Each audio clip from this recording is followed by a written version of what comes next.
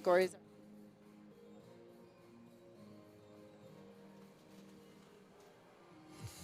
Good morning, everybody. Welcome to day 4 of the World Food Championship 2024. How's everybody feeling this morning? Outstanding. I just feel like a bright spring chicken right now. It's such a beautiful day. It's super warm in here. We've had a great couple of days doing this. We are down to the final day. We're talking about awards day. We still have a couple of competitions to get through to kind of get to that final table, that final plate for everybody. So what are we thinking about today, Jace? What do you got going on? We got the barbecue awards coming in. Good. Yeah, they're going to finish that up today, so it's a dash to the finish. I think we have all the awards today, We correct? have all the awards, but we still have 6 competitions left to go for the day. We Well, do. what's going to be crazy about that today is Mother Nature, she showed up, and she got real bitter this morning. So the overnight cook, it's going to be pretty tough for those It's going to guys. be tough. It was definitely chilly this morning when we It got was. Yeah. It was like 30 degrees. Yeah. So one of the things that we've kind of seen over the last couple of days is, one, there's been some upsets with the with that first round of 20 going into this round of 7. We've had a bunch of people that we thought would move forward that did not move forward. Talking about last year's final table winner, Bethany Bodeker. She actually did not place and did not move forward. Wow. So we're moving in with a brand new opportunity for somebody to take over that category. Definitely somebody new in dessert. We got to see a bunch of really great, amazing, just these beautiful concoctions yesterday that we got to play with. How about you? What's going on with your world out there? You've been kind of hiding out on Barbecue Island for a little while. Yeah, I've been. You don't like us. I took a 3-hour tour, and it's been incredible. The level of culinary expertise that showed up in our world in live fire and barbecue that's not traditional, it has absolutely blown my mind. I mean, I saw pork char suey on a rib with what we thought was a daikon salad, but they used Asian pears instead. They really elevated everything out there. So it's been impressive. It's been interesting to watch, and I'm really excited to see what they come up with today. Yeah, and speaking of today, we've got 6 more categories coming your way, starting with sandwich, which is getting ready to kick off. We'll have the chefs in here fairly soon, and the sandwich category presented by Fiesta Brand Seasoning. They're going to have to use that Hatch Grilly. Hatch Grilly. Hatch Grilly. Still early in the morning. Hey, go ahead and Green trademark chili. it now. You're Hatch Grilly for now. That's short for green chili. It Yeah. used to say grilly. We've talked so much. We're just combining words today. A Hatch Grilly sandwich. There you go. I love a Hatch green chili, by the way, on my burger, which is the second category coming up today. And, of course, we're all going to be heading back for samples of This will that be one. an empty space during Oh, burger time. yeah. You know what I'm hoping for today, though? I want to see a Big Henry kind of rib or some kind of something called Big Henry. Okay, I think that's good. Yeah. We got to, pay homage to some of our friends that we've have been able to hang out with for the a week. Big Henry sandwich would just obliterate this competition. I cannot wait to see that. If you're going to eat a sandwich that's that big, Right. what would be on that sandwich? A hot dog. If I mean, you're we gonna eat had something this that big, you got to have some conversation. form of You got- moist component to We it. need to have A moist component thick, is beautiful necessary. bread. Thick, beautiful bread, buttery, toasted. So for 2 this cold buns for day. sure, big, Definitely thick 2 buns. big, thick buns. All right. I want to Definitely see some St. Pierre brioche buns. There we Yeah, go. perfect. I want to Yeah, see yeah. some type of preserved lemon or maybe just like a good citrus Right. that's going to be on that sandwich to kind of cut through the meat and keep the judges' taste buds alive. I agree. Speaking of our taste buds being alive, I'm kind of feeling lonely today because we don't have a Donna Collins out here making know. biscuits. I know. I feel like my day cannot get started without a Donna Collins biscuit and jelly. Yeah, what am I going to do next week is I don't the real know. question. I'm in withdrawals right now. We have had every single morning, Donna Collins who has been out here making biscuits, bringing out all of the jams. The whole arsenal's been out. So we've literally been treated like rock stars every single morning by being offered hot Donna Collins biscuits. The best The biscuit. best. The They best. are biscuits. life-changing. We have Yeah. tried to reverse engineer them. We cannot Yeah, I can't agree. do it. what's in there. Donna and I were talking yesterday morning, and she said her husband had her make the same batch for 82 nights in a row so that she could perfect the recipe. Wow. So, yeah, he unfortunately wasn't able to make it because he couldn't make it through the door. Right, Because he right. ate 82 nights of You had Donna to Collins grease the biscuits. edges of the door. I'm pretty sure Donna puts about a stick of butter in each of those biscuits. Every square. But you know what's going to be really cool, because we are getting our finalists, because this is the last day, it's really shaking out the competition to see the finesse and Absolutely. the chef analysis of what they're going to put on the plates and how they're going to make sure that they can be the worthy one for the final table of all these competitions. And we saw yesterday, it was heartbreaking. They were rushing, they were trying to get down the red carpet and forgetting to put critical components Yeah, we had a couple of onto runners. their plates, where half the judges got to taste a composed dish, other half of the judges didn't. And it's something like that that really separates who's going to win and who's going to have to go home and fight all the way through next year and hoping that they get a space. Well, and you've got the mental fatigue that plays into that. I mean, Yeah. they've been on point. They've gotten to muscle memory at this point. So, you know, it's going to be interesting to see how well they execute from what their intention was to the finished product at this stage. You know, if I was competing on the last day, I would have definitely showed up yesterday Exactly. to see Right. what those I judges are 100% saying. No agree. doubt. On top of that, I Brilliant. think, you know, for me as a competitor who would do this, I would pay attention to what the judges were saying. The other thing is, we all practice how to make the dish. We're practicing how to get it up there. We're practicing that run. But the thing that I've noticed that they're not practicing is their description of what they're doing. Right. Yes. They have 60 seconds Right. to have that conversation, and we had to cut people off yesterday. Stories went too long. Right. The personal stuff went way too long, to the point that we missed the description of Sure. the dish. So if you're out there and you're paying attention to this, we're giving you some gold little nuggets here. Right. You got to pay attention, because when you're here for judging, you're hearing what judges are saying, what they're paying attention to. And I'm going to tell you right now, as a person who stood up there for every single one of these, get your description down, my friends. I can see you all over there. Practice your spiel now about what that dish is, so you can get that whole point out to us in 60 seconds. I Yeah. also saw a lot of more salt.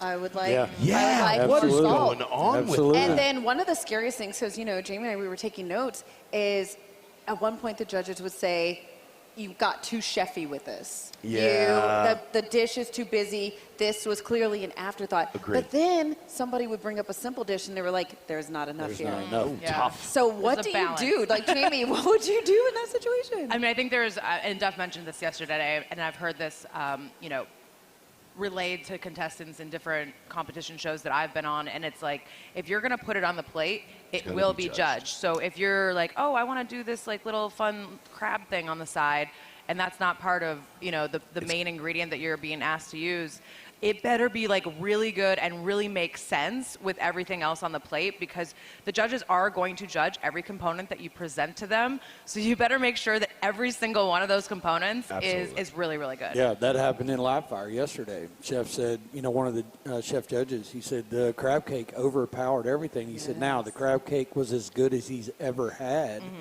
but it dominated the steak injury. Right. And so, Well, And, that was another thing that we yeah. saw, where I felt that there were too many people involved in the team that were Absolutely. making that decision. Yes. No matter what, there has to be that chef Right. who makes that final decision. Yes. Again, I say it. I've said it for years. This is show business, not show friends.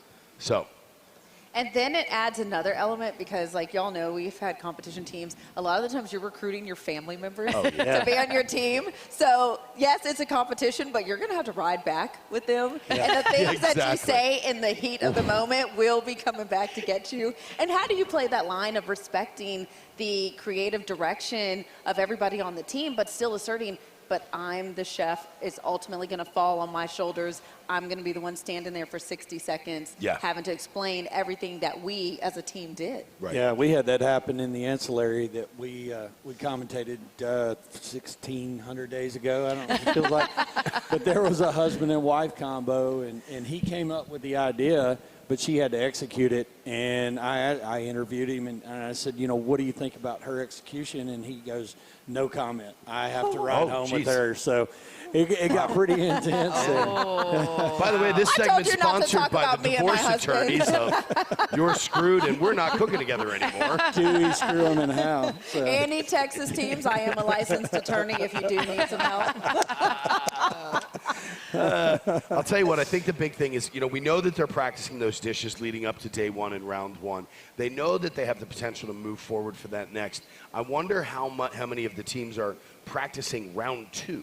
They have an idea of what it is that they have to cook, how much time do they have that night before. I know the France team last year went out after they won that first round. They ended up going out, getting new ground beef, getting a whole new product ready to rock and roll. They had practiced that dish, but then they went out and got some local ingredients. They were up all night long the night before practicing, getting it set and ready to go. So you're talking about a prize purse of $450,000 throughout this whole thing. 10 grand for each category, $150,000 at the final table. I'd say we practice a whole bunch of things. Yeah, absolutely. I think I'm throwing everything on the plate. Oh, yeah. No doubt. No doubt. And a lot of these teams are not professionals. They're really home cooks, or in some cases we've got some places that have some restaurants or some barbecue places, but they're not in that whole competition world or that professional world. So it is a learning curve on both sides. Well, and I'm starting to see a lot more of that. It was dominated Michelin-style chefs, and, everybody was afraid to jump into that.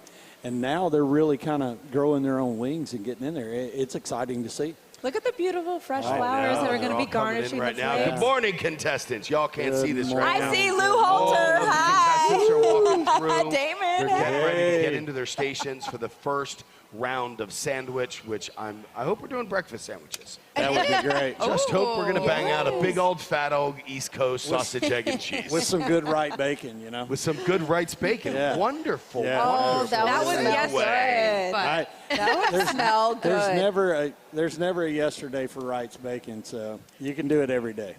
So our sandwich category is going to start in 24 minutes. And you guys know they have 90 minutes to do the entire cook. They can't start cooking anything prior to. All of the chefs are coming out right now. They're getting all their product in place, getting their mise en place set up, which means everything in its place so that we can just work right through. They're going to get organized. That bell's going to go off at 9:30. Again, they've got a 90-minute cook time and a 10-minute window. And we saw yesterday a lot of really comfortable people. Yeah, we would did. have one show up at that 9:55 mark. Somebody else coming in at the 2 Nothing seconds. is going to be as nail biting as Miracle in the Kitchen. That run, That run, I about think that? sums up the entire World Food Championship. That guy, how serious this competition is. That boy was a defensive lineman. Absolutely. In a running back mode. Right. He just booked it. I really hope that we had like a camera on him that could go to super slow-mo so we could just see that. I want to replay. Yeah. That would be amazing. Because he was really I mean, he had it He did. He was cutting through the air. And to reiterate, I'm a big guy. He's way bigger was than a me. big dude. And he told me yesterday, we were talking, he goes, I don't run.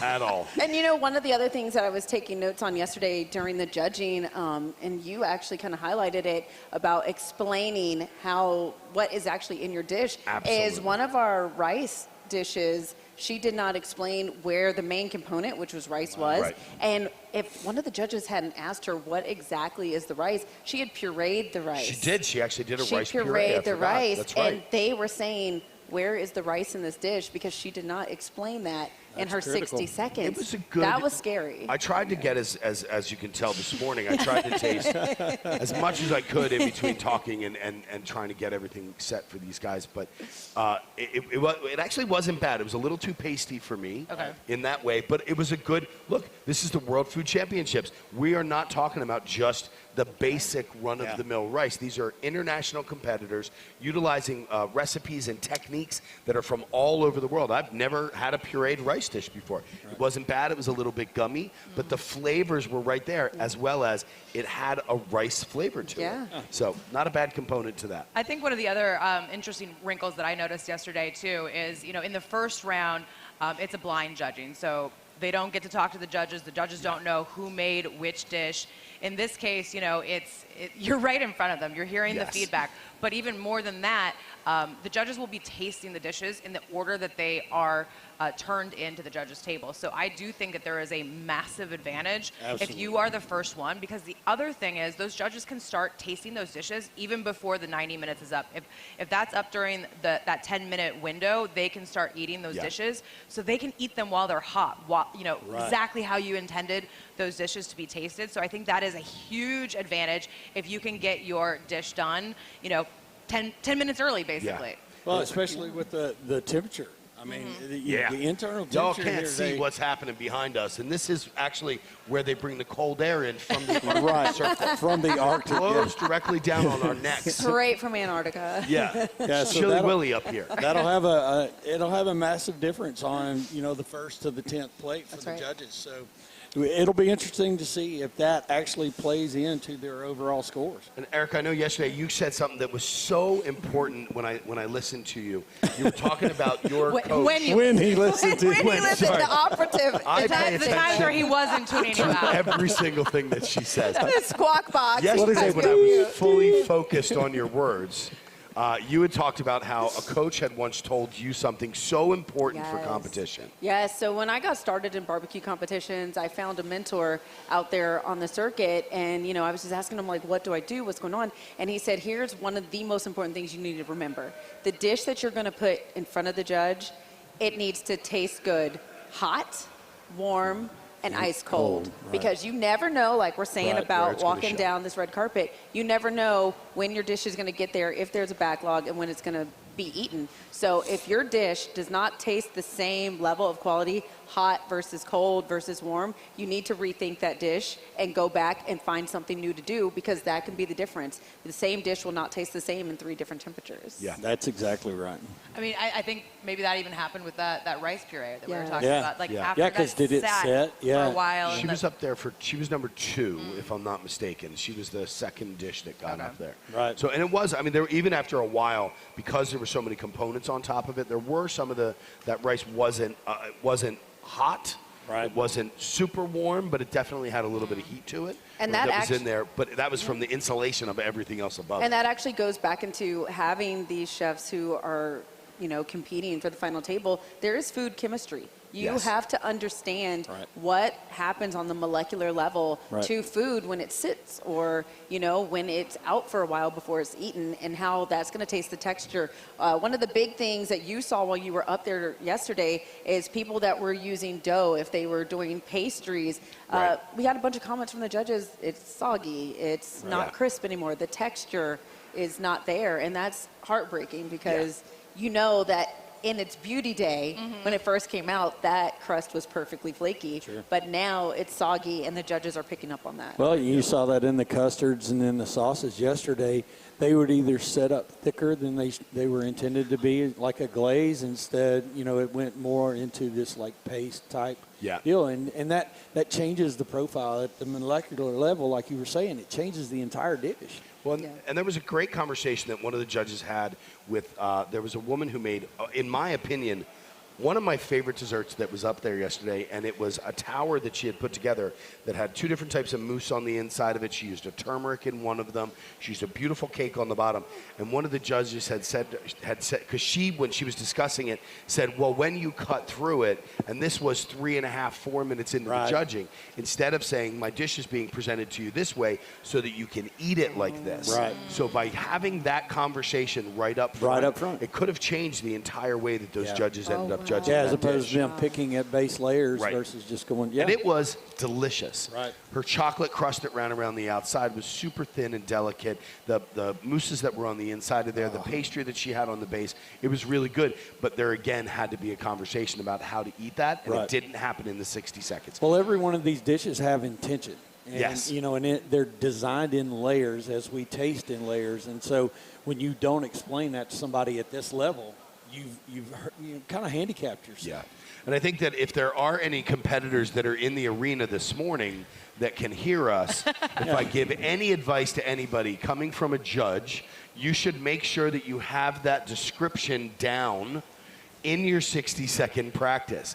Not sure if anybody can hear me. And one of the other things that I loved yesterday, the Coast Guard, when they came in to turn in their Oh, salmon yeah. dish, he, as the chef, he said, we want it to be intentional and honor every part of the fish. Right. And so they had the roe, they had the skin, they had everything. And I thought that was so beautiful that there was that intentionality that was happening and playing out on the plate. We I saw thought that was beautiful. yesterday in the military challenge where the Navy actually combined all of their colors on the plate. Right. And so they had to explain that because you could see it, but if you didn't know that was their intention, you wouldn't just go, oh, they're Navy guys. That's why they did it.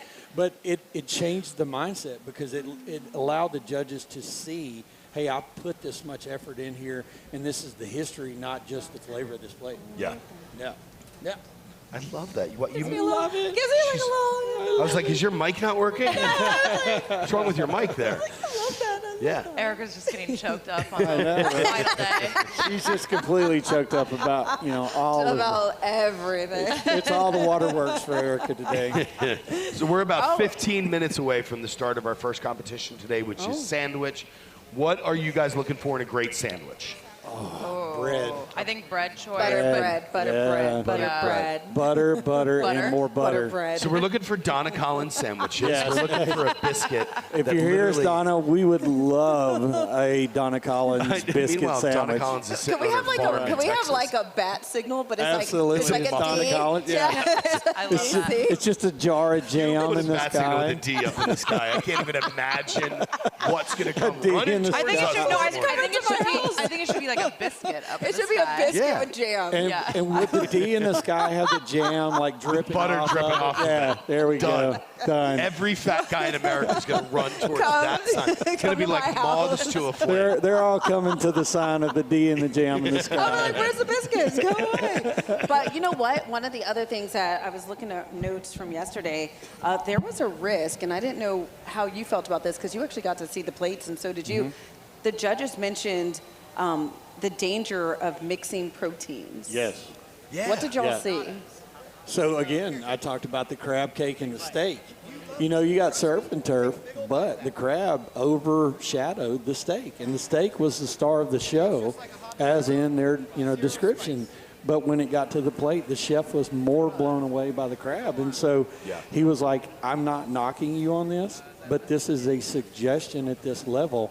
Highlight the protein of choice." How do you do that, Duff, like in your restaurants when you want to do something like a surf and turf, but that they can both be stars? I mean, first off, it's a much more controlled setting. Right. I know that I have a certain amount of time to get from the kitchen to the dining room, so I'm not as concerned about that. We're going to cook that to its perfect temperature. We're going to make sure the shrimp is cooked the way that it should be. We're going to make sure that that steak is done the right way. But in a situation like this, you have absolutely no idea how the dish is going to sit up there. Now, when they're judging, understand they're not being judged on the temperature of the dish. Right. They're being judged on the execution, the appearance, and the taste.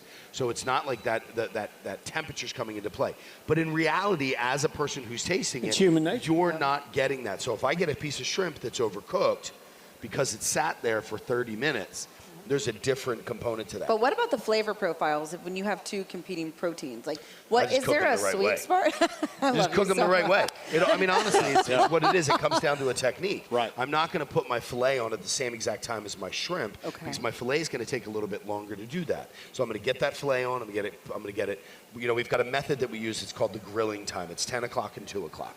It's how you get those hash marks on the front of that steak or whatever it is that you're going to put on the grill. So when I do that, I'm putting it on at my 10 o'clock. I'm putting it on my 2 o'clock. I'm making that flip back to 10, and that's when I'm then going to drop my shrimp on. So now I'm okay. rotating. Once I go to that final mark of 10 or of 2 o'clock, now my shrimp are going to be on. I'm going to be able to plate that up. It's like there's a method to plating a burger, and it's very simple. You always put your bread on first. Okay. Your bread goes on first because then I can build the bun that I have to build that. My sauce is going to go on after it's toasted, it's ready to go. Then I'm going to have my burger that goes on afterwards so that my setting burger is right ready now, to rock and Jamie. roll. Jamie. Well, we're about to do sandwich, then burger. So I think we could do coin tosses for who's going to dig in up there. I say we do rock, paper, scissors. Rock, paper, That's scissors. the only fair All right. way to go. I Now, got we you. also yesterday had like raw garnishes. It was, I think, from our London team or UK team somewhere. Yeah, the tomato. Yeah. Can you explain what happened? Because we saw it after They the were fact. What they were happened? from Britain. I spoke to those guys 2 days ago, and they kind of gave me a rundown of what their recipe was going to be. And his answer to Al Fragoni, who was one of our judges, was, I wanted to make sure that the sweet came through in that tomato versus it opening up. And Al said, I like where your head's at. It really complements the dish, but it was a risky move. And at the same time, it's November in Right. Indiana. Yeah, The tomato, hothouse and what tomato. I'm saying with that is that the tomato is Right. no longer at its peak. I Right. mean, I was in Lancaster County, Pennsylvania the other day. I bought a whole bunch of Love that tomatoes. place. I know, it's such a great area. But there's a bunch of farmers out there, and I go out there at the end of the season and I buy end of season tomatoes that are overly ripe. Right. The ones that you're getting right now, especially if you're buying at a grocery store, and I don't want to get a little crazy on everybody, but that tomato was picked about a week and a half ago. It was picked underripe. It was gassed so Right. that it has that bright red color when it gets to the grocery store. So if you're going to go to the grocery store to buy your product, you want to get it, bring it home, and let it sit out for a little while. Right. Okay. Too many people are putting a tomato into a refrigerator, Right. which stops the aging Right. process or that process of ripening. Let it sit out for a couple of days at room temperature. The insides of that tomato are actually going to soften up and ripen up instead of having a pasty tomato. If you're listening at White Castle, We are dropping giving you- nuggets of gold up here. Now, Jamie and I actually got a little surprised. We were tasting some of the dishes in the back, and we had a spicy lemongrass. What were you thinking? Because I wasn't was it? that the spicy curry. lemongrass Yeah, that's sauce Was one. it the Which curry? one was that? Was that the? Was that in rice? It was. I That was remember. in Oh, rice. yeah, I liked that one a Yeah. lot. It had some lemon heat. curried rice. Yeah, How well, did I miss this? lemongrass is that really great kind of herby, Herby, yeah. citrusy acid flavor that goes Yeah, with yeah. it. Were you Cuts all the shocked fat, though that yeah. it was that spicy and being turned in as I a wasn't final? shocked only because somebody gave me a heads up. Like one of the judges came over and we were talking and he was like, wait, just so you know that's spicy. But Yeah. I didn't think it was too much. And he had said some of the other judges thought it was like one of the spiciest things that they had ever had, which I was Wow. I was like, come jeez. on, man. like, I'm sorry Well, for those let's people check- because they haven't Oh, had Lord. any sort of Let's spice. check your spicy card at the front. Well, that was another comment that one of the chefs on the judging panel had said yesterday. He said, we enjoy spice, but you need to be careful because it can get away from you. And, you know, 5 judges on the panel, and all of them commented on the different variations of level in that same dish of spice, and his was hotter than all the rest. Speaking So of- they didn't balance that heat all the way through the dish. Speaking of spice, we're getting shots in the kitchen. We just had somebody unloading a whole bunch of Scotch bonnets. Oh, So, that's you're mine. talking about one of the top 5 Nice. hottest peppers in the Yeah. world. Ooh, and maybe a we're getting ready to little bang some jerk out. chicken sandwich. Oh, It's yeah. gonna be an early morning. Well, in the military cook-off yesterday, they had balanced pineapples with habaneros. I love that. Absolutely. Right. So, you know, to have the habaneros and the pineapples, then they grilled them off. So, Ooh, I like that. A, you're Caramelize open. those sugars. Yeah, you get the intensify sugars flavor. in, bring the oils out, get it. You know, one of hotter the pepper. things when you're grilling fruits and you're grilling pineapples and stuff like that people step away from is salt and pepper. Absolutely. Yeah, the salt brings out those natural flavors. The Yeah. pepper enhances the sugar. And so a lot Welcome of to the people miss it. 2024 World Food Championships. I have a special announcement. If you drive a BMW 340 with the license plate I'm out. D Beats, you need to move your car immediately. DB. Is that one of our D Beats, our Walmart please DJs? move your car immediately. I say we're going to talk to every audio individual who's in the. Somebody go move your BMW. Any onophile out. Oh, that's a wine guy. My bad. D Beats. Move your car. Your BMW. D Beats. D Beats. Do we have a state that the license plate is? The camera see? guys have See, found we who figured is. it out. No, we know who. We just figured it out. Whoever You're right, parked a Duff. gray Toyota Tacoma on the sidewalk by the front door because you were too tired and running late to get here this morning, sorry, that's me. If anybody was talking about a Chevy Nova, okay, I'll go. So anyway, so big sandwiches going on today. I do see a lot of peppers out there, so I think we're going to see some more inclusion of flavors, a little bit more heat going into stuff. But again, salt and pepper. It is. I always say it's the difference between us and Denny's. By the way, they're not a sponsor, so I can say that. What's been the most mind-blowing dish that y'all have seen to this point? Man, I know that's a heavy rough. one. That's Right. a big question. Right. I really did like the curry dish that you guys were just talking. Yeah, that I was don't know really if good. we're talking That- about the yeah, same it dish. was. I think we are. There was yeah. a lemongrass It was that like- was in there. It was a really nice rice that went out with that. I really did enjoy that. I'm really looking forward to burger because I I, am think too. that Burger. Yeah. we saw how over the top the burgers were Right. the other day, and we saw the fact that some of the teams that had won last year didn't even move forward this year. Right. The burger from, was it Team Lebanon? or Dubai? Team Dubai. Dubai. Team Dubai, their burger It was had me on my unbelievable. knees. It was Wow. Can't believe out of gratitude. it Mate, was that the Big Henry burger? I'm That was my big Henry nice. burger. Nice. I was surprised that that burger didn't move through. Right. Because in the description, Did they? Yeah. Dubai did. Oh, Dubai. Dubai I was did. thinking about Bahrain. Bahrain in the steak. Bahrain. That was Right. delicious. That was a great burger, Chef so I'm Amar. so surprised that that didn't go a little bit further. Cheese was perfect. The burger was cooked perfectly. That bun had the toast to it, and it was just buttery and delicious all the way all throughout. the feels. So It was a And Donna the- Collins burger. how important is it to toast that bun? You've mentioned it several 100%. times. Right. 100%. So molecularly, what does that do to that bun in that dish? So it creates a texture that's going to go Right. through, as well as it adds a barrier. I was just So when gonna I say that. build burgers, and look, I'm not like a burger master here or anything like that. Your but I build Instagram says burgers- that's a lie. You hear that, Kayla? Commander in Gala Beef. Commander in Beef. And one of my dear friends is Commander in Beef, She the is queen that. of burgers around Yeah. the country. But for me, I always toast my buns. I make sure that I'm completely evenly toasted on there, because then when I go to put whatever accoutrement is going to go on top of that. By the way, I love how much we've used the word accoutrement in the last couple of days.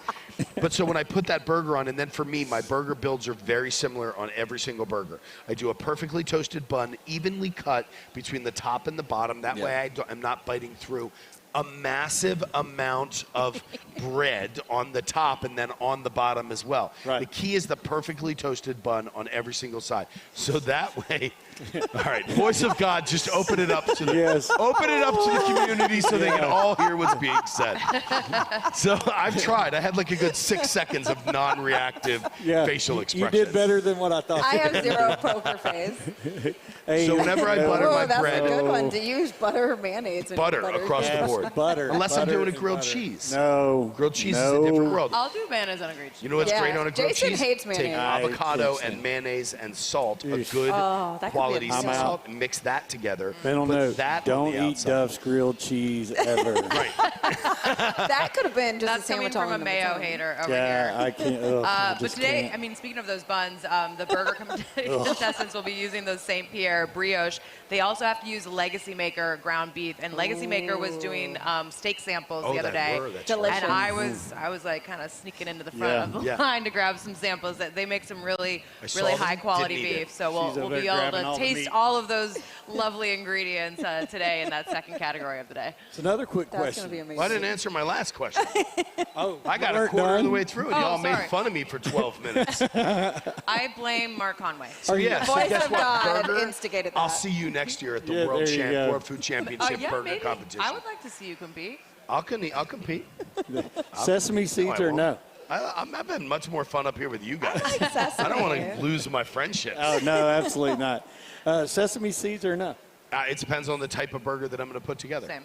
So Yeah. what dictates that? What type of burger would dictate? That's a hard word to say. It is You very- went especially for on it. TV. Yeah, and then went not for say it. taste. And Yeah.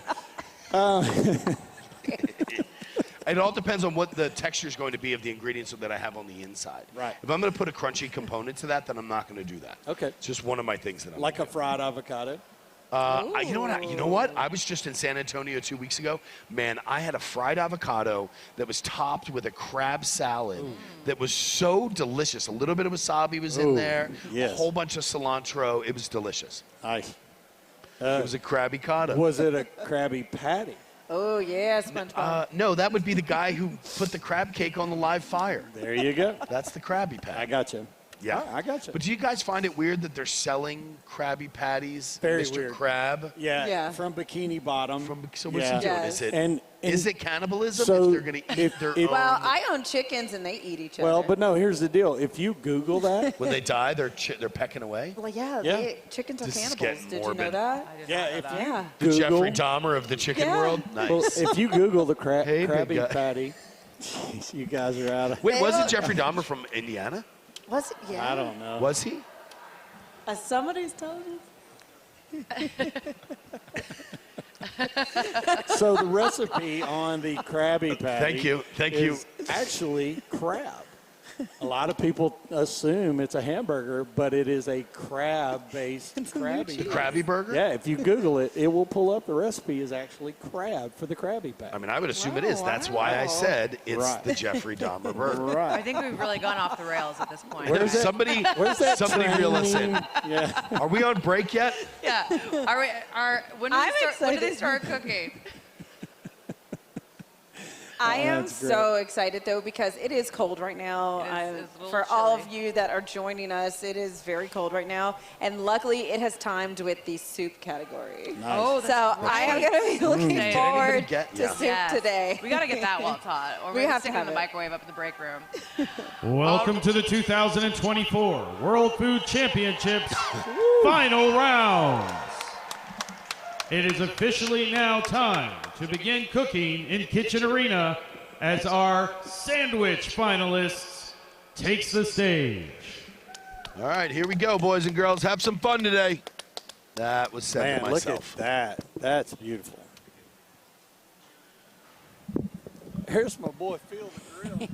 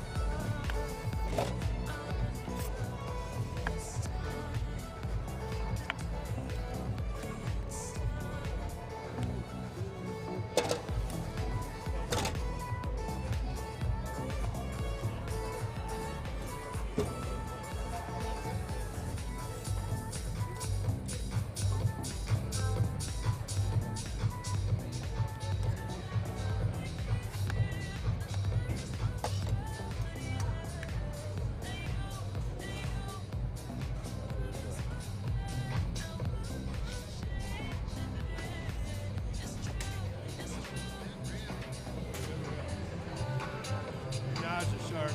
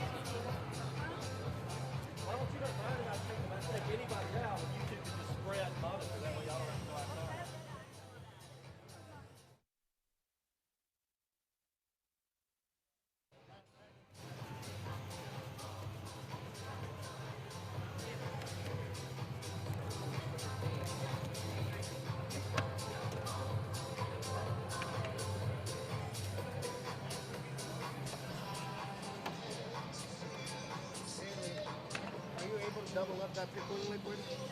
Double it. I'll use what I have.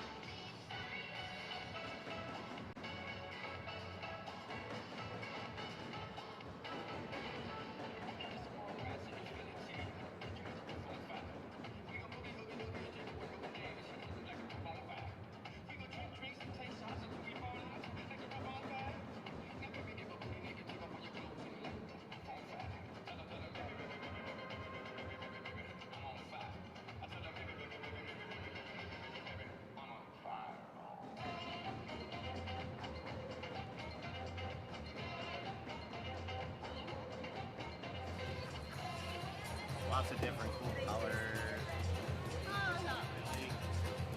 They're pretty similar to a carrot. It's so pretty.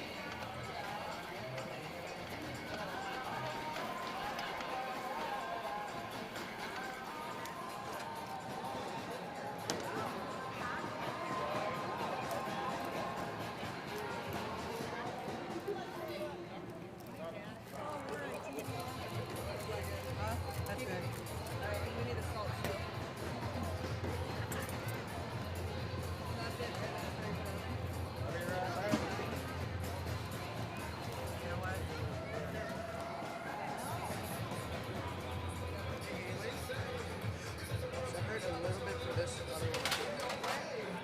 I still need to add these on. I still need to add these onto. You're gonna make a tiny one, right? Can you get me one of the small ones?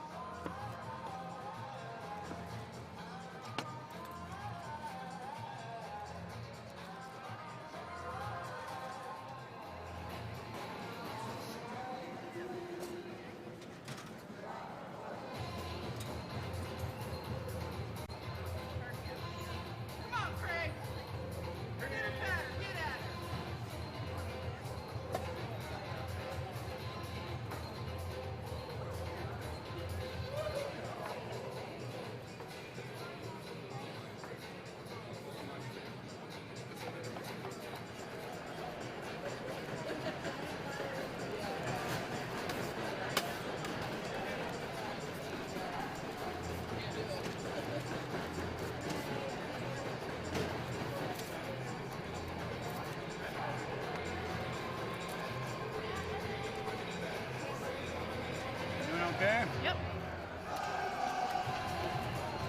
Just fine.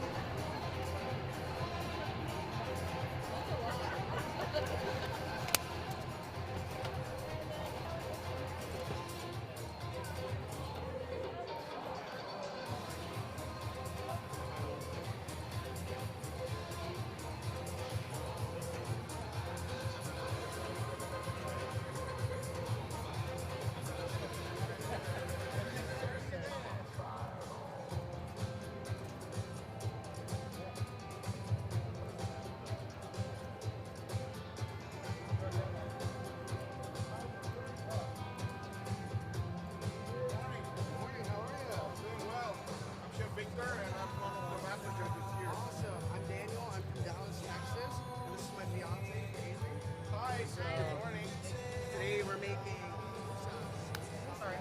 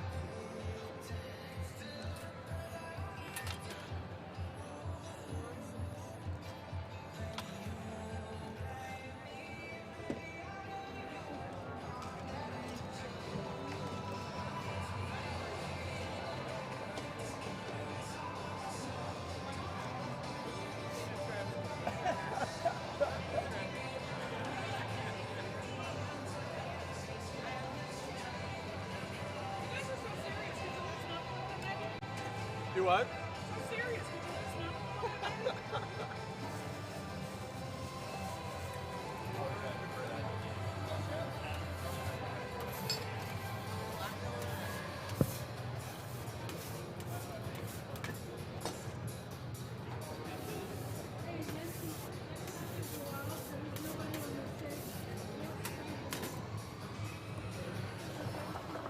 All right, I'm ready to roll.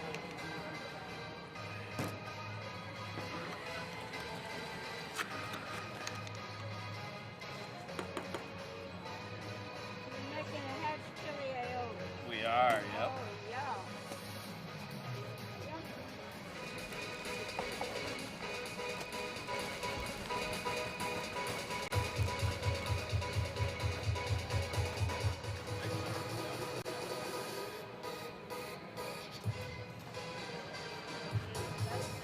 Yeah, I mean, you can just put these.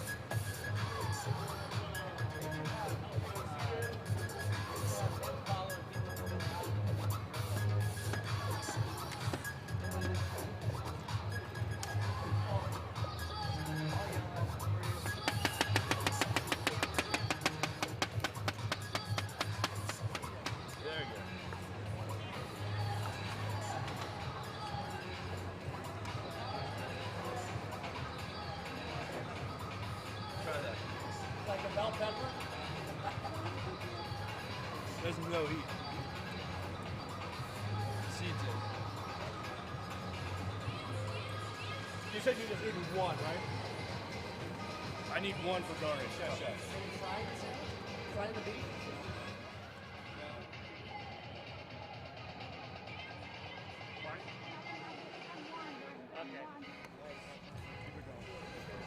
Yep, heat onion bacon. We got our hatch chili seasoning in there, and get some balsamic vinegar, some apple cider vinegar.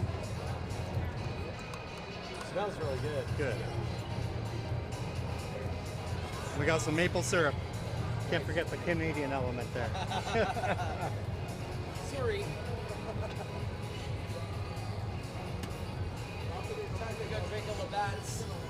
What's that? I said time to go drink a Labatt's. Oh, that would be perfect. 2 minutes max. Good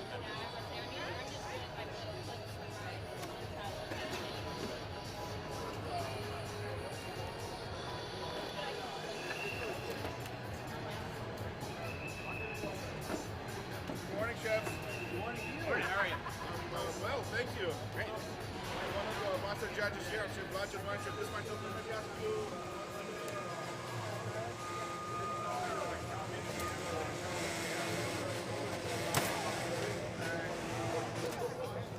How'd you do, babe? Didn't burn anything.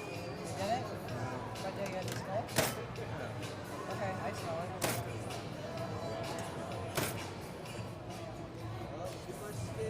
Too much skin. We're breading them and deep frying them, so they gotta be stickable.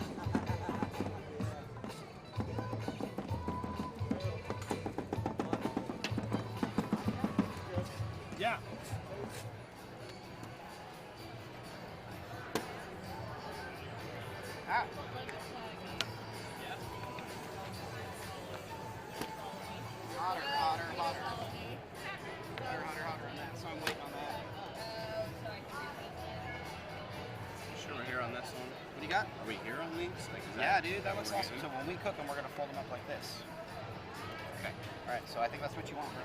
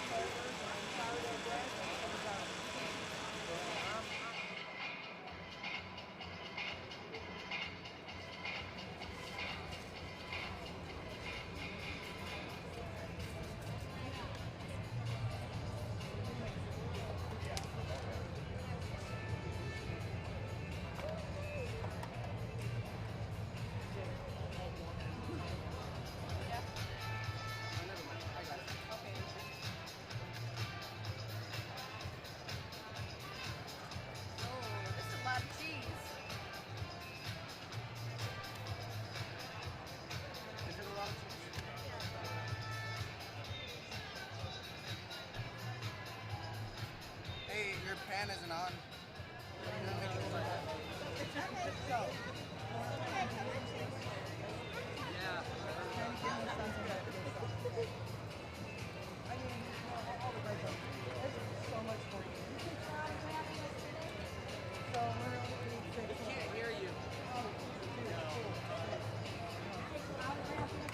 Yeah, I did. Thank you. Don't want to go any smaller than that. No, but they're all basically pretty uniform. In a few minutes, taste it, see what it feels like. Alright, I'm gonna get some fresh So toast. right now I'm just kind of putting like whatever I have.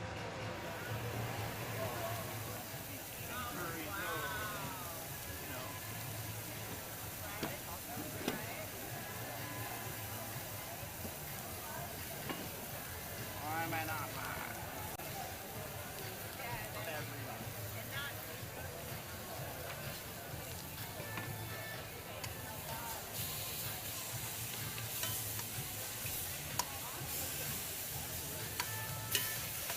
This meat looks even better.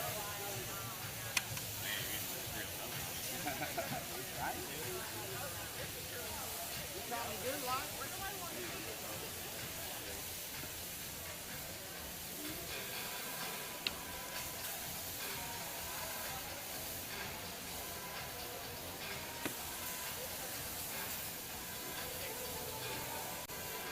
We don't have a ton of water. I'm wondering. I have lots of water. Which one are not watching us see from?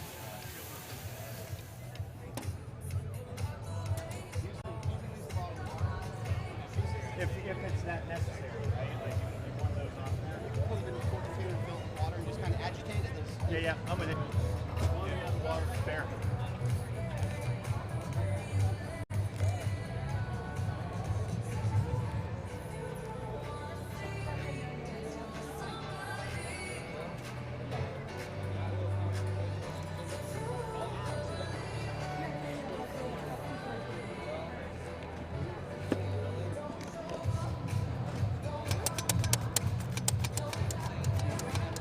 Trying to cut my thumb while you're.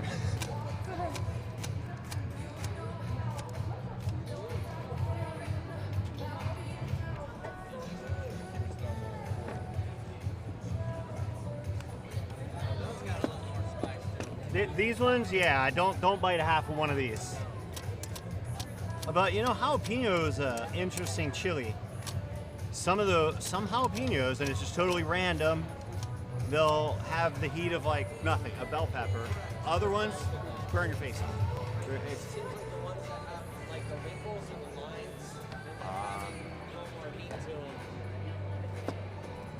That's usually their growth. That's kind of a maturity of growth. Maybe these were pulled off the plant too early if they don't have them.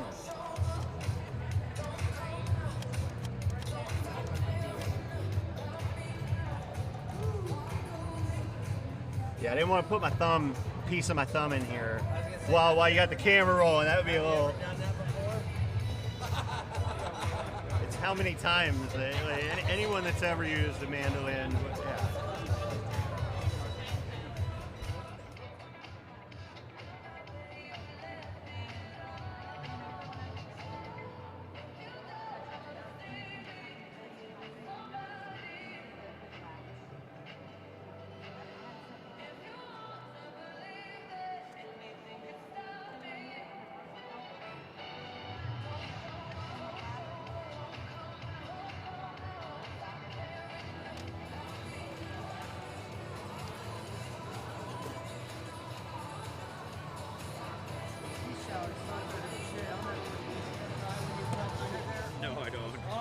so lucky. He give us like a thumbs up. A little smile, no Yeah, onion cries. Exactly. We got this. Excellent. I do cry when my back hurts.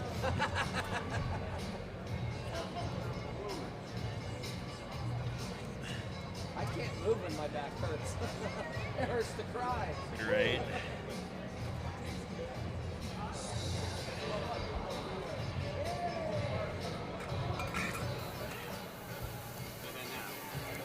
Roll, yeah, for now. 103. 103 what? 1 hour, 3 minutes. Remaining. 110 to go. 130 to go. 1 minute, 1 hour, 3 minutes. Huh? Yes. Yes, we do. It's going on.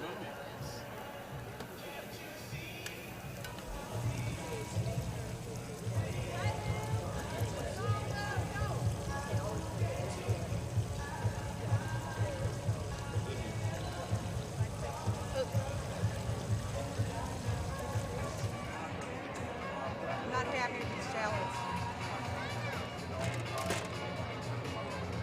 I can't hardly hear you, baby. I can't hardly hear you.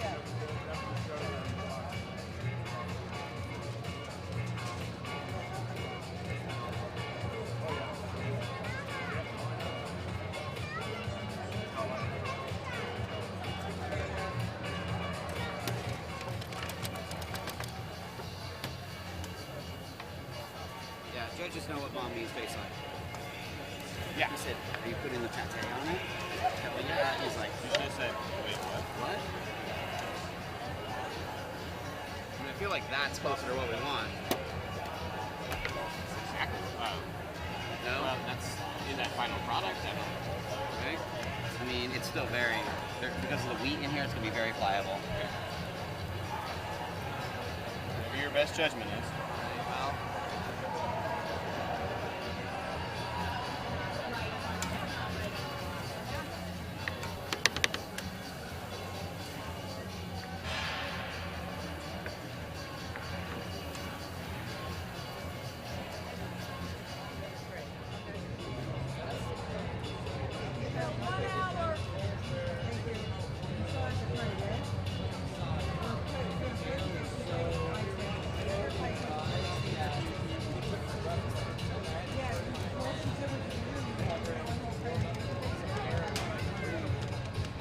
So however you think, Haley. 1 hour. There are times where you have to turn your head to catch a gap.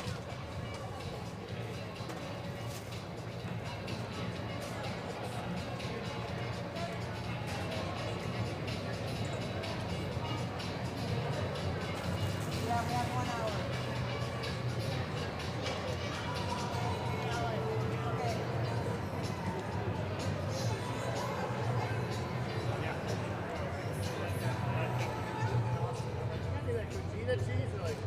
Okay. Yeah, it's all right.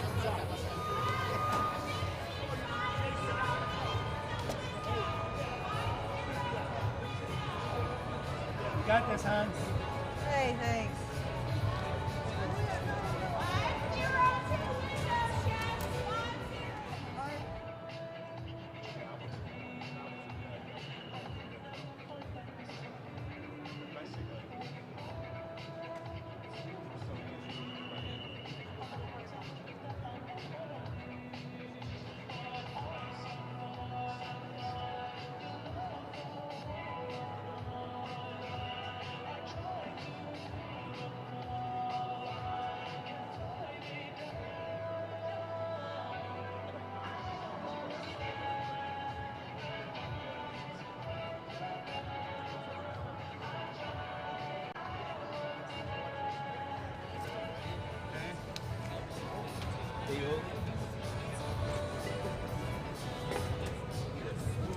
Do the hatch chili. Okay, I gotta check the bread first. Plug it.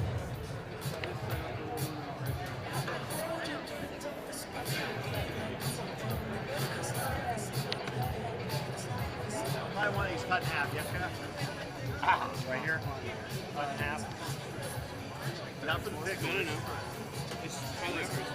How they are? Sure. Which are going to be longer than the One. We may need a break while we're going. You already got them laid out?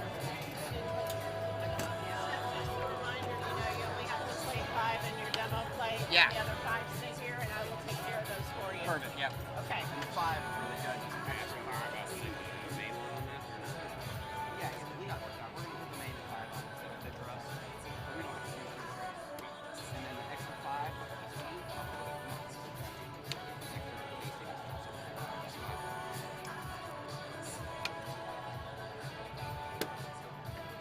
This is the one. This is the big one.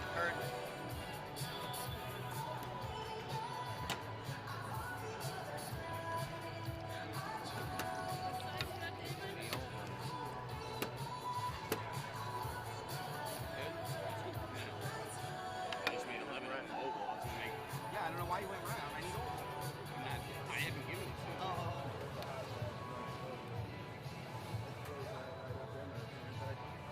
Huh? Yeah. That's what I did last time.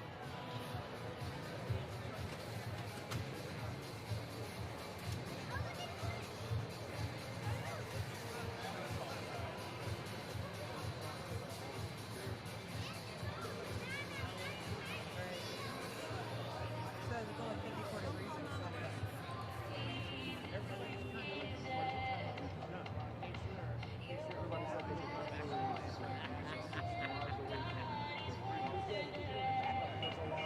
This is a lot better than it was in Dallas. Because I went to Dallas last week. I think it was good.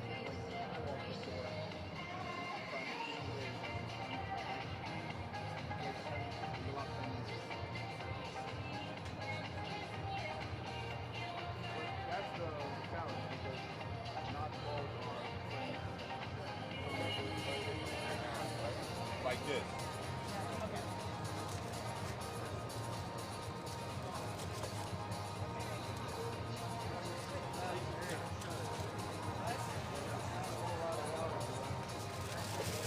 I don't need a homer.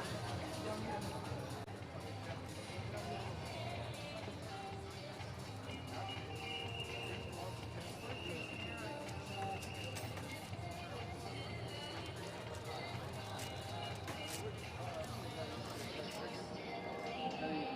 Why you cut it off? Why you cutting all the vegetables? That's all good. But you can't dog them because you have this place in the kitchen. I sit down with my other people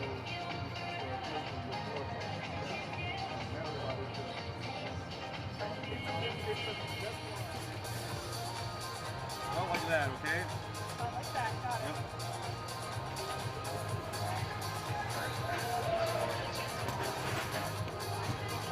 Do we have a plate that I can put these things on? We have cutting boards. 5 years. Do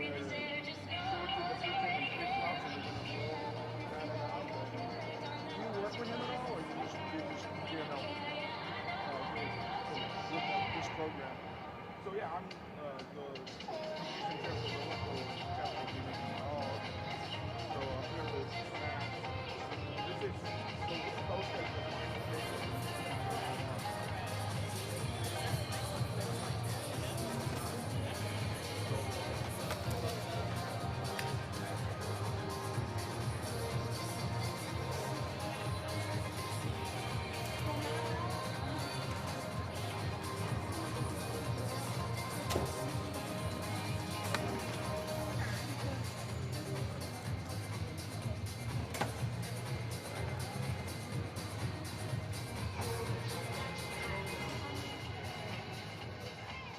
About 1,200 medals in 5 days.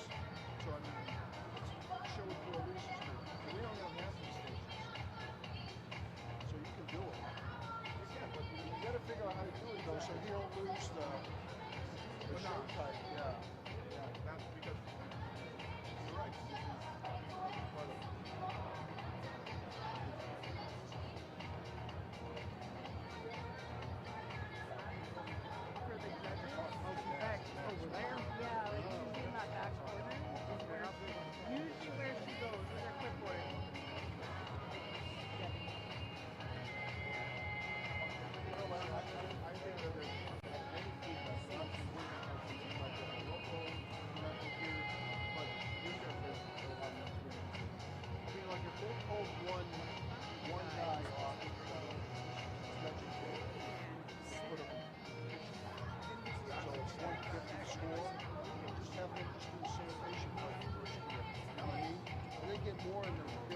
stuff in this thing because the sanitation will keep producing by itself. First year, you know. I think that they're going to get blowback from the competitor because now you're taking the rules. We got to change the beginning. We got to change at the start. It's got to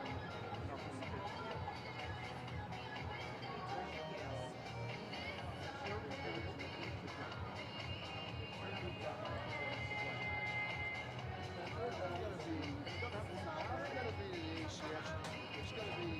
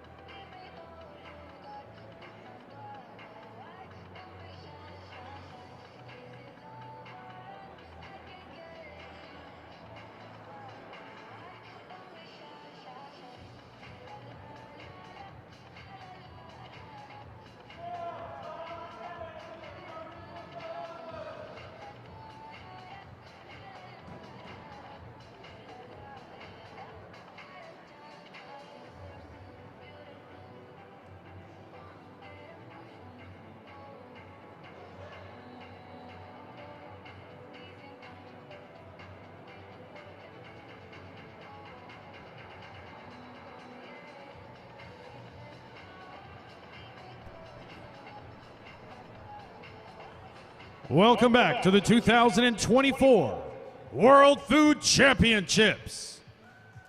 Inside Kitchen Arena currently, we have the finals in World Sandwich and World Burger. We are rapidly approaching the turn-in for World Sandwich, followed shortly thereafter by the turn-in for World Burger. Make sure you make your way to the front and catch all of the action as our champions compete to become and be crowned this year's 2024 World Category Champion.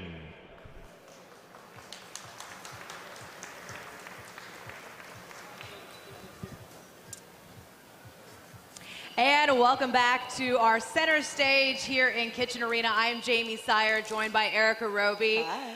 The ladies are going to hold it down here on the center desk. We've got Brian Duffy standing by on our main stage. He's going to be taking us through all of those live judging of our final 6 categories today.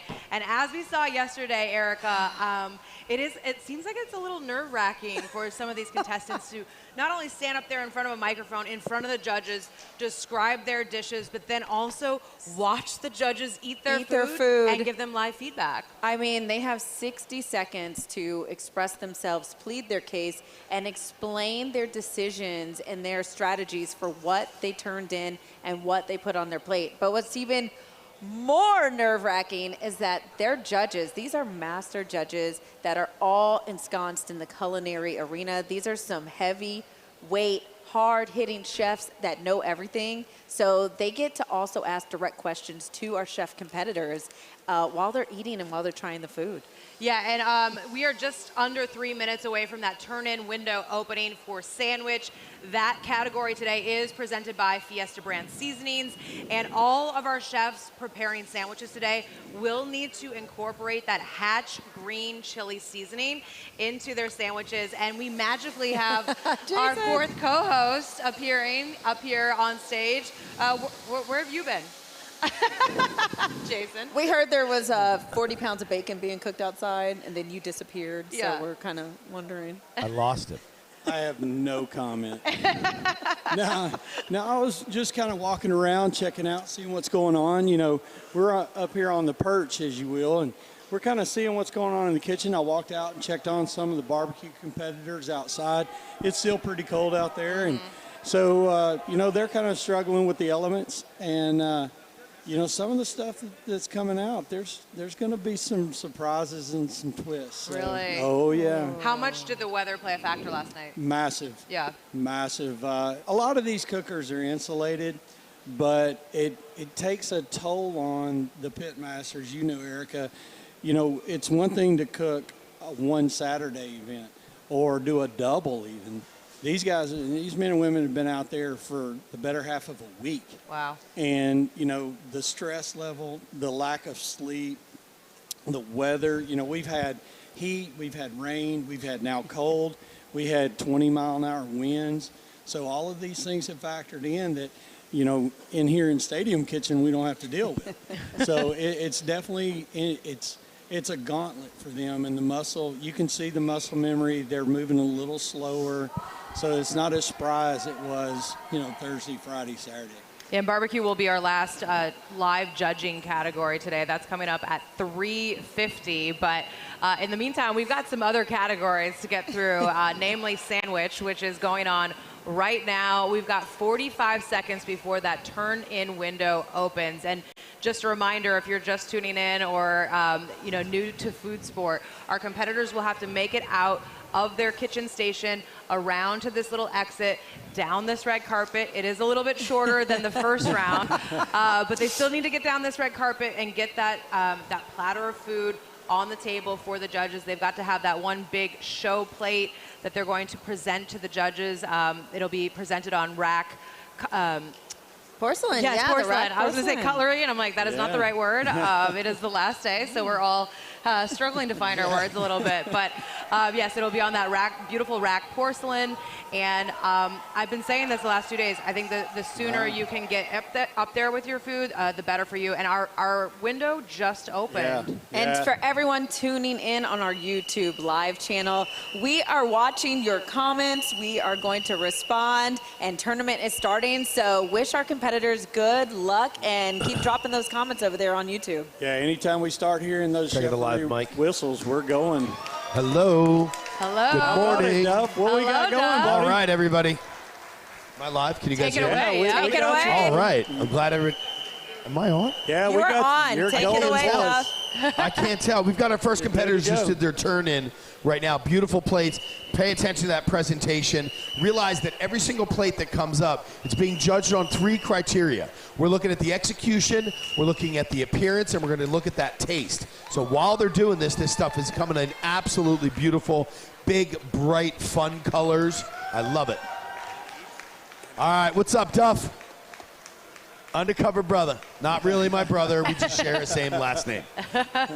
Look at those. Wow. That is a whole lot of sandwich right there. Wow. All right, so what I'm going to do while we're doing this, I'm going to give you guys an idea of what's happening out there. So everybody's got to come in. They have to turn in 2 full plates. The first plate that they bring in is their presentation plate. We get to see that presentation plate. It comes up. It is then shown to the judges. The judges then judge their first round of appearance through that plate. The next plate that comes up are their tasting plates. This is where they have to put all of these dishes on here, all their dishes on there. Each judge is going to have the opportunity to taste it, take a look at it, get that appearance, and then start the judging process. The earlier that you get your food in, the faster it's going to be tasted. The judges are going to get it hot. They're going to know exactly what it tastes like in the way that you wanted it to come out. And we have some well wishes coming in from our YouTube live right now. Dimanaja has said, go, go, Hassan. And also Michelle Puente said, let's go Mellow Moose, as well as look at that. Savannah Heischler. I love it. I love that you've just like taken She's- over. Right. Right, the moderating. YouTube queen. Yeah. Yeah. Erica's like scouring. She's become friends with all these the people at YouTube night. commenters. I love it. I love it. No, seriously. I think that's a great job. It's that Erica that you've after just taken on. hours, right? We brought those couches in for a reason. That's right. So Mellow Moose, that's a pretty creative name there. I don't know which one that is referring to. I don't know. I like So it though. take a look at this plate that's coming up right now. Big, fat sandwich. Beautiful plate, beautiful presentation. Utilization of a couple of different ingredients that are going on there with 2 different proteins. I'm interested to see how the judges attack those sandwiches. That's a pretty big bite there. It's kind of one of those hunch over bites. So. You gotta like really. We call get that your a stance. sandwich. Sandwich. Yeah. You gotta I'm get in excited there to and hear, get you know, there. when you're sitting up here and you're looking at it, I want to hear the descriptions of what these Right. sandwiches Yeah. are. So once all the food is in, the judges have started the appearance portion of the judging. Then each contestant gets to come up. They stand right in front of us right here, and they have a full 60 seconds to be able to describe their dish to us. That's an opportunity to talk about the reason why they created the dish, the ingredients that go in, as well as a couple of dishes we saw yesterday needed instruction about how to eat them. So that's a great opportunity to teach how to eat your sandwich or your burger once you finally get it. That's very good advice, Duff. You know, be very specific about, your technique and your approach. We were talking about it earlier this morning. If you've got a top-down piece of product there, you want to tell the judge, eat that from the top down, eat it all in one bite, as opposed to kind of deconstructing it. You call that sandwich would you call it a sandwich? It's a sandwich. I call it a big sloppy. Big sloppy. I do. I love a sandwich that Yeah, it drips gets to down your elbows. forearms. Yeah. You know? If you're not getting it on you, you're not doing it right. I love a juicy, I can't wait for burger. We Yeah. used to have an elbow judging category. How far down the juices drip down your forearm to your elbow? Maybe we should get bibs for the burger category. Bibs for the burger. I like Yeah. that. So is there an etiquette, y'all, for eating big sandwiches when you are out in public or on a first date? No. No. What should we be doing? Do you just go straight I am in and just 53 go years for old. it? If you don't like the way I eat now, it's not going to be That's tough. I'm just going that in. simple. Is it ever proper to eat a large sandwich with a fork and knife? No. No. Hold on. So here's a question, though. Unless it's Do falling you apart. cut your sandwiches? Like, do you cut your sandwiches? Do you cut your burgers? I don't. I don't. have. I think it depends. I Depends if I'm have. sharing. Right. It sharing. depends. I know. I was like, if she's it so looks nice. like it's Right. like gonna be too big to just like. We've got another Right. contender. Like, Whoa, I my would- Lord. Look at this coming through Oh right my now, goodness, everybody. elevation on Pay the attention butter. to the way that they're walking down that aisle, the way they're coming down the carpet over here. That's my boy Phil the Grill. I see you, This brother. I saw think you you're- going the other he's way the got other the day. headphones He's on. in. Phil's focused. Locked in. He's another Alien A guy. Nice. I would like to let it be known Look that at Phil that. actually got a perfect score of 100 in the sandwich preliminaries. That's right. Wow. Phil's no joke. We are just over 4 minutes remaining in this turn-in window. And do we have a count on how many competitors we have left? Our Chef Ariz, do we have a count? Left in the sandwich 2, category. 3. Looks like there's 3 back Three. there. Okay. Sophie said there are 3 waiting. So another question about a sandwich, and obviously if you've got a bun, that this doesn't Look apply. at But that if you've got a sandwich, do you cut the crust off or leave them on?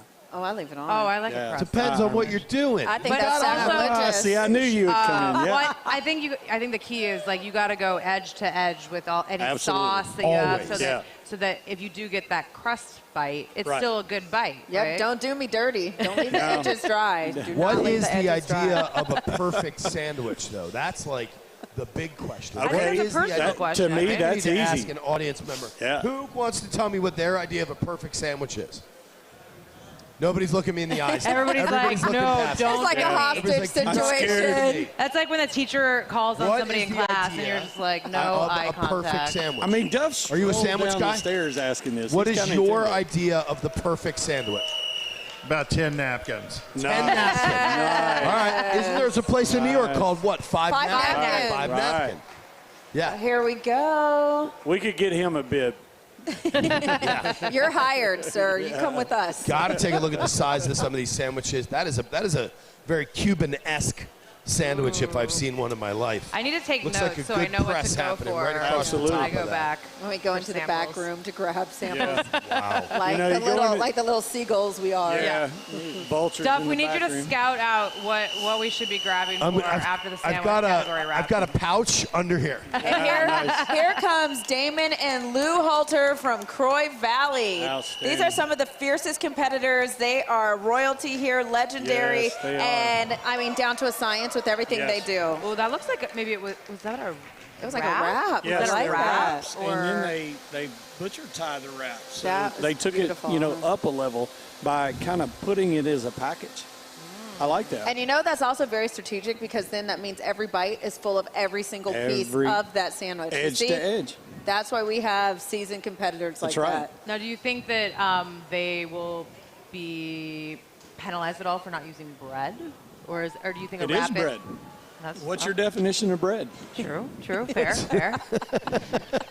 I mean, there's flour, Now, and don't sugar, give me and salt. don't give me a lettuce wrap though in the sandwich division. Okay, so you I No, would be that's- very that's upset. not a sandwich. Yeah, Form of don't carb. wrap a sandwich up in lettuce. No, I'm not. that's a I'm wrap. not buying it. It's Yeah. not a sandwich. Yeah. I like a little lettuce wrap every now I and then. like them. would. I didn't say I don't. I'm just saying it's not a sandwich. I'm It's a tired of wrap. being judged by you three. It's easy for us to. We are to fully lob getting a divorce over at the there. end of this. Okay, Duff. 7 p.m. tonight. Duff, you Who's get getting- 60 We're done. seconds Who's to getting tell custody us of your Jason? panel of judges. Is that I have 60 Look at seconds that. to discuss my oddities? Exactly. Oh yeah, okay. That's more. I feel like that looks like more of like a pita. Situation. Yeah. I definitely agree. That That's more. is I thought it was like a gorgeous. tortilla. So Well, I but mean, that would still be. again, it's No, bread. I think the tortilla would have me on the edge, right? Okay. It's still bread. I guess at a restaurant, that's usually going to be listed under the sandwich section. I guess so. so. Yeah, maybe. that's true. Depends That on is- what that restaurant is- you're at. Here we go. I think we All have right, our here we go. final Is this our chef final competitor competitor coming coming in? down. All right. Not much drama on the turn-in for Not this much at all. category. Not at all. These guys are I That's mean, why these this are is all the final gangsters. round. These Right. are all gangsters, culinary gangsters. Here we go. We've got 30 seconds left. All Plenty right, of let's time. get loud, everybody. Let's get loud. Look at the Fiesta seasonings on that. They're displaying start to Final finish. competitors dropped in. Now, while we're doing this real quick in this final round, I'm going to do a quick introduction to our judges. We have 5 judges up here today. Our judge first is Larry Matson, who is the ACF title and from Tyler Junior College. Right next to him, we have Jolene Katzenberger, who is a food writer affiliated with Culinary Crossroads. Next to her, we have Jack London, ACF Indy Certification Chair, Affinity Group Corporate Chef. Next to her, we have, right next to them, we have Ariel Fox, VP of Culinary at Del Frisco's. And then Doug Fisher, ACF Chef and Competition Judge. So those are our judges that we have today up on stage. Our final dish, ooh, look at that fanciness. A little advertising on the plate as well from our friends at Fiesta. Hatch Green Chili Seasoning. That Hatch Green Chili Seasoning is incredible. I love a Hatch Green Chili. Me too. I look forward to the season all year. I know, I do too. And speaking of which, burger is coming up next. I love a Hatch Green Chili burger as well. Right. And, Fiesta has done what, St. Pierre's done with the bread. Thank you. They provide it all year round. So I don't have to wait until the season for quality Hatch Green Chili. You can just use the Hatch Green Chili seasoning from Fiesta brand. Thank you, Fiesta, for taking care of my 365 need. All right, everybody. So we've just shown our final presentation plate. The judges are now receiving their final plates for tasting. So what we're going to do is, if we can get that microphone brought right up, we can now start the introduction of each dish by each chef. Look at all the colors on these trays that are coming back past us here. Which is food that we're not eating. Right. As it's passing you. We're going to talk about that post-op here. We're going to have a train stop right here at center stage. I think next year they should have to make a 12th plate for the judge or for the host. I mean, purely for science. Yeah, just science. I mean, no, it's not. We need to be prepared about what we're talking about and be able to describe exactly what the judges are experiencing. Right. So I think I don't know. Fair and balanced, right? Just putting it out there. Right. I approve. All Jamie's right. argument right now. We are ready to start our first round of discussion. All right, take it away, Deb. So to give everybody an idea for all of our contestants that are up here, the microphone's right up here. You have 60 seconds to describe your dish. Tell us about it, what inspired you, whatever it is. If you go over 60 seconds, I will cut you off and publicly shame you, just so you know. All right? So our first contestant who's coming up right now is JJ Boston, chef out of JJ's downtown. Please let us know what your dish is. Good morning, judges. Thank you for having me. This was awesome. We really love playing with the Hatch Chili Seasoning.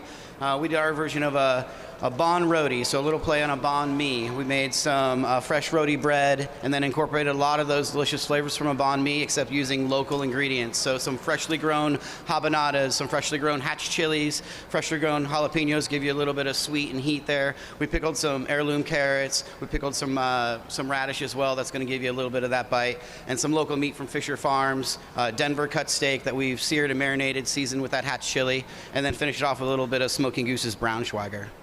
Very nice, Chef. Thank you so much for your description. We appreciate that.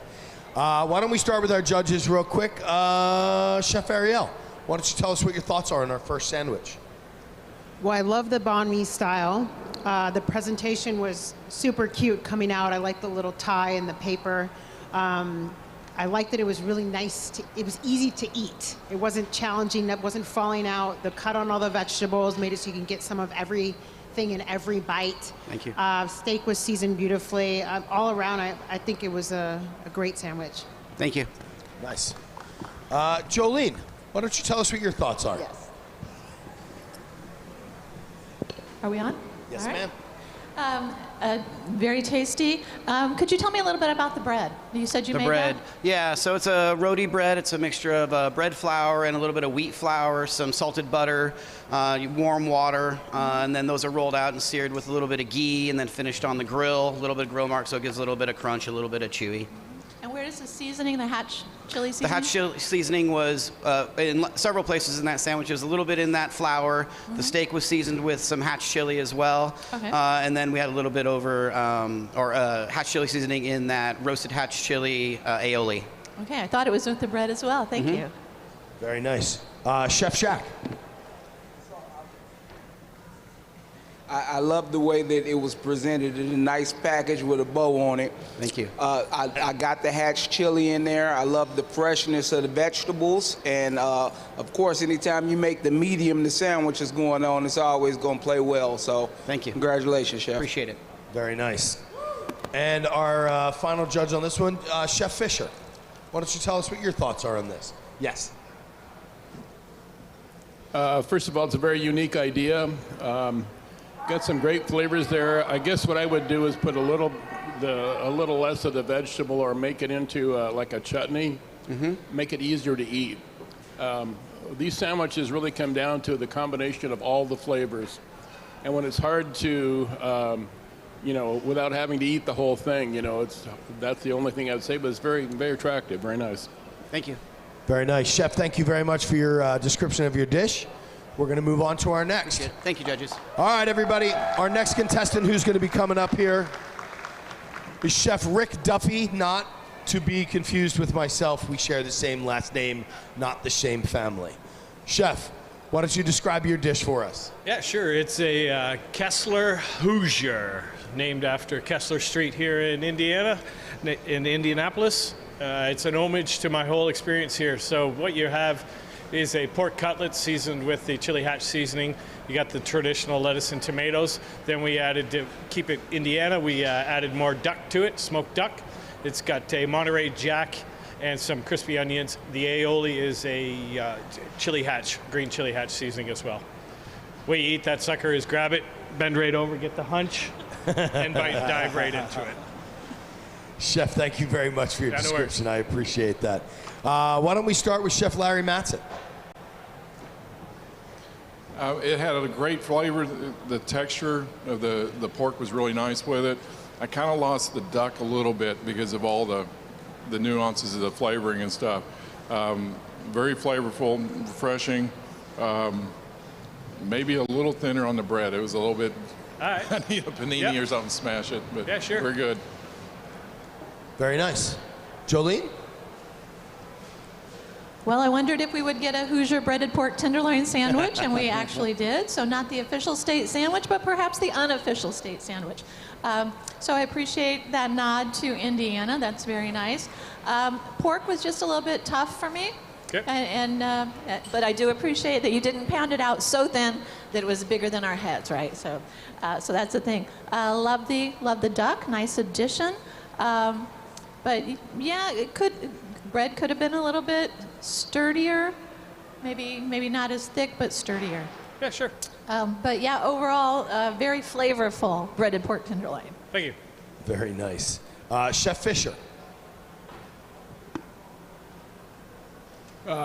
What I look at as sandwiches is the appearance and the edibility. When this came to the table, it looked delicious. I thought, man, this is going to be a great sandwich. And it is. It's got nice flavor to it, good combinations of flavors. It is a little hard to eat, and that, will be something to think about, but it's one of my favorites. Very nice. Ariel. Yeah, I mean, I love all the flavors going on, but very hard for me to eat a sandwich that thick and get a bite of everything, because when you get everything together, it's very harmonious. Yep. But I found myself getting bits and pieces just for myself, so a little thinner on the bread, I agree. All right. All right. Perfect. Chef Jack, you want to give us one as well?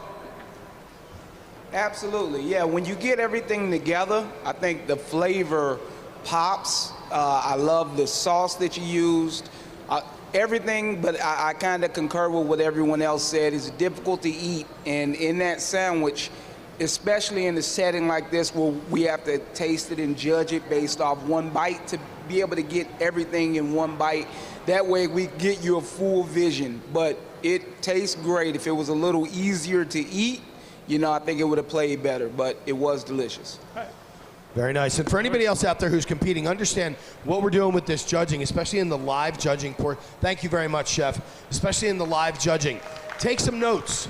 Listen to what it is that we're talking about. Listen to some of the feedback that they're getting, because these are the types of judges. By dealing and having ACF-credited judges up here, we're listening to what they have to say. It's going to help you guys in the future when you're putting your dishes together. So thank you very much. Let's move on to our third chef right now. Let's have a conversation from Team Indiana. Let's have a conversation with Craig Baker. I'm gonna take it out. Do it. Yeah, there we go. Do it. So today we're doing a brickyard bricklayer. It's a traditional Argentinian sandwich. My inspiration is we used to eat this at work. One of my guys was, would make these for like family meal. So it's basically a hatch chili rubbed filet. We threw it on the grill, charred it up a little. Then we have like a guacamole, which has the hatch chili in it as well. And then some tomato salad. There's a chimichurri with sun-dried tomatoes, a little bit of the hatch, some chili. And then on top of that, a little crema, and it's all on a, I'm going to butcher it because I've been practicing, bolillo bun, which nice. I went and picked up this morning because of you. Thank you, chef. Get good bread, man. It's a sandwich. It's the vessel. Always have a good bread. Wonderful. Yeah, so basically, like, it's everything we could to seize, like, and That's our time, utilize chef. Thank you very much. Oh, that's rude. You got your 60. I said it right off the bat. You got 60 seconds. I gave you 3 extra because I talked to you. All right, so let's go right in. Chef Jack, why don't you let us know what your thoughts are? We've all got booming voices, but we need these. So I love the bread. Bread's fantastic. Great cook on the steak. Nice roasted vegetables in there. All together, it was a fantastic sandwich. Very nice. Very nice. Thank you, Chef. Chef Ariel? Yeah, the bread is great. Just enough bite to kind of stand up to everything on there, but not too much that I couldn't chew it off. I love the flavors were almost like Mediterranean meets South American, so 2 of my favorites. Really nicely done. Thank you, Chef. Well played. Chef Fisher. When this sandwich came to the table, I liked the appearance of it. The meat in the center has great flavor. My suggestion with the roll would be to slice it like French bread, make it easier to eat, but good flavors, good combinations. Thank you, Chef. Very nice. Jolene. Very, very tasty sandwich. Thank you very much. Meat, delicious, very well seasoned. Maybe a bit overwhelming on the, was there a crema or a aioli? There's a light layer of crema on the top. Yeah, maybe just a bit too much because that kind of took it over. But the meat was delicious. The bread was very sturdy and nice. I could pick it up and eat it. It did not really fall apart. So yeah, lots of flavors going on in there, and very, very tasty. Thank you. Thank you. Chef Mattson. It was great to eat, flavors and everything. Did you have some type of olive oil EVO that you used with the bread and stuff? Yeah, so, well, not on the bread itself, but it's in the chimichurri. Okay. Yeah. So that comes out fairly strong. Maybe, get a little bit more, puree it a little bit more so that you can infuse a little bit more flavor. It came through as a nice oil. It contributed to it well. It just kind of leaned over a little bit on the hatch. You couldn't taste the hatch as much with that part of it. But great, Thank you. Great sandwich. Very nice. Thank you very much, Chef. I appreciate that. Thank you, Chef. Cheers. And our 4th contestant who's going to be coming up is Chef Phil Johnson, also known as Phil the Grill. Yes. So what I made for you today is a hatch green chili, mojo, roast pork, Cubano Italian sandwich. So you have the Cuban bread, you have the provolone cheese, you have the roast pork. I used to infuse my mojo sauce with the hatch chili. That was a great compliment with a little tostones. I got sopasada, I got mortadella, I got capicola in there as well, and a hot pepper relish, and gardenia, the antipasta from the garden of Italy, all in a sandwich. So if you're allergic to flavor, I apologize now. Thank you very much for your description, Chef. I appreciate that. All right, let's have a chat about this one. Chef Jack, why don't you start us off? Flavor might be my love language. I think you nailed it. Lots of big flavors. I love the way it was put together. The great texture on the bread. The dipping sauce is fantastic. Really brought it home with this one. So Thank you. Yeah. Thank you, Chef. Chef Fisher. Yeah, I agree with what Chef Jack said. It's got great flavor to it. Again, I'd like a little different bread or a little larger bread. Understood. I like the accompaniment that went with it. Good use of flavors and combinations, so very nice. Thank you, Chef. Chef Ariel. This is my jam right here. No, I love two of my favorite things: a Cuban sandwich and an Italian sandwich, all wrapped in one. I did love the little tostone with the sauce on the side. Honestly, great sandwich all around. Great flavor on that pork. You nailed it. Thank you. That's Carrie from the Bronx, New York. Jolene.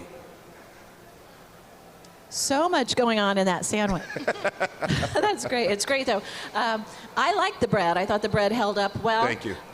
It did soak up a lot of what's going on in there. Good dipping sauce. Easy to eat. Which is very important with a handheld. Good dipping sauce as well.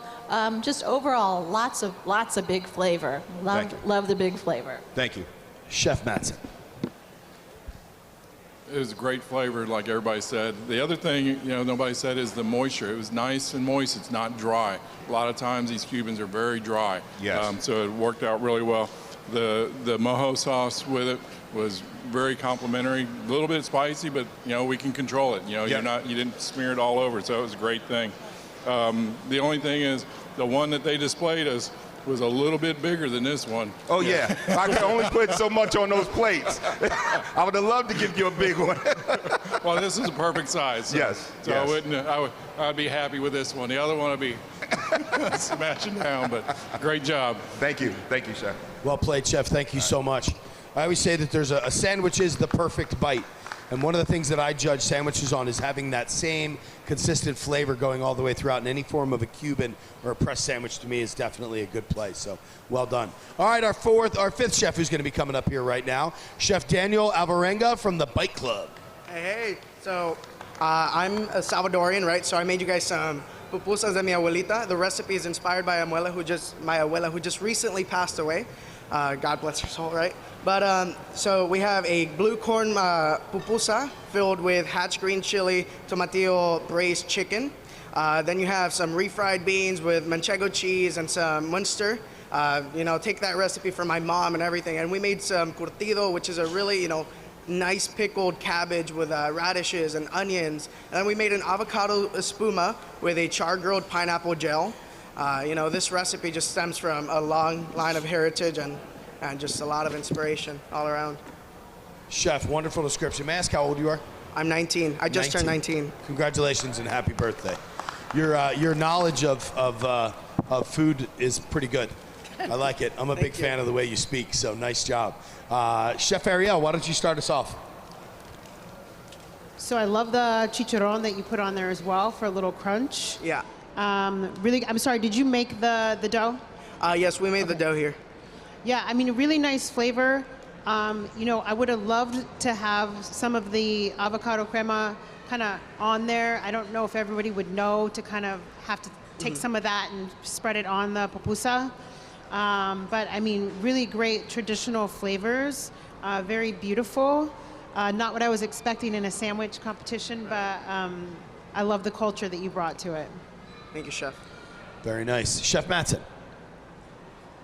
Great story. Pupusas are really out there. I love them, but for the sandwich, if I'm going to have lunch, I probably want a little bit more than what's being displayed. But again, with the crema, like Chef said, look, that's some really good stuff. Give us a little bit more flavors. The pickling with the cabbage contributes. Maybe fill a little bit more on the inside of it. See if you can do something there. But great job. Thank you, Chef. Very nice. Jolene, as you're picking food up, ready to put it in your mouth. As I was getting ready to take another bite. Love the pupusa. That's awesome. I love that type of dish. Absolutely. A little bit underwhelming, with the presentation, but big flavors. A bold flavor, and I love the sauce as well. Very nice, Jack. And I love the story as well. I love the fact that it's you can tell that it's authentic. This is not what I would have thought about for a sandwich category, but I appreciate the fact that it is different than everything else, and you put a different spin on it. So, congratulations, Chef. Thank you, Chef. And Chef Fisher. This is a very attractive plate. A lot of flavors going on there. I just like to have bigger. Give me more. It's a little small. Yeah. But I like your accompaniments and maybe a little marinade in your vegetable. But it's very attractive. Thank you. Very nice. Thank you, Chef. You very much, Chef. Applause are appreciated. Nice. Thank you. Coming up on number 6 is Chef Damon Holter from Team Quaw Valley. Hi there. First of all, thank you for judging. It's actually an honor to have you evaluate my food. We haven't had this level before, so it's pretty fun. So today I made a hatch green chili chicken cordon bleu kofta sandwich wrap. And I started with a hatch green chili flatbread. It has a hatch green chili aioli, along with smoked ham, Swiss cheese. I did a kofta kebab out on the grill, chicken, flat leaf parsley, hatch chilies, onion, some of my seasonings, along with a Swiss cheese bechamel, some crispy fried onions, and pickled green chilies. Very nice. Thank you very much for your description, Chef. Chef Fisher, why don't you start us off? Well, judging by what I see up here, we're all eating your sandwich. We're all looking at the rest of them and eating your sandwich. It's very flavorful. Thank you. Very creative. One of the things about a sandwich to really appreciate is you have to kind of eat the whole thing, So if you just taste the outside, you don't really get it. But once you go through the whole process, you say it's a cordon bleu, kind of take off on a cordon bleu? Yeah, correct. Yeah, I get that. Very nice. One of my favorites. Thank you. Well done. Chef Jack. Yeah, you said chicken cordon bleu, and when I bit into it, that's exactly what I got. Good. Love the way Good. it was presented, love the flavors, love the layers, love the size. Yeah, you transported me right back. Thank you. Very nice. Chef Mattson.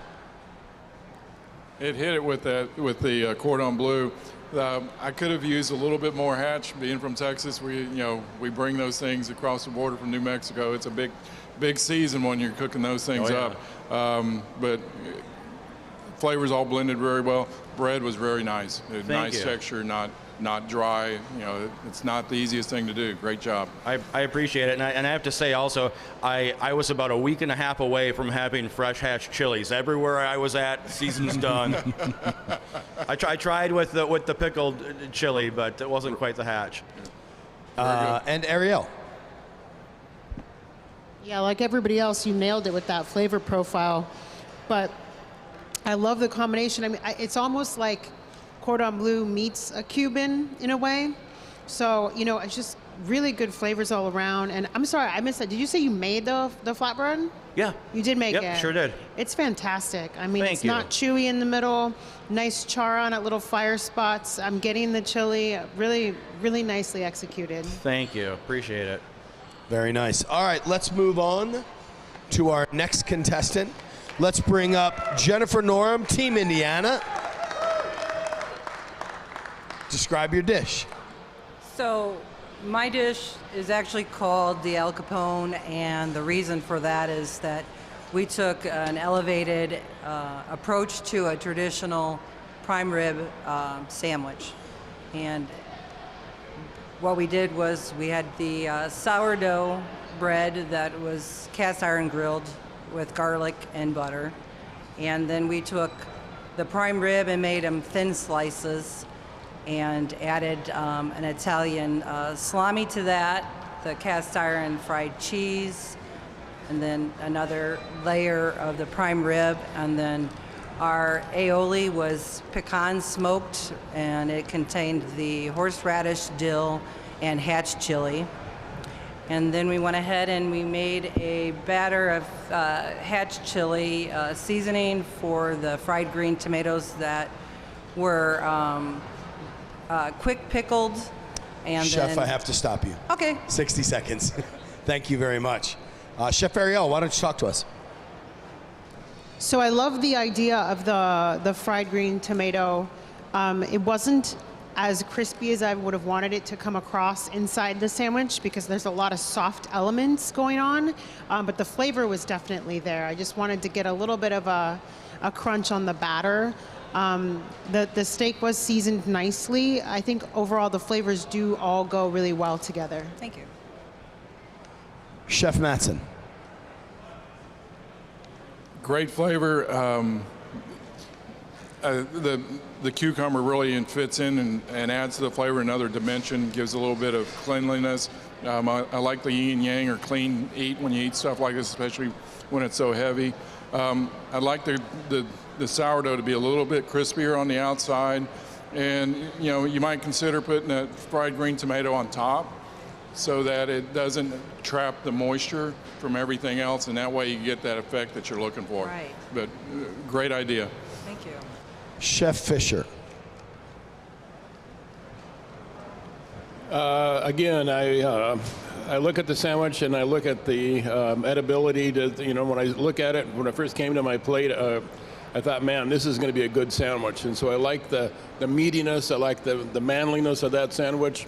A little caramelized on the outside, but good flavors, good flavor combinations.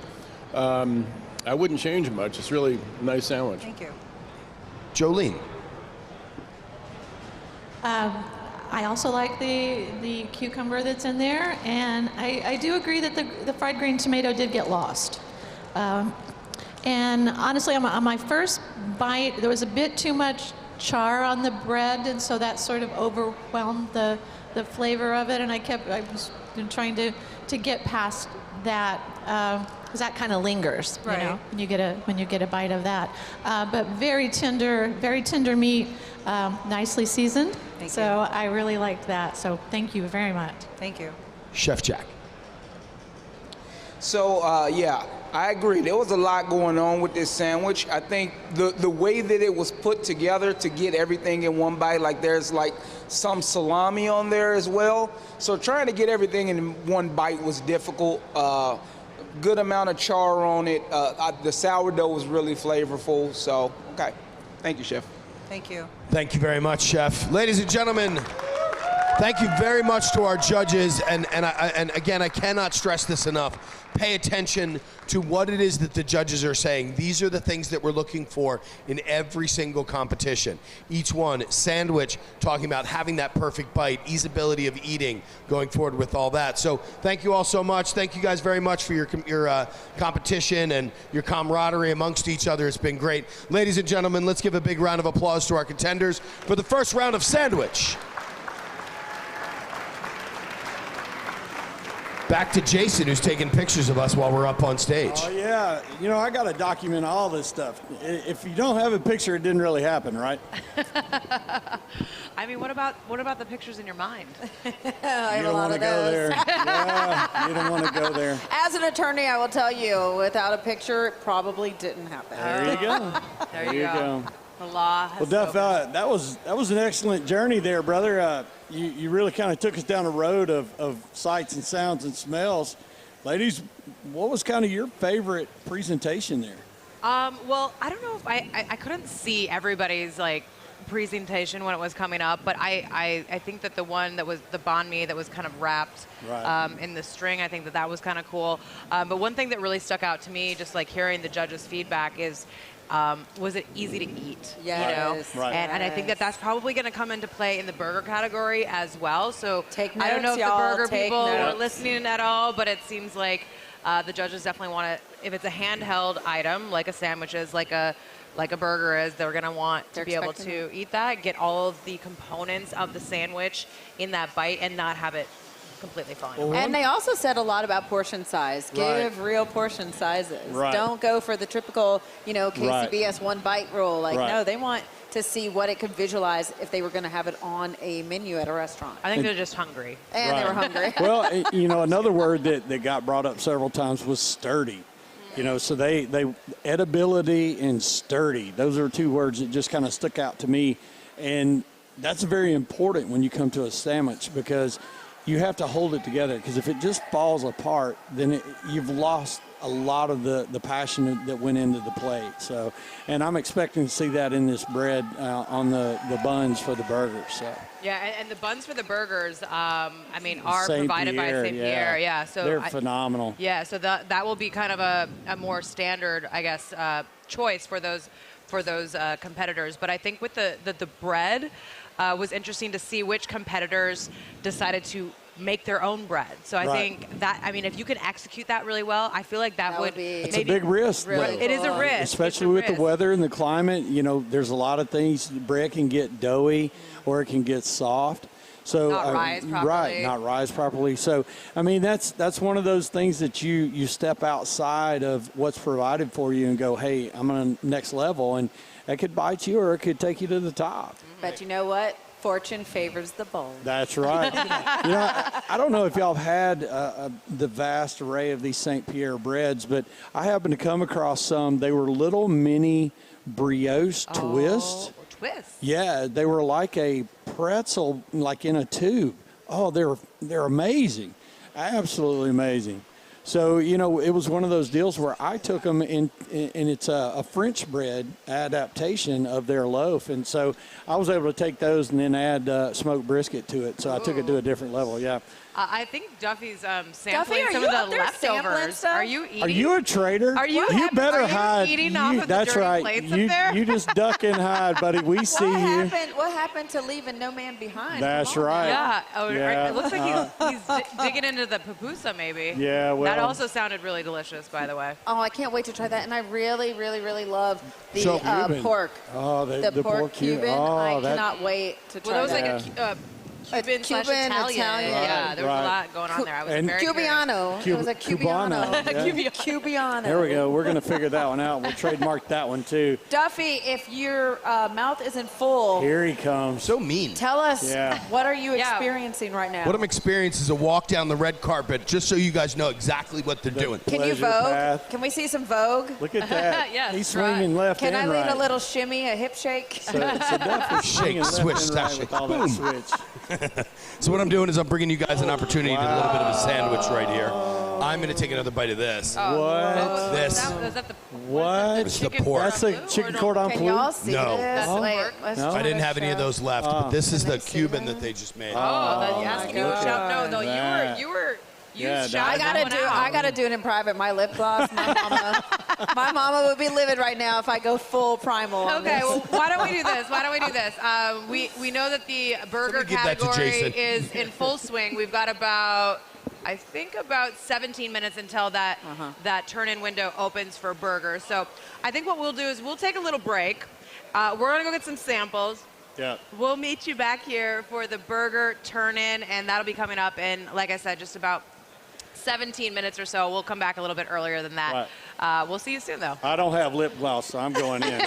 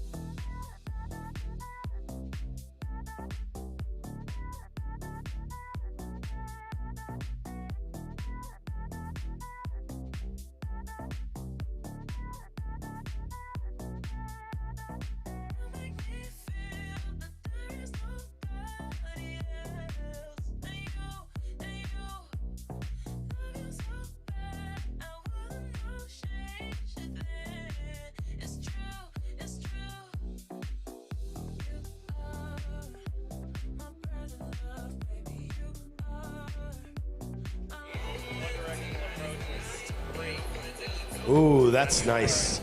Now you guys can hear me. I like that. Very nice. All right, everybody, let's get ready to rock and roll. We have a little bit of time. These guys, the burger competition is about to start turning in, so we're going to get ready for that. So I want everybody to start filling in along the sides of the red carpet over there.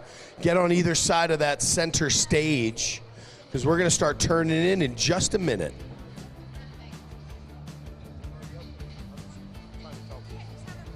Yeah.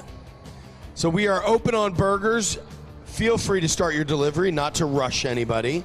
I always feel like the burger competition is like they want to get up here at that absolute last minute, make sure that burger's hot, make sure that bun is toasted perfectly. All the goodness is going on there. So burger competition is one of the most popular competitions that we have. Even though we have 12 competitions that we do every year at World Food Championship, burger is always one of the more popular ones. We have an unbelievable amount of competitors in there this year. We've got Team Dubai that's over there. Looking forward to seeing what's going to happen with Team Dubai. I'm already getting the hands up. They're all in their little perimeter building. I see some cheese going on. I see some good stuff happening in there. So let's get our hands ready. Let's start getting ready. Everybody set up.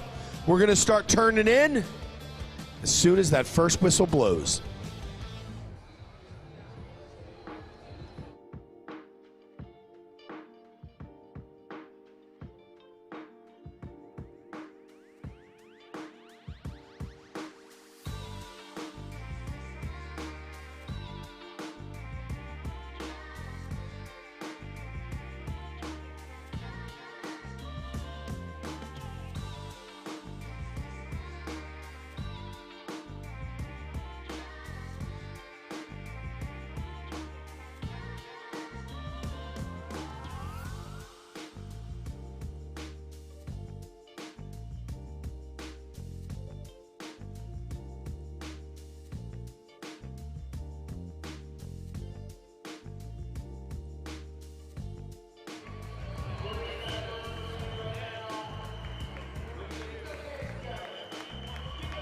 Applause, they're coming in. Look at my man coming in hot. That is a beautiful burger right there. So everybody understands they bring in one presentation plate. That presentation plate comes right up on the stage. The judges get to take a look at that. And then after that, they get to drop off their other plates, which are the tasting burgers, or the tasting plates that each judge is going to have an opportunity to taste. So to give you guys an idea of what we're looking at today, we've got an esteemed panel of 5 judges up here. Our first chef is Chef Lisa Ramsey from Lisa's Culinary Creations. She is an ACF certified chef. For those of you who do not know, the ACF is the American Culinary Federation. They're the ones who certify and create the educational process that we're looking at within the culinary system of the United States. Okay, so there's a certification system that you can go through all the way up to Master Chef, which is a very, very hard thing to do. Our next chef is Chef Carl Benko, Executive Chef from St. Elmo Steakhouse. Our chef after that is Jason Stuckey, 2012 World Burger Champion, a restaurateur, partner and chief culinary officer for Lotus Hospitality. Our next chef is Amber Farrington, the owner of Roots Eatery and Pub. And then we have David Turcotte, CEC and AAC of the ACF chapter in Maine. So we have a great panel of judges up here, all with varying degrees of background, each one of them having a great idea of what is supposed to happen. We have a 3-tier system that we work on when it comes to judging. EAT is the methodology for it. E stands for the execution. How well is that burger or that dish put together? How well is it composed? 2 is the appearance. Appearance is what you're looking at right now in front of you. You see every single one of these burgers, every sandwich that's coming up is beautifully presented. These competitors will then put that burger in front of the volunteers down below. They're now making sure how that burger gets put together, bring it up, and then it gets shown to the judges with the same exact way that that chef wants it to happen. From there, they're going to get a sample plate. Each one of those is the exact same burger that was created for them in the middle, and then next to that, they get to bite into that, dig into it, and judge. The final portion of that is the taste category. So that's what we're looking for. What is the taste? How does it taste? How well do all of those components come together? That's what we're looking for.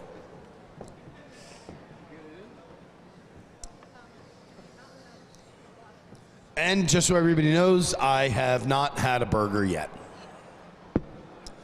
How are you guys doing out there, my three compadres? The three amigos. Hello. We are live from our YouTube. we have a lot of love and support. Arkansas in the house for Jesse James Burgers. Wanted to make sure we put that out there and let him know that he has tons of fans. He or she has tons of fans that are rooting him on. So there we go. Wow, look at those burgers, guys. So what's your go-to burger, Jace? Man, I'm a traditionalist. I like it simple. I want a good bun, toasted with garlic butter. Then I want a nice, almost smashed burger patty style with American cheese. And I want the new American cheese. Oh, my Lord, commercialing all the time. All the time. Eric Greenspan's new American cheese. It's gonna It was change your actually life. fabulous. It will change your life. He told me yesterday, he said, you being a Southern boy, you could put it in your lip as chalk. So, Jamie, what's your burger? I'm definitely lately, I would say in the last few years, I am a full-on smash burger You like a convert. little crunch on that? I like the Oklahoma style with the very, very thinly sliced onions. You ball those patties up and smash those onions right into the meat. They kind of steam, and then you flip them, and they get all crispy and Here caramelized. comes Team Dubai coming down the aisle. All right, Team Dubai, let's see how that works out. They're looking delicious. I am sneaking in front of everybody so I don't get in anybody's way. Erica, what's your burger? I love a big, thick, juicy burger with kimchi on it. Kimchi? So, Really? Kimchi burgers Ah. are my weakness. I lose my mind. If I see a kimchi burger on a menu, I have to order it. There's a great spot that in New York City, they've actually won Burger Bash at least one time.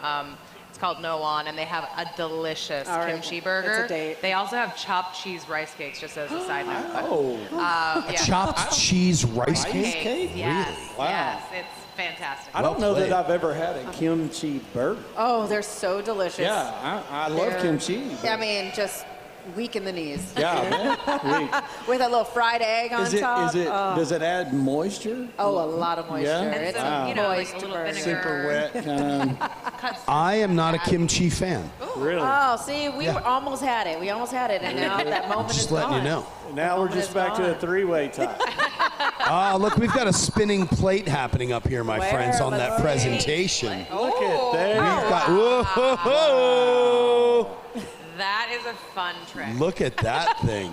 That's the next level. Right? I love Temu as well. Yeah. That is Team why in. we are, with the potential, with the finalists. Right. It's things like We are that. getting down to it. We're at 50 seconds right now. How many competitors? One competitor left. We're getting down to it.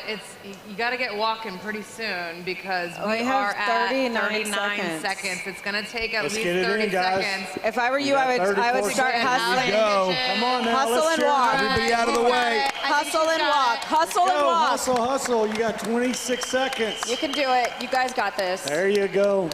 I'm telling you, this guy is in every single team. Yeah. We're just going to call him the Juggernaut because he's everywhere. So realize, just notice that one of the burgers actually fell over on that tasting plate. They have the entire time to be able to fix that. As soon as it touches the table, they've got to release their hands, and then that dish is clear. So talking about burgers, Wagyu, Chuck, Prime, are you grinding your own or store-bought? Oh, wow. I have. I have grind. Yeah. Yep. I've done it. Won't do it It's been a again. while. Why would you not do it again? I did not have my fat Mostly content because right. I'm lazy, and that particular attachment to my KitchenAid stand mixer was way in the back of the kitchen cabinet in my apartment. And So it's about the attachment. And the attachment, I'm still to this day finding like little pieces of dried up beef. That's it. How about it you, is fun Duff? to be able to control the fat content Yeah. and the flavors. Maybe grind up some bacon and throw that Or in the season patty. it That's in so the good. grind. That's true. Yeah. That's true. Fun. So how about you, Duff? Yeah, I'm working. Ah. All right, everybody, He's like, we "Don't have talk to me just right now." gotten our last dish put up. So we are getting ready to rock and roll. The dishes that you're seeing come through right now are the presentation plates. So these are now going to end up in that back room. You can take a look at those over there. But see that each dish has a presentation plate. They bring it up here, the judges take a look at it, and then we go from there.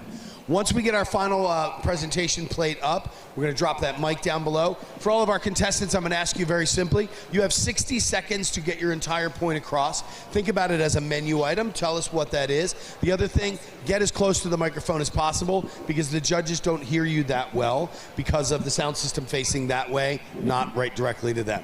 So that's my advice to everybody over there.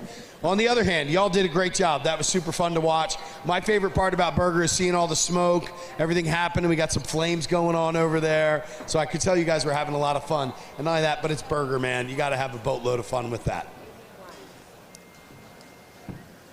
I'm really curious to see what the judges are going to be looking for in this category. If they're looking for, you know, something that maybe is unconventional or different. Like, that is gorgeous. That just I would easy to eat. All the flowers, you know, the vibrancy of the flowers that's going on all these plates that came back past us.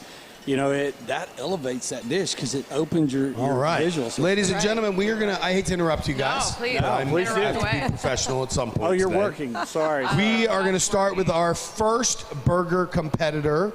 As soon as this burger gets placed down, we're going to give them a quick second. Oh, there we go. We lost a little bit of rice paper on that one. All right. Our first contestant. If everybody get your hands put together, we're talking about Wonil Lee from Melting Soul.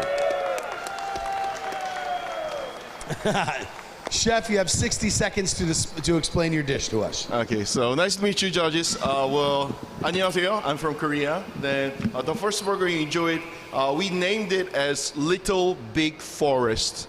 As soon as I got here, I was able to see all the woods and forests and the farms, and I really loved it.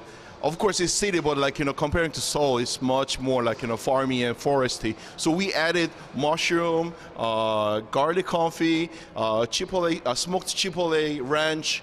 We brought some kimchi from Korea, so we made the green cilantro kimchi sauce. The richness of our burger is all from the legacy maker beef patty, blue cheese, American cheese, of course, smoked forest ham, and thus far we have love inside. Very nice. So thank you very much. Thank you, Chef. All right, let's start it off with Chef Lisa. What are your thoughts? Chef, even though there was a lot of ingredients, I love the combination. Thank you One very of them did not overpower the other, so I really liked how it was laid out. I thought it was very good. Thank you. Thank you very much, ma'am. Very nice. Carl, why don't you talk to us? Wonderful layers of flavors.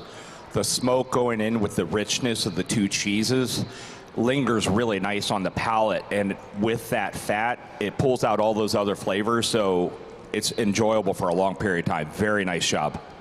Thank you very much. Very nice. Chef Turcotte. I agree with everything the chef said, that the flavors are all very good and they all go together.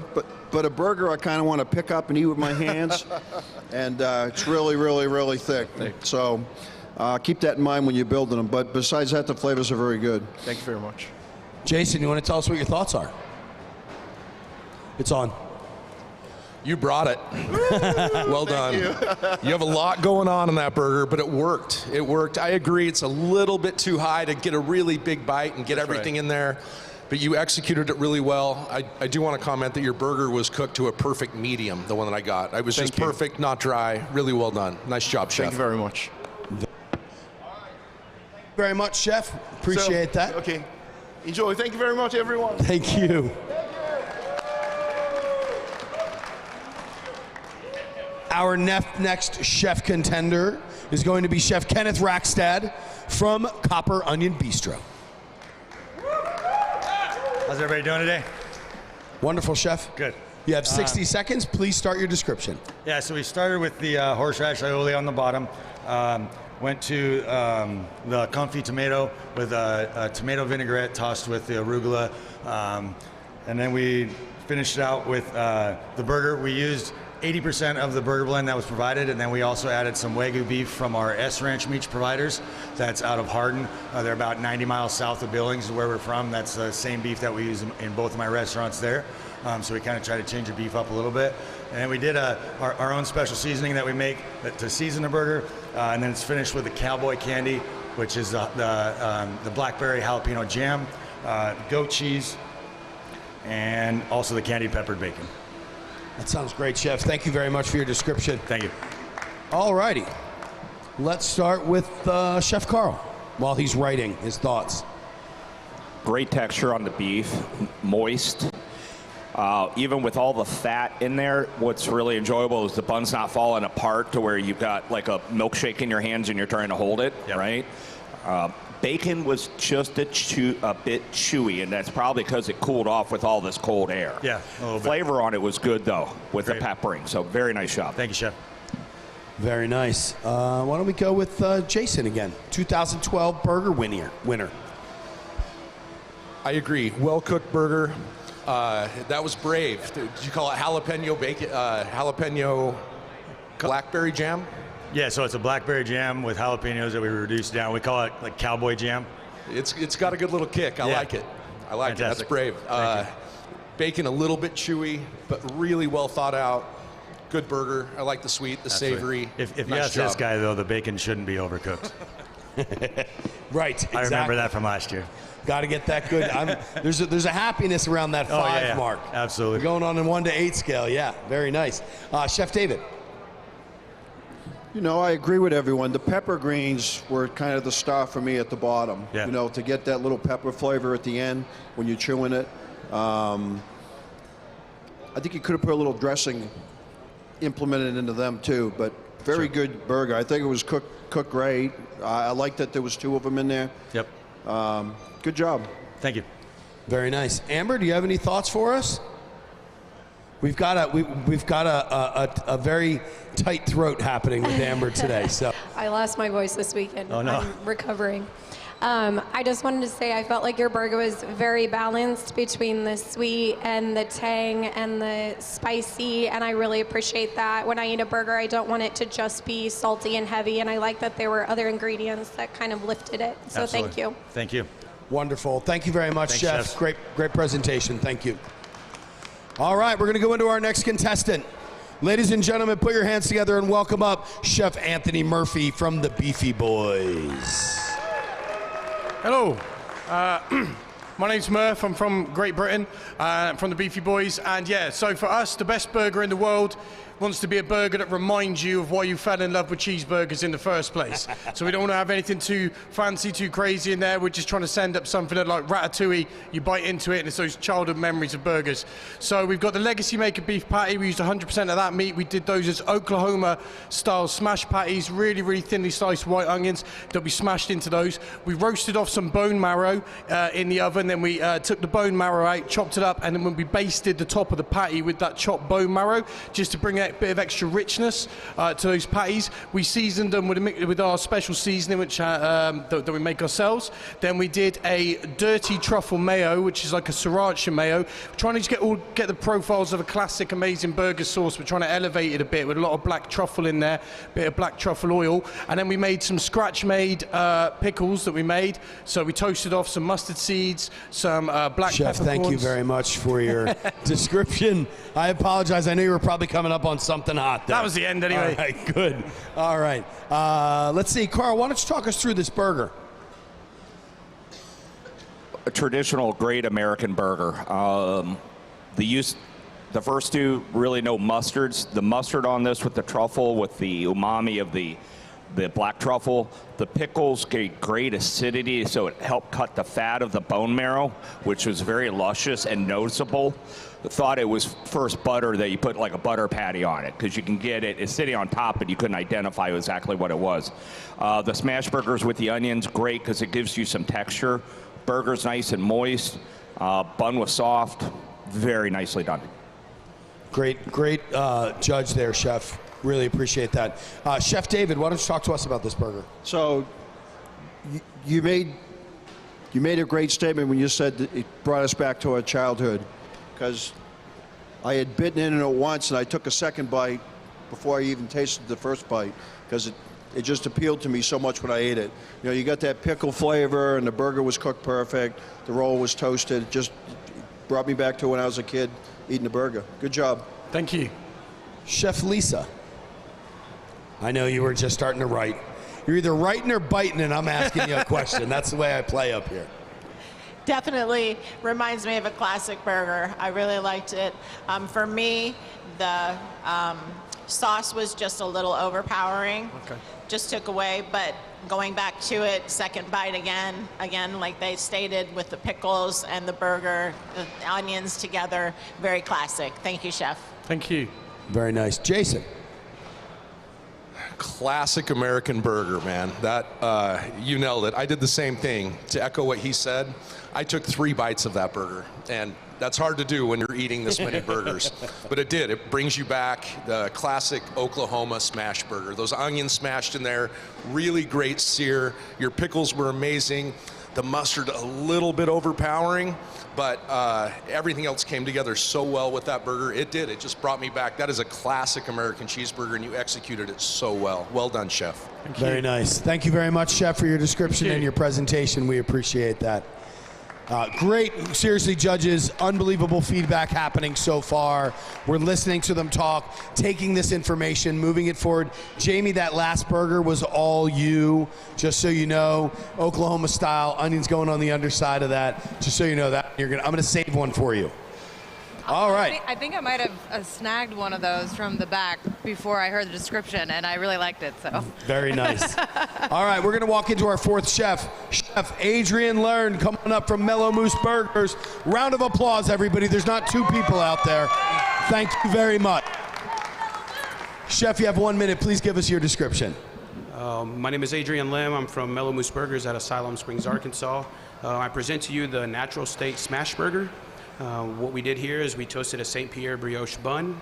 I put our signature Mellow Moose burger sauce, which is a mayo ketchup-based burger sauce, traditional side, dill pickles, and then we did our 2 patties of our legacy beef, smashed, cheddar cheese, and then on the bacon, we also did a bacon cherry chipotle spread. Cooked down some bacon, actually some local smoking goose bacon, which is a great product. Cooked that down. A little bit of the sweetness from the cherries, didn't want it to overpower, and then we finished it with our burger sauce as well. And yeah, I just put a little bit of the chipotle to bring out the smokiness of the bacon, but I didn't want it to overpower too much and kind of complement everything else. Just took a little different approach from our first round burger. My Mexican roots, just recently became an American citizen, so a little bit more traditional here. Congratulations, Chef, Thank on you. becoming an American citizen. I'm now going to cut you off. Thank you. Thank you very much for that description, Chef. All right, Chef Lisa, why don't you walk us through? Chef, nicely put together. I did have a little bit of a problem tasting the bacon. When I took it separately, the flavor was wonderful, but I kind of got buried in my burger. But overall, it was a nice stack, well mashed. Thank you. Chef David.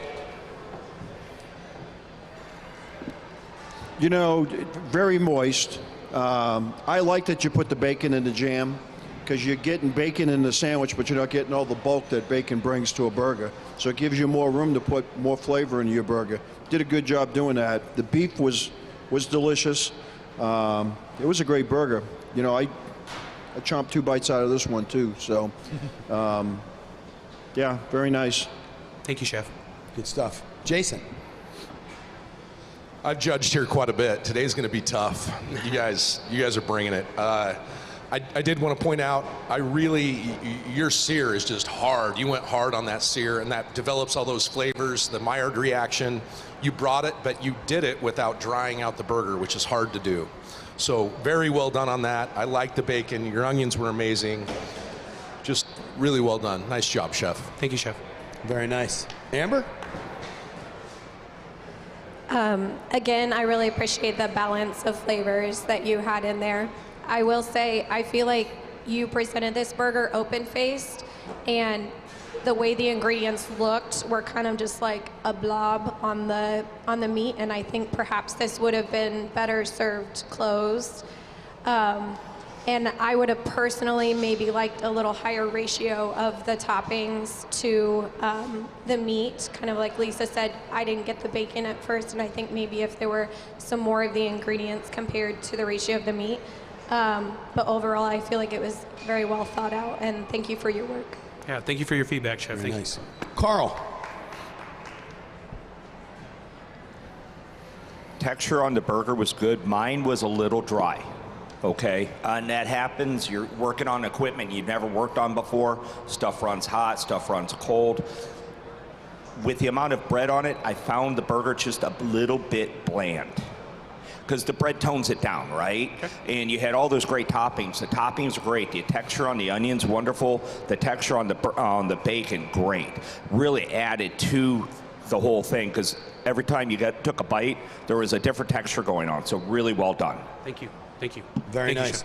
Chef, thank you very much for your presentation to us today. Absolutely. Appreciate your time. Thank you. All right, let's get our hands put together. Let's welcome up to the stage Chef Jesse Doris from Jesse James Foods. And now you can applaud. Thank you. Thank you very much. All right. So, what I've done is in my restaurant, Jesse James Foods, this is one of my best sellers.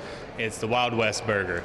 And it's got your legacy maker beef with my beef from my restaurant, a 60-40 ratio. I got a white American cheese. It's seasoned with the simple ingredients, just salt, garlic, and pepper.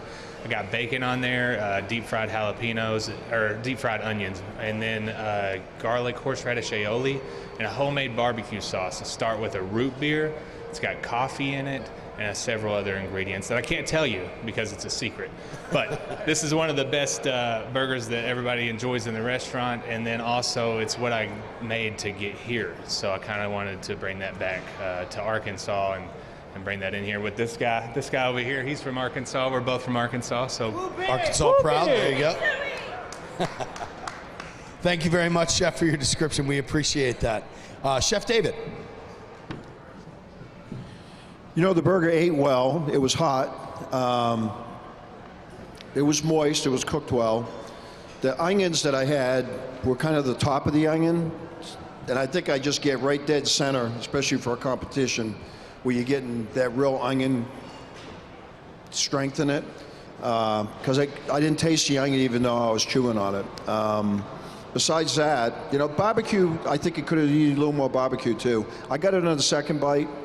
Especially when you come up and explain what it was, but I think a little more barbecue sauce. I mean, barbecue, you almost want it to be a little messy when you're eating it, right? Jason. That's funny. I mean, we all have different palates. To me, the barbecue sauce was a little overpowering, a little sweet. I mean, I got a lot of it, I felt like. Okay. I must have gotten this too. But overall, burger cooked really well, really nice sear again.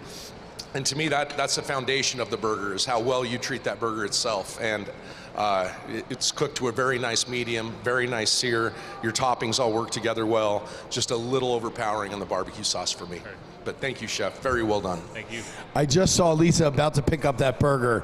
Actually, I'm going to wait, Lisa, you take that bite. Carl, why don't you dig in? Let us know what your thoughts are. Lisa, dig in. Agree with Chef. The burger was warm, which is great. It's tough in this cold air, right? Love that the burger was thicker, that you did a little bit of a thicker profile on it. Smash burgers are great. Everybody has their take. It was nice to bite into something that really came off like a steak burger. Love the garlic sauce. Adding the barbecue was light on mine, so dipping into it really helped. Very nicely balanced. Well done. I like the texture on the onion. I agree with Chef. The flavor on the onion was almost not there, but the textural component it gave was nice because it gave another feel when you're chewing. Yes, sir. Well done. Thank you. Very nice. Lisa, how are we doing? We ready? There we go. I wanted to make sure you got that bite in. Thank you. I thought the burger was great. Mine was a little bit on the dry side, kind of overdone, but I would have liked to have had more barbecue sauce. I thought it could have used a little bit more, and I loved the onion on the top and the crisp bite that added into it. So I thought the combo was nice if it was just a little less dry. Heard. Thank you. Amber, why don't you tell us your thoughts? I echo some things that other judges have said. I also just wanted to say that your presentation was very nice. Thank you very I liked the height on the burger, but I liked the height presented well, but then once you start eating it, you can kind of squish it down to a manageable size without everything going everywhere. So thank you for your presentation. Thank you very much. Thank you for your time, Chef. Great presentation. We appreciate that. All right, everybody, we're going to get ready for our next chef. Welcome to the stage, Hassan Najah from Dubai. Good afternoon, chefs. Hope you enjoyed the burger. So I'm gonna take you from the bottom layer up.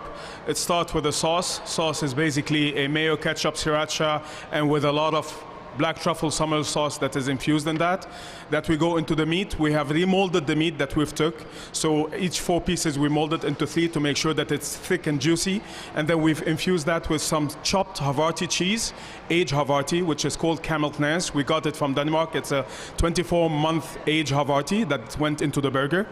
On top of that, we went with a crisp. So the crisp that you saw is actually a crisp Havarti cheese also that was made on top of it.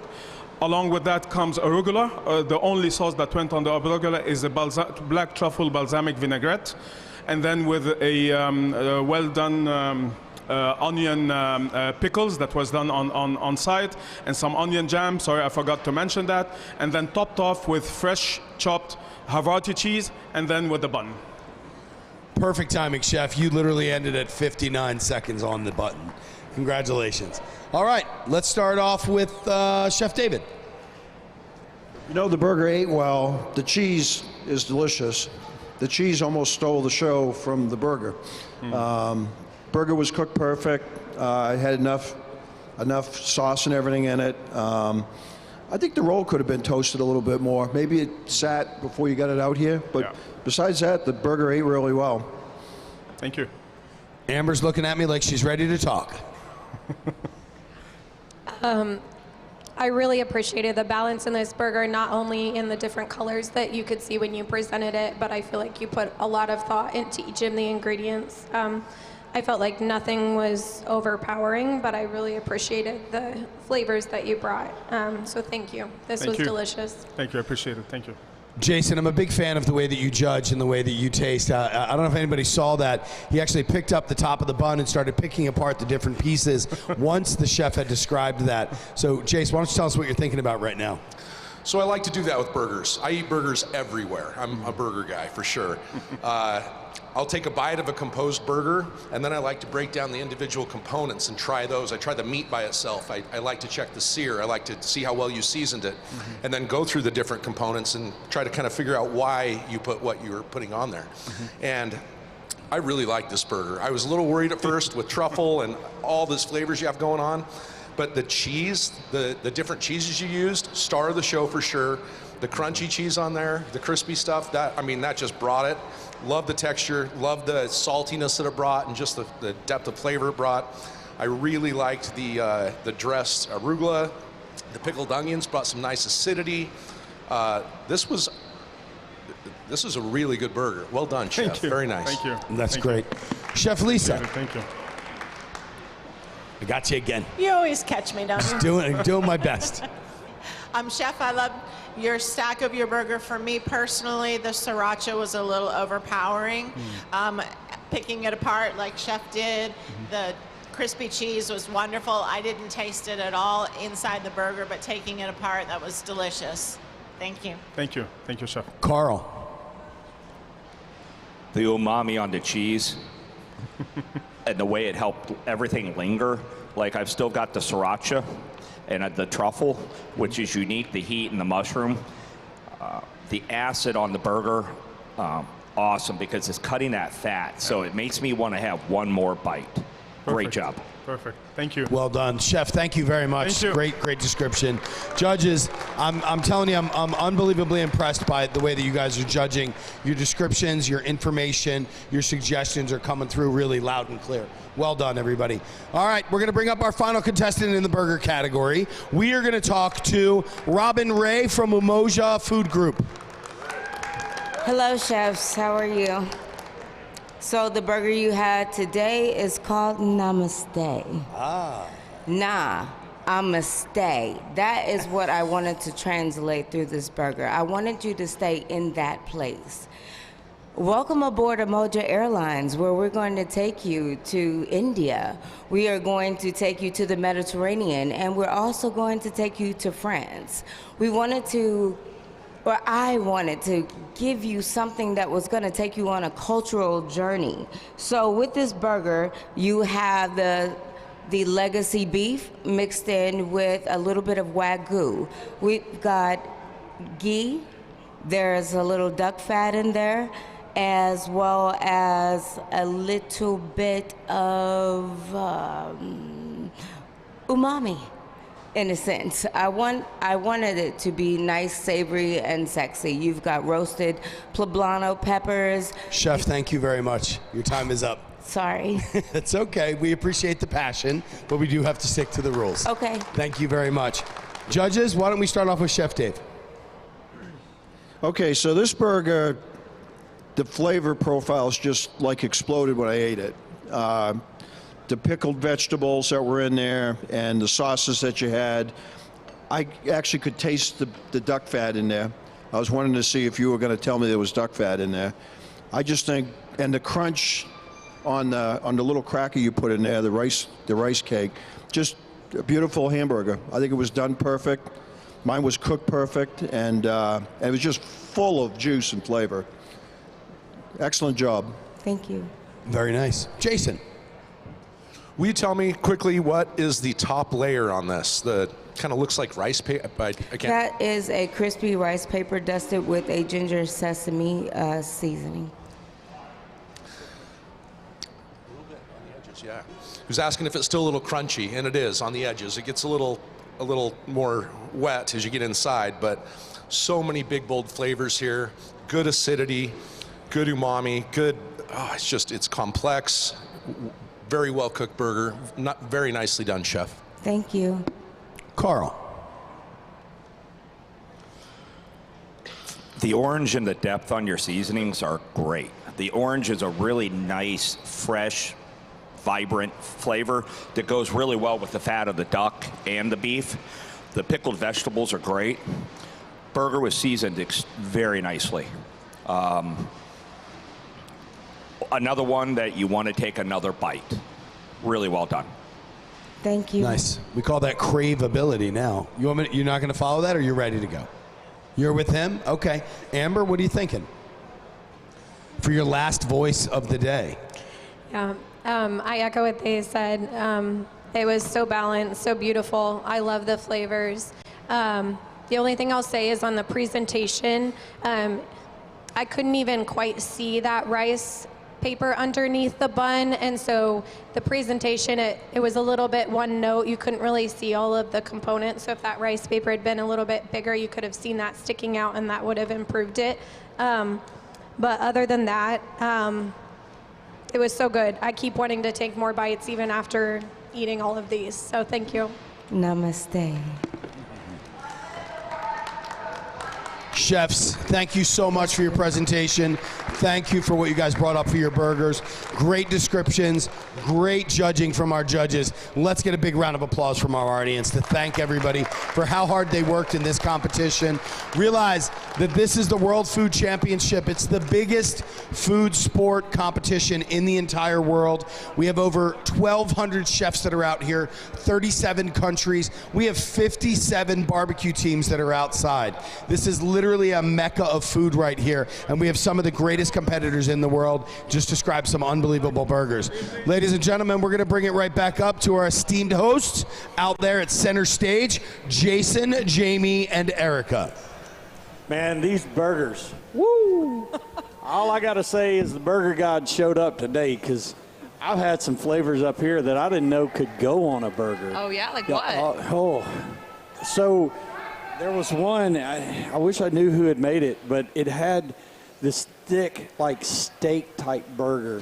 And just the umami that came out of that burger patty, they shaved the onions almost just translucent, and then they put cilantro, and there was oregano on one to go with cilantro, to go with the onions, to go with the acid from a balsamic.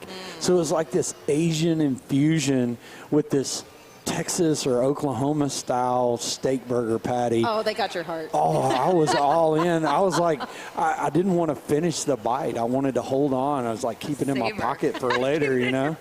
You know, as a kid, you go to school, you wrap it up in a napkin, and you go out to recess and come back and finish it later. Not the good old-fashioned Napoleon Lint. Dynamite. Absolutely. Tater tots. The good old-fashioned Lint burger. Yeah, the tots in my pocket, you know. Yeah, it is hard when you go back, when we sneak back to where they're kind of cutting up little samples for everybody back there, to know which one belonged to which competitor. So all I know is I had some sort of smash burger situation with some really nice pickles, and that's my kind of burger. I love a smash burger, as we were talking about earlier. I know it's kind of, you know, some burger purists think it's not good to like smash your meat down, but I think it's okay when it's on a flat top and you can kind of get those juices like back into the burger. One of the chefs, he kind of addressed that. He said, you know, everybody's got their own technique, and you know, smash burgers have come on pretty strong here in the past couple of years. Really hot, yeah. And you know, what I'm kind of waiting to see is a hybrid of that. So you get the big steak burger and the smash burger, so you get the crunchiness, and then you get that densey beefiness. So I'm kind of looking into that. But his homage, he said, you know, own what you put on the plate. That's and right. so they did. They went big and bold and thick. And so kudos to them. My favorite was the burger that had the beets on it. Okay. I don't know who did that one. I feel like they made that just for me. Nice. You're a beet gal, huh? I am a beet gal, and I could not get over that. I think I might have taken 3 samples. Oh, okay. So whoever made that beet burger, I love you. Nice. Erica has a love letter for your beet burger. Right. Put it right here. She's going to write it, you know, in pen and ink. So, In burger. In burger Or no, ink. in burger sauce. juice. Oh, Sauce. so she's dipping her pen, the quill, in the burger sauce, and she's going to pin it That's out. another question. Do you guys, are you a burger sauce fan? I am not. I'm not. No. Oh, because you Now, don't like mayonnaise. Well, I don't like mayonnaise in any form, shape, or size. I don't even like it on the shelf at the grocery. But You don't like, what about deviled egg? no, Oh! absolutely. And I'm a Southerner. Yeah, that's absolutely like not. I don't drink sweet sacrilege. tea either. I'm going to go on the record. I'm the anti-Southern sweet tea, deviled egg, mayonnaise kind of guy. I think I've experienced where sauce was used to cover up mistakes. Absolutely. So then I just got to the point where I don't want any type of them sauces on there. Now, I will say, like a Coops, like German-style mustard. Oh, that's great. Rich, Okay. thick body. So I'm a mustard guy. I dip my French fries. I'm a tot guy, too. So, tot. in my opinion, At first I thought he said he's a thought. I was like, I am a thought He is, in my he is own very mind. thoughtful as well. thought. But he's Sometimes also A thought. thoughtful. thoughtful. But I think a good burger has to have tater tots. For me. For you? Yes. Okay. Wait, did I hear you say you don't like sweet tea? I do he not. sure Oh, did wow. He slid that in there. I also don't drink coffee. So anybody out there wanting tidbits about me, there you go. He likes long nature walks. And horseback rides in the rain. Yeah. I hate a wet saddle. Oh. That is like the worst to me. No, the wetter the saddle, the better the ride. All right, well, that's a conversation for another time. Easy, Jamie, easy. Well, I think we've ruined She gets no Jamie. excuse though, because Jamie's from Montana. I She know, is, she is knows what's just, up. I grew up Oh, riding she's- horses as well. She fell just right in country. with this pirate crew right here. She's just as country as the both of us. She's Yeah. just trying Don't to be act fooled. civilized. Don't be fooled. Well, what I'm hearing is she came in real tip, and now she's going out real strong. Listen, so. I like to just, you know, survey my surroundings. I like to get a read on everybody before Dip a toe in the water. That's the New my York in her. entire personality That's the New be York in unleashed. her. Yeah, I gotta measure everybody up before I can make my decisions on how I'm going to But proceed. you know what I'm excited about, and I think this is pretty funny. We just went from like ultimate meat Yes. burger to Yeah. now the vegetarian Straight into category. vegetarian. is I was opening just up. thinking about that. I was like looking up at the timer. I'm like, oh, what's our category coming up next? Oh, vegetarian. Great. So what's your favorite vegetable? Carrots. Vegetable. Oh, wow. I do that love was carrots. quick. I Like, love you carrots. Didn't even like Oh, just man. raw or steamed or Grilled sauteed, carrots grilled? with Moroccan spice on them and a Oh. nice spicy yogurt. Ooh. I do. I love I love all vegetables except for these ones that have been sitting up on this table for a little while. I hate bell peppers. I think they're. So why do you hate bell peppers? I think that they ruin everything. I think that they really infect a dish. They really take over. Because they're so strong. They're so strong. Yeah. I think Even the sweet ones? The little cute ones. Yeah, the little cute ones. I like all spicy peppers. Don't try to give me I got sweet you. pepper. Jason, So I would let me say have not bell peppers. Jamie, who did you wrong? Yeah, those bell we can peppers. fix this, Jamie. You're gonna be okay. Also, like they're a nightshade. I don't know. No, I'm just kidding. I don't like the smell. I don't like the flavor. I don't like the texture. I can smell them from a mile away. We could go on and on about My bell wife's peppers. that way. She anti-bell pepper all day long. We're Yeah. gonna get along well. Oh, yeah. I always like flock to the people who are like, me too. I hate bell peppers. So you have a flock of anti-bell pepper people? She's the moderator of their Facebook group. Right. So that was your Yelp that you were reviewing. I actually squeeze bell pepper juice out. I hold it, and then I put it into my pasta sauce.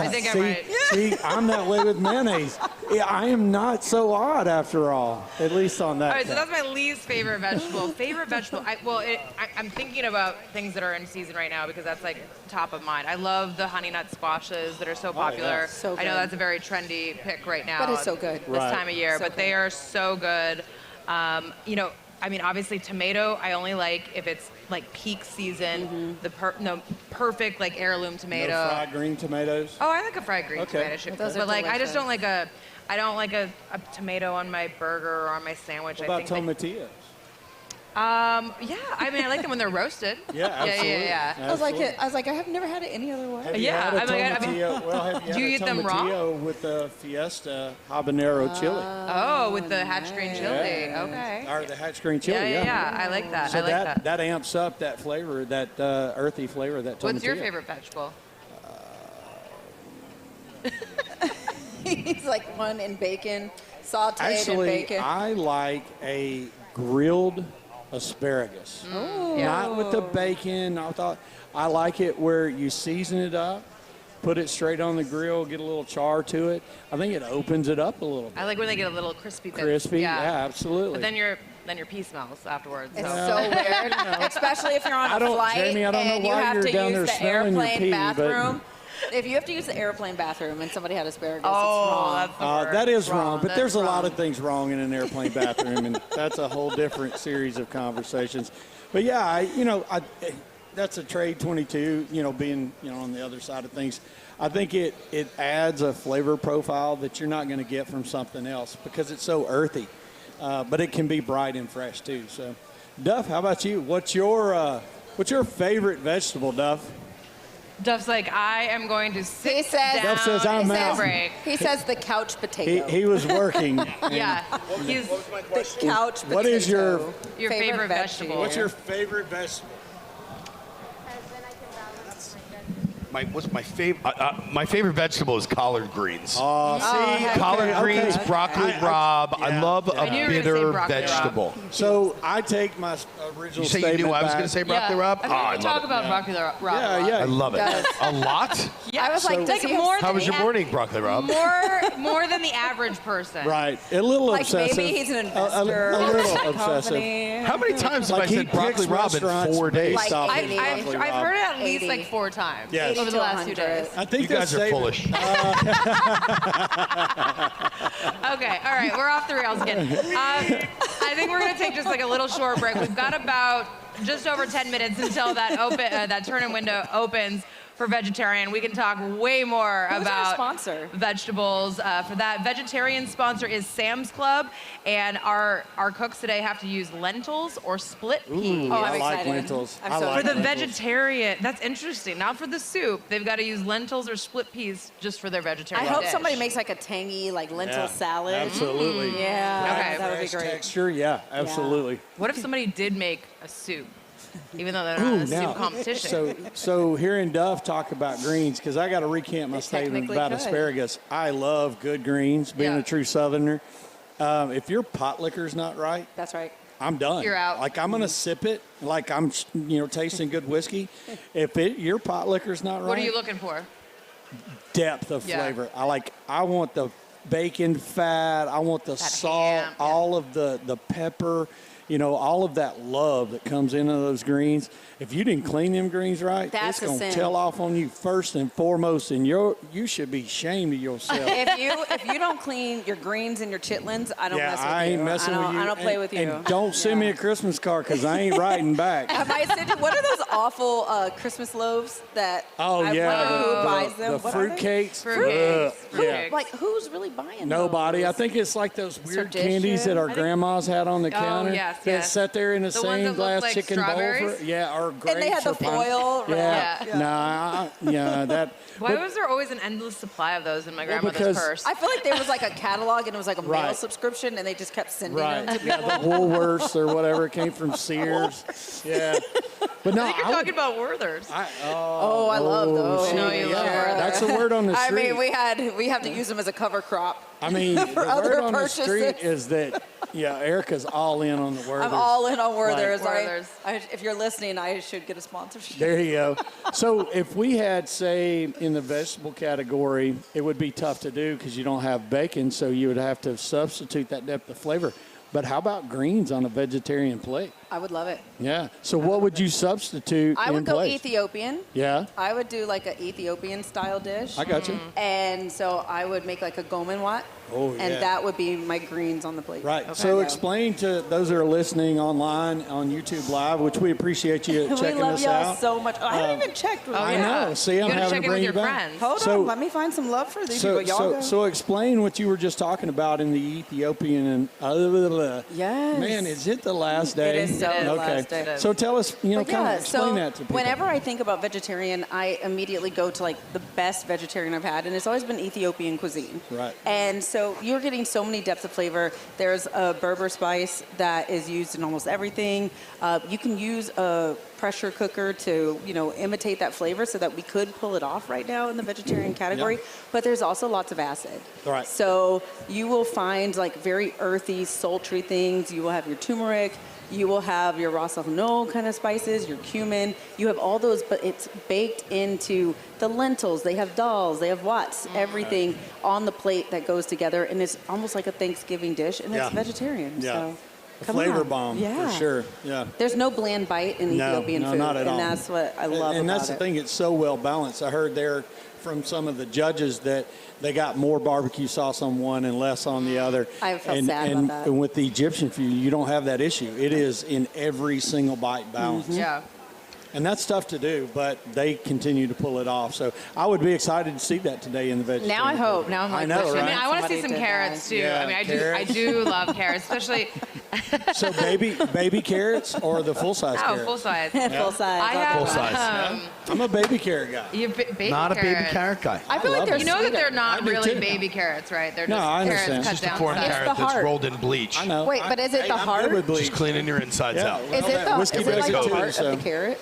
Like what part becomes the baby what is it? They're carrot? like they're like the castaway, like deformed carrots that they just like cut. Nah. So they are like They're using carrots. carrots. They're which is it's why- basically an adopted carrot. Yeah. I'm good with It's a that. misfit I'll sleep carrot. well now Yeah. when I It's an adopted adopted baby But carrot. I am slightly paranoid because I do open bags of baby carrots and be like, do I taste bleach? Yes. He just said they're rolled in bleach. I had no Listen, idea. You gotta realize drank- it's a chemical process that they go through to I don't know hold if that it's carrot bleach. in that bag for a month. Yeah, I've drank a lot rumors worse, over so here. I think I'm going to be okay. This is a I hostile environment. I love the rainbow carrots. Yeah, And yeah. I So do love I. love to do like a carrot top pesto. Oh, So you can have the carrots. Listen to you. Yeah, I kind know, of like right? blanch them and then grill them, and then you can make a pesto with the I love carrot that. tops, That's and then the put them most- over like a yogurt. Where did like, Jamie bottom. come from? It's the most Food Network thing I've heard her say in 4 right? days. 4 days. Really? man. If y'all haven't seen, I love them. If y'all haven't seen Jamie's Instagram, you're missing out. Yeah, you Like, need to check for that real, out. you're missing out. Jaymee. Oh, Unlike look the at way the you. guy spelled it last night At at the the duck duck- pin bowling, and I got blamed for By it. the way, but have that's you okay. ever duck pin bowled? I have, and that's why I immediately It's asked awesome. him. I was like, how did you do, Jamie? The was lifting of the terrible. pins I knew is a it. little I knew it. aggressive, but it's like knew it. bocce ball and bowling. And I knew found- Duff was going to be amazing at I it. found Yeah. the technique is through power. Yeah. That was I not my tried that, technique. though. Not Jamie. Wait, Jamie whoa, who whoa, won, whoa. just so Here. everybody knows. Jamie crushed That us was all. not my She did. technique. Yeah. Mine was like the gentle. It's very and you know what ladylike. my strategy was is to just look at the little arrows at the very beginning of the lane and do that instead of trying to aim at the pins. Just I was for- trying to throw it out the You were back door. just- yeah. Duff is like I did, trying but to like you know what? spin But what it down. happened? I got second place. It was touch and go there for a little while. They all thought that I was a sleeper while they were chatty He Cathying was- it up, he- and I was up there slaying He points. I heard started that they were off talking a rough. lot of smack. Oh yeah, there was during- tons of smack. Yeah, but for the record, I played Southern Gentleman and I pulled way back, and I was like, I'm not going to dominate this round. Right. So. And then he had the doubles. And then the Woodford Double O doubles came, and they kept coming, and there was a lot of that. So. There was a lot Well, of that. when you made the comment, you said that Jamie was very ladylike. Yesterday, I heard for the first time the politest, sweetest cat call from Miss Jamie right here. The rest of us, we're howling like wolves. right. Like, it was so polite Little yappy dog. and respectful. Being respectful out here. So what do we have? We're doing vegetarian next. We're about under 4 minutes to go before this turn-in window starts. So you actually have to go back to work in a little bit. I'm going to go back poor up in just a couple minutes. I'm excited about that. But while we're up here, we should talk about the fact that y'all should be following us on Instagram. Absolutely. We got the whole crew of us. We got Blue Smoke Blair. We've got Jamie Sire. We've got Jason Paragon 7. And then Brian Duff, or Chef Bry Duff is me. So follow us. We're giving you guys all the behind-the-scenes stuff that's happening back here.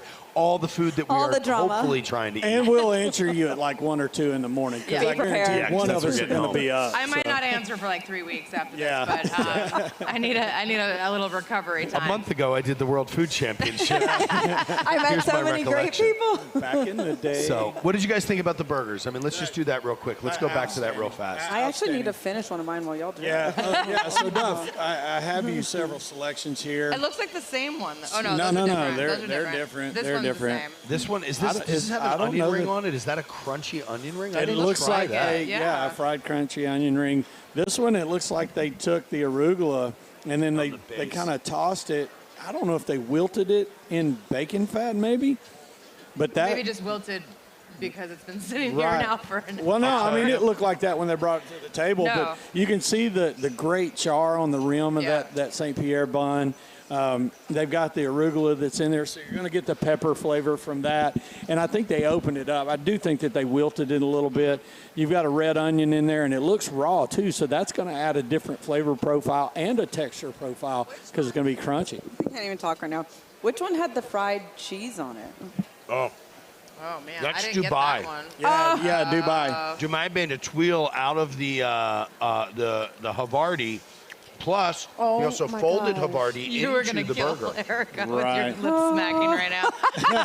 24-day aged. There was that one judge. That one judge, the one judge. Well, I and think then I have to officially I'm say for burger category, I'm Team Dubai. Team Dubai. That's the Wow. Dubai one. Yeah. Yeah, Okay. that was, That's a, Dubai that was as a pretty well. tasty bite. Yeah, yeah. I mean, it's well on there. Listen to this. I'm still. How old is this burger? Listen. I still got crunch coming out of these onions. Well played. Yeah, just the earthy savoriness out of that sharp cheddar that they toasted out. That's beautiful. I'm done with black truffle on burgers. Yeah, I wasn't really in it, and Such I'm a way massive, over it. massive It's flavor. too strong. I think Yeah. it's also a crutch. I think people kind of I agree. I agree. It's like I don't know Fighting how words. to. How about that? I agree with you. Yeah. I think people try to fancy things Right. up by adding black truffles to Right, and not all truffle oils are created equal either, and so When I see black truffle, I'm like, oh, y'all got, it's either payday or y'all got real good credit. yeah, you got a lot of credit. This is a braggadocious burger. Right. I mean, it got to a point here 3 or 4 years ago where it was almost all black truffle and little protein. You know, Right. and it wasn't even a veggie burger. It was just they had gone so far out to the other end, and it was just a turnoff. The key to me on a good burger is you've got to have one texture throughout. Right. I like a crunch. I like to feel that tomato. I like to feel that onion. I like the pungency of all of those. But I want to taste the beef. Right. And I want everything else to come through and really enhance that, whether it's the fat of that cheese or the smoke of that cheese, whatever it is.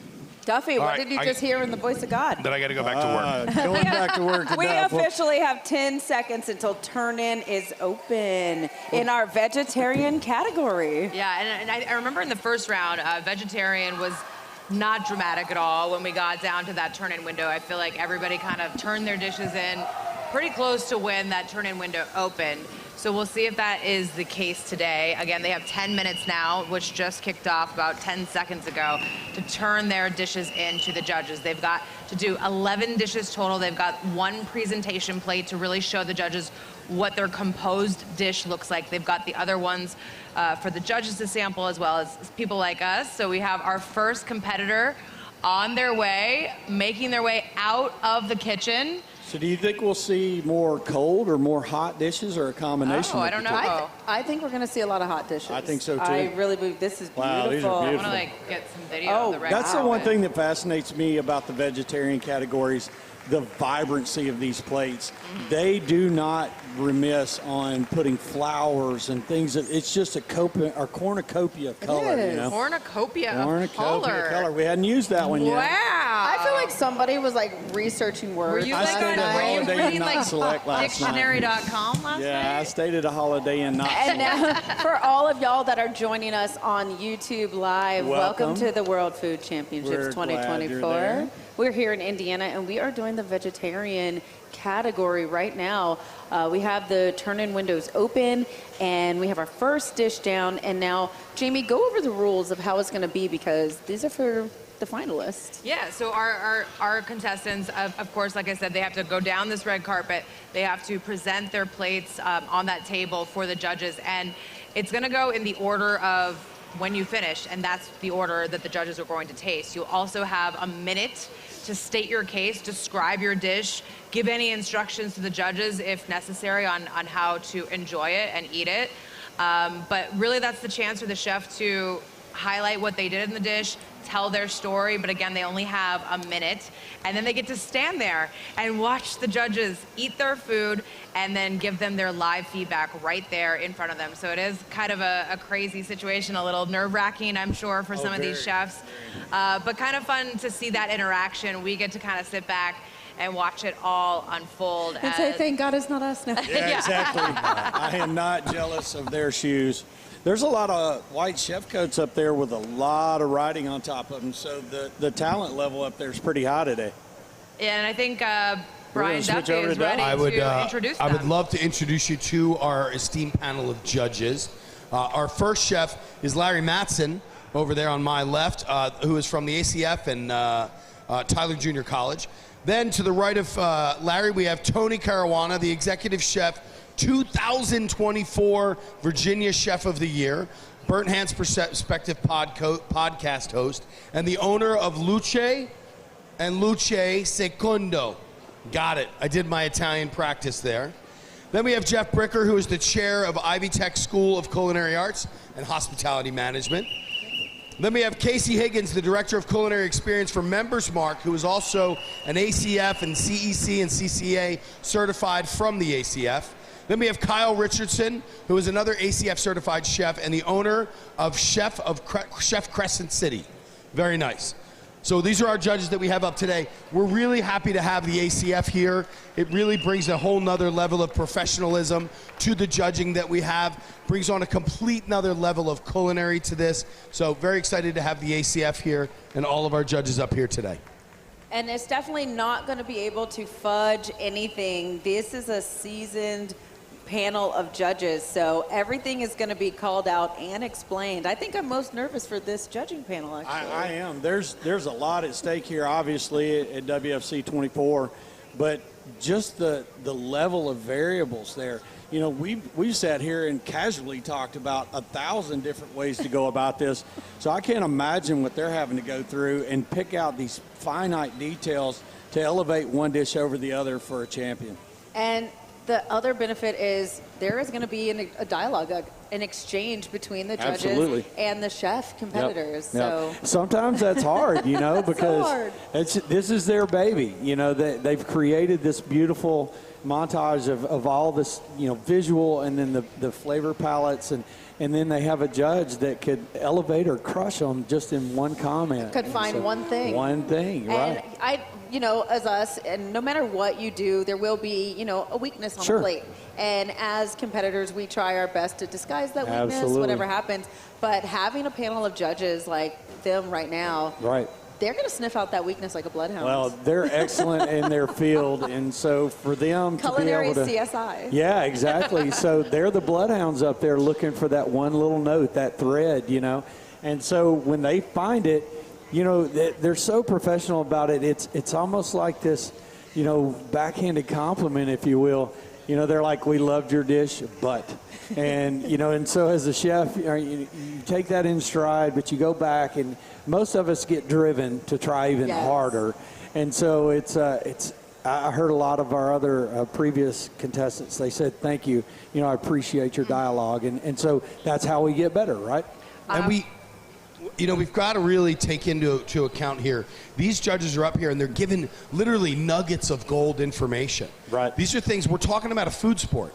We're talking about a competition. So if you're going to pay attention and you want to learn and you want to grow, especially if you're at home right now and you're thinking about getting involved in food sport at all, take a look at what goes on and listen to the comments that are coming back, the things that they're being judged on. We keep hearing about the burgers that have too many components on them.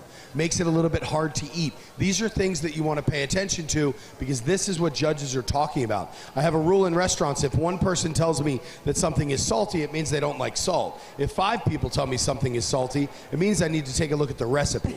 So when you hear a bunch of information that's coming back to you, like there's too many components or too much of this or not enough of this, these are the things you really want to pay attention to.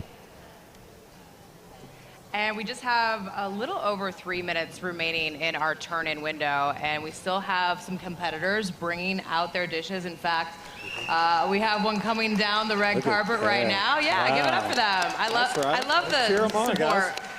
We had a lot more fans in here over the weekend, but this is now down to the very serious part. We've got a few fans in here, a lot of family members, a lot of team members. But we love hearing that support for our competitors because it has been a long few days. I know I'm tired and I have done 0 cooking over the last 5 days. So let's set it back up to the stage, Duff. I just had a conversation with one of our chefs and he said, this is a really hard category. It's not like you have bacon as the main ingredient. It's not like you have burger as the main ingredient. It's such a vast category because vegetarian literally spans the entire world. So the multitude of flavors, the multitude of techniques, the multitude of components that can go into one dish in a vegetarian category, it's not like a burger where that's going to be the showcase. This, you have to really showcase every single component that is coming out as a vegetarian item on that plate.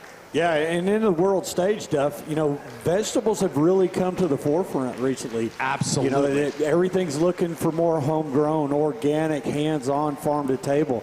So that's exciting to see this part of this sport grow. I agree. And I think with the vegetable category, it also opens up influence to a lot more international and world cuisine and flavors. Right. And so I'm really excited to see if anybody leaned into that for this competition. And keep in mind, they do have to use lentils or split peas in this final dish that is presented by one of our big sponsors, Sam's Club. So be looking out for that, be listening for the judges' opinions on how that was incorporated into the dish, and also how they cooked those lentils or those split peas, because that's something to keep in mind as well, since they only had 90 minutes. Right, and 90 minutes goes by so fast. All right, looks like these plates are coming up, and each one of these plates is absolutely beautiful. Wow. I love the technique that's happening with each one. Check this one out here with the crystal elevated platter. Oh, look at that. Are those maple leaves? Yeah. We've got maple leaves that are put off to the side, done as a tuile. That is beautiful. That's like the 3rd time I've heard Duff say tuile. I'm a chef, dude. I talk food easy. It just flows. I'm liking it, brother. It suits you. Tuile looks good on you. I'm going to make you a tuile later when we go out to dinner. Promises, big That's if we guy. get out of here on time I know, with anything right? open. We're in this till the end. Which is so exciting because we do get to award all of our competitors this evening. We did not do that yesterday. Right. It felt remiss. I felt like we were missing a component, but it builds up the anticipation for today. And as a bonus, we got to go duck pin bowling. Yeah, we got duck pin bowling. I got. She wins one round of duck pin bowling. I know, right? And it's the only conversation that we have for the rest of the week. She's gonna By the be- way, did you guys know that duck pin bowling? Yesterday we had a category sponsored by Maple Leaf Duck. Oh, there you go. Outstanding. That was my homage to Maple Leaf Farms. And so when we see Jamie on the Ocho later in duck pin bowling, she's going to be sponsored by Maple Leaf Duck. You know what? I looked up, I actually Googled, or maybe I asked ChatGPT last night, what is a good score in duck pin bowling? And it said anywhere from 1 to 150 would be considered a good score. Hey, I split the difference. 200 is like an expert, and like no one, I don't think anybody has ever gotten a 300 in duck pin bowling. Is I what could have read. done it last night. What was your score? 119 or 116? Okay, I'm gonna look it up because I did take a picture. She took a picture obviously. And posted on And Instagram. posted on I Instagram. had 119. Look at there. Duff had 106. Nice. Our friend Christine from Jack Daniels had 87, and our good friend Jason here, bringing it up the rear. I drug up with 82. red 82. shoes. I came in with cement blocks on the backside. It was rough. You weren't really taking it seriously. I was don't doing think. quality control on the drink. Hey, do we have a count on how many more teams we have left to come in? And I have Well, our chef the- already- Oh, there's no more. Well, the All of our time teams has are in. expired, That so is we were perfect. busy yapping about bowling while the time expired. So we will let you take it away, Duff. Oh, now I have to Yeah, be now you have to professional. work. Now you have to Nice. work. So we're looking at some of the final dishes that are coming in right now. Every single plate that is coming up here. It's one of my favorite things about the vegetarian category, besides the food and the creativity, the ingenuity itself, are the presentations of what they're doing. Each one of these plates is put together so well, showcasing the vegetable, the fruits that are on there, the technique across the board. And each judge that I talked to said, again, this is one of the harder categories because there's so many components to take into play when it comes into this. So once we're done with this final show plate, we're going to get into our descriptions. We're going to have our chefs come up so they can talk to us about what they did for their presentations.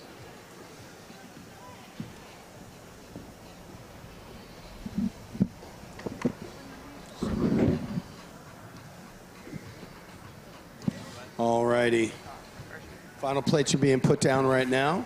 And for anybody who's watching this at home, make sure that you guys are following World Food Championship on Instagram. Check out the Facebook as well. We all know the stuff that happens over there. There's a tremendous amount of behind-the-scenes activity that's going on. There's a lot of really neat information. We get up and close and personal with each one of the contenders that are out there. You're able to watch them. We have cameras that go into the kitchen, things that are only happening on YouTube and things that are only happening on our socials that are out there as well.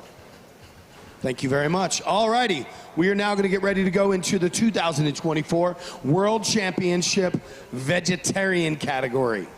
All right? So let's get our first contestant up just so everybody knows on the contestant side. You have 60 seconds to explain exactly what your dish is. Unfortunately, I do have to cut you off after if you're over that at all. Please get as close to the microphone so that our judges can hear you. Our first contestant is... Am I back? I'm back. Is Keisha Washington from Team Cook's Creed.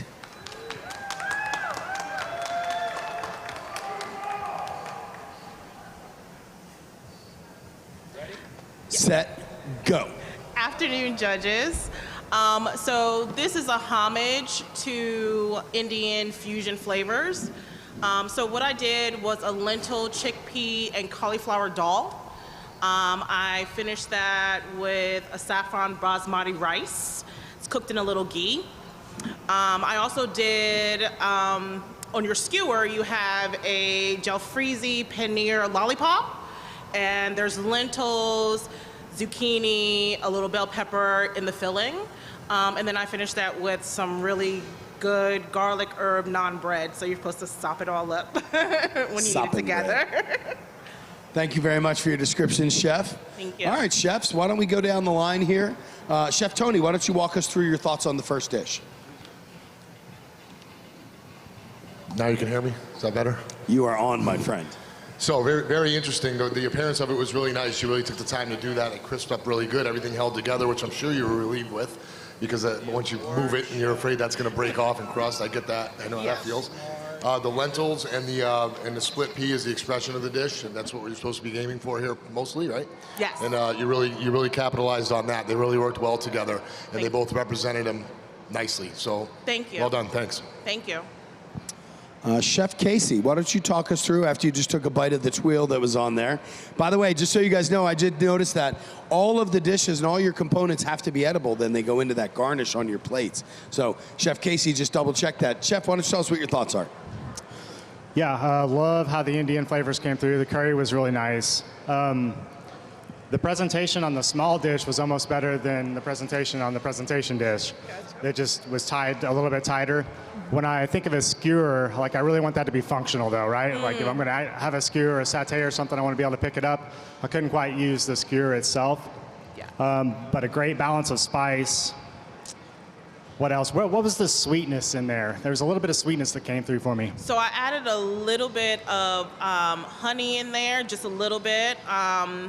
Plus the little bit of butter. The butter that I use has a little bit of honey in there as well. And then I added ghee in there. And then there's a little bit of coconut milk as well to kind of like balance out that heat a little bit. Yeah. Some great decisions there. It does have some spice to it, but very well balanced amongst the flavors with that sweetness. Thank you. Thank you. Chef Bricker. I love the dal. Great balance of flavors overall. I love the contrasted texture, the crunch in there. I noticed the chickpeas. I found some chickpeas in there, which I absolutely love. Thank you.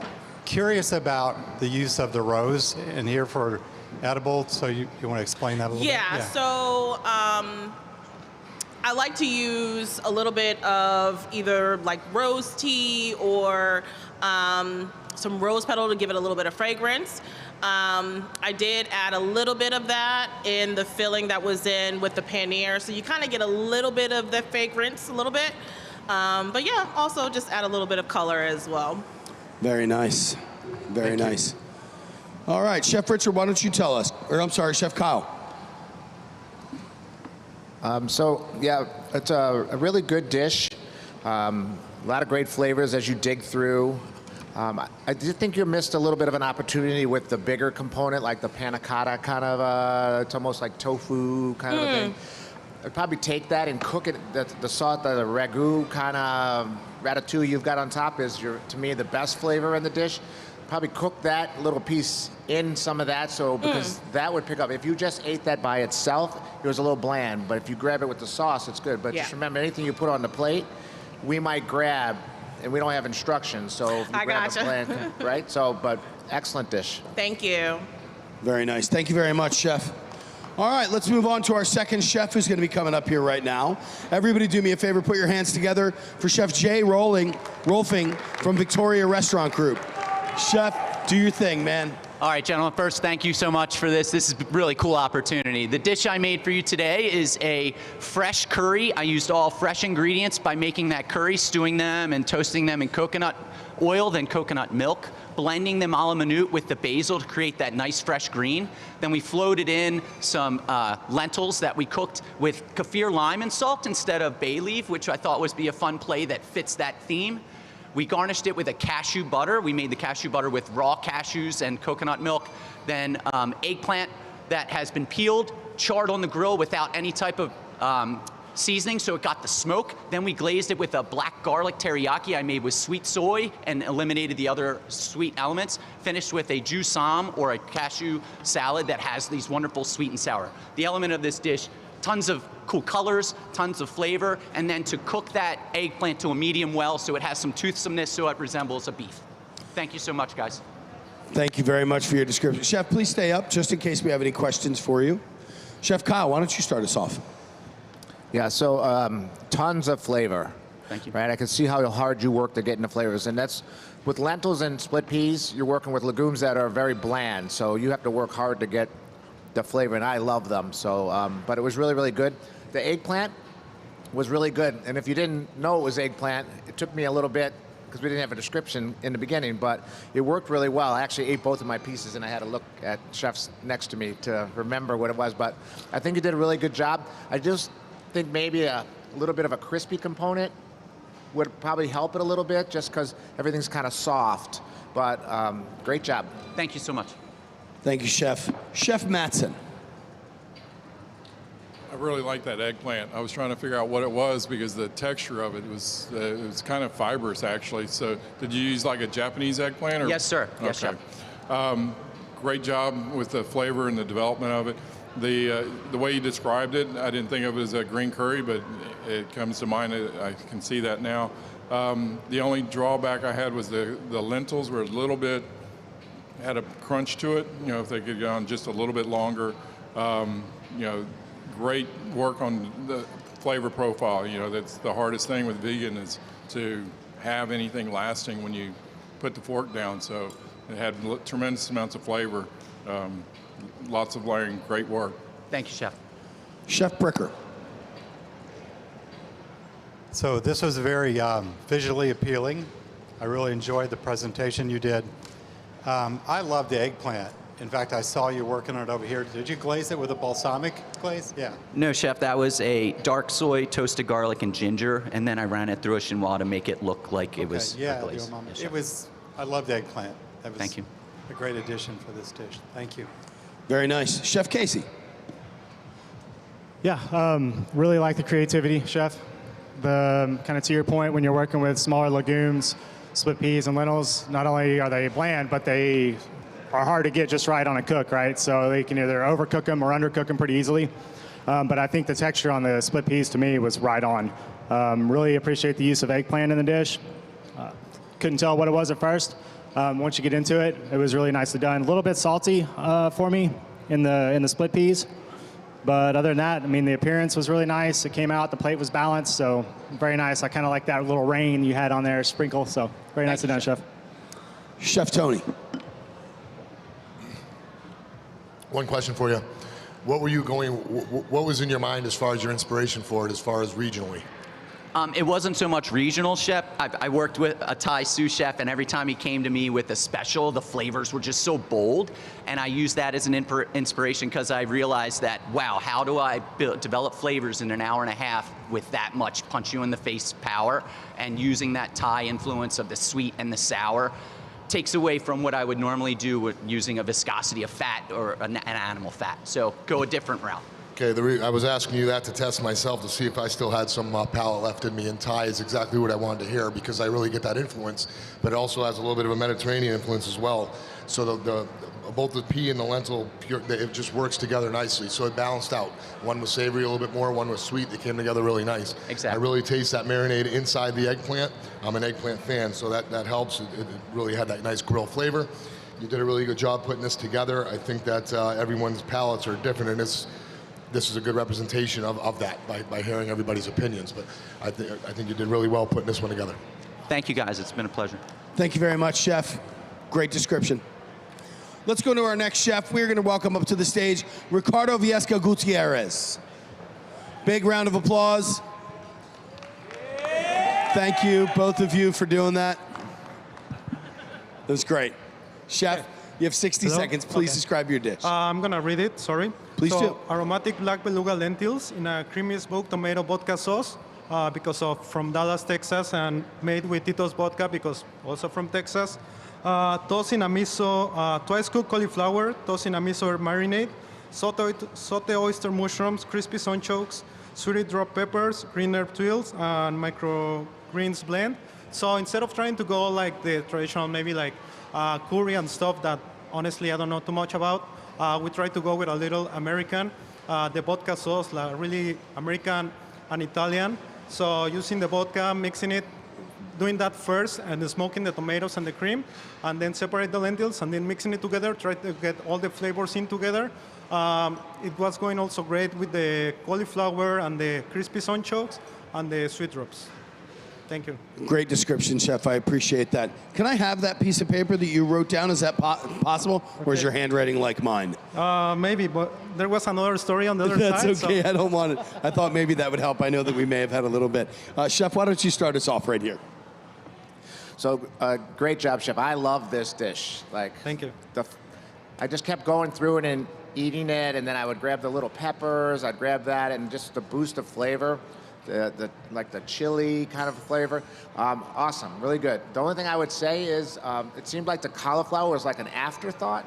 I would probably put some of that cauliflower and cook it into that stew and then just garnish it with a piece because I wanted to have some of that cauliflower in there with the sunchoke and stuff.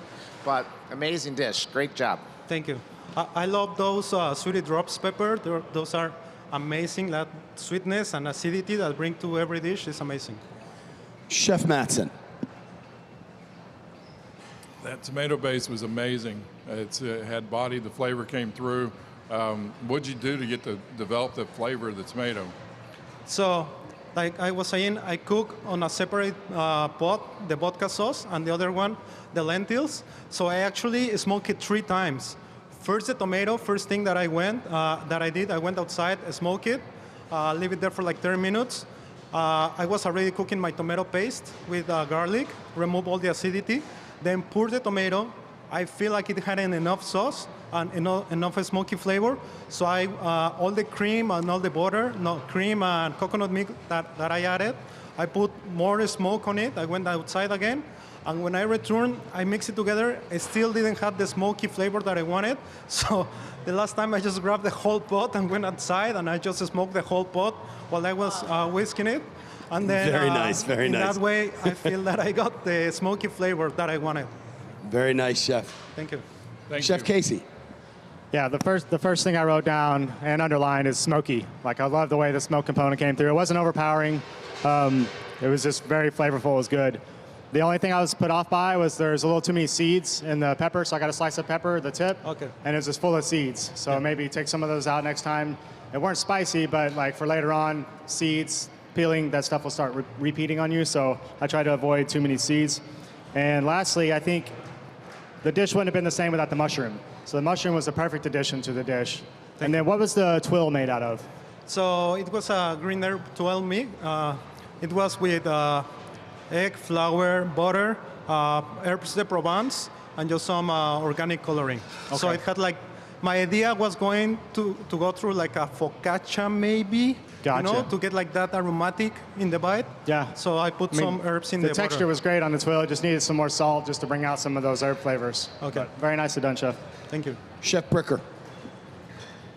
Yeah, I love this dish so much. The smokiness, but also the acidity in there from the tomato. The umami from the mushroom, that drew me in right away. So I love that. So great job, Chef. Thank you very much. Chef Tony. Hi. Hey. First word that comes to me in Italian is boschi, which means the woods. Okay, so you got a little Italian flair here with that vodka sauce. Yeah. With the vodka touch, it really brought that out. The lentils are cooked perfectly as far as the al dente and the texture. You get a nice little crisp to it.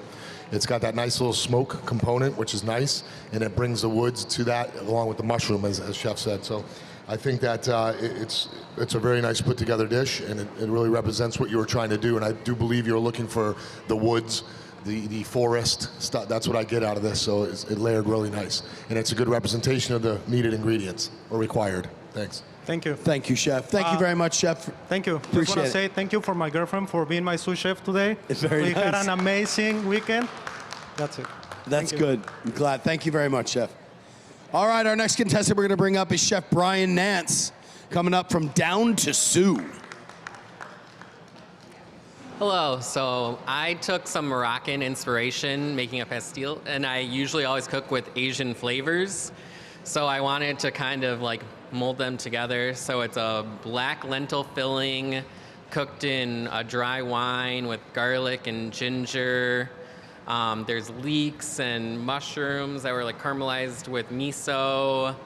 And then I made a chutney that has more of the Asian flavors in it. Miso, a little bit of chili crunch to go on top, and then a little crispy topping with panko, ginger, garlic, and Korean chili flakes.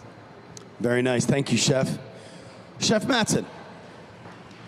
I really like the flavor, the filling, and the crunch and everything biting together. It's a little bit heavy on the palate side. I would have liked to have seen the Napa kind of dressed or maybe pickled a little bit, and that way it kind of gives you a little bit of yin and yang on the flavor of it.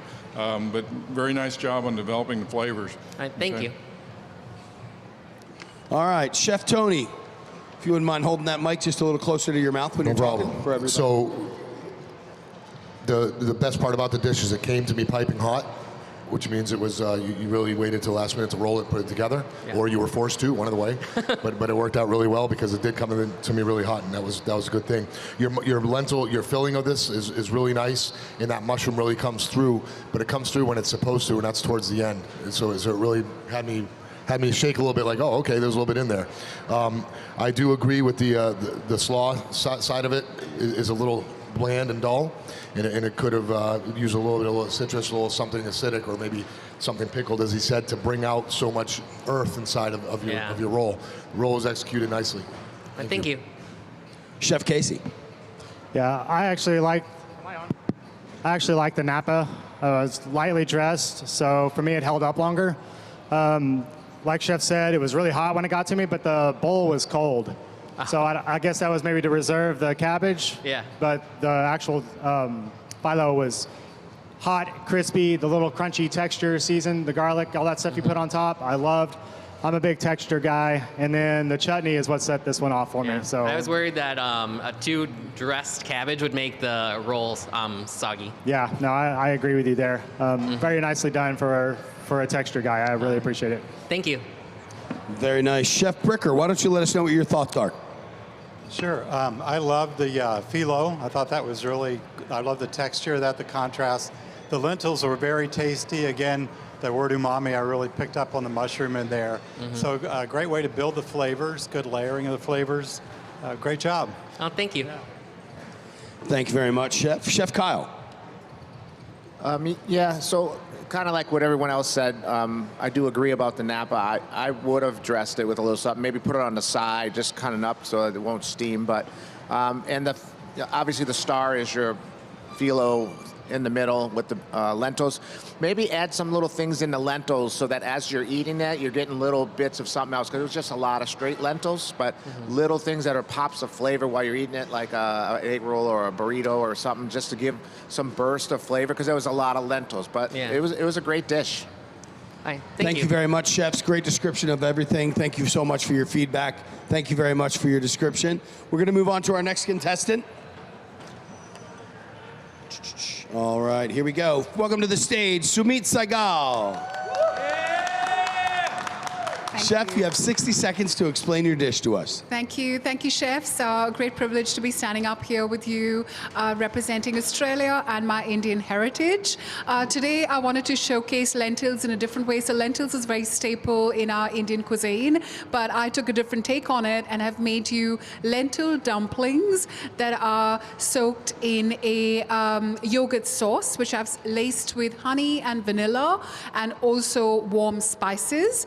I've put 2 chutneys on it. So one is a tamarind and date chutney, but I've sweetened it with some jaggery or raw sugar.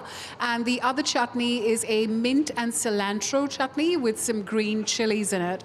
I've put a spice blend on top. So I've got some dry mango powder as well as some roasted cumin to give it some earthiness. So this dish is, takes me back to my childhood because it's very popular in my family home. So I thought no better stage than to do it than here. And with my husband as my 2IC, who's not really a cook, but has been so fabulous for me today. So I hope you enjoy this. Thank you very much, Chef. Greatly appreciated. All right, Chef Tony, why don't you start us off? Hello. So the first word I have for this is fun. It's not what I expected. When I put it, I didn't expect the textures, the layers, the temperature, the sweetness. It was really fun. It reminds me, if I go back to my childhood of eating anything of this type of food, it reminds me of a fun way of eating a cold falafel. and it really has that expression to it. It's really good. Everything is done nicely. Your presentation was dynamite. Everything from the textures, smooth, clean, just a really fun experience. It was nice, nicely done. And you utilized the ingredients. Like I'm a big person for that. You utilize them more than good. So good job. Thank you, Chef. Chef Casey. Yeah, so the first thing that stood out to me was all the color. The color was beautiful. As soon as I saw it come by, just fell in love with the colors. The mint chutney was a little too viscous for me, so it just had a little bit too much texture to it. Overall, I think it just needed another texture component, something crispy on there, some nuts or something, just to have a little crunch to it. And then the yogurt was a little bit too little strong for me. So a lot of fat going on the plate, but the color of the presentation was beautiful. And then I absolutely loved like the temperature, like you said, Chef. Like it was cold, everything was cold, and like when hot food should be hot, cold food should be cold, and you nailed that. So thank you, Chef. Thank you, Chef. Chef Ricker. Yes, I thought this was very appealing visually. I loved it when the platter came up. I love the acidity of the creamy yogurt with this. I thought that was really nice. And the dumpling, the texture of it, for me at first I thought, I wasn't real sure. I agree that something with a different contrast of texture would have been nice with this. But otherwise, it's a beautiful dish. Thank you. Thank you, Chef. Thank you very much, Chef. Chef Richardson. So yeah, once again, a beautiful dish, bright, vibrant. I mean, I love all the flavors. As you were describing the chutneys, I went back and tasted them. You obviously know what you're doing with the seasonings and the spices. Excellent. I probably would have put something in the middle of the dumpling. So it's not just straight, because if you just ate it by itself inside of there, it's a little bland, but maybe some of the chutney, drop it and then into the middle when you're rolling it. Then when you're eating it, that will transvite into the chutney. But the unbelievable flavors, just really, really nice. And Thank you, Chef. Thank you very much, chefs. I appreciate it. Chef, thank you so much. Thank you, chefs. You're very welcome. Okay, we're going to bring up our next chef, Team Indiana right here, Chef Marcus Daniel. Chef, give us your description. You have 60 seconds. How's everyone doing? My name is Marcus Daniel from Fort Wayne, Indiana, representing Team Indiana. Very nice. My main lentil ingredient was a dosa. The title of my dish is Dosa Like Your Vegetables, okay? So I made the dosa. Typically, it's fermented for a while. I put it under warm water and try to get a little bit of, earthiness to it. We have a variety of different vegetables that are seasonal on there. I pickled the Romanesco. There is pomegranate seeds. I roasted celeriac and then tossed it in a pomegranate reduction. You have sunchoke chips on there. Puree. A lot of different textures, a lot of different flavors, whether it's savory like the roasted squash on the bottom. And I wish I could have put a note on there to say just pick it up and eat Chef, like a taco. thank you very much for your time. It is up. Chef Casey, please talk to me about your thoughts. Well, I didn't need a note. I saw a taco as soon as I saw it, picked it up just like that. So as it was presented, though, it was a little flat. So maybe look at a component to add some height. And then when the presentation plate had a lot more of the texture components to it than what I had gotten. And then, so it was a little bit light on components, but I think whenever you have less components, you got to really hone in on technique. So really focus on those knife cuts, make sure that brunoise is a brunoise, the small dice is a small dice. But overall, the flavors were good. A little on the acidic side for me. Right. Mine was a little yellow, but with the pomegranate seed and the peppers in there, that kind of the sprinkle of red helped out, but that red-yellow kind of toned in one direction. But overall, it was a great, flavorful dish. And I love the Romanesco. So yeah. Thank you. Chef. Chef Mattson. So I cut it in half and ate it as a taco. So it worked out nice. Good flavors. I'd like to see the pomegranate seeds squeezed out and then just put over. It's a lot easier to eat. You don't have to worry about it. Flavors went well. You did everything. Just nice flavor. Very hard to do with vegetarian. Thank you. Thank you. Chef Richardson. Yes. So, yeah, good job. Obviously, as you're eating the little components, and yeah, to pick it up, I get it as a taco. I just thought there would need to be either more of the sauce to kind of hold everything together and then bring it all together. The puree on the bottom? Yeah, you had a lot of little separate things, and each one of us was a little bit different. They had a little bit more of certain things, so try to keep them together so that we know what your inspiration is, right? But as side components and one by one, they were great. I just felt like I just needed to have something to bring it all together a little bit more so that we would have it all in one. But all right. It was a great job. Thank you. Chef Tony. I get it. I get what you were doing. I can tell what you were doing. The Romanesco is key. It's a great vegetable to work with, but it's also hard. So when I see it come out in a cold place, I'm kind of going to question it. Yeah. And you really did what you had to do to absorb those flavors into it. So that's what's needed, and that's important. So I know whatever you did that with is a very strong, potent situation to make that come out the way it did here. The pomegranates to me, the seeds were perfect because it did bring that crunch. So you roll this like a taco, which I didn't do because I wanted to taste each piece for what you did. And each piece was done individually and put it together, and it's going to make the right thing. So I understand what you were going with here, and the crisp from the your crisps and also your the pomegranate seed and the Romanesco itself was what was needed to bring up to oppose the softness and the delicacy of the dish as well. Yes. Good flavors all the way through, savory, sweet, good representation. Thank you. Thank you very much, Chef. And our final competitor in the vegetarian competition is going to be Lydia Hadiyadian. Hello, chefs. My name is Lydia Hadadian, and I am here to represent my Armenian heritage as an homage to my two grandmothers who have been the inspiration for what I do today in the culinary world. I have here for you a dessert, and as you can tell, it's Mediterranean. It is a lentil and split pea baklava, and the baklava is filled with 3 types of our featured ingredients.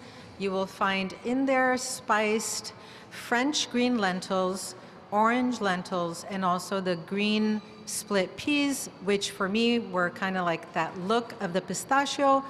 And it's spiced. You still have the lentil feel, but it's a good option and alternative for a nut-free person who cannot have nuts. So I thought that would be a good thing.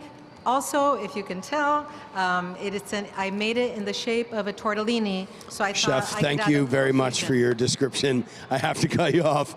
No problem. Chef, you've competed many, many years. Thank you so much for being involved as long as you have and multiple times winning. Thank you. Chef Casey, why don't you start us off? You got the hard job trying to cut everybody off. I know. I feel bad. I give him $20 when I get off stage. Presentation was beautiful. The twill is beautiful. It was a little spread out for me on the presentation plate. I would have liked it a little tighter, or maybe just one centerpiece and instead of trying to do 3 of them. But like a really nice display of different techniques between the twill and the phyllo, and even like the piping. You had 2 different piping tips on there, and then like one was firmer, one was softer. I love all that. Could have done something with the blueberries rather than leaving them raw. But the split pea, I love the creativity around the split pea and trying to emulate a pistachio and how you coated that. I would have liked to have seen it a little bit crispier, especially now that you said you're trying to emulate a nut. I was already thinking it should have been crispier, but even more so now. But overall, I mean, beautiful dish and really creative. So thank you, Chef. Thank you. Thank you, Chef. Chef Caruana. Oh, yeah. Hi, how are you? Everything was really nice. The presentation of it was really done well. You put the time into it. You really put it in. I agree with them. It was a little bit spaced, but you had enough on the plate going on to present. And I would imagine if you weren't doing that in a competition, you take that time. However, you didn't here. So that's how I felt about that. But it was really nice. The plating of it was beautiful. It came out. Mine held up the crisp, and I'm assuming that held up because you went with a not too much of a moist center. There was a little bit of a dryness to it, which now it makes sense. You're trying to replicate a pistachio. So I'm glad you explained yourself on that one. So now it makes sense to me why. But everything was really nice. Your sauce is really tangy, conflicting the sweetness and the in the inside of that. So it definitely, I'm definitely seeing what you were doing here, and it makes a lot of sense. And good job. Thank you. Thank you, Chef Bricker. Great job. I really love the appearance of it. I think, again, it was very creative use of the ingredients to do a dessert. And good desserts have fruit, cream, and crunch. And you had all those elements there. Yeah, it was beautiful, the flavors. I did love that when you said pistachio, I was like, oh, yeah, that's it. I was trying to register in my mind, what is that flavor reminding me of? So great job. Thank you. Thank you. Chef Batson. It was great. Sorry. Biting into that tortellini, or it reminded me of the baklava exactly. I mean, it's great flavor. The only suggestion I would make maybe is a little bit of a toasted breadcrumb or something to kind of go into as a layer inside there with your lentils to kind of lighten it up a little bit. It got a little bit heavy with the thickness of it, but great flavor. Dress the fruit a little bit, handle it somehow to, macerate it or cook it or something, be really nice, but very, very inventive. Very good. Thank you. Chef Richardson, your final thoughts. So again, great dish, really great. When they give you an ingredient, you're supposed to embrace that ingredient and really feature it. And so to me, you turning it around and using those lentils and things to represent something else and change it into that's great. Like, you should really send this to the Lentil Growers Commission, because these are the recipes they look for. This is a beautiful representation of the featured dish. What's in the batter that you used for the stencil for the butterfly? So I ground the black lentils very finely and put them through the fine sieve, and that was my flour. And we have a very tiny bit, so 5 grams of that, of course. And then I have honey and butter and a little bit of cornstarch. And also, that's about it. Oh, the egg, of course, the egg white. And yeah, that's it. And of course, the little gold dust, which is all over me. No, it was great. It could have been just a teeny bit crispier, but that's because of the moisture in the lentils and the honey. So, but beautiful job, really. Thank you. Thank you very much, Chef. Thank you very much, chefs, for all of your input and all of your insights into these dishes. I want to thank you guys all so much, vegetarian competitors. You guys did an amazing job. I love hearing all the different techniques that you guys have used, the different flavors that you incorporated in. That's what this is all about with World Food Championship, is raising it to another level, stepping above your comfort level and really creating these dishes that you guys just did today. You all deserve a big round of applause for yourselves. Thank you so much. We're going to take a break for a couple of minutes. Everybody go and do your thing. Thank you so much for hanging out with us. We're going to be coming back in just a couple of minutes with soup.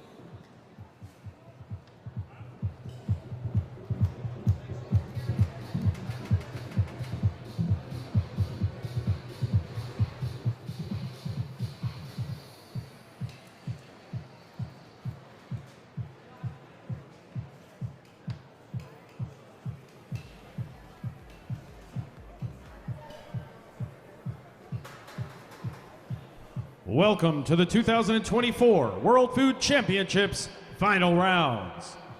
Next up, for turn-in the final category will be soup, noodle, followed by barbecue.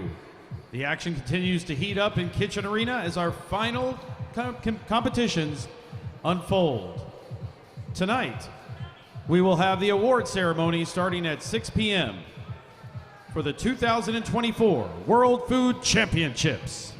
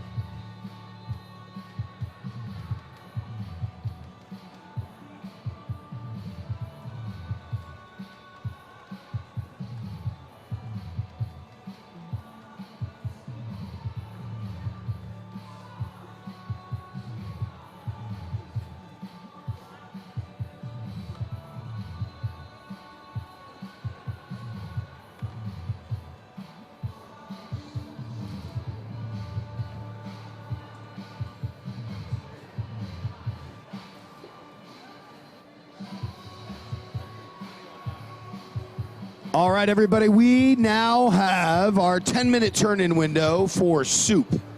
We are getting ready to have that finalized right now. So we can start to see some of these soup competitors starting to scurry around in the kitchen a little bit more. They're starting to put their final dishes together. We've still got some Vitamix love happening over there. A lot of things are still going on for soup. Remember, the hardest part about this end piece is getting that up here without spilling it, without dropping it, making sure that that presentation stays pristine throughout the whole delivery system.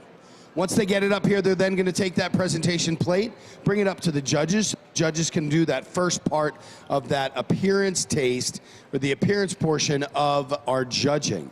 The next they're going to have is to look at that execution, finally have that opportunity to give it a taste.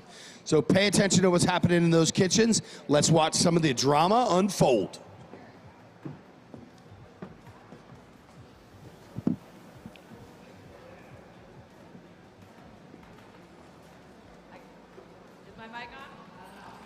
Let's send it back to Jamie and Erica. We just like slid right back into our seats after a quick little break, and we're back. We're back for soup. Soup, there it is. Girl, I love you. Well played. Well played. I'm going to use that more than once on the today. uptake on that. Soup, Who's our there it sponsor? is. Who's our sponsor for the soup That's a category? great question. We have Sam's Club again presenting for soup, and an interesting little twist. I don't know if Duff mentioned this already, but our competitors actually have to use salsa in their creation. So maybe a little Mexican, pozole. Southwestern flair to some of these soups. Ooh, I could go for like a tortilla soup right now. That would be amazing. We have our first competitors coming down the red carpet right now. For all y'all that are on YouTube Live, thank you so much. Welcome back. We are in the soup finals right now. We have a little bit of drama going on right now because we're trying to figure out and agree on how salsa can be used to make a soup. Yeah. This is very complicated. And I wonder if there's a specific salsa. Can they make their own salsa to put in the soup, or does it just have to have some sort of salsa product? I don't know. I guess we'll find out soon. Because I was almost thinking maybe like a salsa gazpacho. Oh, maybe we could I've never try been that. like a big fan So of cold soup. we actually just talked to Chef Casey Okay. from Sam's Club, and he said that it is their salsa. He believes it's their salsa. It's like the store brand salsa. Okay, cool. Are there more Well, at than least one we know the kind? flavor will already be there. Yeah, exactly.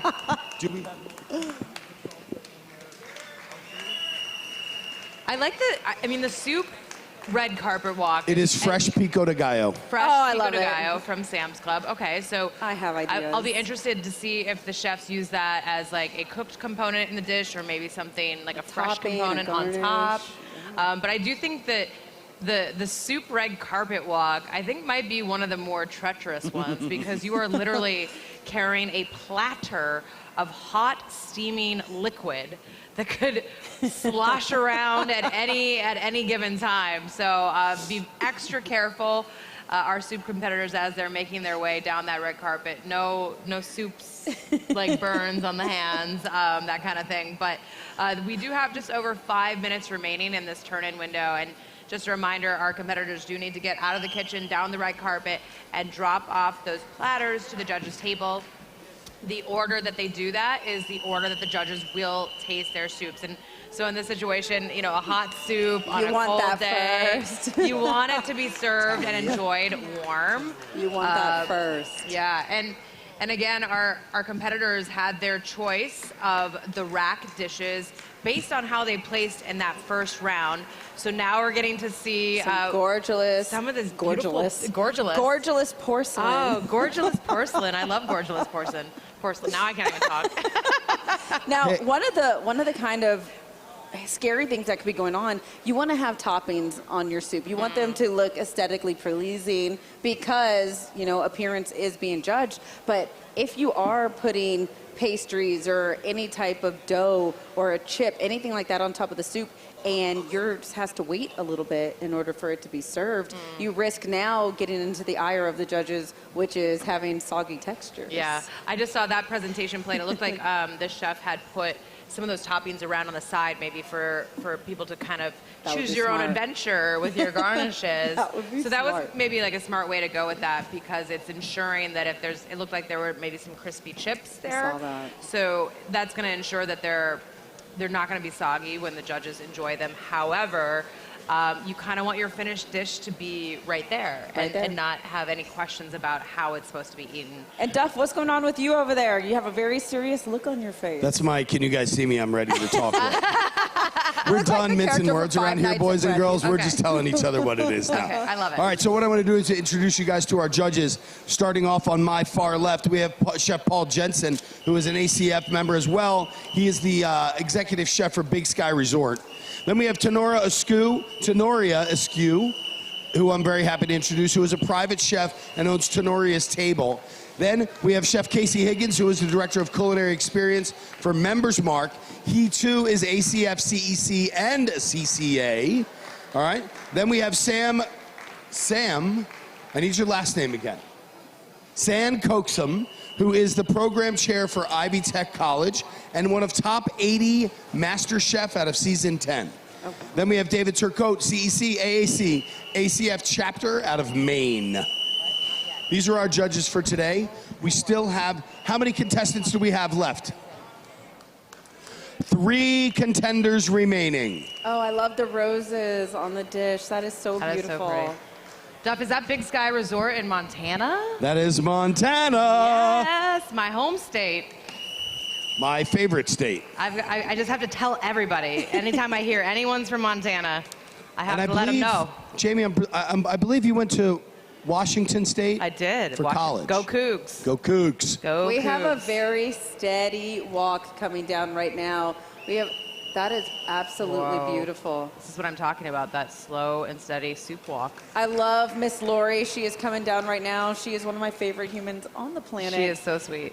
Seasoned competitor. Mhm. She knows this inside and out. And I'm very excited to see what her strategic decisions are going to be coming into the soup finals right now. And I believe that Chef is from Kennett Square, Pennsylvania, which is actually the mushroom capital of the world, as well as my neighbor. I live in Westchester, Pennsylvania. Look at all So the fun facts that Duff is throwing out today. I've got lots of fun facts that are thrown out today. Do you know the average score within duckling, what is it, duck pinball, is between 100 and 135. Oh, really? Well, you He's just so mad. stole my little fun facts from me, so thank you. You're a fun fact stealer as well. Thief. Fun fact thief. Oh, we got an elevated dish right now. Oh, here we go. Vertical. Coming down. Okay, this is Chef Casey. He was in here the other day. We had a great conversation this morning discussing that his son has still yet to run again. They have been rubbing his thighs since the original programming, where he ran at top speed, cutting through the air with ease during his final presentation.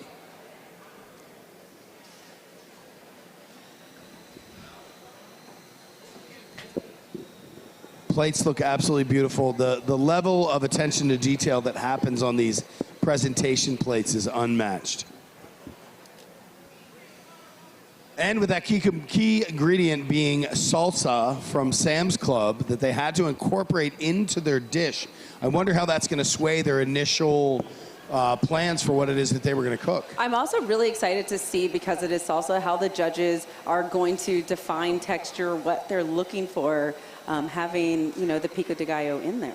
Is everybody in? Because we have only 20 seconds left. How many chefs do we, how many?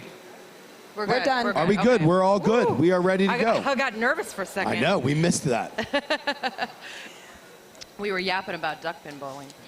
And we have a lot of Montana. love. We have a lot of love coming in from our YouTube Live fans right now. They are actually very excited about the judging format that's going on right now and seeing these competitors come through on the soup. So just know, y'all over at YouTube, we are looking at your comments live. So drop one, and we will make sure to pass your encouragement on to our chef competitors. All right, we have 2 presentation plates left to show to our judges. And then as soon as that happens, we are going to be able to start our conversation with our chefs. And the chefs are judging, but I am actually very curious to find out what it is that they're looking for the category of soup. What it is that they're kind of key characteristics for soup that they're looking to have that discussion about today. What is going to help them with that judging?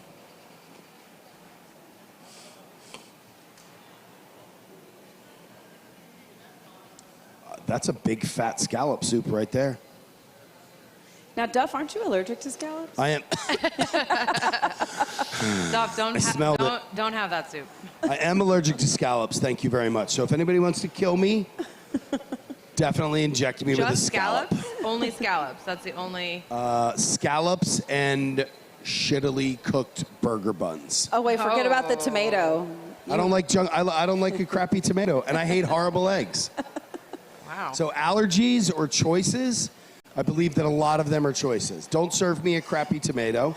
Use a really good high-quality egg, and cut the bun properly and toast it the right way. Not hard. And don't give me a scallop. Now, it looks like there's a bisque up there. Is that a lobster bisque? I so believe curious. so. We've got lobster fully exposed to the elements, standing straight up. And that is a full lobster with the meat still intact, just so you guys know. Oh. So if anybody wants to attack that on the way to the the back tasting table, I would not say anything about it.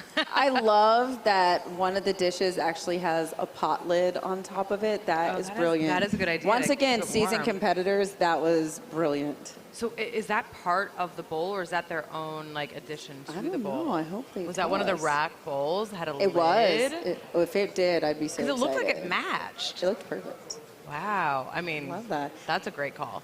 That was a very intelligent competitor right there. That was like, we're doing soup, I'm bringing a lid. I'm going to keep it hot so that the judges can fully appreciate and experience the soup the way it was intended. That is amazing. Duff, what's your favorite kind of soup? I love like a split pea or a lentil or something like that. There's something nostalgic about that to me. Like, you know, my mother after Easter would always end up making that split pea or that lentil soup using that ham hock. So for me, those are my two kind of classics. I love a chowder because I love a soup that has a component to it, like a deep texture to it. I absolutely, one of my favorites would have to be like a crab and corn chowder. That to me is beautiful blue crab, big fat kernels of fresh corn pulled right off. Thank you very much, ma'am. I appreciate that. All right, we are just about to start our judging portion of soup. I just need to get myself ready. So the first contender that we're going to do, just so everybody knows on the contender side, the first thing you're going to do is come up. You're going to get as close to the microphone as possible. And if you could describe your dish, you have 60 seconds to do so. I unfortunately do have to cut you off if you do go over. Please excuse my abrupt nature of the way that happens. So the first person that we're going to bring up is Chef Mary Edwards.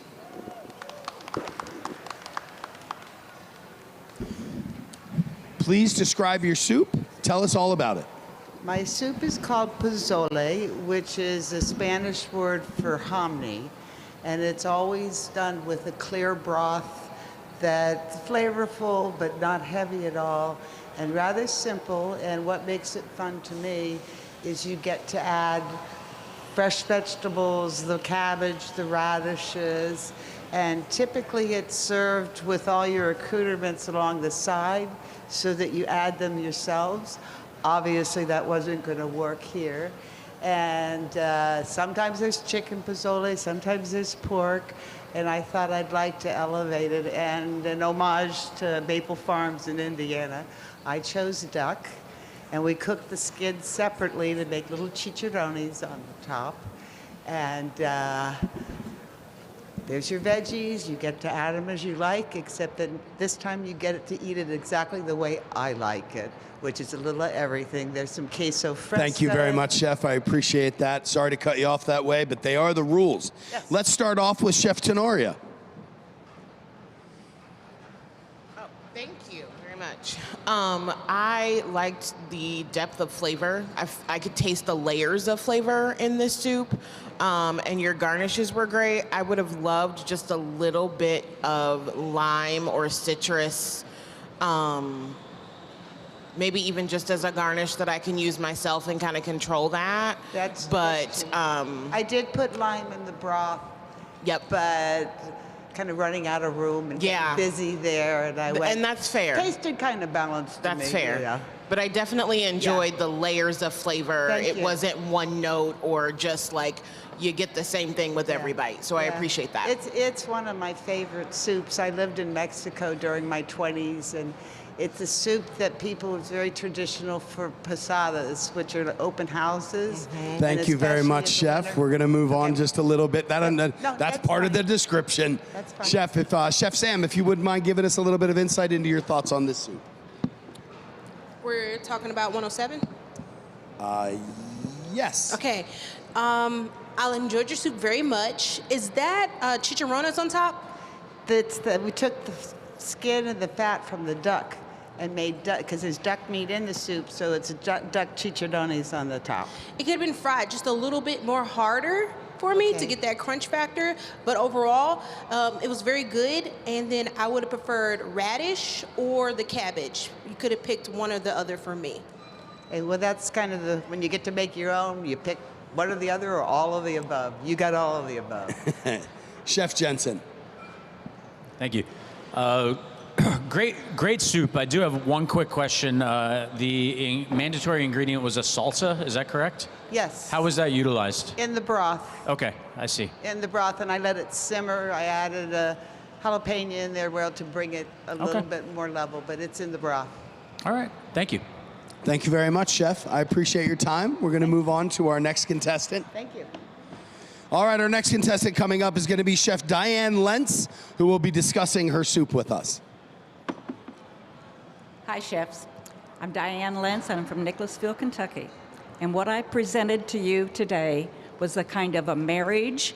I like Mexican food, but it was a kind of a marriage between the chicken poblano soup, and then I added the Mexican street corn to it. With the chicken poblano soup, we used a chicken fajita seasoning in it. And of course, the Mexican corn, it's kind of feisty. The soup has a little bit of a punch. It's kind of creamy. I like a creamy, cheesy soup. It pleases the palate. And I did use the salsa in the soup and in the Mexican street corn. Okay? Very nice. Thank you. Thank you very much, Hope you Chef. enjoyed it. I enjoyed making it for you. Thank you very much. Chef Casey, why don't you tell us what your thoughts are? Yeah, I love all the different techniques. So the roasted corn for me was really what brought this one together. The crispiness of, I assume you made the tortilla. Yeah. Did you make it by hand or? Yeah, well, Yeah. no, I'm sorry. We had the corn tortillas, but then we baked them. Baked them off? Yes. They were very well seasoned. I loved how crisp it was. The flavor for the whole dish, I was just on fire. Like, for me, all the flavors in that dish were perfect. And then a little bit of raw onion on top was just a nice way to kind of cut through some of that fat and add a little bit of a little raw kick to it. Nice work, Chef. Thank you. Thank you, Chef. Chef David. You know, the dish tasted great. And you wanted to capture the two soups you talked about. You captured them both in here. I agree with Chef that the crispy part of that was just as crispy as it could be. Even now, I just broke another piece off, and it's still crispy. Great idea of putting the lime up there, because it really made the soup. So I enjoyed it very much. Thank you. Chef Sam. I enjoyed your soup very much so, just like the both chefs beside me. I really enjoyed the flavors, the spiciness of it, the corn, everything was paired beautifully. Thank you very much. Thank you very much, Chef. Wonderful description. Thank you all. Our next contestant who's going to be coming up to discuss their soup is Chef Tina Crutchfield from Superstars. Good afternoon. Applause are fine. We appreciate them. Thank you. Good afternoon. I made for you today a carne asada chimichanga soup. I hail from South Texas, so Tex-Mex is a big part of my life, and it is a challenge to develop a good flavor profile in 90 minutes. So I employed some some techniques that I learned, such as roasting the cumin to bring that out, and then the fire roasted vegetables to try to build that flavor profile. And I finished it off with a flour tortilla blossom with avocado leaves. That was it. Wonderful, Chef. Thank you so much for your description. Let's start with Chef Jensen. The appeal of this dish right off the bat was amazing. The tortilla garnish with the flour really demonstrated the extra effort that you put in to the dish. The avocado leaves, maybe time would have been better spent making a really nice full-flavored avocado relish to go on top. I think from a flavor standpoint, you would have scored higher points from flavor as opposed to the artistry of that. But overall, great flavors and really nice presentation and awesome work. Thank you. Thank you. Chef Higgins. Yeah, I'll echo the flavor. It's just amazing. Lots of good flavors in there, so you nailed the technique. Great cook on it. I love the flour. I like the attention taken to put into the avocado leaves. Those are beautiful, so some well-earned points on execution there. Yeah, I mean, the main thing was the flavor. There was a little heavy on the oil on top, so as it set, that oil kind of rose, so that's the only thing I would change about that. But overall, it was a very nice soup. Thank you. You kind of took the words right out of my mouth. I thought about, my immediate thought was the oil separation, and then when I tasted it, I didn't like the mouthfeel that the oil gave. But once I got past that, the flavors were great. The garnish was fantastic. Thank you so much.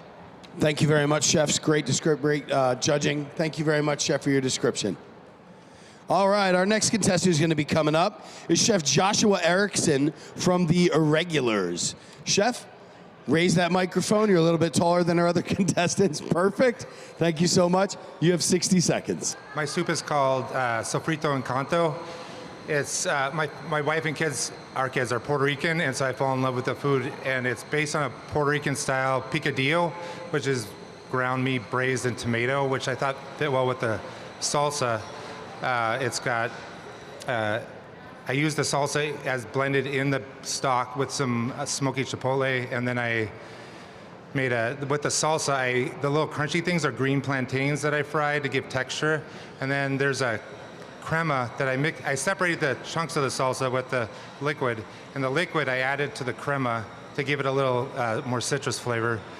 And then on the top is quick pickled watermelon rashes and purple carrots, because traditionally in Latin American countries, when you're instead of tortilla, they might have a radish. So I think all those flavors just added a little citrus tang and depth of the flavor. And then there's a ton of sofrito, sazon, adobo. Chef, thank you very much for your description. We appreciate that. Let's start off with Chef David.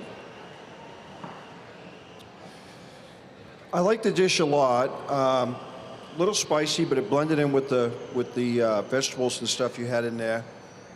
Some of the meat was kind of clumped together. I got a clump in one side, maybe break that apart a little bit more so it's more distributed evenly. It's almost like a stew. Yeah. So even though a stew is technically a soup, it's borderline where it had so much in it, it was up over the sauce when I had mine. Oh, okay. I just judged mine, but looking down the table, I think you won't have that effect with other ones because they were a little different. And then I forgot to. Go ahead. We infused it with a little bit of smoke from pecan. That was. Yeah, the smoke. When I lifted this up, the smoke was. Did you spray a little smoke in there? We went outside and did smoke from pecan wood. Yeah. Well, when you lifted this up, you definitely got the smoke right away. It's supposed to infuse in the flavor and visual. Yeah, So- I almost thought you took one of the guns and shot a little smoke in there. We had to run it outside and run it back in real quick. The wonders of having good live job with fire the smoke outside. because it worked. Chef Casey. Yeah, I'll echo that. What I appreciated most about it was all the different components. So on the top, like you said, you got that quick pickle radish. You got some different textures in there that really lent to the overall execution of the dish, which is what you need when you're doing a good soup, right? You need some different textures in there. You need several components. Not all mushy, yeah. Visual of mouth, yeah, all the different, yeah. The only thing I would have changed is probably more crema. Just add a little more fat, kind of offset a little bit of the spiciness, and smooth it out a little bit. But other than that, I absolutely love the flavor of this soup. So. Thank you. Chef Paul. Well, the thing that I love most about this is the effort that you made to serve hot soup to us. So I think that is a very important component of serving soup, and the effort was made, thought process from the vessel to the lid, and when it came up here, the steam or the smoke was certainly coming off of the top of the soup. So awesome job from that aspect. Chef, thank you very much for your insight. Chef, thank you so much for your delivery of this. We appreciate that. Our next contestant who's going to be coming up is Chef Rocky Julianelle from Rocky Julianelle. I'm going to start with the inspiration for this dish. As you may or may not know, in the first round, we were challenged to make dinner in a bowl. And so this dish is basically meat and potatoes, but we went with a Southwest version of it because we were going to be using the salsa. So I figured I would use it in both the braising and the pressure cooking of the meat, along with adding it to the content of the soup. And then once we got to where we liked the flavors, we blended it in with a little bit of cream, and then we screened it pretty well, so it's velvety. So this is a hearty dish. I'm from the Northeast, and so there's a potato croquette on top for a little crunch, you know, to break up that richness. And the meat is a short rib that's braised in the pressure cooker, like I said, and it's accompanied with some chorizo and some queso fresco on top to kind of give you some variation so you can make your own. Chef, thank you bite. very much for your description. We have to stop. All right, Chef Sam, why don't you walk us through this? This is a beautiful, warm, cold dish, like on a cold day. I loved your pork rib. It was cooked beautifully. It was nice and tender. Your potato, is it potato soup? Potato bisque. Beautiful. It was smooth. It was creamy. I loved everything about it. Thank you. Chef Tenori. I want a whole bag of these potato croquettes. They're fantastic. They are delicious. I had to kind of stop myself from only judging that because it was so good. Thank you. But short ribs is one of my favorite proteins, and you did a beautiful job on it. So thank you, job Chef. well done. Thank you. Chef David.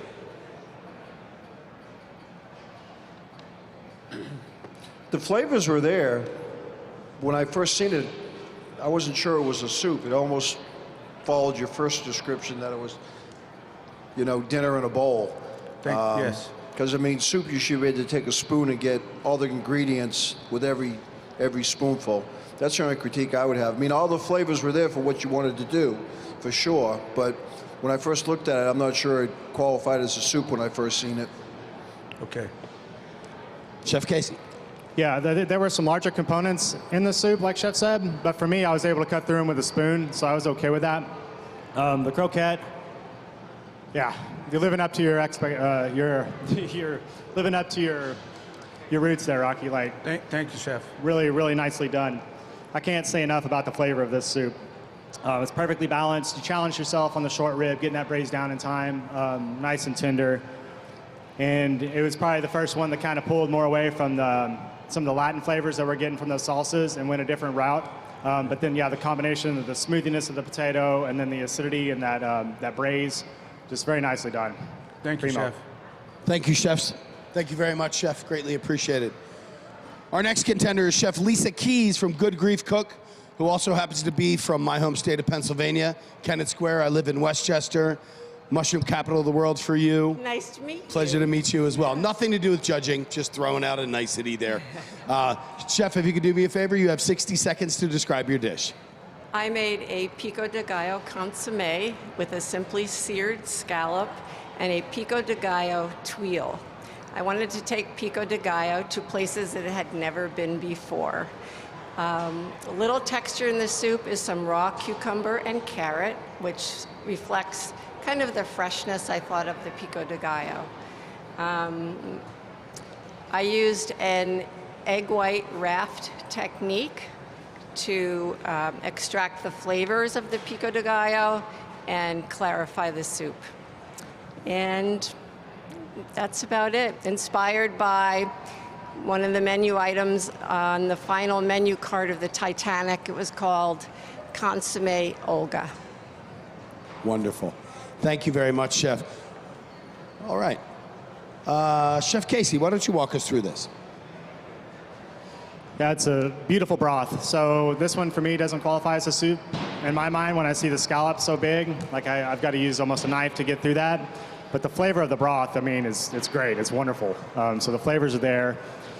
You did something with a twill that, I mean, I've had a lot of twills over the last couple of days, and this is the first one that I was actually perfectly seasoned. So like to have a twill that's not just a garnish or texture, but it also adds flavor to the dish, that was really nice to see.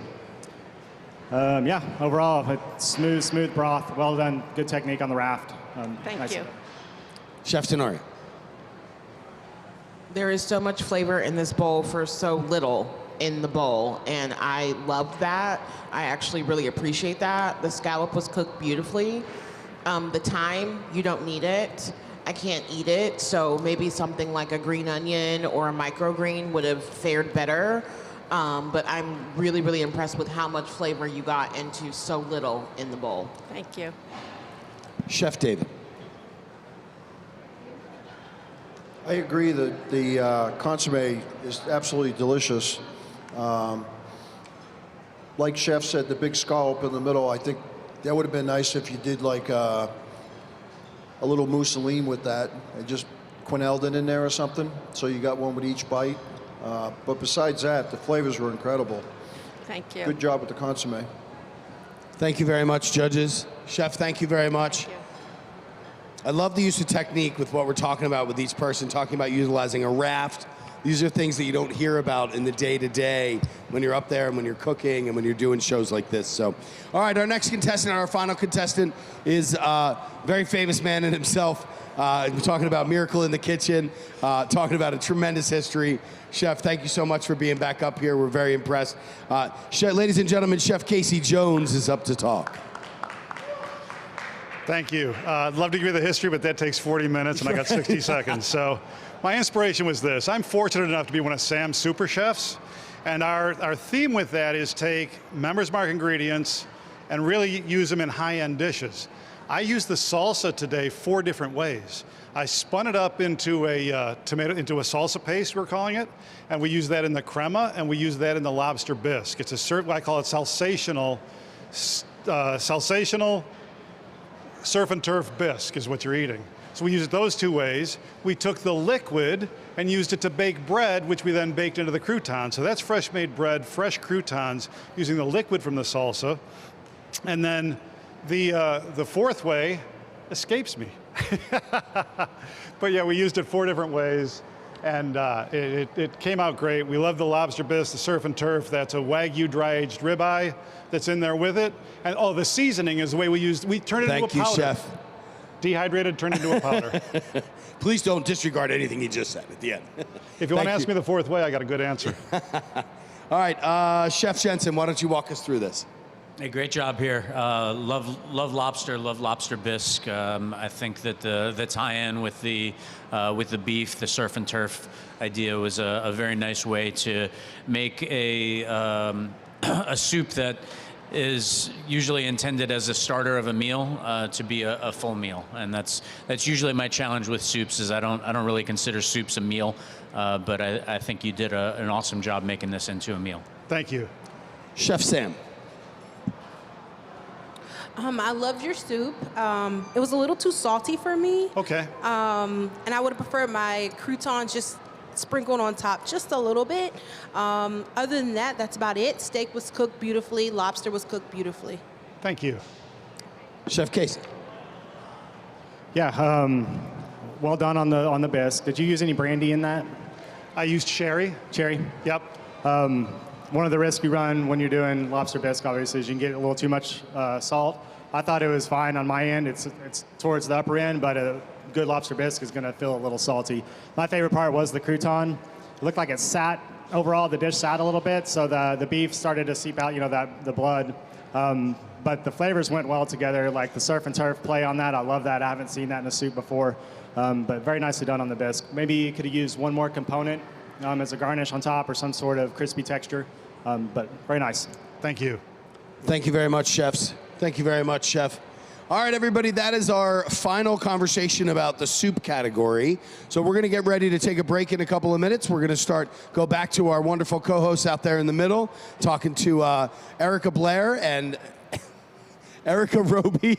I keep going Blue Smoke Blair, it hits me. And Jamie Sire. I think she answers to either one. So I it's do. Okay. It's her middle name, by the way. Yeah, so one more category down. We've got noodle coming up. We also have our barbecue turn-in as well. So we are getting here on the home stretch of our 2024 World Food Championships here in Indianapolis. And A noodle is going to be interesting. We've been talking about this back and forth for a while now. The featured ingredient that is being sponsored by Sam's Club is a Parmesan cheese wedge. Yes. So we're trying to figure out how you can incorporate this into the noodle without being boxed into one type of flavor profile. Italian, yeah. I know that's basically that's what I was saying. I was like, you know, obviously I love a Parmesan cheese wedge for sure. I love Italian food, but I do wonder how that'll affect any chefs out there that are competing in the noodle category that weren't planning to go the Italian route. Maybe they were planning to go a little Asian inspired or something like that, where maybe Parmesan might not be the obvious choice. So that might present a little bit of a challenge for those chefs to incorporate that Parmesan into And their definitely dish. not just defaulting to using it as garnish. Right. That, you know, that'll be the mark of death on this category. I wonder if anybody would incorporate it into like a noodle dough. Or Now anything that like would be really cool. Like break it down, Duff's just like process coming it. in here, grabbing headphones. Coming right in. Right in the middle. What are your thoughts about how they can use Parmesan in the noodle category without being pushed into one certain direction? That's a big one. I mean, I love taking basic Parmesan and adding it into the broth. Just taking that rind of it and really letting it cook down and extract as much of that flavor out there. Then you have so many other opportunities with whether you're going to make a dumpling. Imagine doing a dumpling that's going to fall into there. You can fold that cheese into that dumpling dough. A lot of different ways that you can play around with that cheese. Even if you're going to add it, reduce it down, create it as a garnish that can go across the top of that. There's nothing better than, to me, even in like a brothy type situation with a noodle, to have a nice little creamy component to it that can add into that. Okay. Oh, I like that. Well, we're gonna I'm see feeling very hope. soon. I'm feeling hope right now. For Yes, this. we've got our noodle competitors still have just over 30 minutes to go in their cook. So we're about 20 minutes away from that turn-in window opening. And I understand that I am going to actually jump up on stage and give you a break from the moderating up there. Awesome sauce. Great. I'm going to go get a massage, grab lunch, go to the dentist, and possibly see the chiropractor. Okay, well, you'll be back for the awards. Done. Okay, perfect. You know what we need? I found one thing that was missing throughout this week. We need a toothpick or You only found one thing missing. Yeah, a toothpick or a floss sponsor. Oh, like that's a what good we call. need. Yeah. That is those what little we like need. disposable The little- ones. Yeah, the little green. There's a woman who's running around who has the red glasses and the red hair. She has flossers in her bag. Okay, you have good to just know. put a target on her back. I'm She just is letting in you know. danger. Just go. You Just can letting thank you know. Duff for Just that letting one. us know. Just in case you need one, by Yeah. the way. All right, well, we're going to take a quick break. We will see you back for our noodle category, and we will see you in a few minutes also because we'll be rolling into barbecue after Ooh, that. so hey. Okay, see stay you guys tuned. soon. Bye, y'all. Bye-bye.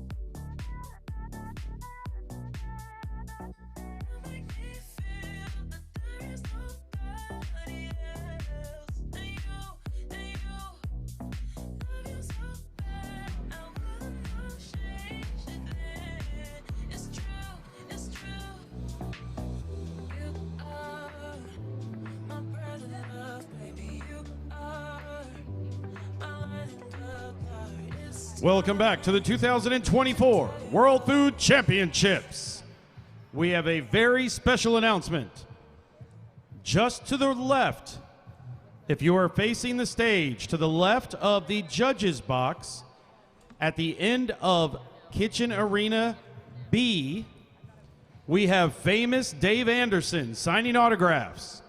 If you're a fan of barbecue, you know Famous Dave. Famous Dave Anderson is signing autographs at the end of Kitchen B.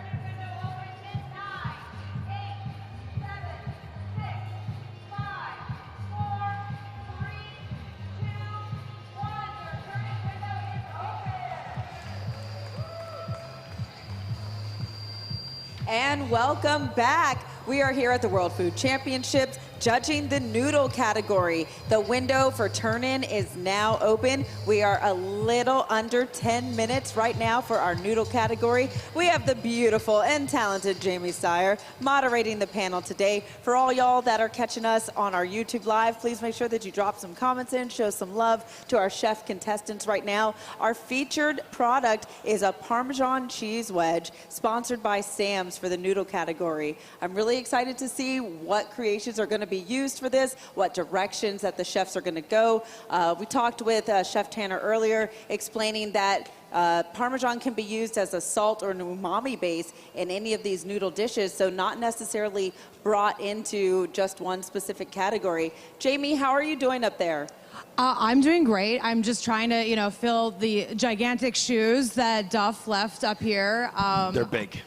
They are big, but I will do my best to hold it down up here while you guys hang out over there on the desk. We were talking a little bit earlier about how these chefs might be incorporating the Parmesan into their noodle dish. Obviously, that makes you think Italian right off the bat, but obviously with noodles, you can go any number of ways. So it'll be interesting to see what these chefs choose.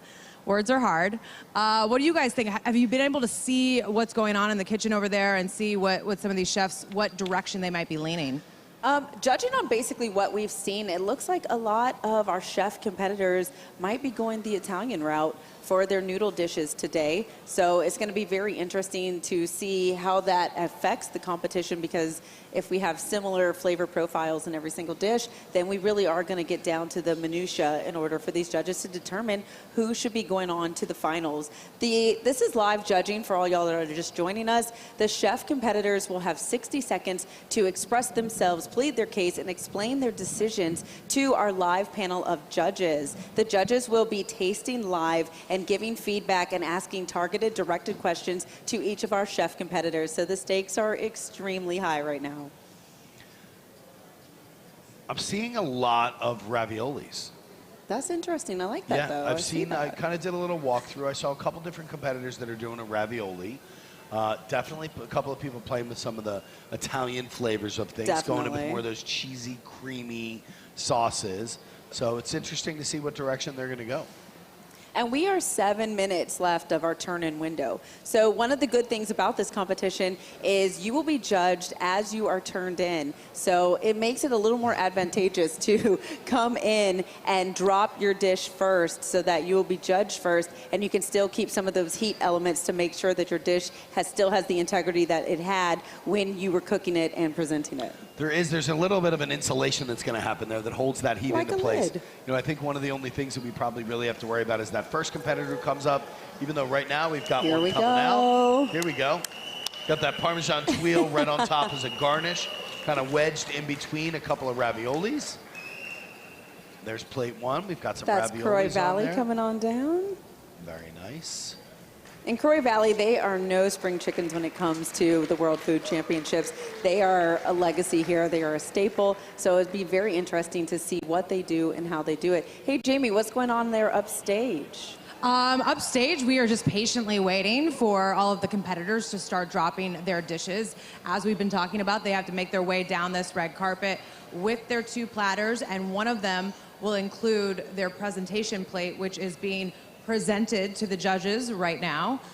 On some beautiful Rack porcelain. Rack porcelain is our sponsor for the dishes that our competitors are using. They were able to choose their dishes, their dishware, based on how they placed in the preliminary competition. So once again, it's very important that your dish is aesthetically pleasing, because it is also being judged on appearance, execution, and of course, taste. And it looks like this first dish is a ravioli, and it looks like there is a Parmesan, like frito on top. Frico? Duff, what's the correct term? Tuile. Tuile. I like You just like that. You just No, like it is. That's what it is. It's a tuile. I mean, it's a rough version of it, but basically what it is, you take You just that like cheese. to say that word. Yeah, Y'all, look, I've been saying the word for 30 years. Y'all are just hearing it. I like Frica. I like Frica. Yeah, I think Frica is going to be is my that new favorite. F-R-I-C-A? I think it is, right? Is that an F-R-I-C-A? I don't know. I might have just made it up. I make up Let's words keep sometimes. it. Let's keep it going. No longer Google Tuile. it. Ask ChatGPT. No longer Tuile. It is Frica. All right, so our first dish is up at the judges' table. They are starting to sample those raviolis. So as Erica was talking about, the sooner that you get your dish up to the judges, the sooner they can start tasting it. And once there gets to be a little bit of a backlog with the rest of our competitors, it might be a while before they actually get to sample your dish. So you want to make sure you get it up here in plenty of time so they actually can experience it the way that the chef intended, which I would assume, at least in this case, would be to be hot. And also because there may be a sauce on the dish that is using the Parmesan, you really want to be careful about the temperature that it's served and what it tastes like, if maybe it isn't hot anymore, if it's warm or if it's cold. Those are really important things that can separate who goes on to the finals and who doesn't. So it's good to get down here. We have 4 minutes left in our turn-in window right now in the noodle category. Chef, Jamie, I want to let you know that Frico refers to 2 Italian dishes, the thin and crisp Frico, which are crackers made solely of melted cheese. Oh, so I was right. Well I didn't done. make it up. Sometimes I just Frico. pull things from the depths of my brain. You're a culinary freako. See, Jamie, I had your back. Thank you. I guess Frica is just like the female version of a Freak Frico. it is, yeah. Yeah, there's no Our dangling second chef participle. dropping his plate. Dropping. Right now. Here we go. Not dropping. He didn't drop it. He gently set it down. We have our third chef Oh, competitors look at coming those. down. It's like This a little is beautiful. tortelloni in there. Agnolotti? What is it? That looks really pretty. And now, once again, once the plate is dropped, there are no adjustments allowed to be made. It's hands off. The chefs have to step away from it, and it goes to our judges right now. There's a lot of motion still in the kitchen. We still have a couple of, how many more contenders do we have left? Gorgeous. 1 and 2, I believe. Chef Ariz, how many more contenders do we have left? 4. We have 4 contenders. 4, It's very and we have quiet 2 over minutes there. and 50 seconds left in the turn-in Ooh, this window. might come down to the wire. I'm seeing some furrowed brows. I'm seeing some fast movements right now going. There's plating. Everybody in the kitchen, all of our chef competitors are trying to hustle. So hopefully they will make it. This is high stakes, and this would be awful to lose it because you run out of time after all of this hard work. It doesn't look like anybody's freaking out in there. It's like everybody's doing okay. They are. They're very kind of precise in their movement right now. You like that? I think you guys like that a little bit. That's pretty good. Thank you. We have pasta that's being twirled and plated right now. Here we come. We have our next competitor coming down the aisle.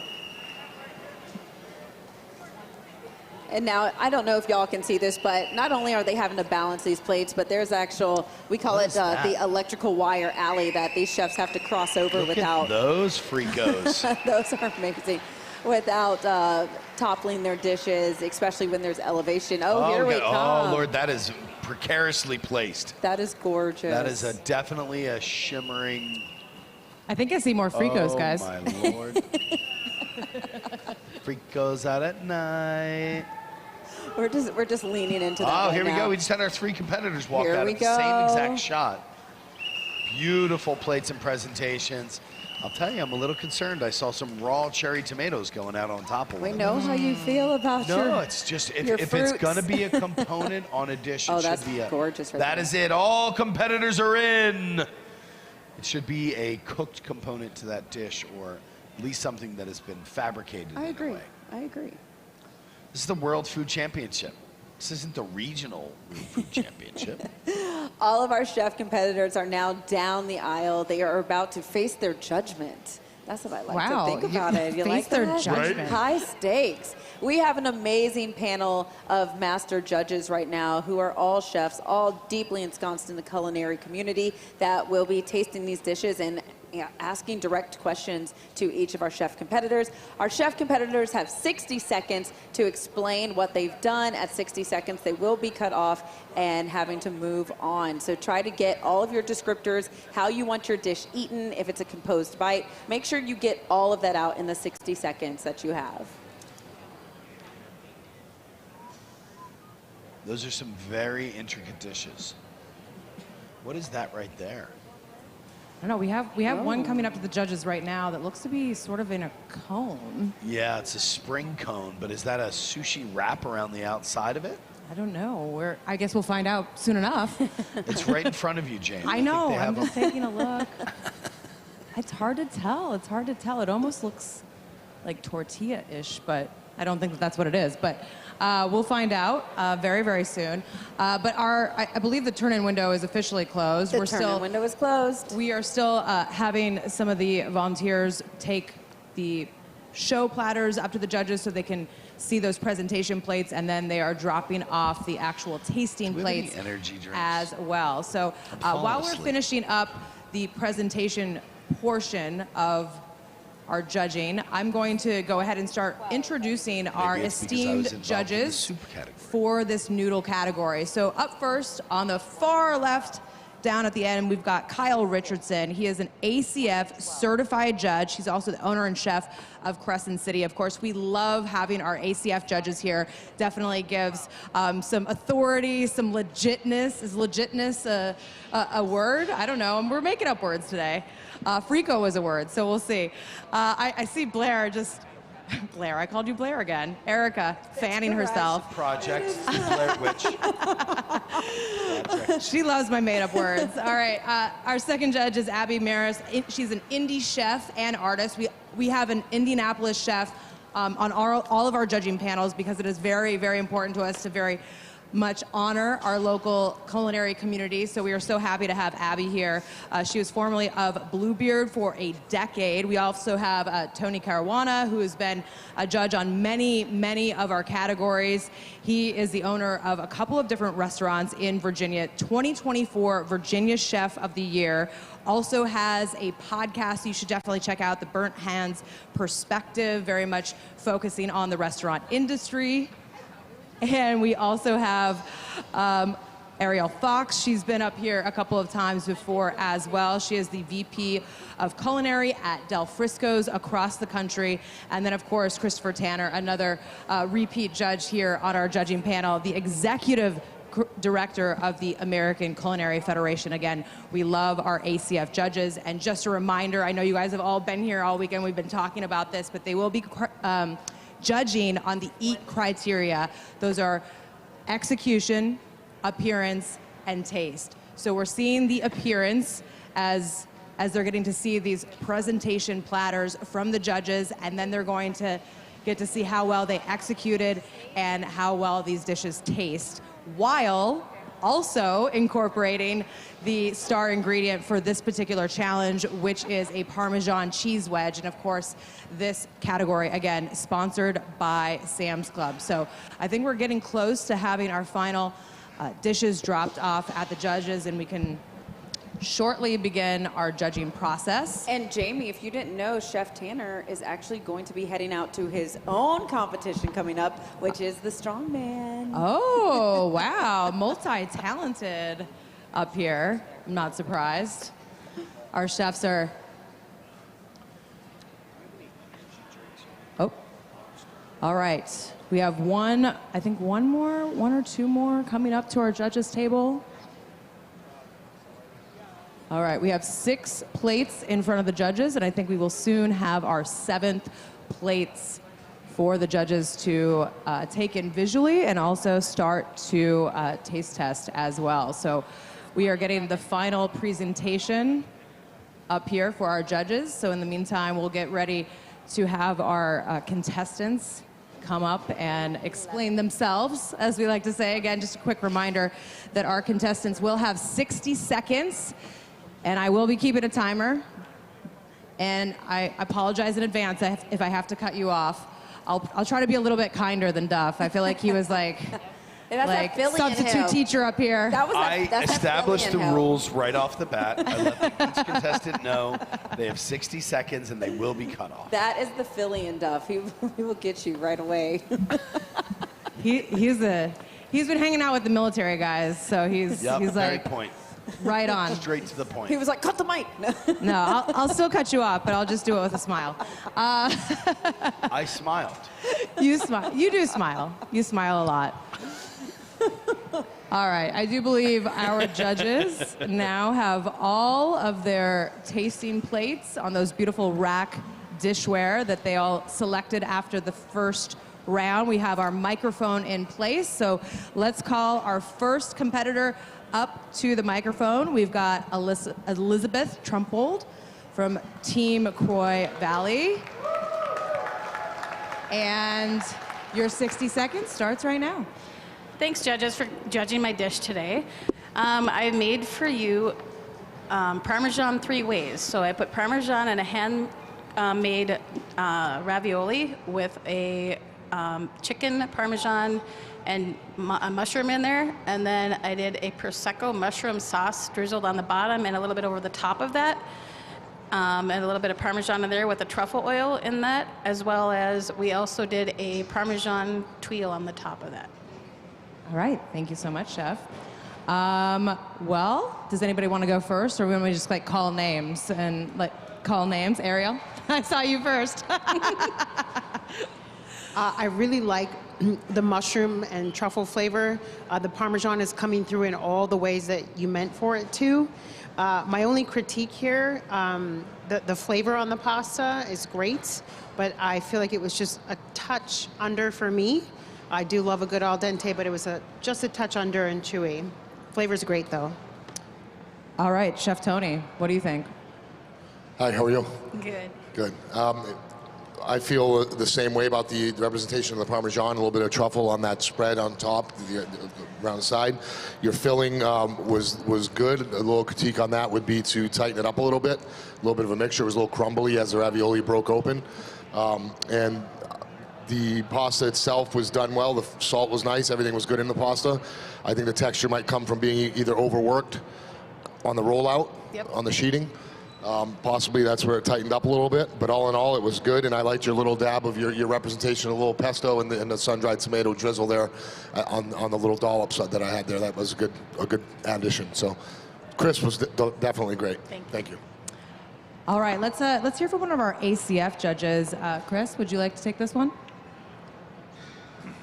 A lot of great technique in here, good flavor profiles. I'll reiterate in the pasta, maybe get that down to a 1 on the pasta roller, particularly if it gets a little tough. A lot of times when we make pasta, we don't necessarily use it right away. We want to let it rest, but if you're not able to let it rest, you bring it down to a 1 on that dial, you'll be able to get it a little bit thinner, and then it cooks a little bit faster. But otherwise, all in all, a lot of technique in here, really good flavors. All right, thank you so much, judges. Thank you so much to our first competitor. And yes, please give her a round of applause. As we move on to the second person to drop off their dish, this is Alan Sternberg of Bluebeard. Can you please come to the microphone? Hello. So today I did a ricotta and Parmesan gnocchi. We tossed it in a Parmesan fonduta, finished with a little bit of fresh thyme in that sauce. On top of that was a piece of roasted maitake that was roasted with some Taiwanese black vinegar, just to add more umami to it. Then we put it back in the oven to crisp it up a tiny bit to add some of those bitter notes. And then we finished it off with orange zest, fresh basil, some fresh burgundy truffle, and horseradish. Yeah, just wanted to showcase Parmesan. Okay, amazing. Chef Kyle, let's start with you. Yep, so a good dish. The gnocchi is very nice, folded up really well. It's got some good flavors to it. I think I would take that mushroom because it's hard to like eat it with each one because it's just one solid piece. So I'd probably like take that roasted one, cut it up so it can be stirred in, so you get a little bit of that mushroom with each gnocchi, because it's a little hard. You have to try to cut that and grab it with a piece. Okay. Really good. What was the very top, like the hay, the kind of really grated? So there was orange zest, then burgundy truffles, and then we did horseradish on top of that to kind of mimic the appearance of Parmesan, but to have a wildly different flavor on your palate there. Okay, yeah, it was really good job. Thank you. All right, Chef Abby, let's hear from you. Hello, how are you? Hello. I love your gnocchi. Thank you. My thoughts were just, it's a little acidic for me, and it kind of takes away from the flavor of the Parmesan. Okay. And like he was saying, the mushrooms, it would be nice to have it more throughout, and maybe just a little bit more sauce because it kind of dried up a little fast. But it's seasoned well, besides just being a little bit too acidic, I guess. Okay. Chef Tony. What's going on, man? Okay. So one question for you on the gnocchi. Is there any potato in that, or is that a ricotta and flour? It's ricotta, Parmesan, egg, and flour. So no potato. Okay, so that's a gnudi. Gnocchi's potato, gnudis. So anyway, to my great. understanding is gnocchi means dumpling. So any dumpling, there's a whole family of gnocchis beyond it. So no, they don't have to contain potato, as far as I'm aware of. So. It's well done. All right, thank you. It's done well, rather. So typically when you have a gnudi like this and you go to brown it off in a butter and get that crust on it, some people lose it. You held it together really good. You kept that al dente right, but it was still nice and soft, pillowy the way it should be. So definitely well done on the pasta portion of it, which the noodle is what we're talking about here. I'm really glad you went with the burgundy truffle instead of a white or something deeper, because it would have just overpowered everything and ruined it. And that orange zest, to me, bringing it through, really made it pop the way it was supposed to pop, or else it would have been lost. You know what I'm saying? So you did a good job there. Thank you. This is a great dish. Good job. Appreciate it. Thank you. All right, Chef, thank you so much. Thank you. Let's move on to our third contestant, Colin Hilton from Team Indiana.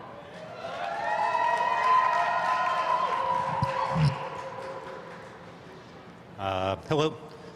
So I made a cappelletti pasta. I rolled it traditional kind of egg yolk dough, but we added achiote paste for color, and a little bit of buckwheat as well. Stuffed it with Parmesan, made it with cream and honey on the inside. There's a puree of brown butter and kogi nut. A chicken meatball that we spiced with a little Korean chili flake for a hint of heat, and Baharat spice, so a little Mediterranean flavors. On top, kind of keeping it super autumnal. Pomegranate molasses, pomegranate seeds, a bit of stracciatella to tie that in, and then so the Parmesan's in breadcrumb in the meatball. We did a little Parmesan tuile on top as well, and then we garnished with a little bit of lemon gem and wood vein sorrel. All right, thank you so much, Chef. Chef Christopher, what do you think? Really, when it came up to us, a nice visually appealing dish, and I think that's really important. You wanted to say that it's going to be delicious when it comes up to you. Thank you. And this is one of the best for doing that, I for sure. Got a lot of components in here that, you know, usually when you say as much things as you've said, you have a hard time maybe them going together, but they actually worked really well together. Thank you. And it was a surprise because obviously we didn't know what we were eating until you described it to us. Getting that meatball as we were going between the pasta to the meatball is a nice textural contrast to not have the same texture going through. So I really like that Thank you. ability to have that. Thank you, Chef. Chef Ariel. What was the puree again? So the puree on the bottom is it's butternut and kogi nut. Kogi nut's a super new squash bred from a company called Row 7 Seeds. The idea is to breed for flavor over production. It just became available at Whole Foods, so I'm kind of geeking out over it, so I'm just putting it wherever I No, can. it's really nice, and I love the pop of the pomegranate. Thank you. In there, it was just the right amount of sweet and, you know, crunch to go with the creaminess of it. I mean, it all went together really well, and I agree. The meatball was a nice touch. I was not expecting that. Thank you. Chef Abby, let's hear from you on this one. I like the consistency of everything. Thank you.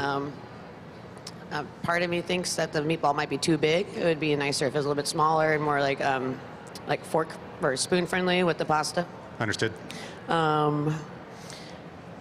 Before you told me what the dish was exactly, I was kind of like, well, why are there pomegranate seeds in here? So now that you told me that there was molasses, that sweetness, it comes through. So yeah, I mean, it has good flavor. Yeah, what were my other notes? So, and then the Parmesan, you said it's like in the sauce? So Parmesan is in the meatball, Parmesan is in the breadcrumbs, and then a Parmesan tuile on top. Okay. And then... And stuffed in the pasta as well. Yeah, I think overall, I mean, it has good flavor, good seasoning, so. Thank you, Chef. All right, thank you so much. Round of applause. All right, and we are up to contestant number 4, which is Dan McCall from Team McCall. Hello, judges. What we've done today is we made a purple Parmesan cone, and then on there we've got herb noodle that we made that features some shiitake, blended it up. It was a crispy noodle, blended it up, made a rim for it, and then we also made kind of a homemade orzo there. That ends up being, you know, the consistency of a risotto. We tried to use the Parmesan in as many ways as possible, so we use it as the cone, which is edible. You can give it a shot. It's got that. It's in the sauce that's holding the herbed rim on. It's in both the pastas we made, and then we also used a little bit on that tuile on this, and then the crust on the scallop, which also features a little bit of grapefruit for some acidity there. All right, Chef, thank you so much. I love that everybody's keeping it under a minute. This is great. You guys are going like super under. Let's start with Tony on this one. As he's writing and chewing. I'm so sorry. I should have looked over before I called you out.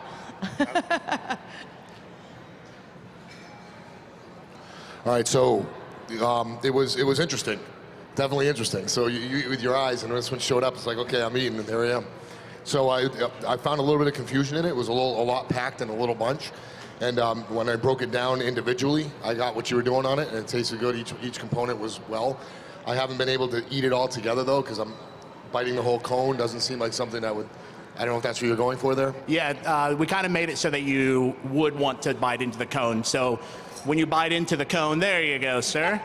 you'll get the Parmesan in the cone, the Parmesan in those noodles and those fried herbs, and then that sauce on top. And then when you get into it, you'll get that seafood kind of orzo bisque carbonara sauce that we ended up making to go with it. It makes more sense when I bite it together. It represents almost like a street food, something fun to eat, something like that. Hey, we're at the Indiana State Fair, man. We were trying to go for something that was, represents where we are and what we're doing, and then also represent the category as best we could. So. Sure. Thanks. Chef Kyle, your thoughts? Yeah, so again, just like Chef said there, it was good. Like each component, I think, was cooked nice. And then you kind of pack them on top of each other. So it is a little difficult to eat unless you pick up the whole thing. But it was good. Good seasoning through there. Everything was cooked really, really nice. Good flavors. I think it was a really good job with the use of Parmesan. Thank you. All right. Chef, thank you so much for coming up and explaining your dish and presenting. We're going to move on to our 5th competitor. Yes, yes, please. Give him a round of applause. We've got Fletch Miller from Island House Hotel, Doubletree by Hilton. Good afternoon, judges. Today we made for you a shrimp mousse chichetti. We used the Parmesan in both doughs, the blue and the purple, which the blue is spirulina and the purple is ube. We threw the rind into the sauce, which is a limoncello Bermonte, and then did a toasted pistachios with a little black truffle oil and some balsamic drops on it. Anything else you want to add? No, you're good. You're good. All right. All right, let's start with Chef Abby. So what did you bind the shrimp with inside of the pasta? It has heavy cream, paprika, salt, pepper, Parmesan, thyme, and basil. To me, it just seemed like it wasn't like bounded well together, so it doesn't have that smooth consistency. But I don't know what you're looking for exactly. But it kind of just like falls apart a little bit. But it has really good flavor. But it would be nice if it was a little bit more like creamy, you know.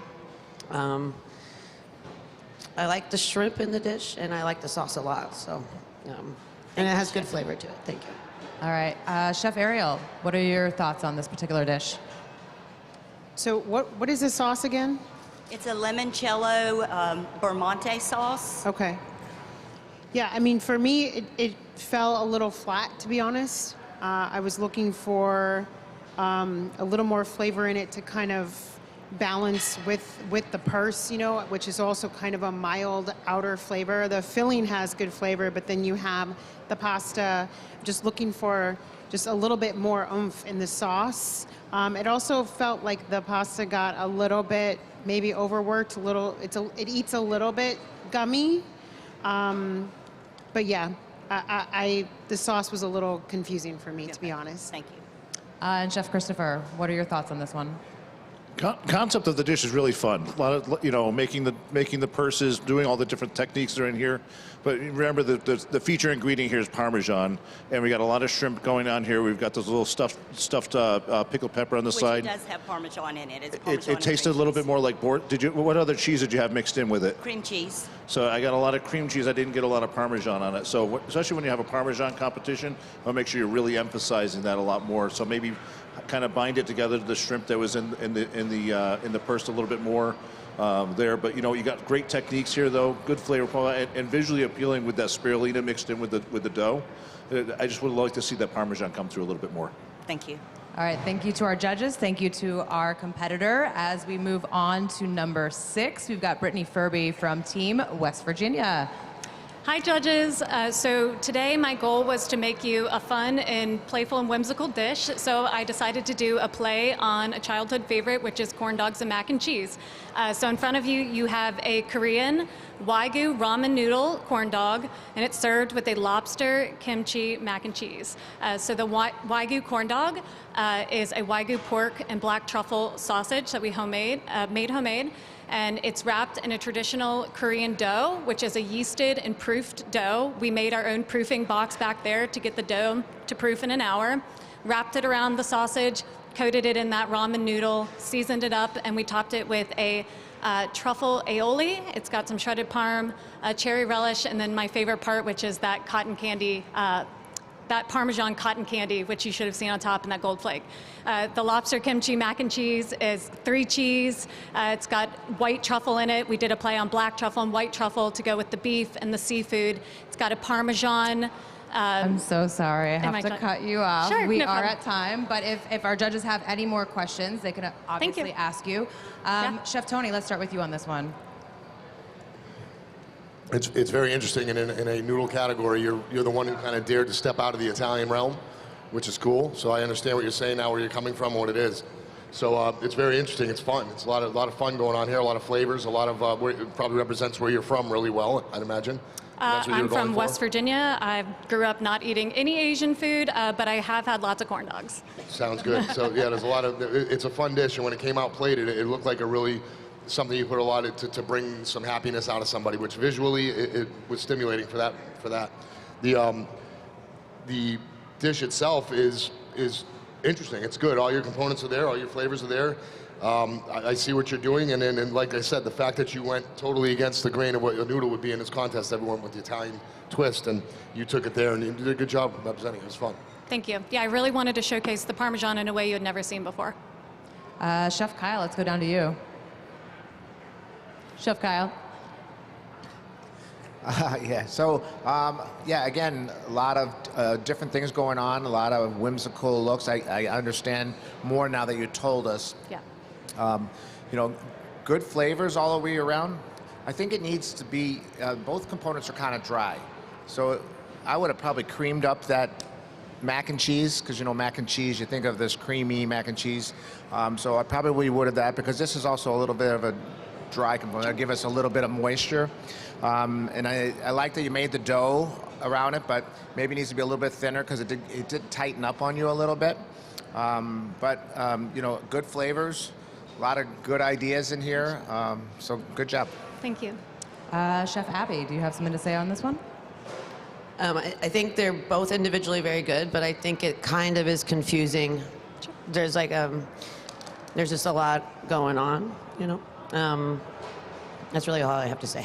Sure. My goal was that the Parmesan would serve as a bridge between the two and bring them together and, that corn dog mac and cheese feel. But thank you so much for your feedback. All right, thank you so much. Another round of applause for our competitors. And we have one final one in our noodle category. Michael Fujiti from Team Maryland, Evermore Hospitality and Levy Restaurants. Go ahead. Good afternoon, chefs. What I have prepared for you is a fettuccine parmigiana con tres salsa. What I did, I highlighted the Parmesan 6 different ways. We did a Parmesan crema, a crispy Parmesan bowl, the Parmesan bechamel, little Parmesan pesto, basil pesto, and a Parmesan sun-dried tomato pesto. And on top you have a Parmesan cracker that I use the rind to make the cracker. And then tossed in with the pasta is a local cantaloupe sausage. A little bit of fennel, orange zest, garlic, and crushed red pepper. Ooh. Chef, thank you so much. Let's start with Chef Christopher on this final contestant. Really a lot of different ways to put Parmesan together in one dish. This is almost one of those dishes where I'd say maybe take a little bit away from it and don't put so many components into it, and perfect the great components that you're in there. Because, whereas the Frico bowl that you had in there, really great concept, but kind of a little bit soggy on it. Cracker was great on top, nice texture. Your pasta sauce, delicious. But it wasn't enough of it to actually stay in the pasta. It just soaked into the pasta too much. It ended up being kind of dry a little bit when it came in. Again, fantastic flavor, but if you concentrate on 2 or 3 of those components rather than 5 or 6 of the components, I think some of them would have executed a little bit better. Thank you, Chef. All right, Chef Ariel, let's get your thoughts on this final dish. Yeah, I mean, you hit it on the head with when I went in to kind of take a bite of the noodles, they were all kind of sucked up into themselves and kind of stuck together. And I get it, you're plating and then it's coming up not quite as hot, so just compensating for a little bit more sauce there. But the flavor on the sauce is great. I agree, we don't really get to enjoy the bowl so much because by the time you get to it, it is a little soggy, but cool concept. Yeah, I'll leave it at that. All right, Chef Tony, how about you take us home here? How you doing? Good. So yes, the basil on top was nice as everything passed it. That was the brunt of the flavor that I got out of there. A lot of it kind of ran together a little bit because there was so many, like you said, there was so many Parmesan usages that it kind of got bled into each other. The crisp was a little bit soggy, so it took on a lot of that moisture from your sauce, whatever was left in there. I would really love to taste that sausage a little bit more, maybe emulsifying a little bit and tossing it in with your pasta and then adding that to the cream after would have brought a lot more texture to that way. But all in all, it was executed the way it should have been, and you definitely used Parmesan the way you were supposed to. So good job on that. Thank you, Chef. All right, thank you so much. Another round of applause. And we do have one quick comment for which? 116, the corn dog. Can you come yes, back Brittany. up here for a second? I have a question as well. Okay, and then we have a couple more questions. We're good on time. I can see you feel like you got a little beat up, but you know what? I think this dish was awesome. It was super exciting, and I know it was two dishes, but I thought it was amazing. And I love the Parmesan sugar on the top. I mean, just you did a really cool thing here, and it did put a smile on my face. So Thank you so much. That means so much to me. Yeah, and I'll say there's a concept called K-pop down in Jacksonville, Florida. When you go to Jacksonville, Florida, which is the middle of nowhere, Florida, and you're seeing Korean corn dogs on the menu, and you picked up on that trend because you said you're kind of like the middle of nowhere too, and you picked up this really cool trend and executed it. As soon as the cotton candy came out, I said I bet you that's Parmesan cotton candy on top of that. So it's a fair food. We're in a fair, so you really executed that well, and I ate all the mac and cheese. Ignore Kyle. Thank you. All right, and then I think Tony had one more comment to add as well. For item number 3, Chef, for number 3, it would be 113. Is that? 113. 115. I'm sorry, I can't read my own writing. 115 would be Colin. Yes, sir. Colin, how you doing? Hey, how are you? Question for you, real quick. I didn't have a chance to speak last time; it passed me. But on your production of the pasta, can you run that through me real quick? Sure. So just standard like egg procedure, more or less. Leaned on whole. I split it half whole and half yolk, so it's not as fatty. And mixing in with that, it's probably like a 1/4 buckwheat, the rest double loaf flour. And then I just used a little bit of achiote paste that you would find. Which paste was it? Achiote, like you'd find in like I don't know, like in a Mexican taqueria. Which, sure. Just to kind of give it that rust color. I just wanted it to be like really fall. Mix that all by hand, rolled it out maybe 7-8 minutes, let it rest 30 minutes, rolled it out, and then the stuffing is, I made a sous vide more or less, so onion, garlic, browned the butter, cooked that down, creamed it, let that reduce, hit it with honey and a bunch of Parmesan. There's a little bit of thyme and lemon. Cooled that down as fast as I could and stuffed it. Thank you. Good job. The reason I was asking you is because you answered my question with the paste, because I was getting an andouille out of it, and when it came up to me, that explains it. That's Okay. that same peppery, smoky, Cool. that taste came from that. So I was wondering if that was an andouille pasta. But Yeah, a little different. Really good. Really good. Thank you, Chef. Yep. Thank you.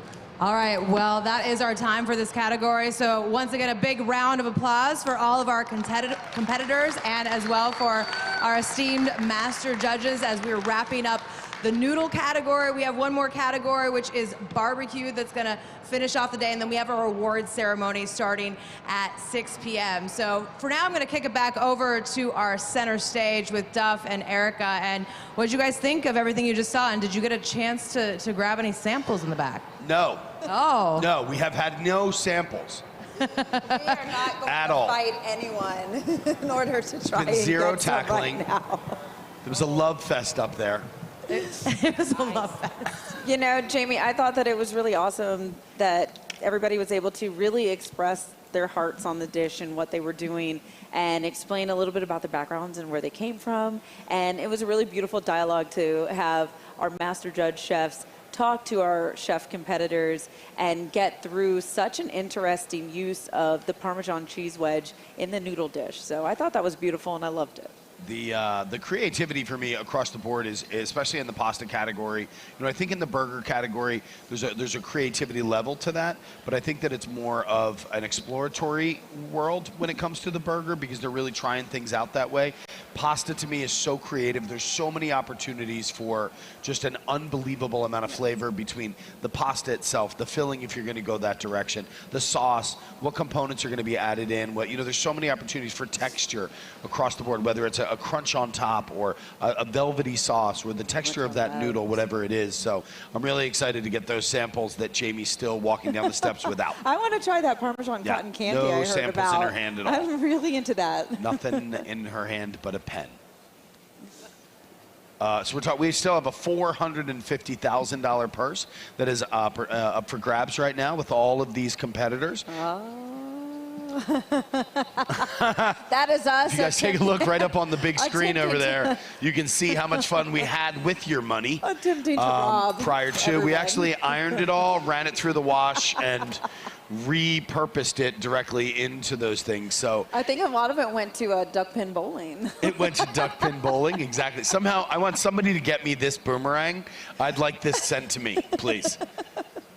We are ready to rock and roll over here. We're still looking. We have another category that's getting ready to come up, which is the barbecue category, which is the big category for our boy Jason, who's outside. Who's been outside braving all of the Indiana weather. Oh. He can officially survive anything. But we are doing barbecue, and I thought one of the interesting things is the different ways that barbecue is spelled. So you might see it with a C, you might see it with a Q. You're right. And you always wonder, why is it spelled differently? And so Hyphens? a little deep dive in there. Abbreviations? The C is the actual proper way of spelling it. BARBECUE. C-U-E is a proper way. The abbreviation is BBQ. Of course. But barbecue with the QUE at the end actually is a French translation, which means from whiskers to tail as a method of cooking. I never knew that. Yeah. Wow, what just a wealth of information up here. That's amazing. I never knew that at all. Oh, Jamie, your rewards are in heaven, you saint. No scallops in any of these dishes. This is your chance. Awesome sauce. This is my chance. This is my Look at chance. You know, Jamie and I met about a month and a half ago and became very close friends, and today she killed me. What was that? Showgirls? You dropped the pearls down to get the competition out? I was just biding my time so I could take over this all looks of delicious. your MC roles. Yeah. I wonder if like y'all can. You were so nice see up there to this. everybody. I mean, Would you like to come back up and say anything else? I heard once. Look at that. Did I want? Oh, No. yeah. What is this? Let's see. Do you remember these? Remember.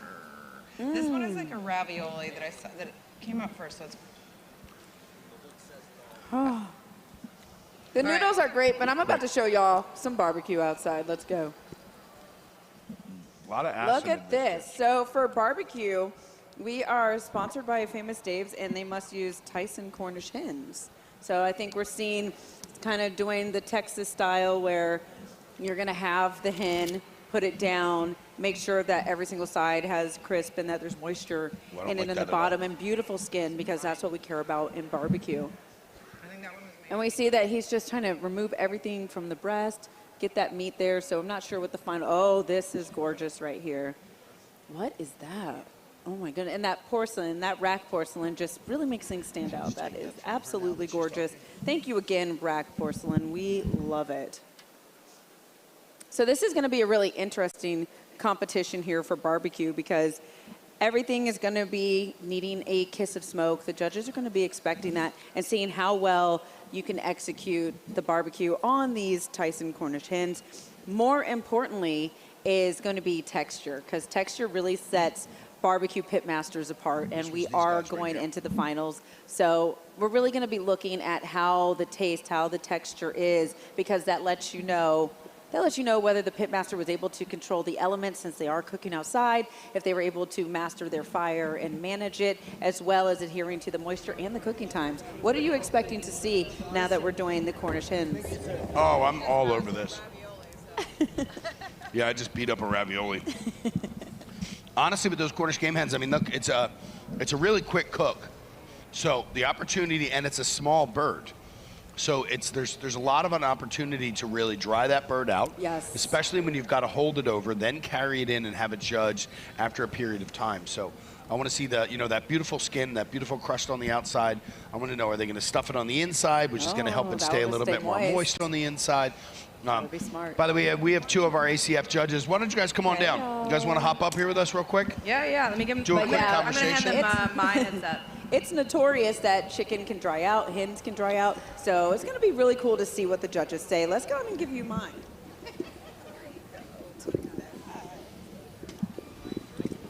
All right, chefs, how we doing? Good. Chef Richardson, thank you so much. Chef Tanner, thank you guys so much for hanging out. First time you guys have judged at the World Food Championship. Yep. Tell us your thoughts.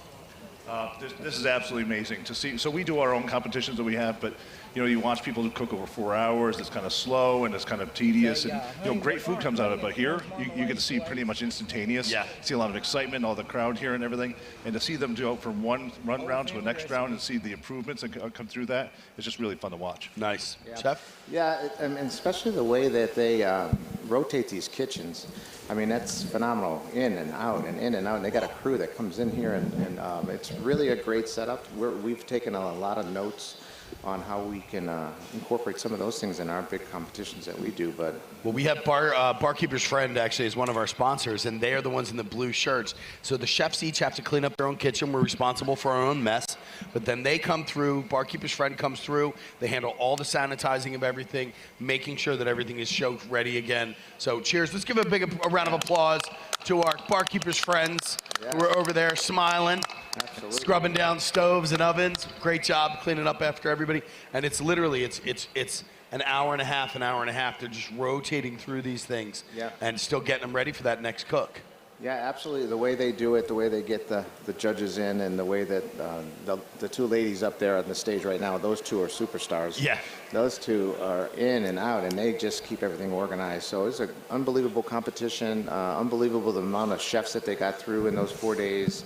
Just a great operation, and we really enjoyed it completely. Okay, we had 1,200 chefs that come in. 37 countries have been represented. That is phenomenal. 52 different barbecue teams are outside. And I can't even imagine the amount of meat that those guys have gone through over the last couple of days, which all 3 of us know how much meat costs right now. So there's definitely some money being thrown down out there. Just watching the live fire the last couple of days, just seeing that meat hanging down from there, the size of that, just like the primalness of all that. It's just such a show. It is. It's primal. Yeah. That whole idea of what happens with live fire cooking is something that we love. But I can just say, speaking for myself as a chef and somebody who's been up there, being able to have the conversation through judging and through meeting you guys, it's an honor to have the ACF as a part of this whole situation. I really do believe it brings a whole nother validity to what it is that we're doing. Plus, it brings a much more professional kind of thought process in the way that each one of these chefs is presenting their dishes, how they're putting them together. You guys gave an unbelievable amount of insight up there about things that we are looking for when it comes to food comp and the way that it's happening. So, Chef, thank you so much for coming out and spending time with us. Absolutely. Greatly appreciated. Chef, thank you. Congratulations. Pleasure, Good luck on your competition coming up. Thank you so And much. You got that beard. You got to give it a little bit of. Always. You got that judging beard food. That's saving there. We're going for a little bit later. So, All right. We thank you appreciate guys. you. Absolutely, All my right, thanks a pleasure. lot. Cheers, guys. These are our two of our ACF judges that we've had out with us, being able to get up here and have conversations, sit up on the stage. Every single panel that we had at least 2 judges flanking on either side of the stage. An unbelievable amount of knowledge and information that has been given out to every single one of these competitors. In reality, I haven't been involved in the food sport for that long, but by seeing what has happened over the last 2 years and watching the progression of the World Food Championship grow and where we are today is just an absolute testament to the professionalism that each one of these contestants is putting into their food. Watching them get up there, having these judges come up and critique their dishes, which is not easy. That was really impressive. Everybody, ladies and gentlemen, this is Erica Roby. Right over here, also known as Blue Smoke Blair on Instagram. She needed her pen. So we've got that going now. Things that happen behind the counter. This is my water bottle. that I just received, multiple samples of food that we've had. I mean, let's bring it back and be real about this whole situation. These are competitors that are coming up here. These are dishes that they've practiced. And to have a realistic view, a real true group of chefs with an unbelievable amount of knowledge judging your dish, it bypasses the kind of foo-foo-y nature of what some sport competitions are. This is food sport with a tremendous purse that is available. $450,000 is up for grabs during these events. You've got $10,000 being awarded to these different teams, and then an additional $150,000 that you can win at Final Table in the spring in Bentonville, Arkansas. What happens in these competitions is an upset. We've seen a lot of things happen. We saw the world champion from last year who actually lost in the first round and then was taken over by somebody else. So it's all up for grabs at this point. Tonight, we're going to be introducing you guys to the 12 finalists, the 12 winners of this year's 2024 World Food Championship, who will ultimately be invited again to Bentonville, Arkansas, sponsored by Sam's Club, sponsored by Maker's Mark and Maker's Mark, I apologize, sponsored by Walmart, and some of the big things that are going to happen out there.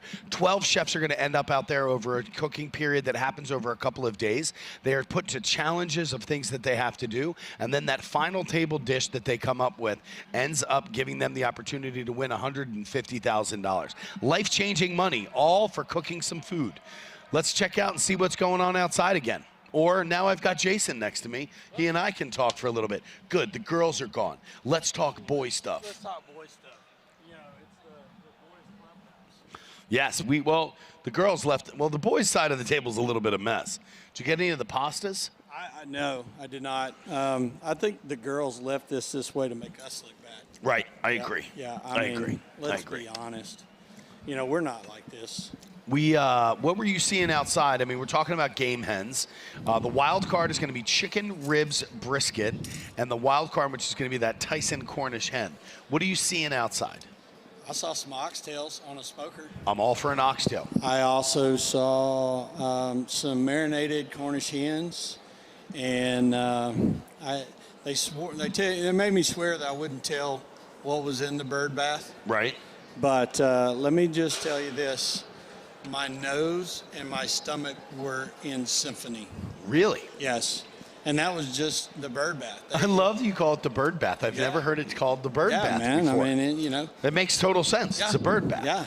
So they were hiding out in the bird bath, and like I say, the oxtails, I wanted to take a picture, but, I was like, I'm going to let this stay on the download. Let this one do its thing. Yeah. But I did do the finger test, and it was wiggly like Jell-O. So. Wiggly like Jell-O. Here we go, Here right we out go. here. Who is this? This is, what team is this? Ribs within. Oh, Ribs yeah. within. Look at that. What a beautiful look setup at the that color. they have out there. They're breaking that yard burn down, that hen, and they're going to get all that color and flavor right there. It's so concentrated on the outside of that skin. That looks like a very pink bone. All right, so I'll ask you from a culinary standpoint, when you see a pink hue inside the meat next to the bone, what does that mean to you? So if the meat itself is pink, it's a different conversation. If the bone is pink, it's a different conversation. Typically what happens is, so that can happen through a couple of different things. One, if the bird itself doesn't have a tremendous amount of calcium in it, that bone gets a little bit thinner. Correct. So that can happen with that. Obviously, if we want to go with the world that it's not cooked long enough. But all of these guys and girls that are out there right now are cooking to an internal temp. Normally, you would cook it to about a 155, 160. Allow that carryover cooking to happen. Typically can run about 10 degrees within a half hour to 45 minutes. That'll bring it up to that temp. So I'm not worried about pinkness around a bone. I'm more worried about the pinkness in the meat itself. Correct. In the way that it happens. So they have this reaction where the cell tissues and the salt saline injections or the rubs or whatever, so they partner up and the smoke compounds in that cell tissue, and you get what we call the smoke ring. And depending on what type of fruit or nut wood that they're using, depends on the depth and the variation in color. You can go from light pink or with an apple wood or a peach wood, a very dainty fruit grape, Or if you go with a cherry wood, it gets a little more red because it's more like a cherry fruit. Yeah. And then you transition over. A lot of people don't know that hickory and pecan are first cousins. And so the problem with a lot of folks that cook with hickory, they don't know how to run a product. Now, So here's where we're looking right here. Yeah, so I've got a little issue with that right there. It's a different pink. I mean, But- that pink around that bone, especially in that Right. joint that you're looking at So right up top. I would say what, 110-ish? Well, to me, that looks like it's in that joint area. Right, So you've it's got that definitely in joint the area, joint. so there's probably some blood that gets left in there. Right. But that blood would actually end up being a little bit darker. So that is, you're right, that is definitely going to come in as being a little bit more on the undercooked But, side. so being a pitmaster myself, I know what they're doing. So they don't want to overcook that meat because that's a very, very delicate, not heavy fat, cut of bird there. So they've taken it to, I'm going to say, a target temp 90 to 100 degrees or so. So they've gotten their color on the exterior. They've gotten a little smoked flavor like we were talking about. I'm going to bet they use a little bit of hickory on that with a clean fire. Right. But then they're going to take it and they're slicing up into these slabs, if you will, for lack of a better terminology, and they're going to put them back on the smoker and set their glaze. Because as you see now, they've proven my point there. They're going to take pieces of the bird, redunk it, get a good glaze on there once they put it back in the smoker. But if you do that and you've hit your target temp and you're at the carryover phase, you're way overcooked, and now you're going to have a dry, leathery piece of meat. It's wild to watch the amount of barbecue now that involves char siu and how Absolutely what's happening with it. That because rib it we is, had yesterday with Hog Addiction. That was awesome. It was unbelievable, and just to look at was amazing. And but that's then what the I'm saying. flavor I was think it's great. leading more into not only that flavor profile, but really that definite opinion of what's happening. Oh yeah, I've had multiple conversations this afternoon to that effect of, we're not just Billy Bob's backyard cooks anymore. Right, exactly. You've got Michelin chefs diving into our world and going, hey, let's see how we can elevate this to make it beautiful, and and make it a full palate experience of flavor profiles. And so now we're seeing more around the world of barbecue sport picking up momentum. And they're taking all of those techniques that they've learned from the CIA, and they're putting on a palette at a KCBS contest. Yeah. And so we're marrying that together here at World Foods. It's definitely an uptick in the way that they're showcasing their food, the techniques that they're doing. Yes. Because look, I'm going to be honest. I'm not going to lie. I think that, and we've had this discussion, the fact that a lot of the barbecue all looks exactly the same. Right. There's a tremendous amount of trickery cookie that cutter goes trickery, right. into literally cookie cutter trickery that goes into the way that some of this stuff is done. And it all shows up for that appearance and, that bite, that first bite when you're getting into it. So for me, I really want to see, I love the smoke. I love that creativity. I don't need all the background dressing to get to that point. Correct. I really want to see that so- beautiful aspect of that So let's product. look at what they've got going on here. So they're making smoked medallions.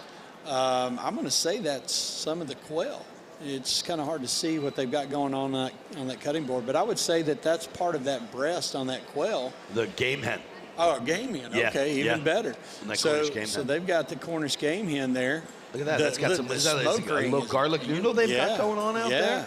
This is what we're talking Right, about. so you Really got- elevating that world of barbecue. Right, a lot of fresh, bright, citrus crispness. And you got savory there with some onions and cucumbers, a little bitter to come in the bottom note. And then you're going to have that, char siu, where you got a little sweet flavor component. So your eye's going to say it's barbecue. I'm going to expect hickory smoke heavy, like a cayenne and a cumin and maybe a paprika. But these guys are going, look at the color on that in that sample deli container there. That looks like candy. I would prefer if that person would remove their frayed sleeve out of the dish itself. Yeah. Judges face forward. Yeah. So, and there again, that's where we're going to take technique and teach somebody who hasn't gone to culinary school. Yeah. And that they started cooking on a smoker in the backyard, be it a Weber or a Yoder or, a ceramic cooker or something of that nature. and they're going to elevate it into, I mean, some of these smokers are $100,000, $200,000 rigs. Yeah, they're pretty amazing. Yeah, What they and do. you know, and you can do a host of things in them and on them, you know, and so. I kind of want to show him that a smaller knife might help him a little bit more. Yeah, you know, like a 2-inch paring knife. A or little something paring like- knife, yeah. especially going in with that delicate burn Yeah, that like way. a Swiss Army knife, maybe? And the other thing is when he's doing that, if he uses, see, here's what's happening. He's got his finger on the top of the blade Yeah, that way. yeah. So he's actually putting more pressure on the top of right. the blade that way as opposed to letting that Letting knife the make knife that to- slice. He's going to have a much nicer slice if Sure. he allows that blade to work the whole way through. And so, you know, that's one of those things. And if that- he brings samples. Right. We would love samples. We will critique. Barbecue samples are greatly appreciated. Yeah. Yeah. So what I'm really interested in here is how that plate is going to look, because there's so much going on the bottom. Yeah. And then you've got so much going on topically with the glaze and the seasonings and the smoke and the meat. And we've heard it time and time again from these judges. You kind of overshot. Yeah. You know, you did too much instead of focusing on the chicken on top. Look at that. You know, they've got the radishes in there. So that's got a lot of Asian And fusion going on. And there. they're full on in the. So we're 8.5 Yeah. minutes. Yeah, we're close. Left Yeah. for the plating. Let's have a conversation. Hey, Erica. You know, one thing, Duff, I would like to, looking at this picture here, this feed, that I would personally, as if that was my plate, I would clean up the front side. 100%. You know, I want sharp, clean edges. Yeah. I want precision. I want them to know I intended to do I also that. would take those, you know, especially since there's a presentation part that comes into this. You know, they've got a vine sweet Right. mini pepper that's up there. Right. If you've got a julienne of a radish, I would definitely follow the same consistent Yeah. julienne cucumber, julienne radish, julienne pepper. Yeah, that 'cause way you you- can mix it together and Yes. get a better appearance of a salad that's going to go out that way. Well, and you said it earlier, this is kind of a 1-bite, maybe 2-bite type challenge. And so the size of what you're putting on that plate matters as much as what you put on that Right. plate. Who do we have in our judge? Hey, Erica, can you hear us? Y'all hear me? Yes, ma'am. Hi. I'm very impressed just by looking at the panel of judges that you have up there. I feel like we found like some pretty classic baseball cards. Yeah. We've got some heavy hitters up there on stage right now. This is actually amazing. This feels like a family reunion for me right now. We are looking right here. Who is writing? Mr. Famous Dave Anderson. All right. Entrepreneur extraordinaire. Next to him is Mr. Harry Sue. Amazing. Slap your daddy. One of the great things when I first got into barbecue and I knew nothing, I ended up at Harry Sue's doorstep taking one of his barbecue classes. And I will tell you right now that it set me on the course that I'm on today. And we have open turn-in. We have the first turn-in coming right down right now. Watch your backs, boys and girls. Cheer these guys on here. Oh, thank you so much. Look at that spread. Oh, we got some nanner pudding on the plate, Duff. You a nanner pudding fan? I am.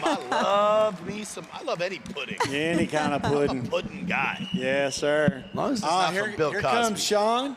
Team Mission 0, 100 hours. All right, Sean, bring it in. Bring it on home, Bubba. I got to have breakfast with the boys this morning, Oh, just so yeah? you know. They had Yeah? about 47 pounds of bacon. Absolutely They've been throwing down all Out week. there. Look at They- those plates. Well done, boys. Yeah, those well boys- done, boys. They represented very well yesterday on Veterans Day, so we were very proud to have them here with us.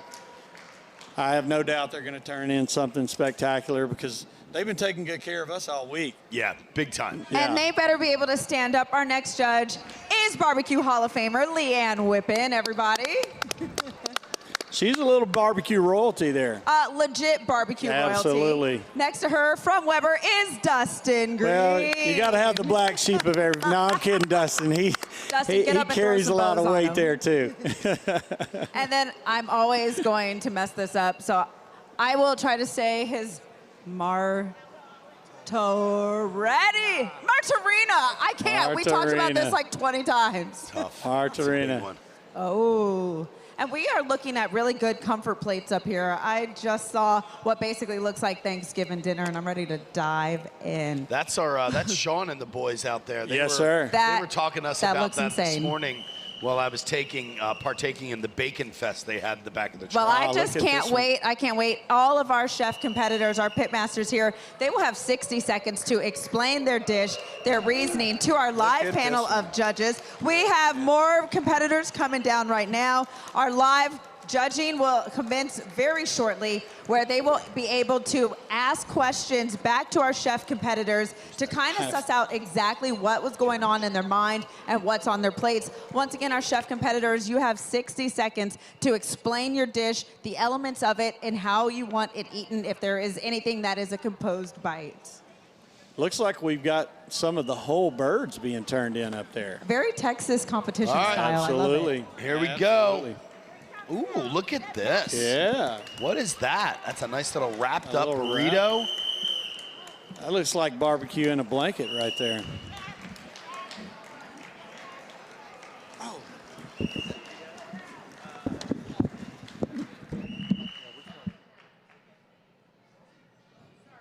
And I love it. Anthony, how are you feeling watching the Chefferees? If y'all didn't know, Anthony Martarini was the first ever Chefferee for the World Food Championship. All the Chefferees out there. It's not even on. There we go. All right, here we go. We got everybody. Round of applause for all the Chefferees. They're doing a great job out there. You know, they've been working their butts off, and you know what? I think they're doing great. So, do you feel like you want to like jump back down there right now? you know, I feel like I give them a little advice when I'm out there. You know, I as a grandfather of the Chefferees, I always say, look over here, you know, and they always dive and they go, thank you. So. I would drive in a car with you because I know your head is on a swivel and you will see everything. Oh, now you sound like my daughter. My dad, she goes, Dad, how do you see everything? I go, because that's the dad of me, so. We've all got the eyes in the back of the head. That's right, every dad does. Especially when you have daughters. All righty. So Peter and his crew, they just dropped off at the table. He is a former champion here at World Food. Look at this. All right. Yes, sir, the Wagyu Look at boys. him. I love these guys. I Oh, love boy. these guys. The amount of energy that the Wagyu boys bring to this arena is untouchable. 2.5 minutes. You guys are doing boys. fine. You're You're doing doing great. fine. Yes, 2.5 minutes left in our 2.5 turn-in window minutes. in the barbecue category. I'm going to tell you, they gave me some brisket sushi the other day, and I literally dropped the mic on the ground. It was quite remarkable. We have very slow, steady, concentrated steps coming down that Oh, red boy. carpet. Coming in hot. Nothing can be We got a askew. game hen coming in hot. Is that cactus leaves on the underside of it? Look at Wow, that. look That looks at beautiful. that. That's Texas style right there. I'm telling you.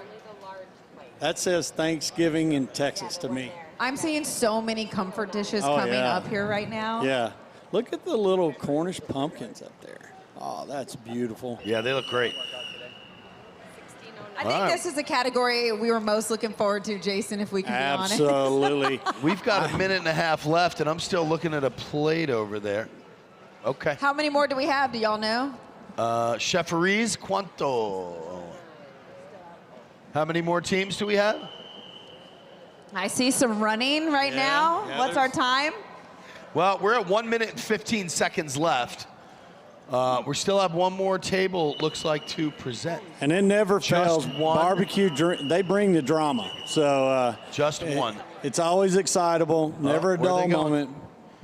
Guys, you got 58 seconds left. Let's get it on the plate, Get that on the guys. plate. Let's get ready to rock and roll. We're going to have some drama up here there. All Miss right, I'm ready Erica. Oh, for I it. see Sophie running. Sophie's out. We Sophie got getting it. Come on, Sophie. Guys are on the she is- 46-second mark. Let's go, let's go. Let's get it What up. we're looking at is 44. Let's get it on the table, 40 guys.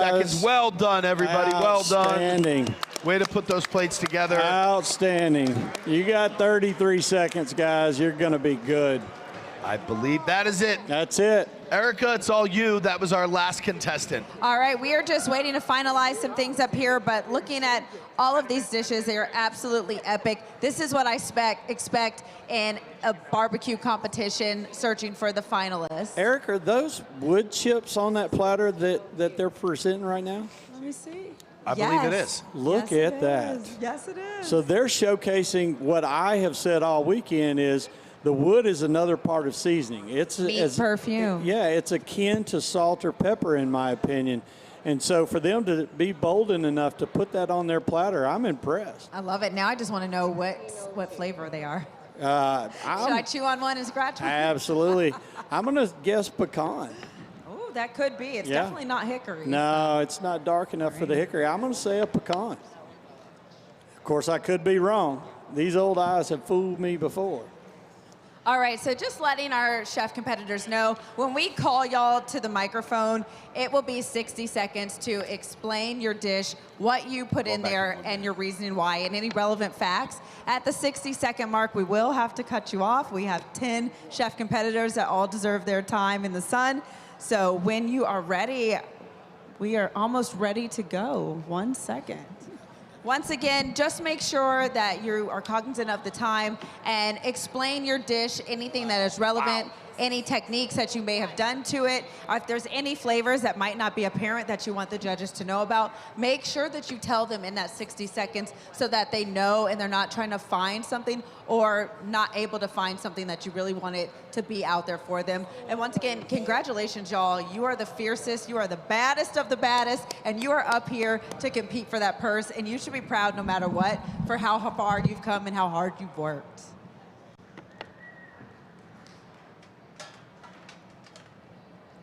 You can cut the tension with a knife right now. It does. It feels electrified. I love it. Yeah. Yeah, Smart Knife. Now, one of our sponsors, Smart Knives, you know, that thing, I was impressed. I mean, I've never had a knife talk to my sharpener, but they've come up with the technology to be able to do it. And so we're glad to have them here. Erica, what's it smelling like up there?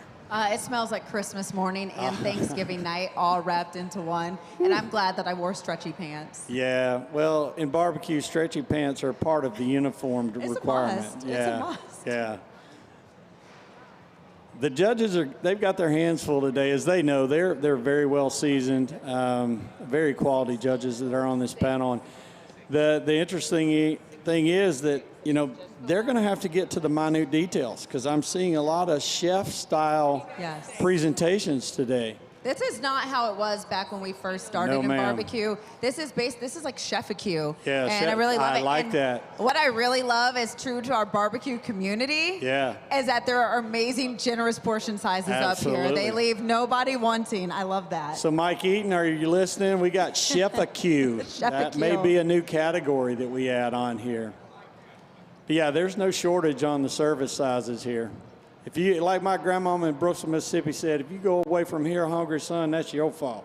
Or they really didn't like you. They really didn't like you. There's always that.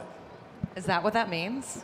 That's If you exact- don't get enough food, that means they didn't like you? Yeah, or if somebody in the South says, bless your heart. Well, I know that one. I know what that one means. Right. You're absolutely in trouble. Right, I yeah. feel like Well, my I feel like family's that's from something I would Louisiana. say. Right. My family's from Louisiana, and we used to do the pineapple. My grandparents used to do the pineapple. Right. And when you would come to their house to stay, they would put a fresh pineapple in your room. And when they removed the pineapple, that meant it was time for you to go. Or Yep. when the pineapple started to die, Yep. that meant you had overstayed your welcome. Yep, Wow. like fish, 5 days. you know, 5 days. 5 days. But now, you don't know how long a pineapple will last. And you might have somebody for 2 months in your house. That's a fact.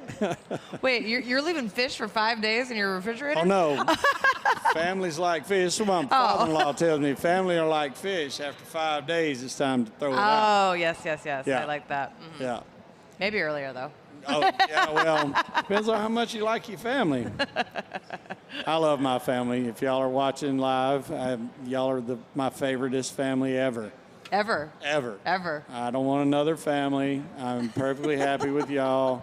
When you come home, the locks are going to be changed. You're in Yeah, trouble. my dog won't even let me pet him when I come back home after saying all this stuff. So Oh. it's going to be bad. Why? Because you've been gone for so long? Yeah, there's that too, you know.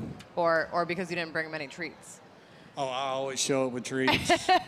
Smart. He knows when I come home from a barbecue contest, there's going to be a bone in my bag. Ah, Oh, yeah. Nice. Yeah, check bags on my flights home are interesting. You want to know what's really interesting up here? I see dessert.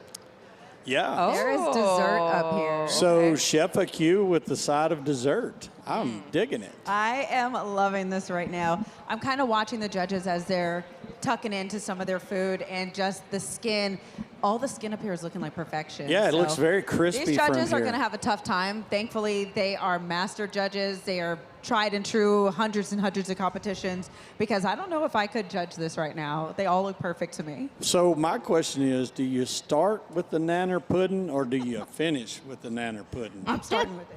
You got to start with the nanner pudding. The nanner pudding. Absolutely. Yeah. You know, you eat all that stuff. That's probably 2 pounds of meat up there on that stage, and you eat all that, and you ain't gonna have room for nanner pudding, and that's offensive. Can you put that in your pocket and bring it out for later? Yeah, I can put a lot of stuff in my pocket. I ain't gonna guarantee it's gonna make it to later, but I can put it in my pocket.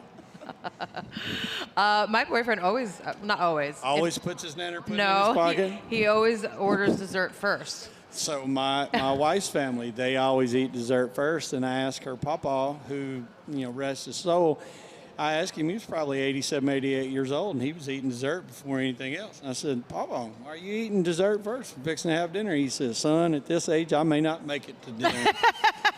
So I have never looked at dessert the same. Life is short. Eat dessert short. first. That's right, with all the sprinkles. All the sprinkles. Gotta have the sprinkles. That's the spice of life. We have our judges. They're taking pictures of all the dishes. This is amazing. They are I looking know, I at noticed that as well. I everything. think that was so smart because it is hard to remember what it looked like, Right. and they get those sampler That's right. portions, Right. which aren't quite the same as that presentation dish. And once again, we are being judged on execution, appearance, and taste. Correct. So, especially with barbecue, when you are cutting into things that have skin, that have glaze, you want to make sure that you are judging them on what it looked like when it first came out in its whole glorious form. So, once again, judges that know what they're doing, that have been Sure. around for a while. They've been here a day or two. It's not their first rodeo. You know, and taking pictures of plates, I think that kind of initiated really in the barbecue world. I'll claim it. You know, yeah. I mean, and now you see it, everybody's in a restaurant, and nobody touches the food before everybody at the table gets to take a selfie Camera with the food. eats first. Yeah, exactly. And so I'm going to stand by that started in the barbecue world. Now, so are you saying right now that the barbecue community was like the initial, the original, trendsetters, absolutely. the We were. original food influencers?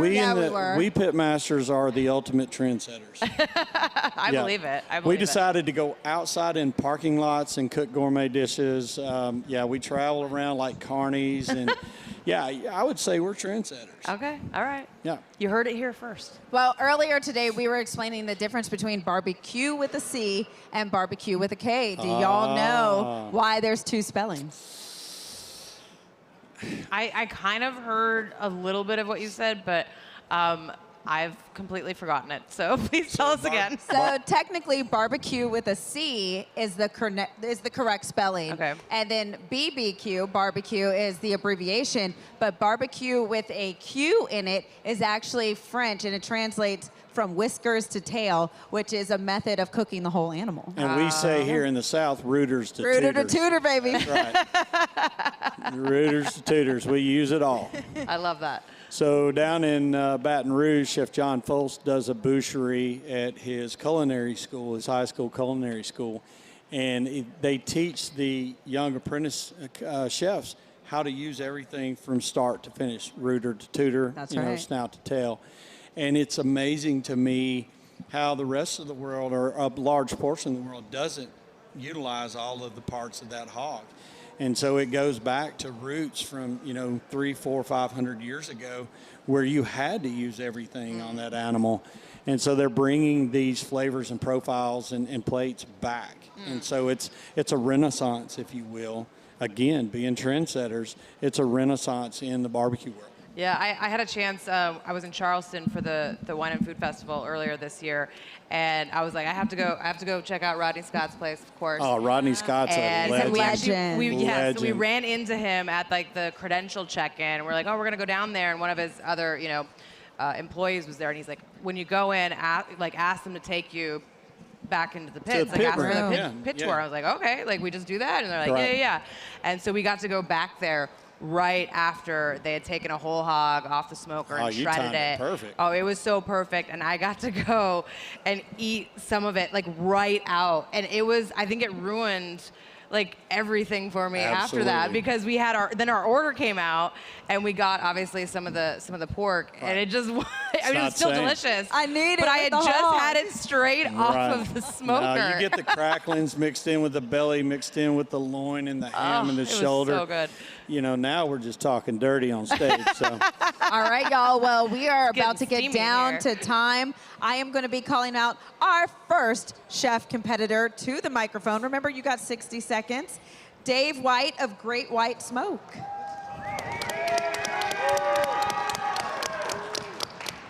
All right, Dave, your time starts now. Good afternoon, guys. So we wanted to kind of show you our family migrated to Indiana, so I'm local from the Mississippi Delta. So we wanted to give you a soulful plate with Cornish hen, some cornbread stuffing in there. We did mac and cheese with oxtails. We got the collard greens with the ham hocks and all the good stuff in there. And then, of course, the banana pudding that could go first or last. Is there anything that you want to tell them on which way they should eat it? Anything like that? You know, the hen is going to be the star of the show. You know, we just went for nice, savory, sultry, kind of the pepper tones, you know, staying away from anything too sweet or savory to go with that soulful plate you got. Outside of that, I just hope you enjoy the rest of it. We wanted it to complement that chicken and set the profile that we were going for, but that chicken should be the star. Well, I'm ready. Judges, are y'all ready? Did you just give us one small piece? So, yeah, we kind of ran out of room probably, so we just tried to give you the breast, and on the Cornish hen, it was pretty tight getting it off of there, so. Leanne, you want to come in on this?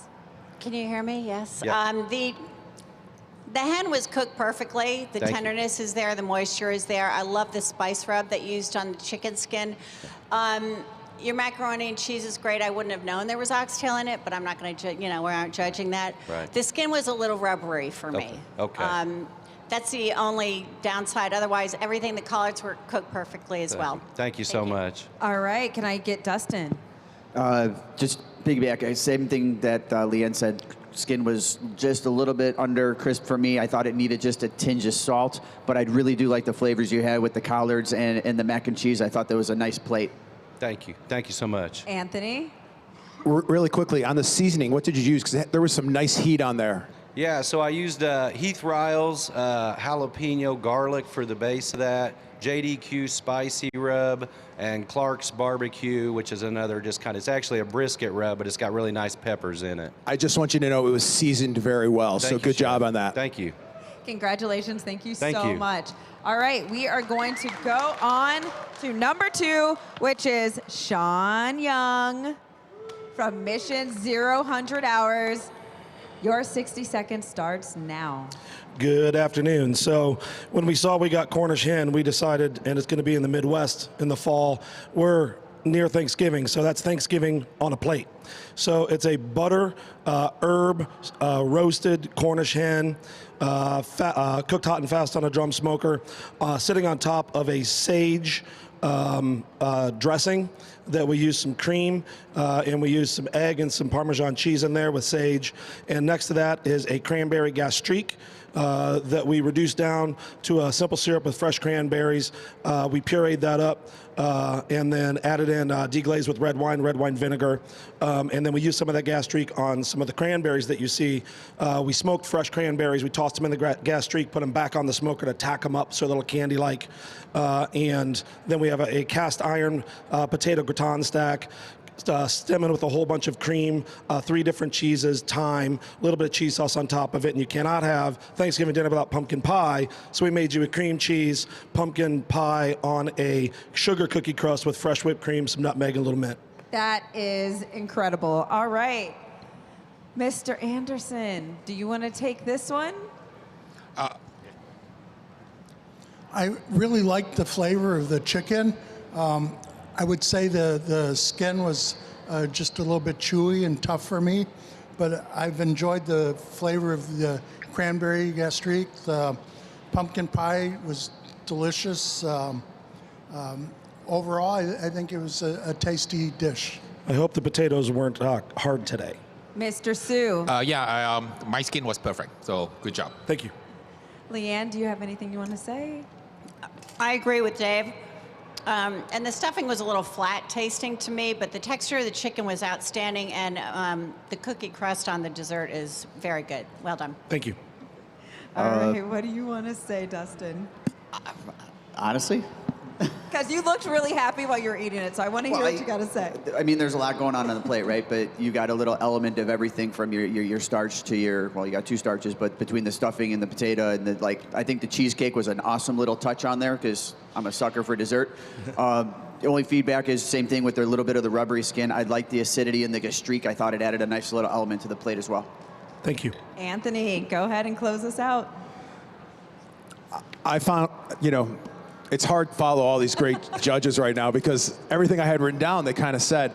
Mine was a little bit dry. That's all I want to throw in. So it wasn't as juicy when I first bit into it. So I just wanted to pass that on to you. But great job, great elements on the plate.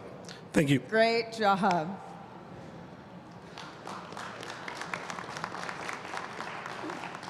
All right, so going on now, we have Jason Satterfield of Son of a Butt Barbecue. Your time starts now. Thank y'all for having. We did more of a traditional style. We just did a straight seasoning, no marinades, no nothing. The Cornish hen, we're from Arkansas. We call them Yardbirds, is where we call them from. We did an orange marmalade with a honey glaze. So you're gonna get a sweet, you're gonna get a little bit of bite, you're gonna get a little salty, but it's more of a traditional style. We knew a lot, Thanksgiving, everybody's gonna be tired of stuffing. We went with a long grain, homemade long grain rice. Other than that, it's just kind of, it's a basic,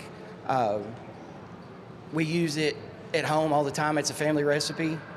We've never got the opportunity to put it in front of judges of y'all's caliber, and we were shooting for the stars and hoped that y'all liked it.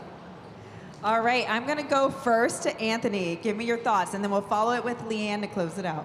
What I really loved is it felt like Thanksgiving coming up here. Your glaze was amazing on there. I really enjoyed the stuffing underneath. You brought us the whole Cornish hen, which was amazing. And to dive in there, it was nice, it was juicy. Great job, great presentation. Thank you so much. Thank you. All right, Leanne, go ahead. The stuffing was absolutely out of this world. It had some kick to it, and I love that you put it was apricot sauce, or it was sweet. Orange marmalade. It was sweet with the salty kind of spicy, so the combo was wonderful. Again, cooking the whole hen like this in presentation, loved it. Thank you. Thank you. Thank you so much. We appreciate you, and good luck. Thank you. Y'all give it up for him. Come on, don't let him walk back in silence. We don't do that in the barbecue community. All right, coming up, number 4 is Nick Hetver from the Great Pig in the Sky Barbecue.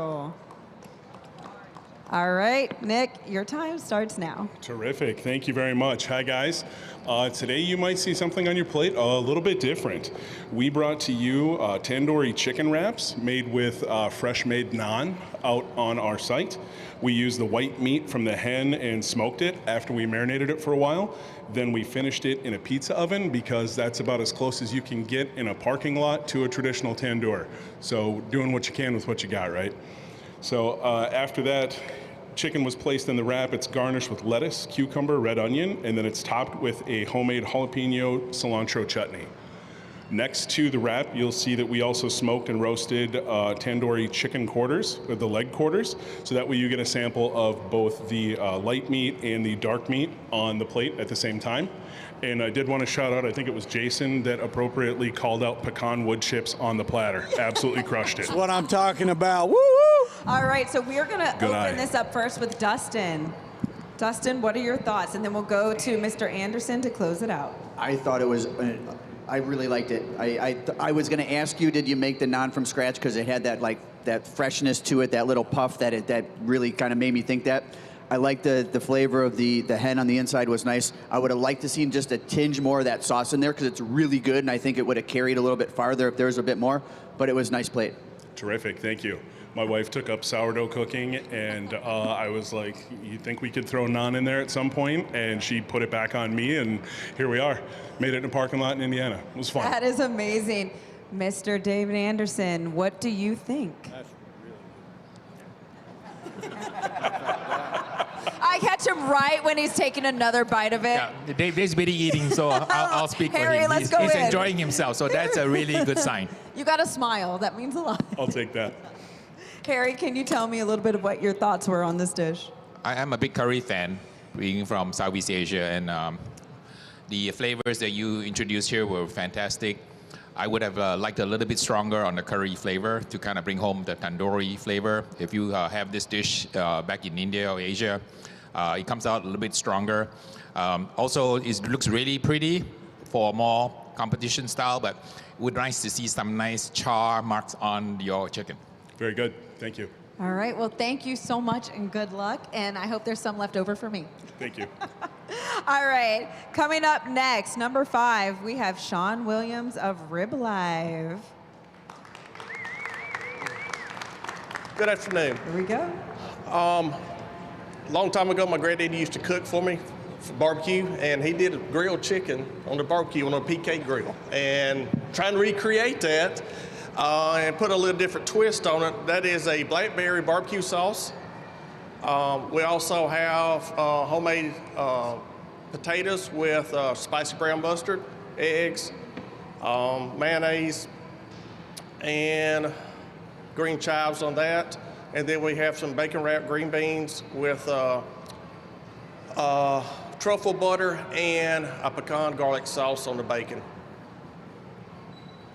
Is there any specific order you would like it eaten in, or you say just dig in? Just whatever it is. Like I said, this is our typical barbecue. I love that's right. All right, so I'm going to start with you, Anthony. Go ahead and tell me what your thoughts are, and then we'll go to Leanne. This was 5, correct? This is 5. Perfect. Really enjoyed that glaze on there. The glaze was fantastic. I enjoyed the potato salad. Really did. I was like, I went in there kind of as an afterthought. I was like, ooh, that's really good. I had a second bite of that. I did think the skin on there was a little chewy and rubbery, but I will say you had really nice smoke on that hen.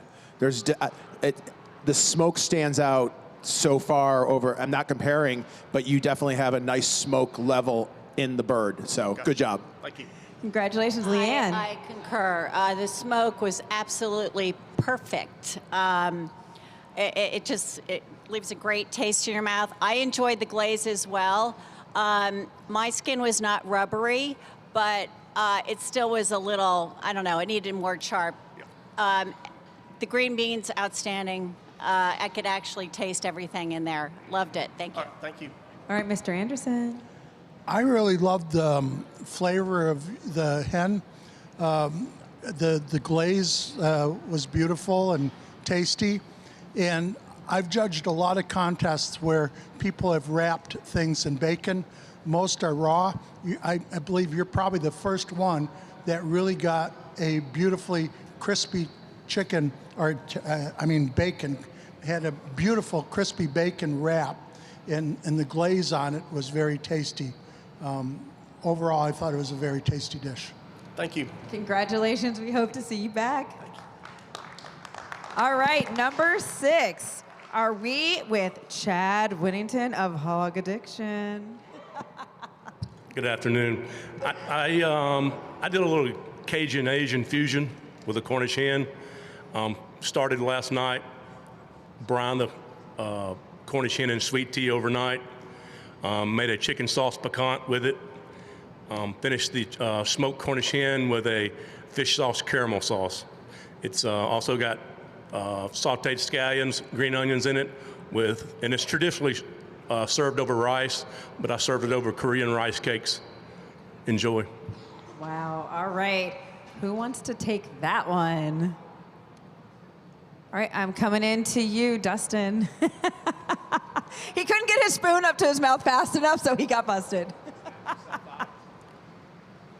No, the soup had really nice flavor. I thought your hen was cooked pretty nicely. The only feedback I think had it was maybe just a tinge more of salt on the chicken itself, but I think the flavors overall, it's a nice bowl. Thank you. All right, Anthony. Of course, I bit into something else. Let's see my notes here right now. I really enjoyed the broth. I really thought the broth was fantastic. thought the skin was a little chewy, probably because we're sitting in the broth. Yeah. Kept some of that moisture. But yeah, the broth is very fantastic. Thank you. All right, well, thank you so much, and we hope to see you back. Let's get some claps in here, y'all. I know it's late, but you got it in you. I had a question. Yeah, go ahead. Go ahead. What were these things? Those are Korean rice cakes. To be honest with you, I thought they were very chewy. All right, thank you. Well, what was your rationale not serving you with rice? I just kind of wanted to do a spin on it and get outside the box a little bit. Did you taste the rice cakes? Yes. Did you find them tender? A little bit chewy. Okay. Is that your intention? Kind of, sort of. Because I wanted them to hold up into sauce and kind of get some of the glaze on the sauce. All right, thanks. Thank you.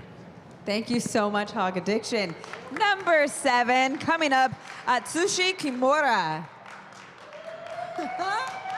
Come on up here. Come on up. We are Wagyu boys from Japan. Thank you very much. はい。日本語 OK？ はい。まずはじめにここにいるすべてのピットマスターリスペクト。Thank you very much。私が10年前に初めてアメリカ来た時にバーベキューのこと何も知らなかったのにすべて教えてくれました。それで今があると思ってます。なので私は今度ここに入れるのは皆さんのおかげだと思っていますので感謝しています。ありがとうございます。はい。で私の今回提出したテーマなんですけど、無駄なくすべてを使うっていうことに感謝を込めて作りました。なのでスープもすべて鶏ガラを作ったり、無駄なく本当にすべての部位を使って作りましたので、スタイルはジャパニーズ焼肉に近い焼き鳥を作りましたのでお召し上がりください。本当に今日はありがとうございました。All right, here we go. Okay, can I translate? Yes! So, we are Wagyu boys from Japan! And once again, everybody from the World Food Championship, everybody, our friend, thanks for having us. We had really good time, and he said that 10 years ago he came to USA and he met barbecue, and it turns his life to a special thing. So he really appreciated it. And for Wagyu boys too, we are here. It's like a dream come true. So talking to you guys at here, and we wanted to put a respect in our dish. So our title for the dish is Zero Waste, Perfect Taste. So what we did is yakitori style, and there's a 3 bowl, stick, and one is skin, and one is a breast, and one is a thigh. And also, pulled chicken sushi is there too. And also, on the middle, there's a soup. We put all the food, all the meat, all the hen inside the soup and boiled it for like 10 hours with the onion, garlic, and ginger. And we didn't want to waste anything because food is everything. That makes us. Like, we have sometimes bad day, good days, but there's some part they goes to waste. But we didn't want to waste anything because that is the respect to the World Food Championship and also to the Tyson hen. So we used everything, break the bones, put it in the hot water and steamed and make the soup.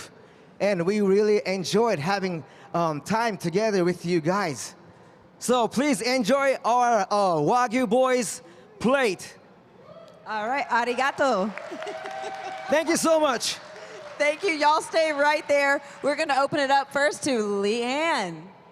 The creativity was wonderful. I appreciate that you were using every part. The chicken skin, though, I feel like it's probably one of my favorite parts, and it wasn't rendered down. It wasn't crispy. It was a little soggy. I love the sauce that you had on the second skewer. And as I said, each thing had its different component, but I just was a little weird about the skin. Thank you, though. Anthony. I love your guys' energy. I love your creativity. You bring a lot of energy to the competition, and that's what we need. We need you to spark other people. I notice a lot of the dishes here, they have an Asian flair. I think they were coming for you. So one of the things I want to say, this is a word of advice. I love that you went for zero waste, but if you're going to put 4 different bites on a plate, each one better be better than the next. Like Leanne said, the skin was not crispy. That's my favorite part. Any kind of skin on a poultry, I want that crisp. For me, the second bite was the best.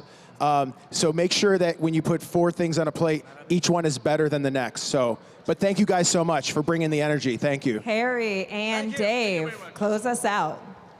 First of all, I want to thank you for coming the distance you came. And like everyone, I think we enjoyed your passion, your creativeness. I'm not going to repeat some of the comments. I would just say I think one of the things that was missed here is there was some confusion on the presentation and how what the entries that we got. So I think next time you'll score a lot better if you get the entries done appropriately. But other than that, like everybody, I think appreciates is your passion and your willingness to get out there. And I give you credit for coming here without cooking stuff and the fact that everybody helped contribute to make this an event for you. So congratulations, and I wish you guys the best. And Harry, end us out. Thank you for coming to America and bringing your style of barbecue. I don't think the world knows that in Japan there's at least half a dozen different variations of barbecue, including yakitori, korbota, and so on. You brought in a fantastic example of like a yakitori style, where they take apart the whole chicken into many, many pieces and they grill each piece to perfection. In America, sometimes when we have these kinds of contests, sometimes the food is not eaten like a yakitori bar, where we take it off the coals and we serve it to the customer. This one here has some lag time. So one suggestion is when you practice for your recipes for a contest in America, you may want to cook your food, let it sit about the time it takes for us to go through this whole judging process, because as some of the other judges have mentioned, some of the textures of these products kind of have gone down over time. So you want to really be very careful the parts of the chicken that you pick that's going to taste good in about 20 or 30 minutes. So that is something that you may want to factor in for the future contest. Arigato, thank you so much. Thank you. All right, now. Thank you so much. Moving on to number 8, Vincent Regino of Reggie Q Barbecue. Let's go. I need some clapping right now, y'all. Come on. Your time starts now. Go ahead. Good afternoon, chefs. It's a complete pleasure to be presenting with you guys today. Today, what we have is an apple cinnamon Cornish hen. We have a fondant sweet potato with a candied pecan paired with a apple cinnamon apple. Underneath that, we have a bed of cranberry apple sausage stuffing. Our intent, like I said, was to bring South Texas over here in a Thanksgiving platter. And so our Cornish hen is cooked live fire style over post oak and mesquite. That's what we use in our region in San Antonio, and so that's what we brought here. Every aspect you have on that plate was cooked via live fire today. Everything from the apples all the way to the potatoes. So being that we are, chasing this barbecue competition, I wanted to make sure that everything had a live fire aspect today. That is amazing. I'm going to open up Anthony. You're closest to me. I know you just took a bite, but go ahead. I'm a stuffing guy. That stuffing's really good. Great. That's all home. That's all homemade, right? Yes, homemade cornbread. My wife makes the best cornbread. I was going to say something else. Best cornbread out there. And so that cornbread was made this morning. It was broken up, and that stuffing was made about an hour and a half ago. And I did get some nice smoke on your hen too. So Great, great. But And with the smoke from the post oak and whatnot, it's not supposed to be overpowering. It's supposed to be nice and mellow, and a small kiss of mesquite. Not very much when it comes to any type of chicken. I'm gonna need that stuffing recipe though. Good, good. All right, Dustin, come take us home on this. I think he hit it all. No, you know what? I really liked it all. I really liked the apple. I would have liked to seen the sweet potato get peeled, though. I think that's just a little thing for me that take it off because I'm not a big fan of eating it. Maybe a tinge more cranberries in your stuffing, but I think your flavors overall, they were really just, they popped. Great. Thank you. Thank you so much, and we I'm hope gonna that there's some disagree left with him over. because I like the skin on the sweet potato. Here we go. You're We like got me, a Miss Whippy. disagreement.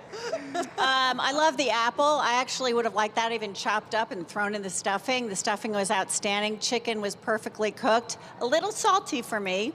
Other than that, very nice dish. Thank you. Congratulations. We hope there's some left over for the rest of us. Thank you. All right. Yeah, okay. I see everybody's waking up. We're coming into the home stretch.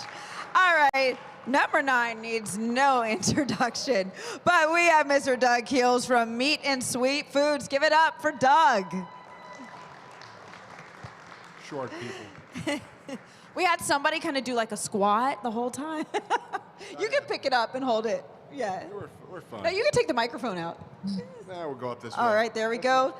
Your time starts now. So we have an Asian-inspired, sweet and sticky Cornish game hen perched on a crispy nest with a medley of pickled vegetables to give you a nice, beautiful cut. We have a leg and thigh. The half birds were so large that we couldn't get it to be on a plate, so we gave you a little slice of the breast, a little slice of breast, and we gave you a leg and a thigh.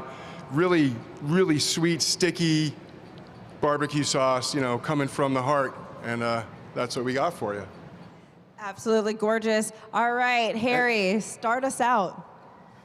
It's a really beautiful red glaze. I thought it was going to be a char siu pork, but it's chicken.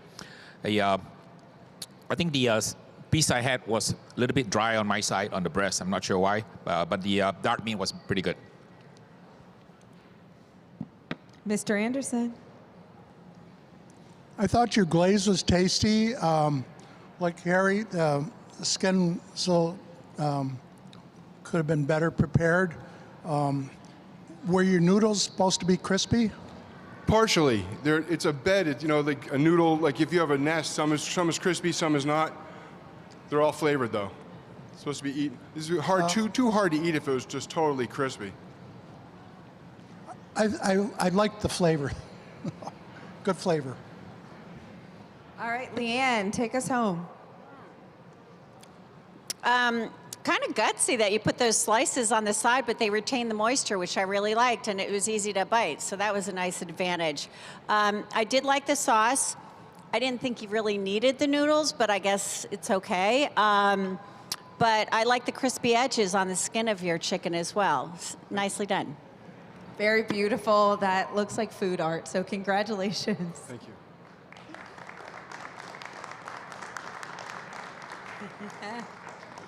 Last but not least, Amy Overby from Team Meat Coma. Get up here, girl. Your time starts now. Hi, so for me, barbecue is always about friends and family and just gathering around and enjoying dishes. One of my children's favorite dishes is anything Asian inspired. And then the potato salad is kind of a riff off of a potato salad that my mom used to make when I was little with potatoes, scallions, and bacon. So how I prepared it was a black tea brined Cornish game hen, and then I did a Chinese 5-spice rub. We boiled the potatoes and some of the leftover Cornish game hen bones and also chicken bones to add some flavor. Coated them in duck fat and then grilled those. So you should get some grill marks on there as well. And then a little bit of pickled vegetables just to offset that creamy Asian sesame oil slaw potato salad that's under there. So. Wow. All right, Anthony, you're taking this one first. Kick us off. I always get nervous when I see potatoes. Either they're done well or they're raw. Visually, when I bit in there, I thought it was a Brussels sprout, just the way you had them chopped. But that potato salad is fantastic. Bringing in those vegetables added that nice crunch. Your 5 spice on the skin, fantastic. I love Chinese cooking, so you definitely brought that. You had beautiful smoke on that hen too, so great job, great way to close out the category. All right, Harry. I always say to win, you really have to create extraordinary and ordinary food. And this chicken I ate was really ordinary but extraordinary. Love the spice on it, very subtle, and hints of the Asian touch to it. This is all about cooking. I posted a video recently about confessions of a WFC master judge. We're looking for creativity, authenticity, and bring who you are to the table. And this is a really good example of where you are able to kind of showcase your personality and your energy through your food.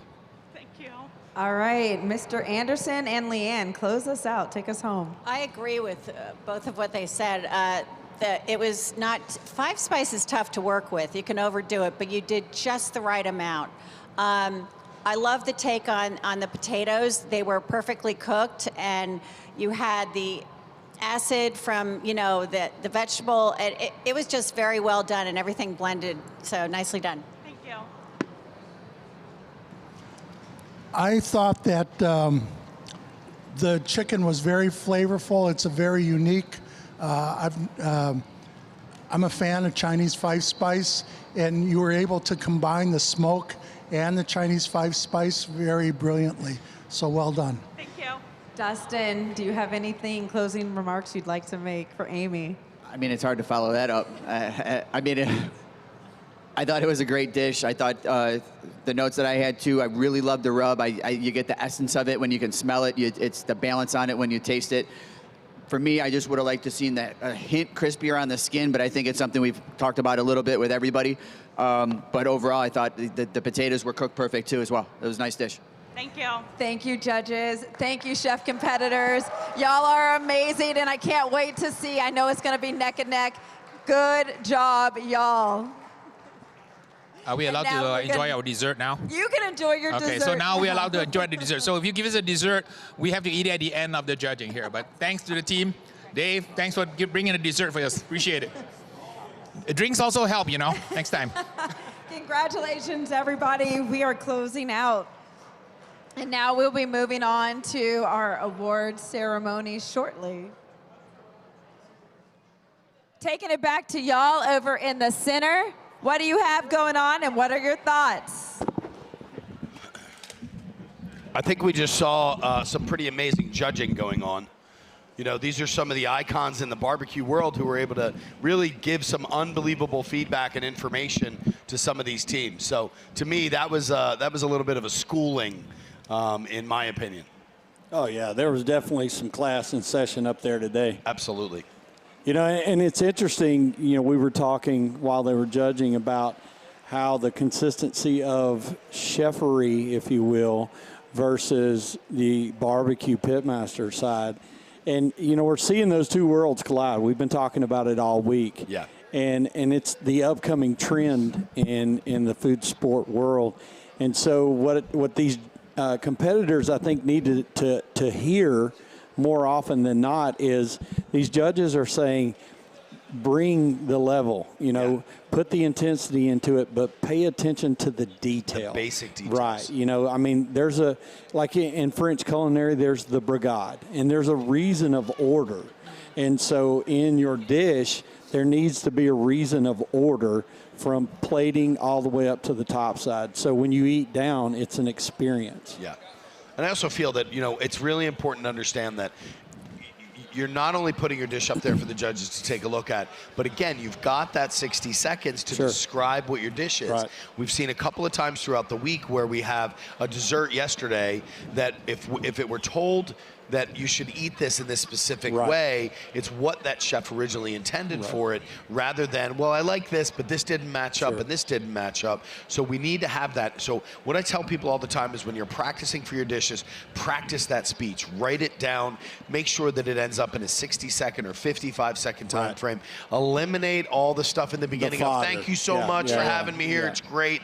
We know that you're appreciative and we are appreciative that you're here. Say that in post conversation. Save it afterwards. Right. Yeah, and absolutely. And like you and I were talking earlier, details. Get down to the minute details, because that's what's going to set you apart from everybody else. Yeah. And those judges are trained like bloodhounds to find that finite detail. They're there to find. They're looking for something wrong with the dish. Well, I think it was Chef Cheffery Anthony that said, you know, I was looking for the spice, the back note spice. And so, you know, that's a testament to what we've been saying all week is pay attention. Listen to these other categories. Yeah. Because you're going to learn technique and you're going to learn style that you can incorporate into this barbecue world that's going to elevate you above everybody else. Right. I thought it was interesting, you know, and maybe they were like PTSD after you were, you know, cutting people off at the 60-second mark, but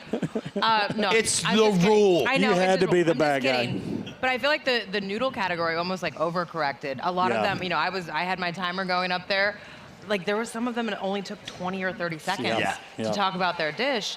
And I think, you know, you don't want to get cut off, but you want to make sure that you are really giving them all of the information, your story, your dish, and make sure that they're taking all of that into consideration when they're judging and eating your food. And, you know, sometimes you get lost in the time. You know, you could be talking for 20 seconds.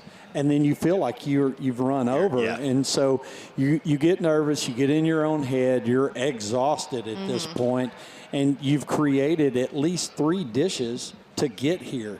And so not only are you having to remember what you're presenting, but you got to make sure you don't memorize something that you did 2 days ago. Yeah. You know, and so it's one of those things where you have to fill the void. And you said it, Duff, you have to practice this. It's just as important, if not more important, to be able to speak that in full fold as it is to present your dish. And I think it really comes down to, you know, it's what we do in restaurants. I mean, when I always say to people, keep it simple. Yep. Keep the basics there. Talk about the technique. Talk about the sauce. Talk about the accoutrement. Right. You don't have to go so far into the other stuff. Right. We, as judges, understand what it takes to cook a burger. Right. If you're going to add in, like we had earlier, we had a woman who added duck fat in. She added some of the beef tallow into it. Plus, we had another contestant who added in some of that aged Havarti that had gone through there. Those are key components to add into something. Right. Talking about what it is, what kind of beef you're using. Very important, especially in this situation, because at this point we had a sponsor in the burger category that was legacy ground beef. So for me, talk about that legacy ground beef, talk about what you added to that to enhance that product, and then talk about the accoutrement. On the bun, I used this bun. I added this aioli. I made sure that I had a perfect tomato, lettuce, whatever it is that goes into it, but stay out of the story part of it. And practice that. And what I always tell people is write it down.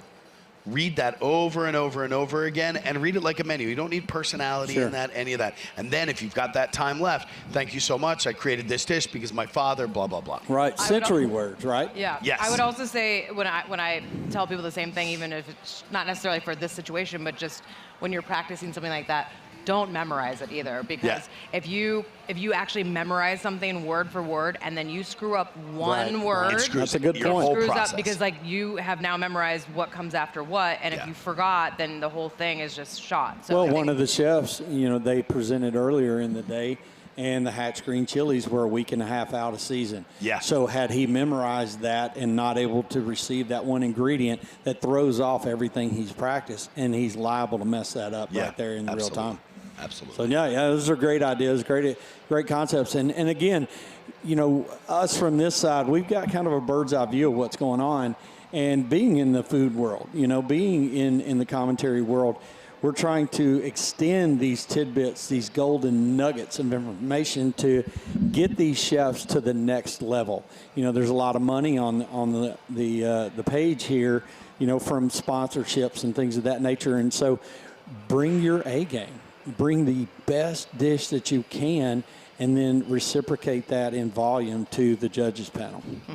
There is a lot of YouTube conversation going on. Let's hear what we got. There's a lot had really coming in with Go On, Beefy Boys, Mellow Mushroom during that burger time frame. You know, they're really a tremendous amount of support happening with all of these people.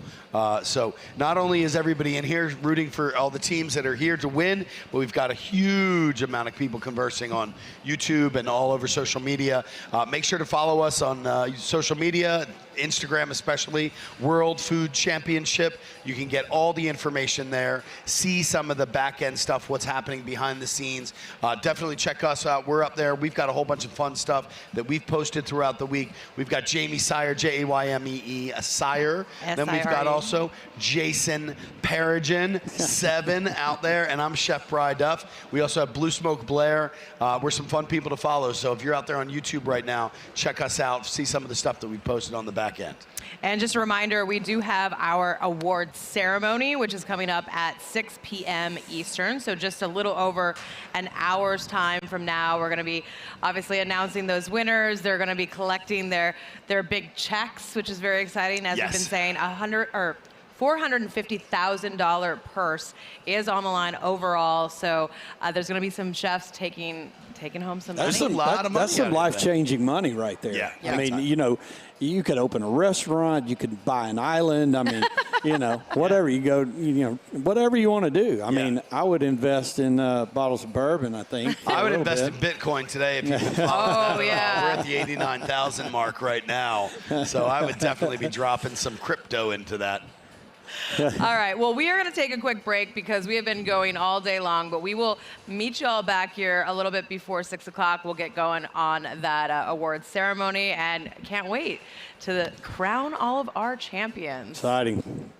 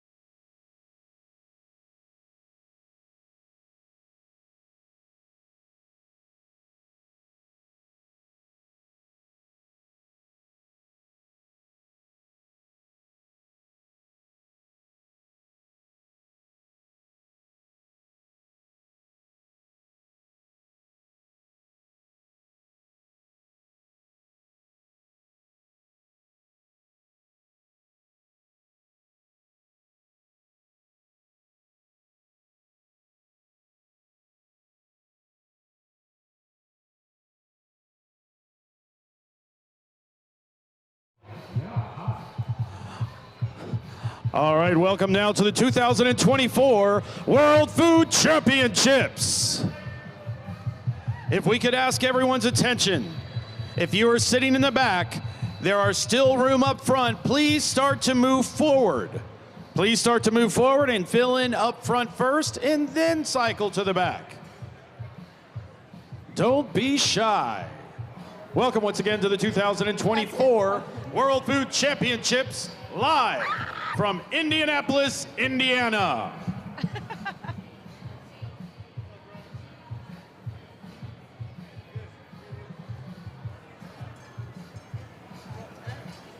Pardon.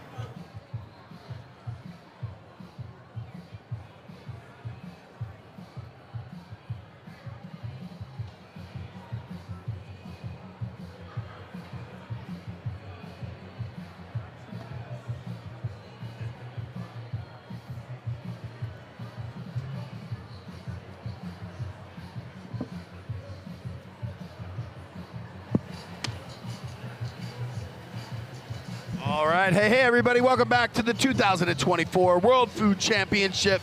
I am Brian Duffy and I'm up here with three of my most favorite new friends. We're talking about Jason Perigin, Jamie Sire, and Blue Smoke Blair. And Erica Roby, and we're super excited to be here. It has been 4 days of absolute mayhem watching all of this go down. We have had 37 countries. We've had 57 barbecue teams, 1,200 cooks, all competing in 12 different categories. And right now, we're about to watch this unfold to see who's going to win. Who do you guys think? Let's talk about our categories. Let's start up front. What was your favorite category of the week? I mean, I have to go burger. Okay. I would say burger, or also barbecue and live fire just to watch. Like, that was my favorite one to watch. My favorite one to eat was definitely burger or any of the barbecue outside. Jace, do we even have to ask? Yeah, I mean, we can ask. He's but like, I like the whiskey category and the bourbon category. Yeah. The garage. Duck pin category. Duck pin category. So what do you think? Is it barbecue? Is it live fire? Or are we just pigeonholing you into one area? Man, that's a tough one. I'm big into live fire, man. It's really to fun. me, that's the primal part of it, but I love barbecue, so I'm going to give love to both of them. There we go. Nice, nice. Erica? Barbecue, of course. Barbecue. So it's kind of fun. Yeah, I mean, mine kind of tosses up. I really love the sandwich category because I just see so much creativity in there. And I'm not going to lie, vegetarian is really something that I love to watch because there's so much creativity, being able to utilize as much of the vegetables and all the components that they have with that. Today's being sponsored with the lentils from Sam's Club. I love a lentil anyway, so yeah, for me. It fills the dish, man. Yeah, And if y'all are wondering, I was going to say, are we just going to ignore the fact that we had a costume change? We raided Mark Conway's closet. We are wearing some of his most epic looks. Yes. Well, listen, we knew it was an awards ceremony. It is definitely decked out in here as if it was a real, I mean, it is a real award show, but I'm saying the Emmys. We're on YouTube. We love our YouTube fans, and I'm saying if it was like a nationally broadcasted thing that like thousands of people were watching, that's what it feels like inside here. It's dark. You've got the lights kind of, you know, zooming around with the colors, and we've got the spotlights up on stage and those colorful fire emblems for the World Food Championship. So it is going to be a very, very special night, especially for those 12 winners that we're going to be crowning. That's right. It's going to be and beautiful. those 12 winners will be going on to final table in the spring. So it's going to be a very special night. I'm so excited. Yeah. Very exciting. Very excited. And I'll tell you what, for the first year being in Indiana, Indianapolis really pulled out all the stops. They showed completely showed up for this. Yeah. I mean, literally from getting off the plane in the airport, seeing wall clings and seeing floor clings on the floor, pointing you in the direction of what we were going to do.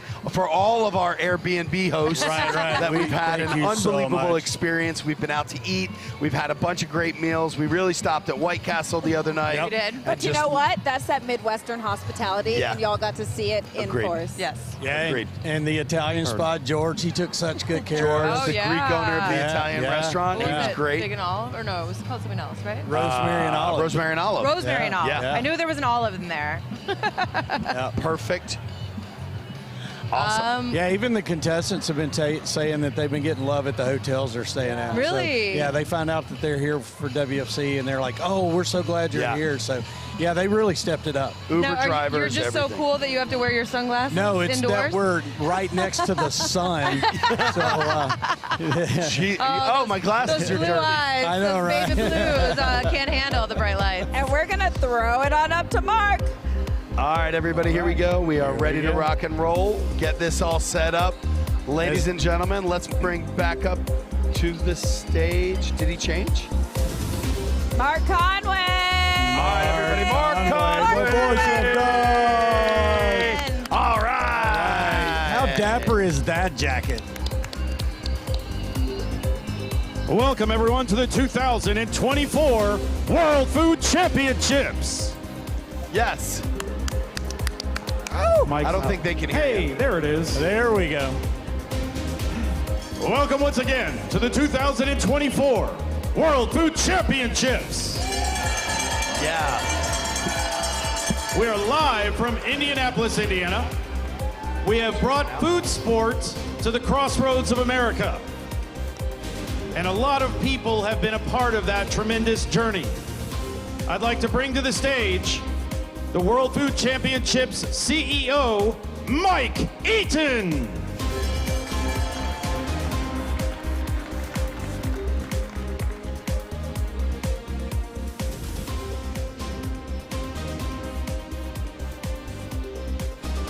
Check. Hey, what's up, Indiana?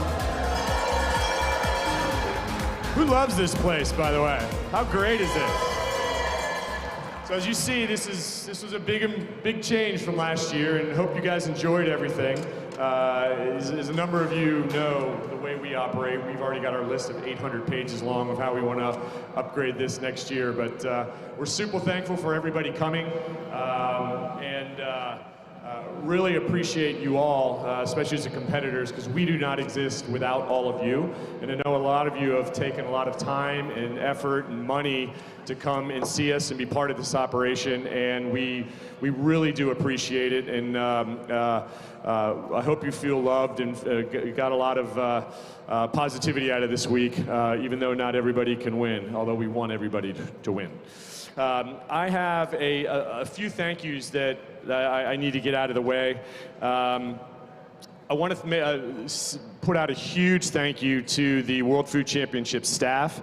It is the hardest working staff in show business right now. We have stretched them to a breaking point, and they have been working so hard this week, and they've just been amazing. And so I hope you guys felt that as well, and wanted to just let everybody know how much we appreciate their work. Two in particular I want to call out. Marsha Flatt, she's probably hiding somewhere, etc. Let's give her a huge round of applause. She's really the architect in making all the trains run on time. And then also our first foray into this whole media world, I wanted to say thank you to Mark Conway for how hard he worked on this, because this is new and it's great, and it's really he's done a great job. So thank you, both of you. One other thank you, all the volunteers. I think there were over 500 volunteers that we worked with in the city of Indiana, or Indianapolis, and the state of Indiana. Thank you, all of you, for coming. I also wanted to say thank you to our on-air talent that are also somewhat volunteers, is what we're. I don't know where they are. Stage left. Oh, they're over there. They're the best, and thank you for all you guys for coming. And I'm sure all of you have had negative interactions with all of them, which is a good thing, by the way. A couple of the local groups that we wanted to say thank you to, specifically Visit Indy has been a huge supporter of us, so thank you to them. The Indianapolis Airport Authority, you guys saw everything that we did in the airport, and Mike Hand and all the marketing guys did, which was really cool.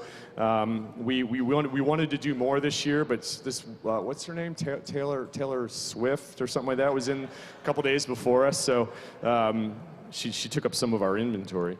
Also, the big thank you to the State Fairgrounds and all their staff. This area, this group, and the organization here is top notch, and so we're super thankful for all of their work. I have a couple special guests here today. One who was very integral in getting us here and the support of us from the state side, Miss Elaine Beadle, who's the CEO of the IDDC. Elaine, why don't you come up here, please?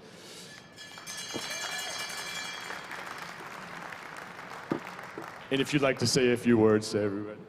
Well, just let me extend our great welcome to the Hoosier State. We're so pleased to have all of you here, and we hope that you've enjoyed your time here so much that you'll be anxious to bring your family and friends back, that you had a great taste of Indiana, and you need to figure out what else there is here to do. So we want you all to come back and visit us again. But to all of you, to the World Food Championship, congratulations. I know this was your inaugural event in Indianapolis, and I hope you felt like it went well. We certainly did, and we're pleased to be working with you, hopefully to get this back here next year, bigger and better than ever. But thank you all, and let me say congratulations. I know we don't know who all the final winners are yet, but we'll learn that this evening. But congratulations to all of you, and you're all winners. If you're here at all doing anything, you obviously are a winner to get here. So thank you, enjoy your time, and please come back as soon as you can. Thank you.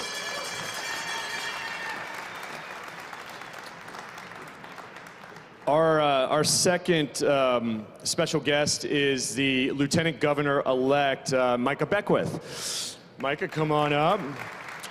So essentially what this is the present and the future of our existence in the world food. So I just show of hands and applause.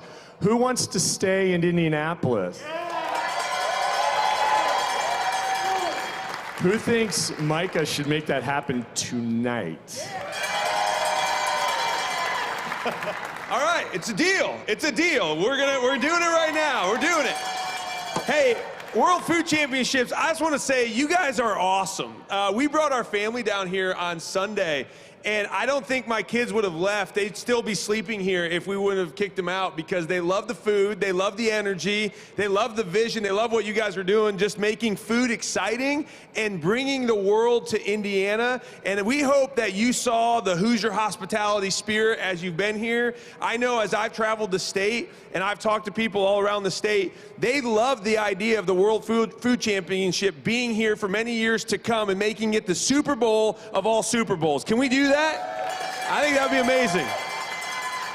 So I just want to say congratulations, and on behalf of myself and Elaine and all of the Indiana leadership, we just are so honored to have you in this great state. We look forward to, Lord willing, many more years of partnership to come. So God bless you all, and I'm excited. Congratulations, everyone.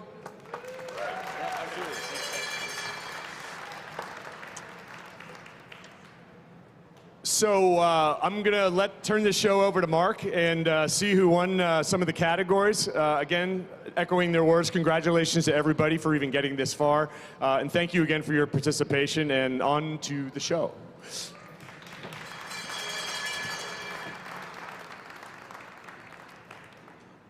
We had a lot of new additions this year. Aside from fantastic video assets, we had a new program called the Taste of the WFC.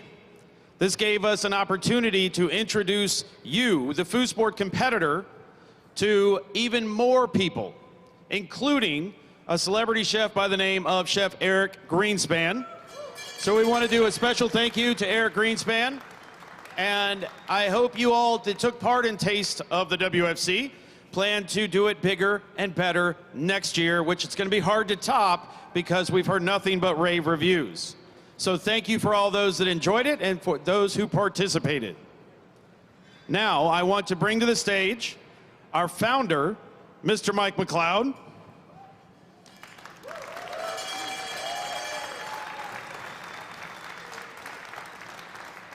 Mike is going to give out a very special award, the Veronica Green Sunshine Award. Mike. Thank you, Mark. Before I do that, I just want to give you my heartfelt thanks for everything you've done this year in the food sport. It's been a great, phenomenal year, And I couldn't be happier that we were in Indianapolis to wrap it up, crown 12 new champions tonight. I want to thank the Lieutenant Governor-elect and Elaine also, and I really appreciate y'all signing that paperwork before you leave the building on the deal that you just made with us. But I also want to thank all of our sponsors. We're going to try to thank them during the show with the categories, but this is not possible with a lot of companies and a lot of believers in food sport, food champions, and the World Food Championships. So let's give them all a big hand for making this possible.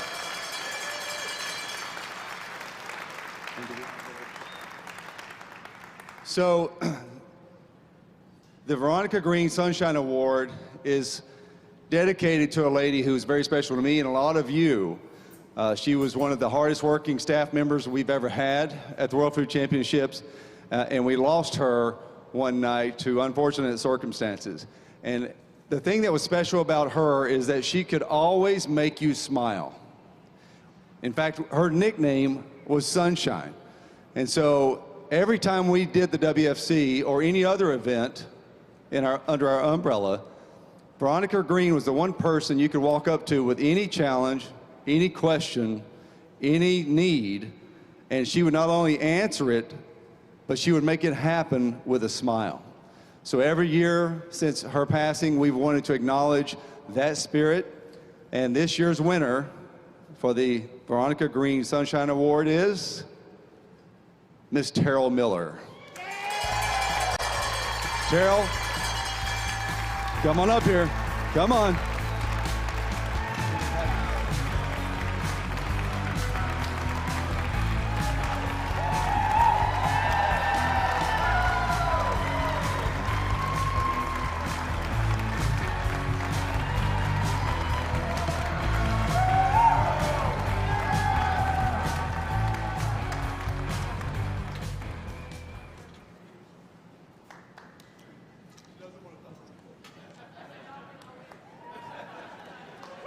Congratulations, Terrell.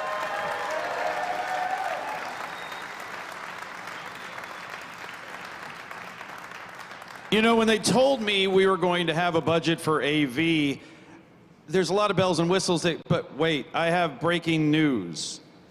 There's been a new addition to the awards that our champions will receive. Literally just told to me. Each champion will receive an ACF membership courtesy of our ACF Master Judges that were part of a fantastic Master Judge program at the World Food Championships this year. Thank you, ACF.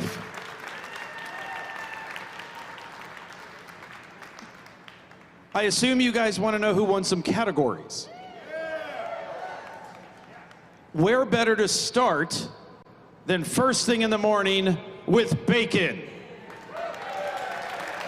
I am now going to bring to the stage one of my very good friends and the host and ringleader of the motley crew of celebrity hosts, Chef Brian Duffy. I appreciate it. What's going on, everybody? Yeah. Are you guys as tired as I am? Because my voice has gotten a second generation right now. After talking for the last 4 days and watching all of you run around, work organized in your kitchens, run along red carpets, bust your asses to get through this entire year, to watch this whole thing happen. And for me, it's been unbelievable. So for me to be able to talk about bacon, as you can tell, I am no stranger to a slab of bacon. I'll let you know that right off the bat. I'm a huge fan. And to be able to have Wright Brand Bacon as a sponsor for this category was something that was super fun. I use it at home, I use it in restaurants, and to watch you guys and see the creativity and what you put into that category, what you put into every single dish from first round to second round to the winner that's about to happen. I just want to say congratulations to you guys. So everybody give it up for all your bacon fans that are out there. Very nice.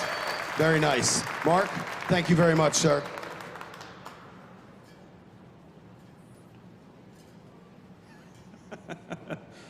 All right, we had a fantastic sponsor, as Chef Brian mentioned, Wright Brand Bacon. They are a huge supporter of food sport.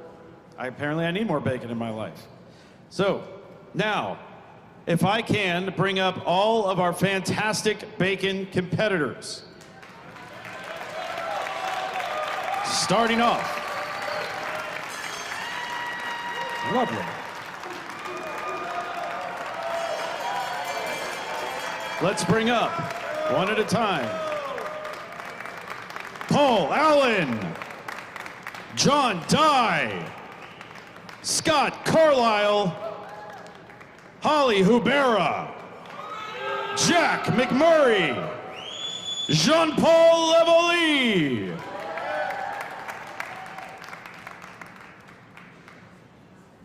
And now, we're going to go from 3 to 1. When I call your name, please step forward, and then we'll step back. In third place, with a 77.25, John E. Dye.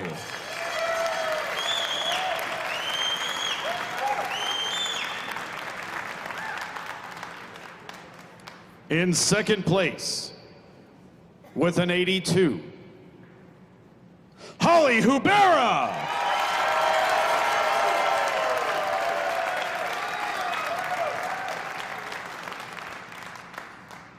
And now, in first place, with an 82.5, no stranger to food sport, Jack McMurray.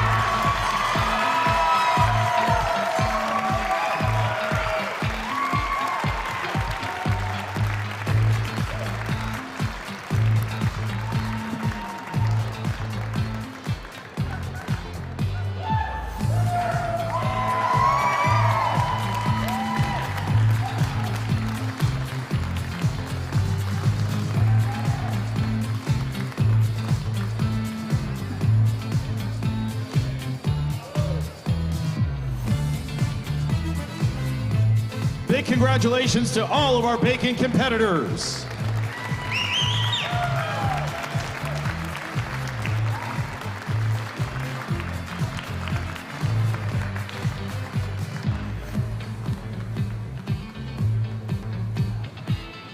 There's another award that we give out every year that is particularly close to those of us who have spent an exorbitant amount of time in food sport. It is directly tied to one of the most passionate, amazing individuals that every single one of you come in contact with every year. I'd like to bring up Jeanette Corey.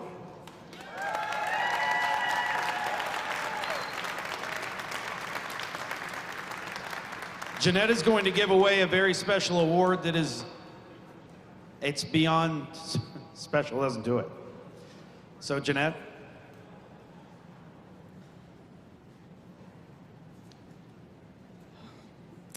I have the great honor of giving away an award that is dear to my heart because it belongs to my husband. This award goes to someone that exudes the spirit of food sport that my husband did, that is always there for everybody, will pitch in, help, assist, doesn't even matter if it's a competition team. In their own category, another category, they're always there. I witnessed that at least fivefold this week. This year, the John Corey Spark Award goes to Joanne Rice.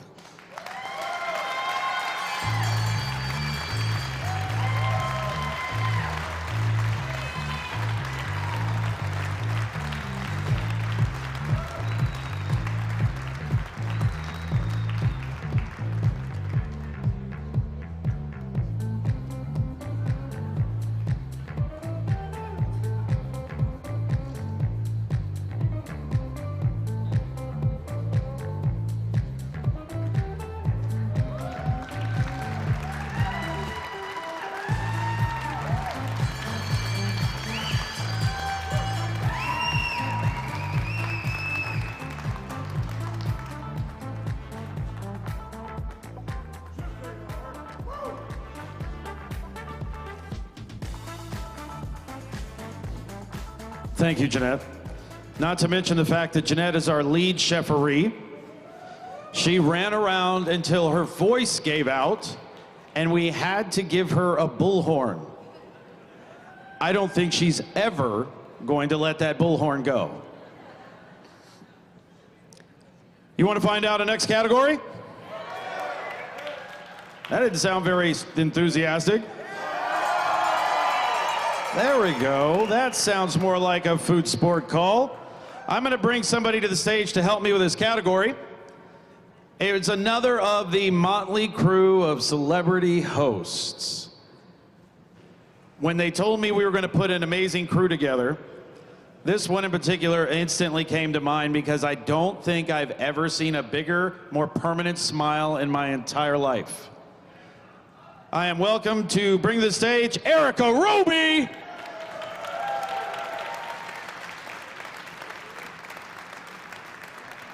Hey y'all, welcome so much. Thank you for everything that you've done, the battles that you have fought, and the creativity that you have brought. We are about to do the rice category, and it was sponsored by Maple Leaf Farms. We had to do the duck. You guys were amazing in what you created, so I can't wait to award you right now.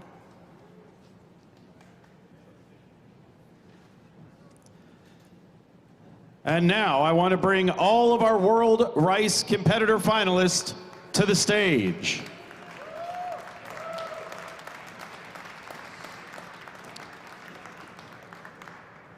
Don't be shy. Keisha Sakara, Devin Cunningham, Chelsea Geiselman, Nidhi Chaudhry, Ramatu Fofana, Ryan Von Smith, and Marlon Wenzel.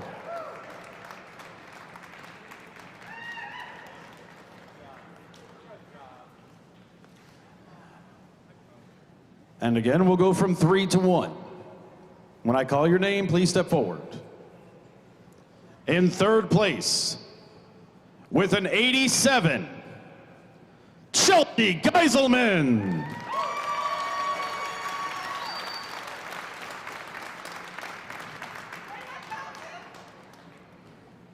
In second place, with an 87.125, Keisha Sakara.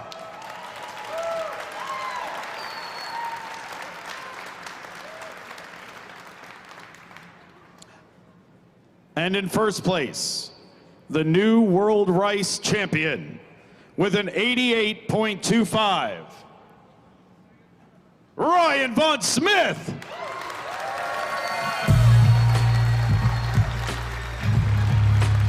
Ryan, congratulations. Where are you from and what did you make? So I'm from Scranton, Pennsylvania. I have a restaurant with my mother, Chef Vaughn, and Mom.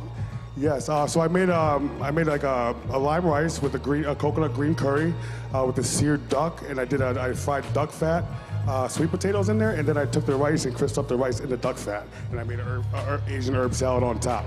Congratulations.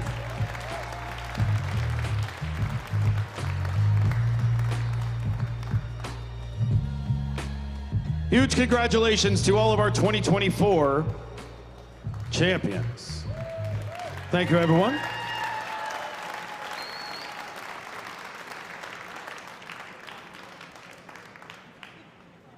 Another one of our awards that we give away every year is something synonymous in sport. Every major sport gives this award away. And this is the WFC 2024 Rookie of the Year.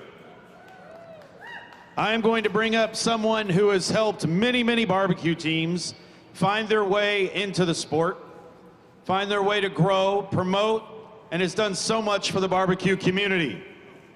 To help me give this award away, I'm going to bring up Jason Perigin.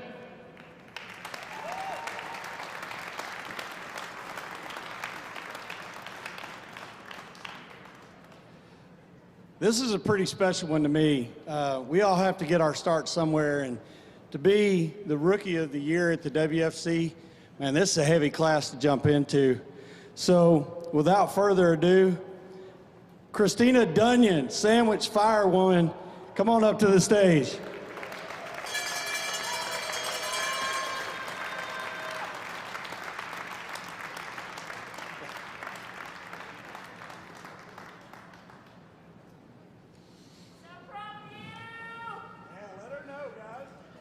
Christina competed in both World Sandwich and Firewoman.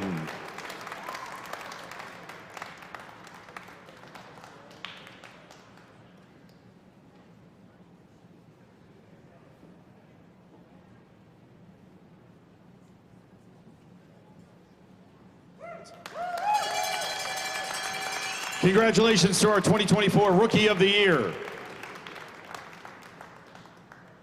Next up, another category championship. And as always, I'm going to introduce you again to one of the members of our media team. Speaking of Rookie of the Year, I think this would easily slate on this side of the house a new rookie to food sport, but not a rookie to sport or food. She is an extremely polished, talented reporter and host with Food Network and ESPN. I am excited to introduce to all of you the newest member of the Food Sport family, Jamie Sire.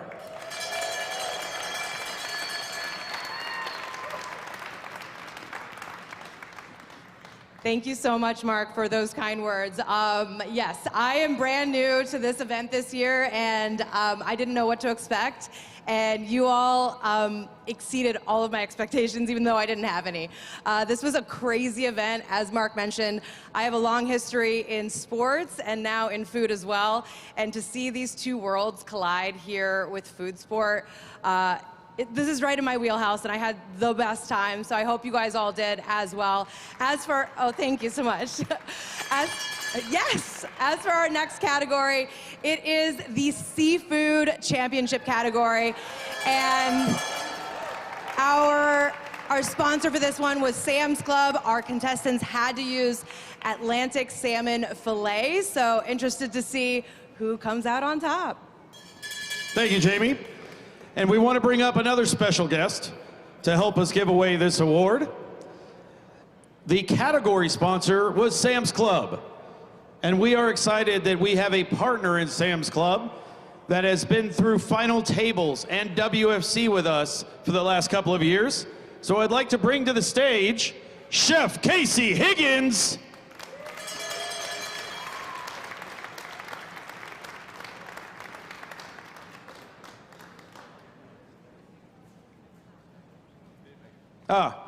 He is busy making new recipes at Sam's right now. So when you leave here, stop by your local Sam's Club and find out what dishes Casey has created.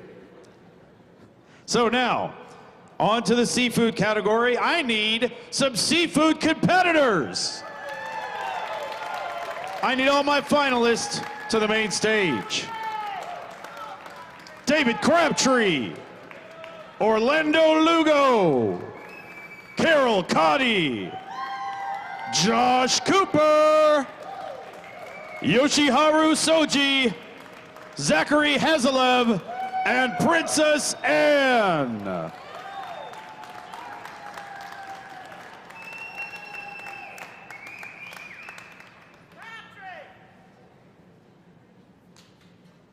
You think they're tired? A little bit. All right, we're gonna go from 3 to 1. In third, with an 85.875, Carol Cotty.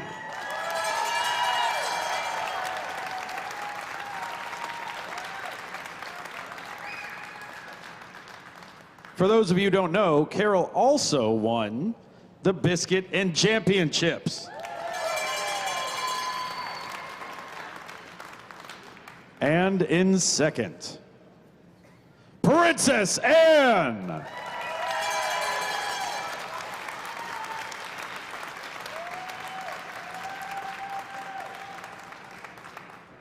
And now, your new seafood champion with a score of 92.875, Zachary Hazelev.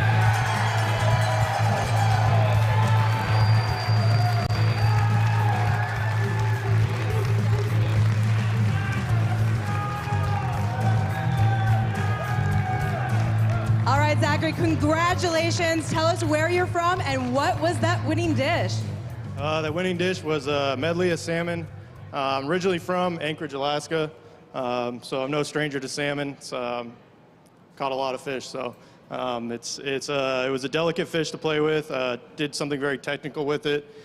Used it in a lot of different aspects, some foam, some sauces, and just tried to put my best foot forward, and it worked. So.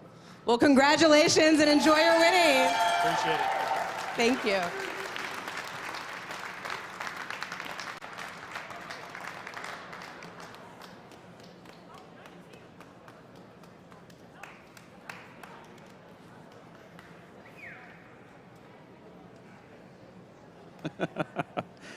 I'm going to call just a little bit of an audible, one of Mike Eaton's favorite parts of the show. Where's Jack McMurray? Come here, Jack.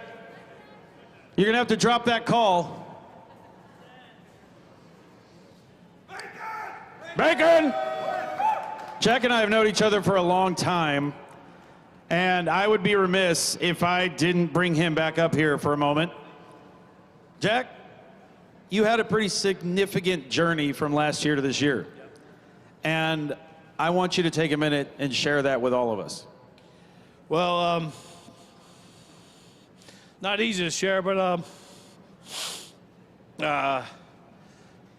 did a big VIP event for Mike last, we got to the finals, JR and I, and the Friday night we did a good VIP event, and I would collapse, and went back to the Airbnb, and I told Angela and Tim, I said either call 911 or call emergency, or take me to the emergency room.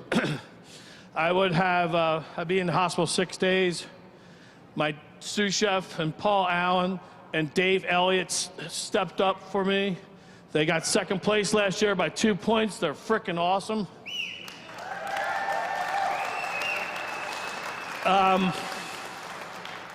It was a blessing in disguise. I was diagnosed with colon cancer and kicked its ass.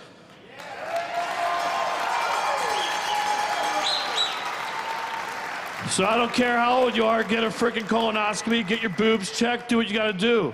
We live in a toxic world, and we love you. I love you. I wouldn't be here. And let me tell you something, when you ring that bell, life is worth so much more for everybody, and I love you. Thank you.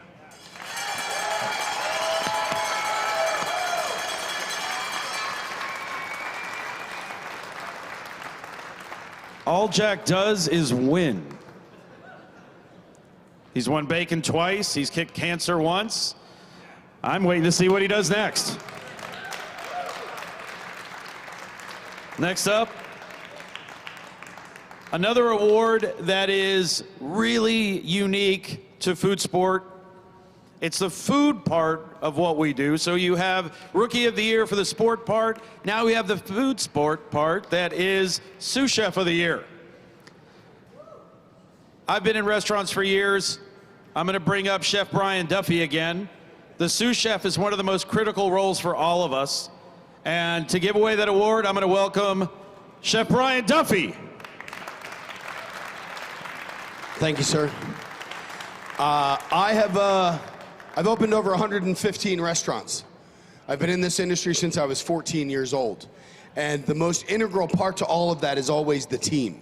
It's about bringing that team together. It's about finding a cohesive unit that's going to work together, whether you're in the military, whether you're in family, or whether you're in food sport.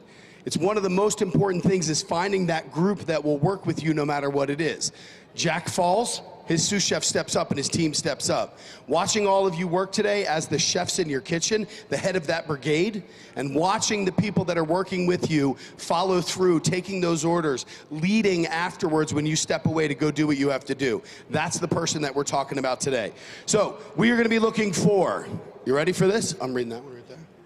Okay, that's the person. I'm not reading all three. I'm just double checking. This is our first run at this. All right? Where's my sous chef? She just gave a baby 2 days ago. So that's where my sous chef is.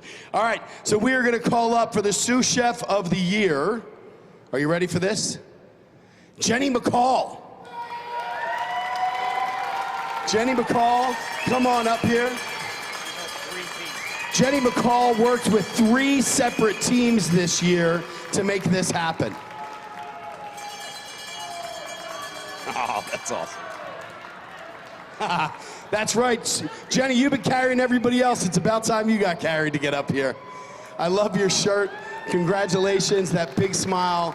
Congratulations to you. Jenny, why don't you tell us where you're from and tell us the teams that you worked on. From Kansas City, Missouri, Chief Chefs here. I worked with my husband, Dan McCall, and we own restaurants. I don't cook. So this is really exciting for me to be around so many talented chefs here.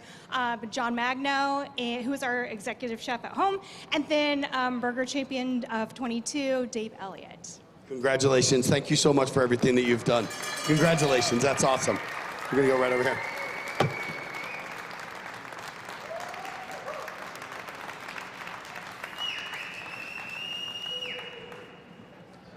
Don't go anywhere.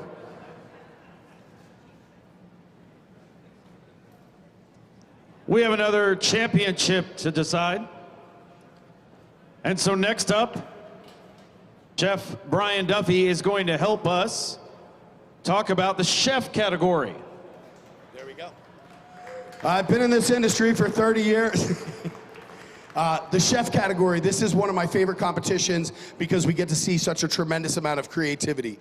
We get to watch the chefs really thrive in the kitchen. We get to watch that creativity come out of them as much as they have. Whether you're a professional chef in a restaurant, whether you're at home or whether you're doing food sport, working with your friends, just trying to make this happen. Either way, whatever it is that you've done over the last couple of days, you are the chef and you are in that category for a main reason. You've won competitions to get up here, and what you've done over the last couple of days is unheard of. There is not a tremendous amount of people. You are standing in a room within the largest food sport arena that has happened in the world.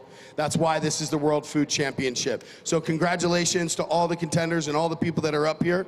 Who are we going with? I gotta find a trophy.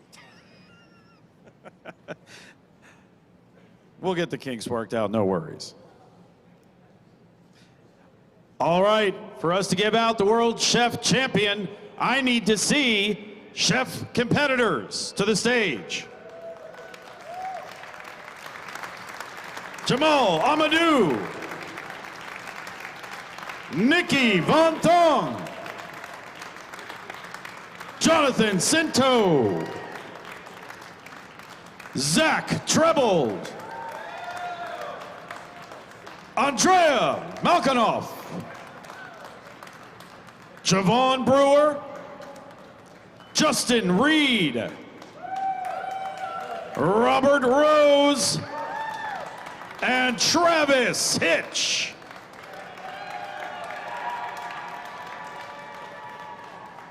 And now, in third, with an 83.75, from right here in Indiana, Travis Hitch.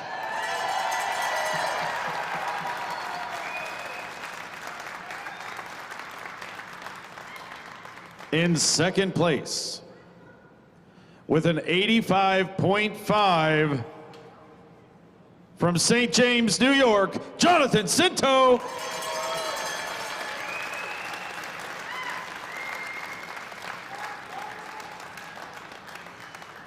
And now, the 2024 World Chef Champion, with an 87.125, from St. Louis, Missouri, Javon Brewer.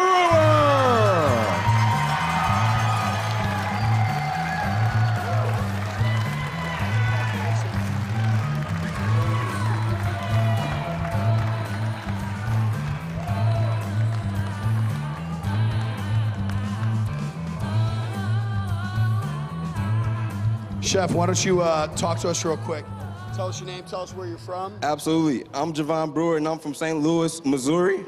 And what was the dish that you created? So I had a bird's nest. It was a egg on egg. So we did a tule, not tule, but a phyllo nest. We also had a hollandaise mousse at the bottom. We had adobe lamb, avocado pearls, a tempura egg white. We also had a cured egg yolk gel in there. had some clear flatbread to go on top. For this opportunity, I just really want to thank God for bringing me here, allowing me to compete here. This is my first time competing, and I'm completely humbled to be here, let alone win the World Food Championship. I just want to thank my team, my family, my biggest supporters in the world. I wouldn't be here without them. Lastly, I want to thank myself because I wouldn't be here without me as well. There you go. Congratulations, Chef. Great job, man.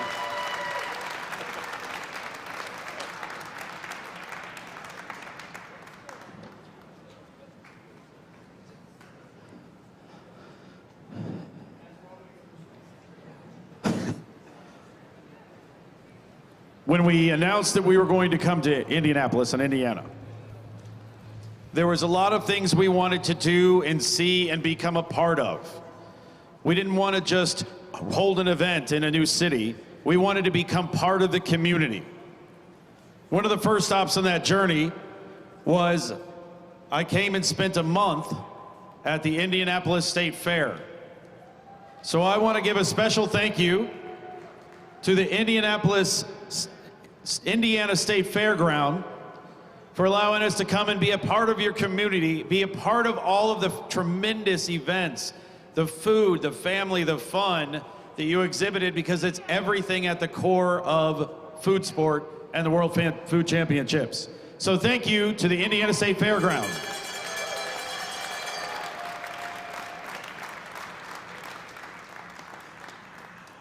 We're gonna give away another award. And of course, I look to see if she's ready, and she's got the biggest smile all over her face. So why don't we go ahead and bring out Erica Roby. She's gonna help us give away the World Dessert Champion. I feel like she's looking for which one she wants to take home.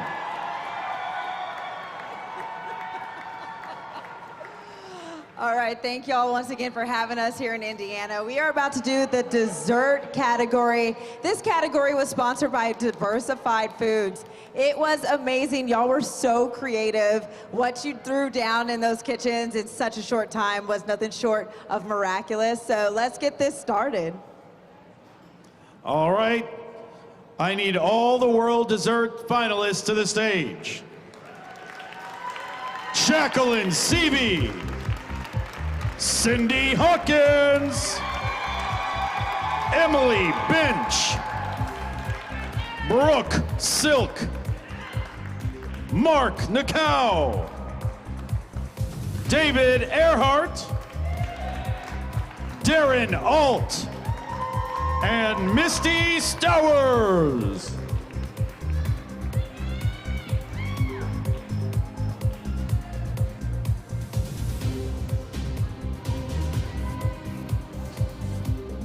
You guys ready? No? Not ready? You want me to give it a minute? Let it sink in? Ignore her. All right, we're gonna go from 3 to 1. In third, with an 85.625, Brooke Silk.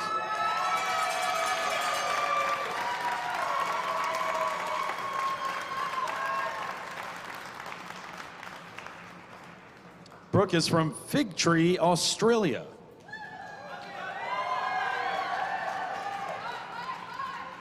And in second, with an 87, from Lebanon, Tennessee, Darren Alt.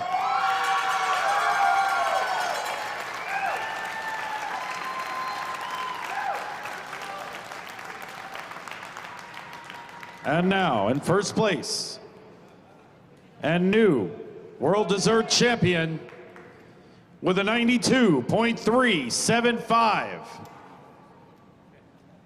Emily Bench, Pig-In Whiskey, Hot Springs Village, Arkansas.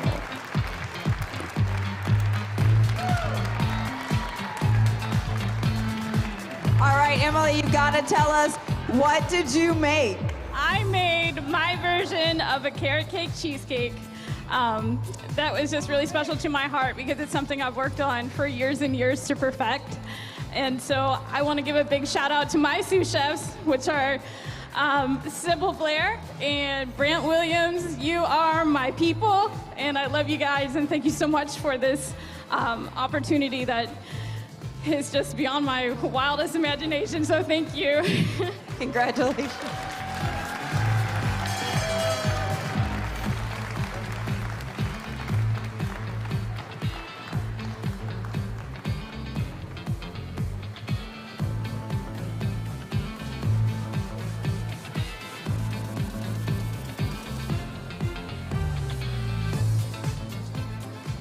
Food Sport has had a one-of-a-kind supporter for years, all the way back to Gulf Shores.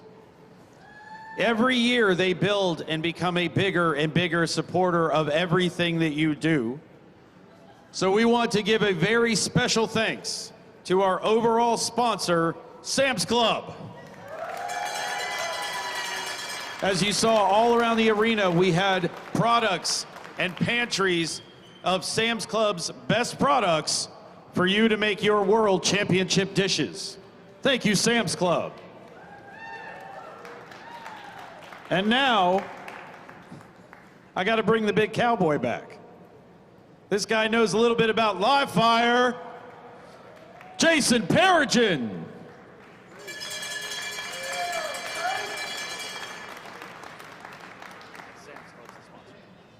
So first and foremost, let's thank Sam's Club again. They're the sponsor of this category. Live fire, yeah, that's right, give them some love. There you go. We really appreciate you, Sam's Club. So for me, live fire is at my heart and soul. That's pretty much where I got started almost 40 years ago.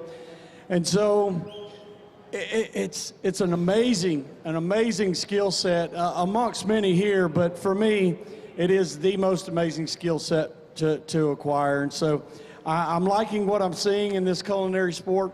Live fire is starting to level up and get creative, and I think that's a bright future coming ahead. So if we can go ahead and bring the live fire contestants to the stage.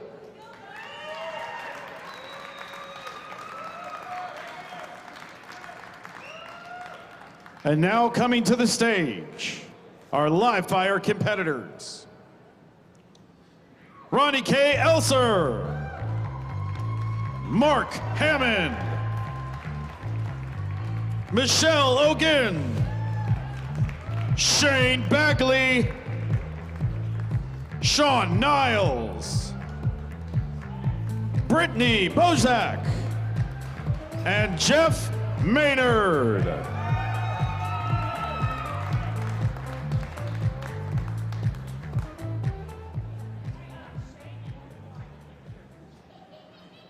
Shane had to fly. Okay. I've now had more breaking news from Michelle. She is our travel reporter who has let us know that Shane has taken a flight back to England. Sorry, she's speaking for him. Sorry, he could not be here. That is the quote. Oh, what, really? So if he happens to get something, I'll take it on his behalf. All right, you done? I doubt that. No mic for you. All right. Let's find out who the new live fire champion is. Am I allowed to start, Michelle? I'm going to take that meter away from you. In third, with a 93, Shane Bagley.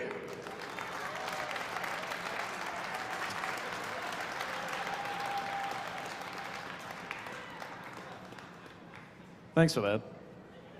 Why don't you just stay up here in case anybody else isn't here?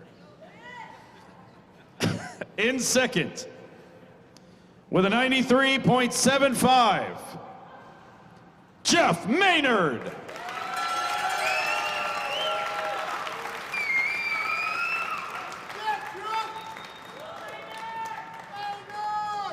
You know, I do my best not to look at these results until it's time to call the name.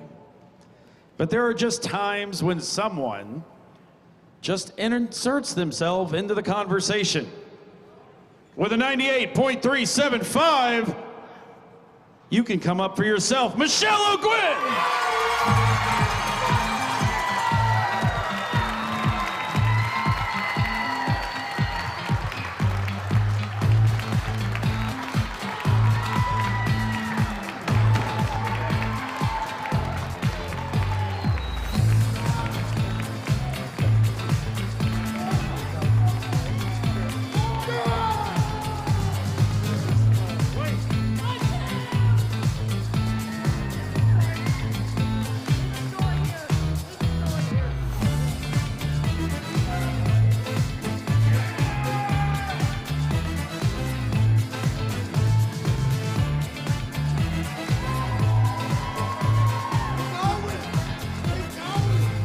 Y'all see why I love live fire so much?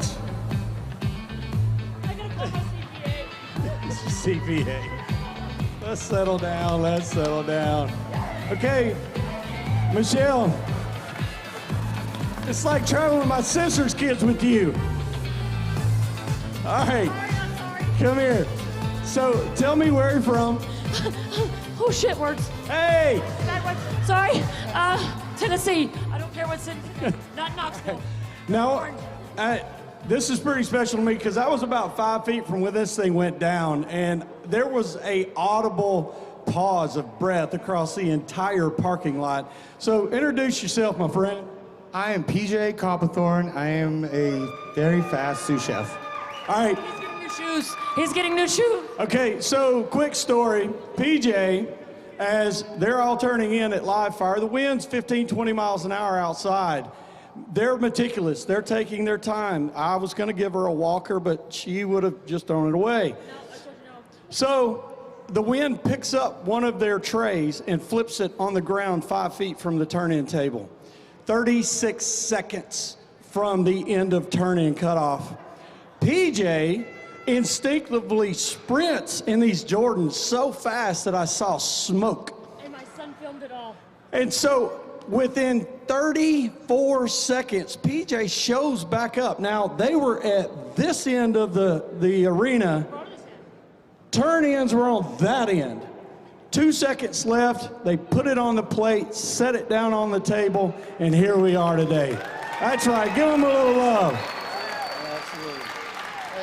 I just want to say, all y'all, everything, World Food, Sam's Club, it's Food Sport Family. We take care of each other. It's all about just going out there and doing what you do. Thank you to everybody that's been supporting us, loving us, and it is all about teamwork. So, yes, sir. Love everybody that's here. We're all here for a good reason.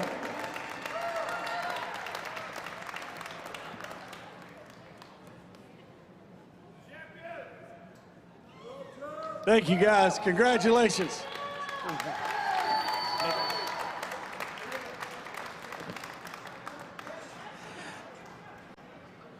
And some people ask why live fire happens outside. I am not sure this stage is reinforced or insured. Speaking of live fire, we had two tremendous partners this year for live fire and Firewoman. I want to give a special thanks to Al Fragoni and Joe Phillips with Yoder Smokers. If you got to visit the Al Fragoni experience, you did not walk away hungry. They put on a tremendous show during the entire WFC, and Yoder Smokers provided incredible equipment for competitors to use to win championship titles. Thank you, Al Fragoni and Yoder Smokers. I'm gonna bring Chef Brian Duffy back to the stage because it's time to give away another title. We're gonna give away sandwich, and I feel like you like a good sandwich. Yeah, I'm from Philly, man. We love a sandwich. We love a sandwich. So This is, again, I think I keep saying they're all my favorite categories. Sandwich is definitely up there. The utilization of technique that each one of you showed, the way that you took hints from last year and moved them into this year, the dishes that you guys put together and created, the multitude of flavors that work throughout each and every individual layer that you guys had is something that is super cool. So let's get all of our sandwich people up here. Let's get that. Do we got my list? Are you calling them? I'll call them. You got it.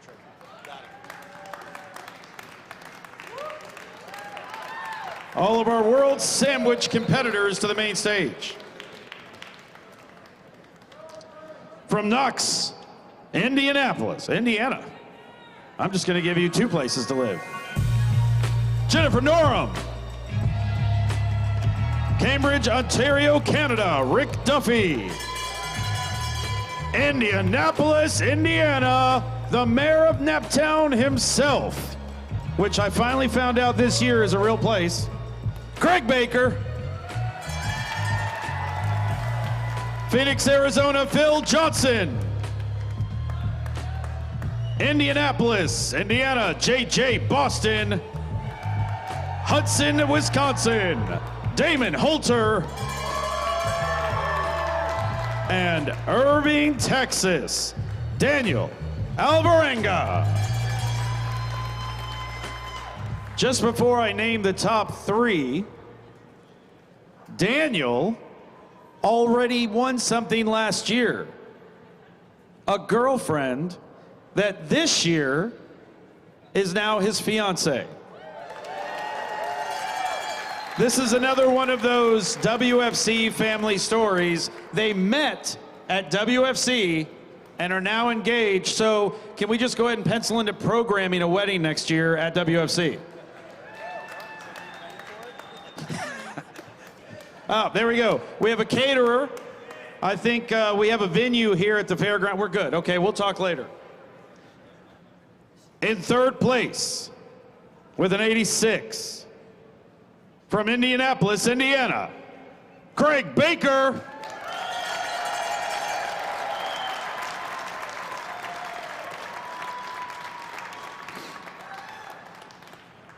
And in 2nd place, with an 86, from Indianapolis, Indiana, J.J. Boston.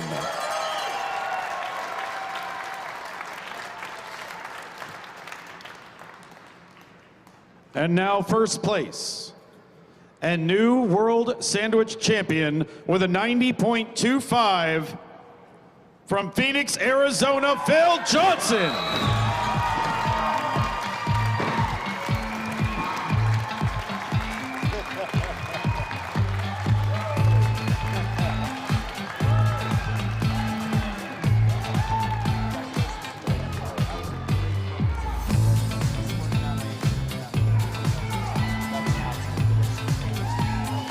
Ladies and gentlemen, your sandwich king right here, man.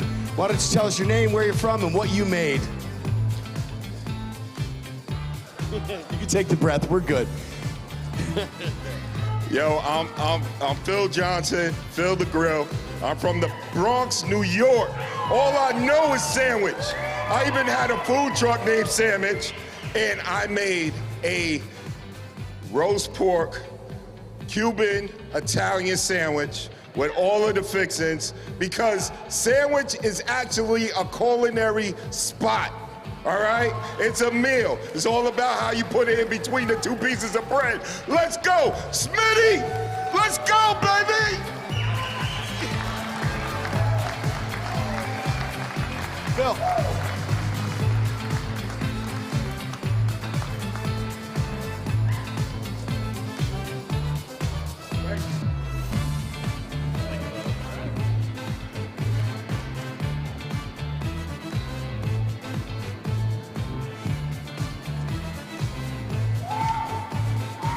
I'm gonna need somebody to check on these supports under this stage.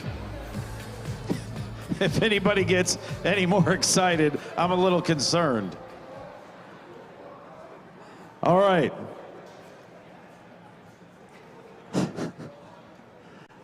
This year was special to me because of what we were going to be able to do for you.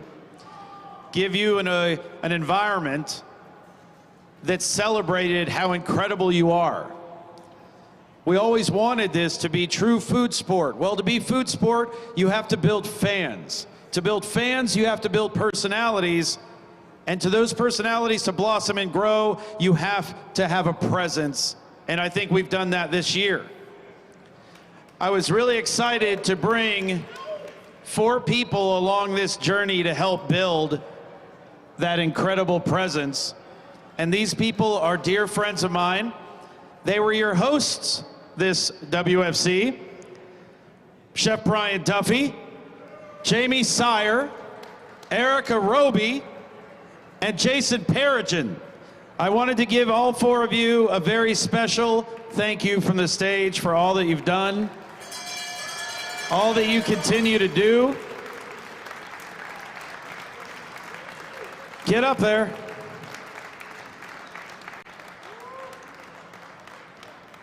You allowed me to work on a program to celebrate our food sport competitors, and the 4 of you exceeded every expectation I ever had. They are the official team of food sport. Give them a round of applause, everybody. Food sport is family, and that is family right there. Thank you, guys. Yeah, you might as well just stay. We have another category. One of my personal favorite things to eat is a burger. I'm right there with you. We've been talking about burgers for 4 days, so I am very excited that I get the honor of talking about our burger category. Of course, St. Pierre Brioche Buns, our sponsor for this category all weekend, and our contestants had to use those buns in their final burger along with some Legacy Maker ground beef. So let's see who is the burger champion of 2024.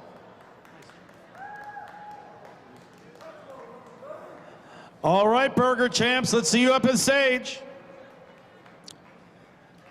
From Springdale, Arizona, Adrian Lem. Hartford, UK, Anthony Murphy. St. Louis, Missouri, Robin Ray. Sulphur Rock, Arkansas, Jesse Doris. Dubai, Hassan Najah. And from South Korea, Wanil Lee. And Billings, Montana, Kenneth Rackstad. Woo, Montana.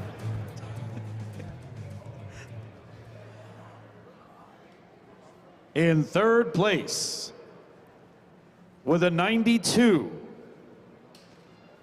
from South Korea, Wanil Lee.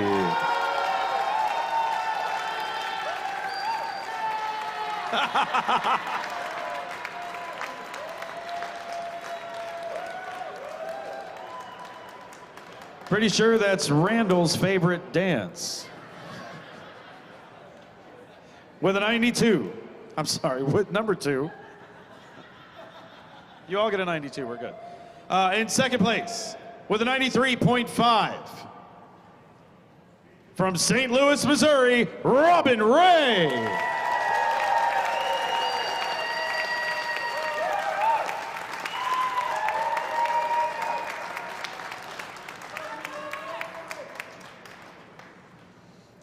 And now, in 1st place and new World Burger Champion,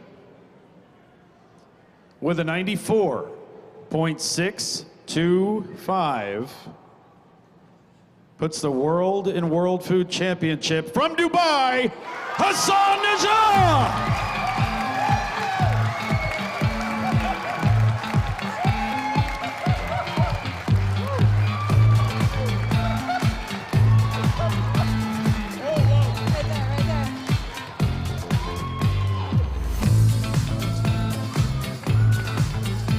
Congratulations, in all the way from Dubai.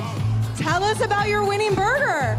Well, first of all, a big thanks to these 2 guys that helped me all along the way. Kareem and Mark. You're both amazing. Thank you for these guys who got me in from Dubai. And thanks for my wife Dima for her big support. The burger, a lot of truffle, excellent Camel Knas Havarti aged cheese, and a lot of love and a lot of passion in it. Well, thank you so much for coming all the way here and bringing us your flavors. Congratulations. Thank you, thank you, thank you, thank you.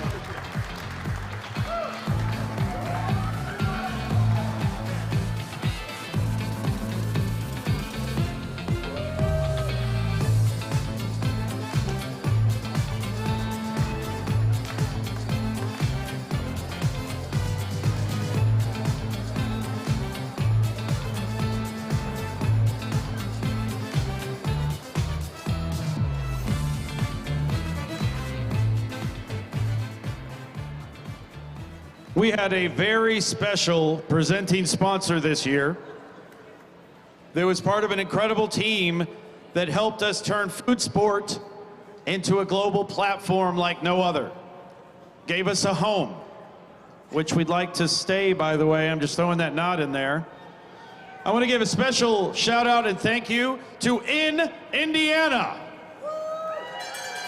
an incredible presenting sponsor, bringing food sport to the crossroads of America. And now,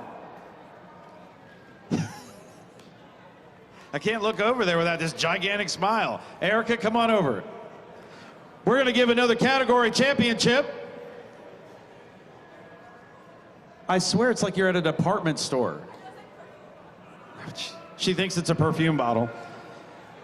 We're going to talk about vegetarian. This was one of the most creative categories I have ever seen.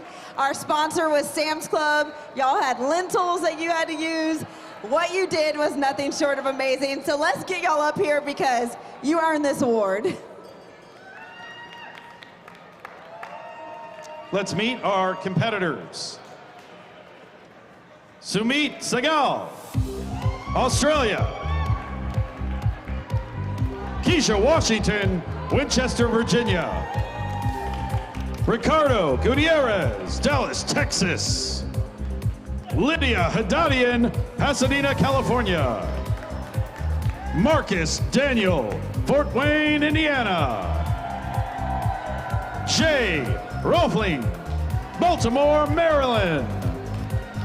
And Brian Nance, Ferndale, Michigan.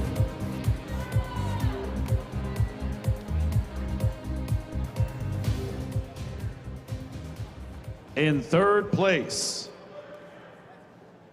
with an 88.375. From Winchester, Virginia, Keisha Washington.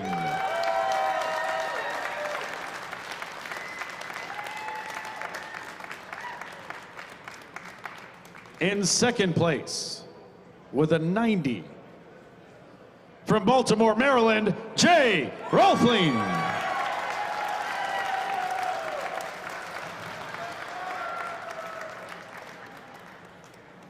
And in first place, and the new World Vegetarian Champion, from Dallas, Texas, Ricardo Gutierrez.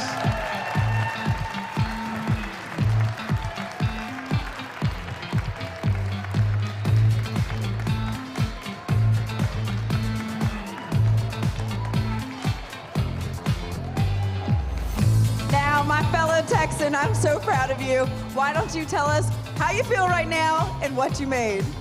Honestly, like, we just try to cook. That's it. Don't think about the points or anything. Just try to do our best. It was lentils. I'm pretty sure it was the amazing vodka sauce with Tito's Vodka that gave me this prize. I'm just... So you got us drunk. Kinda. Maybe that was it. Congratulations. Give it on up for our whole category right here. And let's step up and take a photo, y'all. Come on.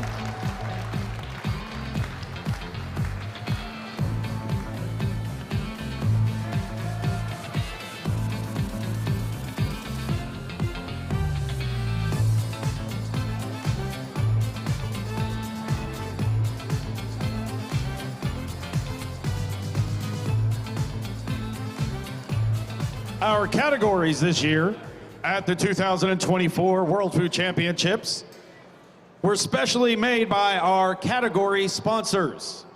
I'd like to thank each: Molnar's Fiesta Brand, Tyson, Wright Brand Bacon, Famous Dave's, St. Pierre, Diversified Foods, and Maple Leaf Farms.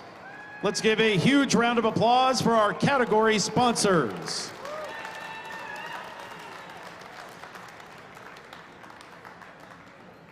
You know, the last time I brought you up to the stage, you guys almost broke the stage. Come on up, Jason Peregrine. We have another award to give out. We need to find out who is going to be the new World Soup Champion. So, talk to me about soup. Really? So today was particularly cold here in Indiana. So I was really looking forward to a nice warm bowl of soup because I believe it was colder inside this stadium than it was outside the stadium. I think Duff said something about they were piping the air from Antarctica straight to the center stage. So I'm a high-natured guy, but today I would have loved a hot bowl of soup, and we got that. We got some remarkable entries in soup today. So without further ado, can our soup contestants come to the stage? Our 2024 World Soup finalists: Rocky Julianelle from East Haven, Connecticut; Mary Edwards from Ormond Beach, Florida; Joshua Erickson from Tacoma, Washington; Lisa Keys, Kennett Square, Pennsylvania; Tina Crutchfield, Aranausas Pass, Texas; Diane Lentz, Nicholasville, Kentucky; and Casey Jones from Jacksonville, Florida.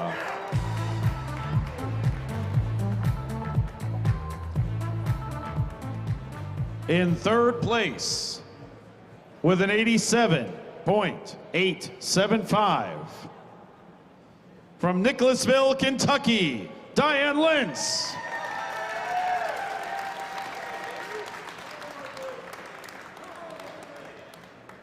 In second place, with an 88, from Tacoma, Washington, Joshua Erickson.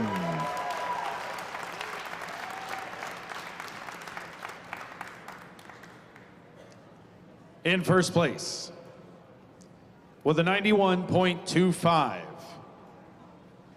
with probably could challenge for biggest smile at WFC, Aransas Pass, Texas, Tina Crutchfield.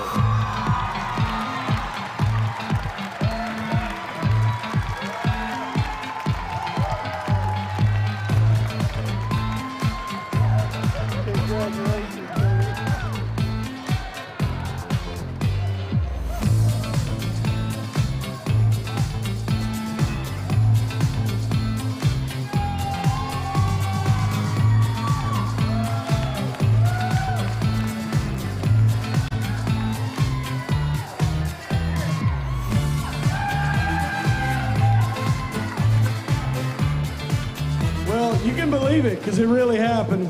So tell us who you are and where you're from. Tina Crutchfield from Aransas Pass, Texas. God bless Texas. I have been in this competition for 11 years. Woo! Hey, Mike McLeod, I get to be the bride. So tell us a little bit about your dish. Oh, it's a carne asada chimichanga. I can't believe this. Wow. But I live in South Texas, and I did a carne asada chimichanga. I can't believe it. It's just like, pinch me, pinch me. Well, I pinched you, and it's still real, so congratulations. Here you go. Let's give her a big round of applause, all of our contestants.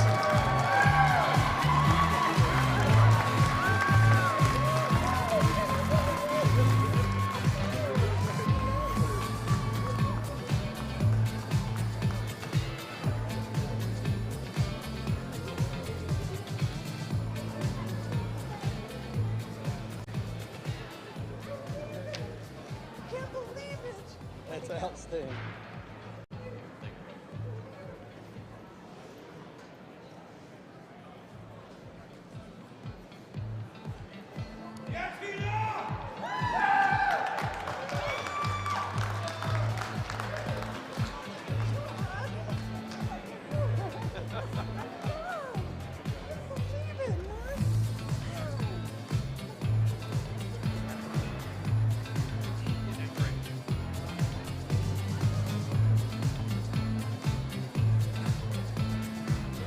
We also had some amazing events partners here at the 2024 World Food Championships from Indianapolis, Indiana. I want to take a second to thank those partners. Legacy Maker, the Indiana Beef Council, Barkeeper's Friend, who helped us keep all the kitchen arenas clean in between each, Metro Food Service. There is not a piece of equipment you worked on that probably did not have Metro's name on it. They were everywhere. The Indiana Soybean Alliance, Mundial Smart Knives, Bird Dog Whiskey and Cocktails. They were good, huh? Indiana Pork, Hard Truth Distillery, Natural Tableware, longtime supporter of WFC and food sport everywhere. Uncommon Chef, who made sure all of us looked absolutely amazing.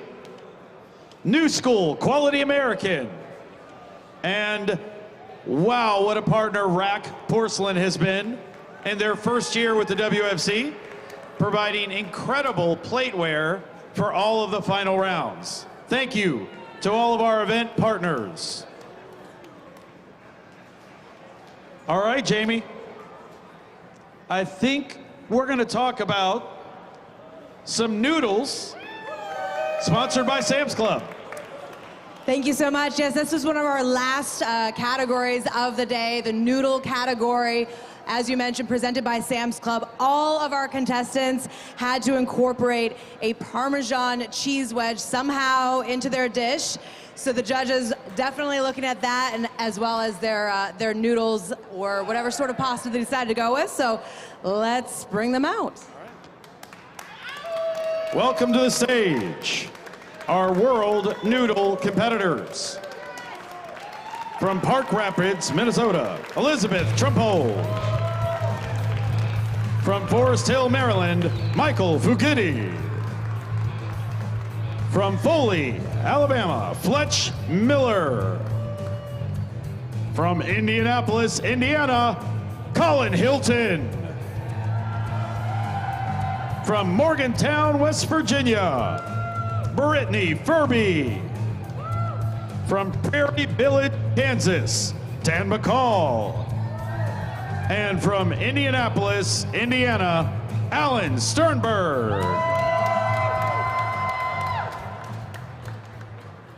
In third place, with an 87.5, from Park Rapids, Minnesota, Elizabeth Trumpold.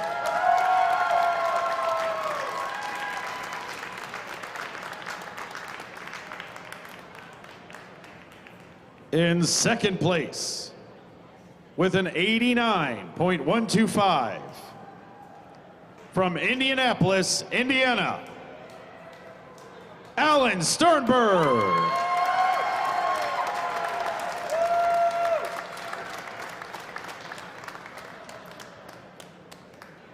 In first place, with a 90.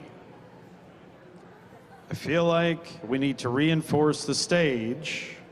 Indianapolis, Indiana, Colin Hilton.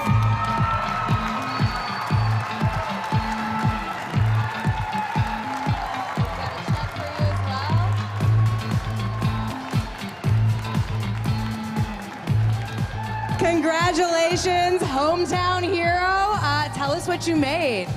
It was stuffed pasta and meatballs. Stuffed pasta and meatballs, that's all you got. But I think the photo speaks for itself. So congratulations again, and let's take a photo, shall we? Of course. Thank you so much. Please give it up for our noodle competitors.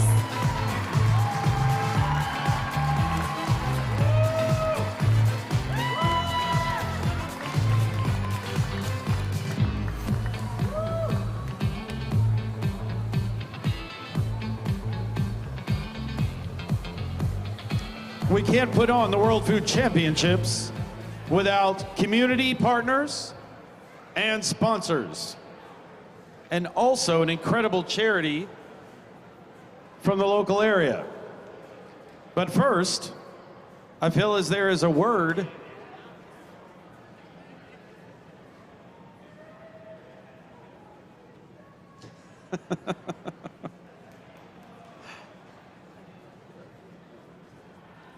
It's quite the messenger.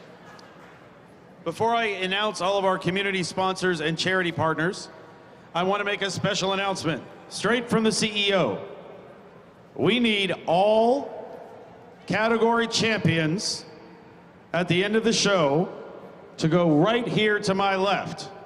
All category champions left of stage. After the show, we have some gifts for you, and we're going to take some glamour shots. All right, community sponsors. Visit Indy, the Indiana State Fairgrounds, the Indianapolis Airport Authority. How many of you came through the airport and saw WFC everywhere? What was that like when you first walk in and you fly in, you're ready to go compete, and the entire airport is covered celebrating you? Thank you, Michael Hand. In Indiana, Pacers Sports and Entertainment, and Ivy Tech Community College. Thank you to our community sponsors. And our charity for this year's WFC, Gleaners and Second Helpings. Thank you all for supporting these two phenomenal charities.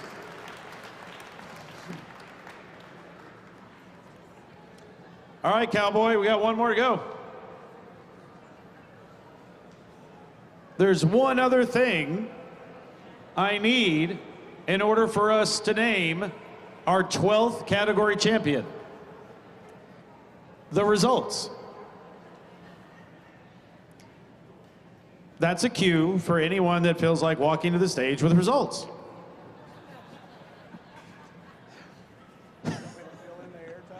Yep. Nice jacket. Let's give it up for Mark Conway. He's been outstanding. He has been the voice of God. He has done so much behind the scenes for months and months. I'm pretty sure they sent you your driver's license for Indiana already, right? Yeah, your residency should be here pretty present.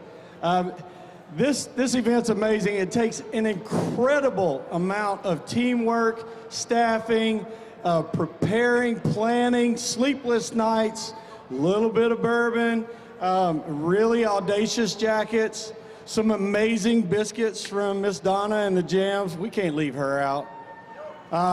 So let's give a round of applause for everybody, the staff here at WFC, for making this happen.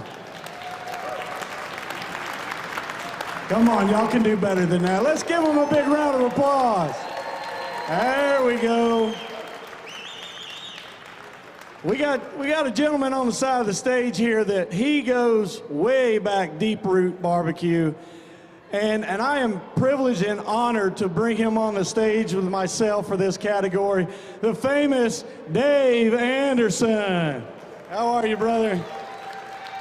I'm delicious, revelicious.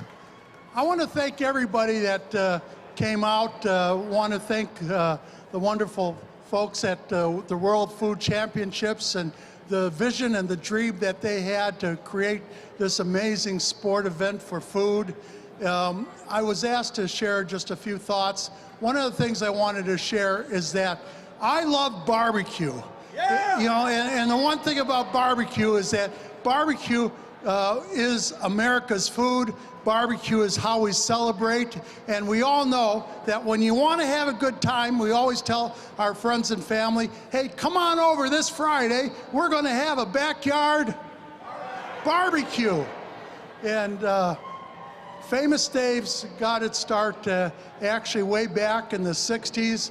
I can remember the first time I competed, it was at a Lions Club event, and my first trophy, I think, was all of 6 inches high. I think it was a Little League trophy, and I think I won 25 bucks. And to see how far the competition has grown in all categories, and it's just been an amazing journey.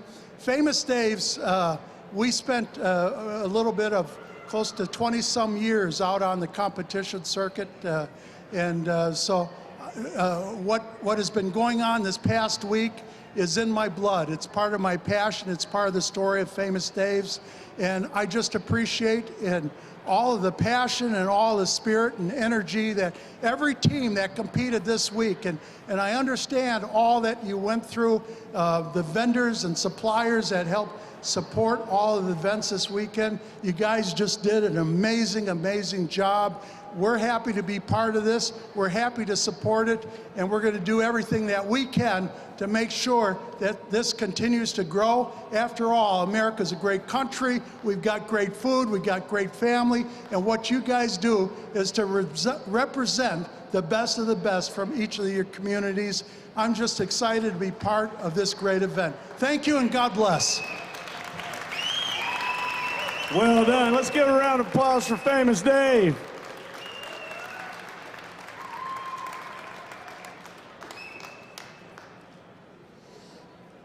I need to see some World Barbecue competitors. Come on up to the stage. Gloucester, Massachusetts, Doug Keelys.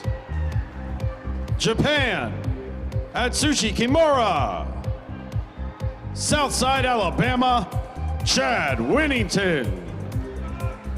San Antonio, Texas, Vincent Rengino.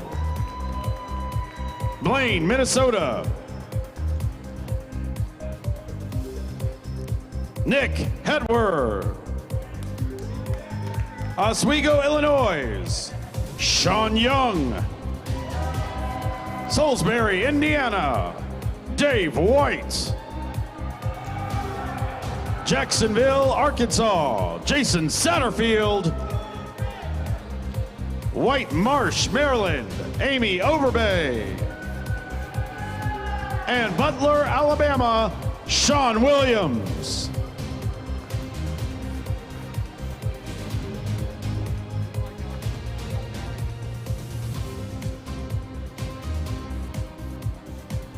I'm being notified of a trend that apparently if you meet somebody at WFC, there's at least a statistical chance you're going to end up married. Go ahead. It may not be in the water, it may be in the food, I'm just going to say.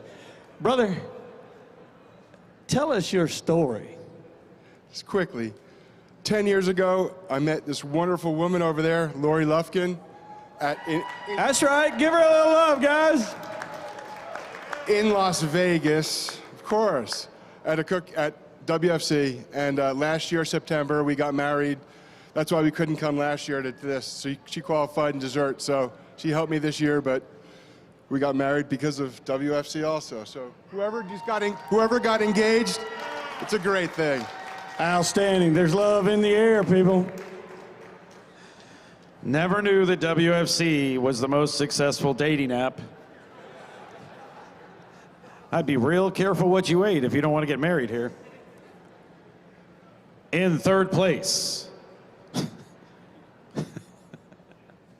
with an 89.375, from Jacksonville, Jason Satterfield.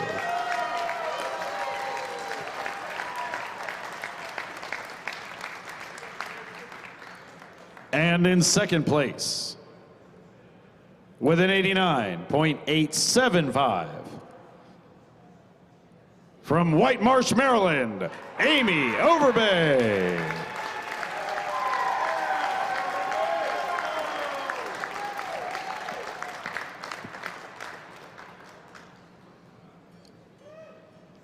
You know, when I announce this name, the 2024 World Food Championships comes to a close. It's kind of tough. All right, let's cut it off. We're staying. Jason says we're staying. In first place with a 94.875, from Butler, Alabama, Sean Williams.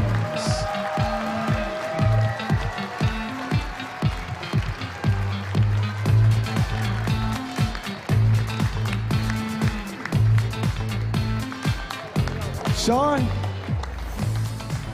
tell me a little bit about what you prepared out there today, because I know it was not easy this week. Y'all endured the rain, the 20-mile-an-hour winds, the heat in the parking lot, and then today Mother Nature said, I'm turning the AC on outside. Well, I want to thank my wife, Craig and Bridget, for helping me. It's typical barbecue. Yes, sir. If it didn't rain or we had bad weather, it wouldn't be barbecue. But, you know, first day we didn't do well. The second day we did really good. And here you are. Yes, thank you. But we did a blackberry barbecue chicken with a spicy golden mustard potato salad with bacon wrapped beans. That sounds absolutely delicious, and I saw it on the plate, and it was beautiful, my friend. Congratulations. Let's give it up for our barbecue competitors and our grand champion.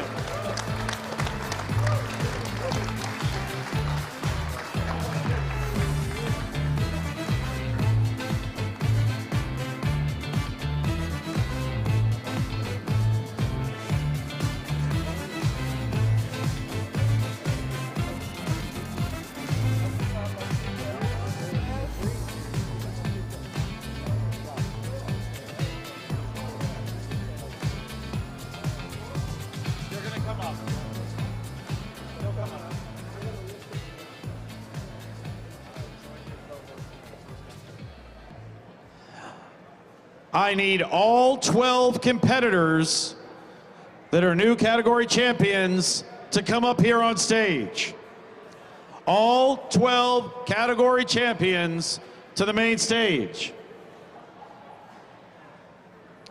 I also want to take a minute while they're getting up here to personally thank each and every one of you, because year after year, you let me come up and do this with all of you. It has been a wild ride, and you guys always make sure it's so much fun. So I just want to thank all of you for letting me be part of the Food Sport family. And I look forward to everything that is to come in 2025. Thank you, guys. Can I get all my Food Sport competitors, champs up front? I have 4, I need 8 more. I feel like I'm at an auction. I got 4, can I have 5? 5, 5, 5, can I have 6? Where are my champions? You cannot have hit the bar that fast. I also want to point something out. I also want to point something out. I think we did this in record time. Pretty good, right? Come on up. Okay. Jack Mack left to go celebrate and start partying. You think he deserves it. Let's see, I know the barbecue champ is still here, but he's getting a picture. What I want to do right now, while the last couple are gathering, I want to introduce again Mr. Mike McLeod, the founder of the World Food Championships, the man that makes all of this possible from the start, whose vision has grown leaps and bounds from the first year. Mr. McLeod has a special announcement that he'll be making that will involve all of you. Waiting for you.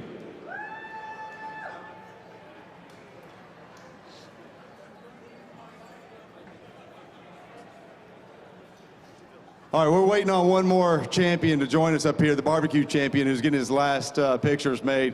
While we do that, I just want to give out a personal thanks to all of you for being here and making this year, I think, the absolute best in WFC history. Like Mike Eaton said in the beginning, all of you are champions. Just to be here, you have to be a champion. So give yourself a big hand. We love you, we love food sport, and we love Indianapolis. So many people helped us make this happen and helped us find a way here. I want to thank all the people that were involved with that. Larry Dickerson, thank you so much for believing in us from the moment you saw us. And Ivy Tech Community College, ACF coming on new with us this year, MZHH, Battle of the Branches, it was all fantastic. Paramount Schools, Tommy Reddick, are you here? I hope you're still here. We're going to take WFC Junior to a whole nother level next year, so stay tuned. We loved every bit of that. Do we have our barbecue guy? And we got Michelle O'Gwen and barbecue. I'm blind, I can't even see. Oh, there he is. All right, so your next challenge, if you accept it, is to meet us at the final table, where you will take your title and your $10,000 and your trophies and put them aside to try to become the next world food champion, which is a whole nother layer, a whole nother level, and a whole nother check for $150,000. Would you all like to know where that's going to be?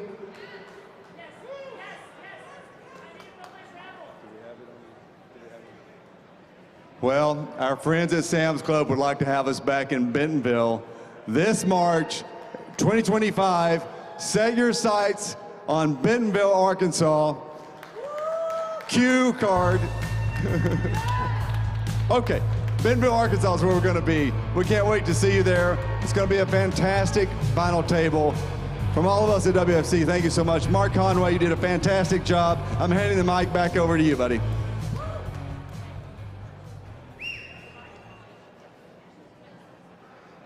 All right, everybody. You now know who your category champions are. You know that they are going to run the culinary gauntlet that is final table. And in a mere matter of months, we will know who the next world food champion is. Let's give a round of applause to our new champions.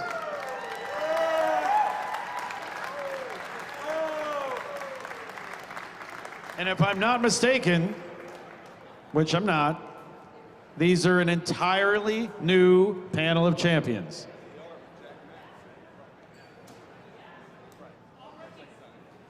Well, not quite all rookies. Jack Mack is not a rookie, but he was not at last year's final table. So we will have an entire new field of category champions at final table this year. Everyone, please, thank you so much for coming. Please continue to follow and support the World Food Championships on social media.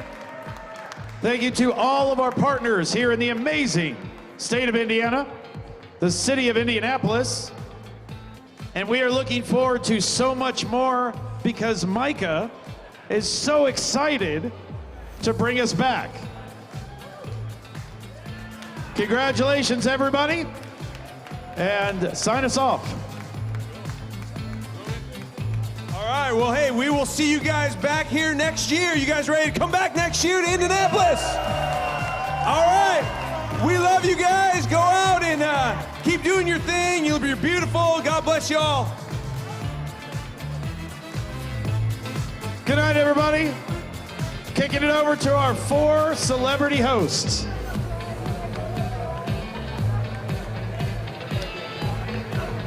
Not bad, not bad. How about that? 2024 World Food Championship is over. We have 11 brand new contenders going to final table this year.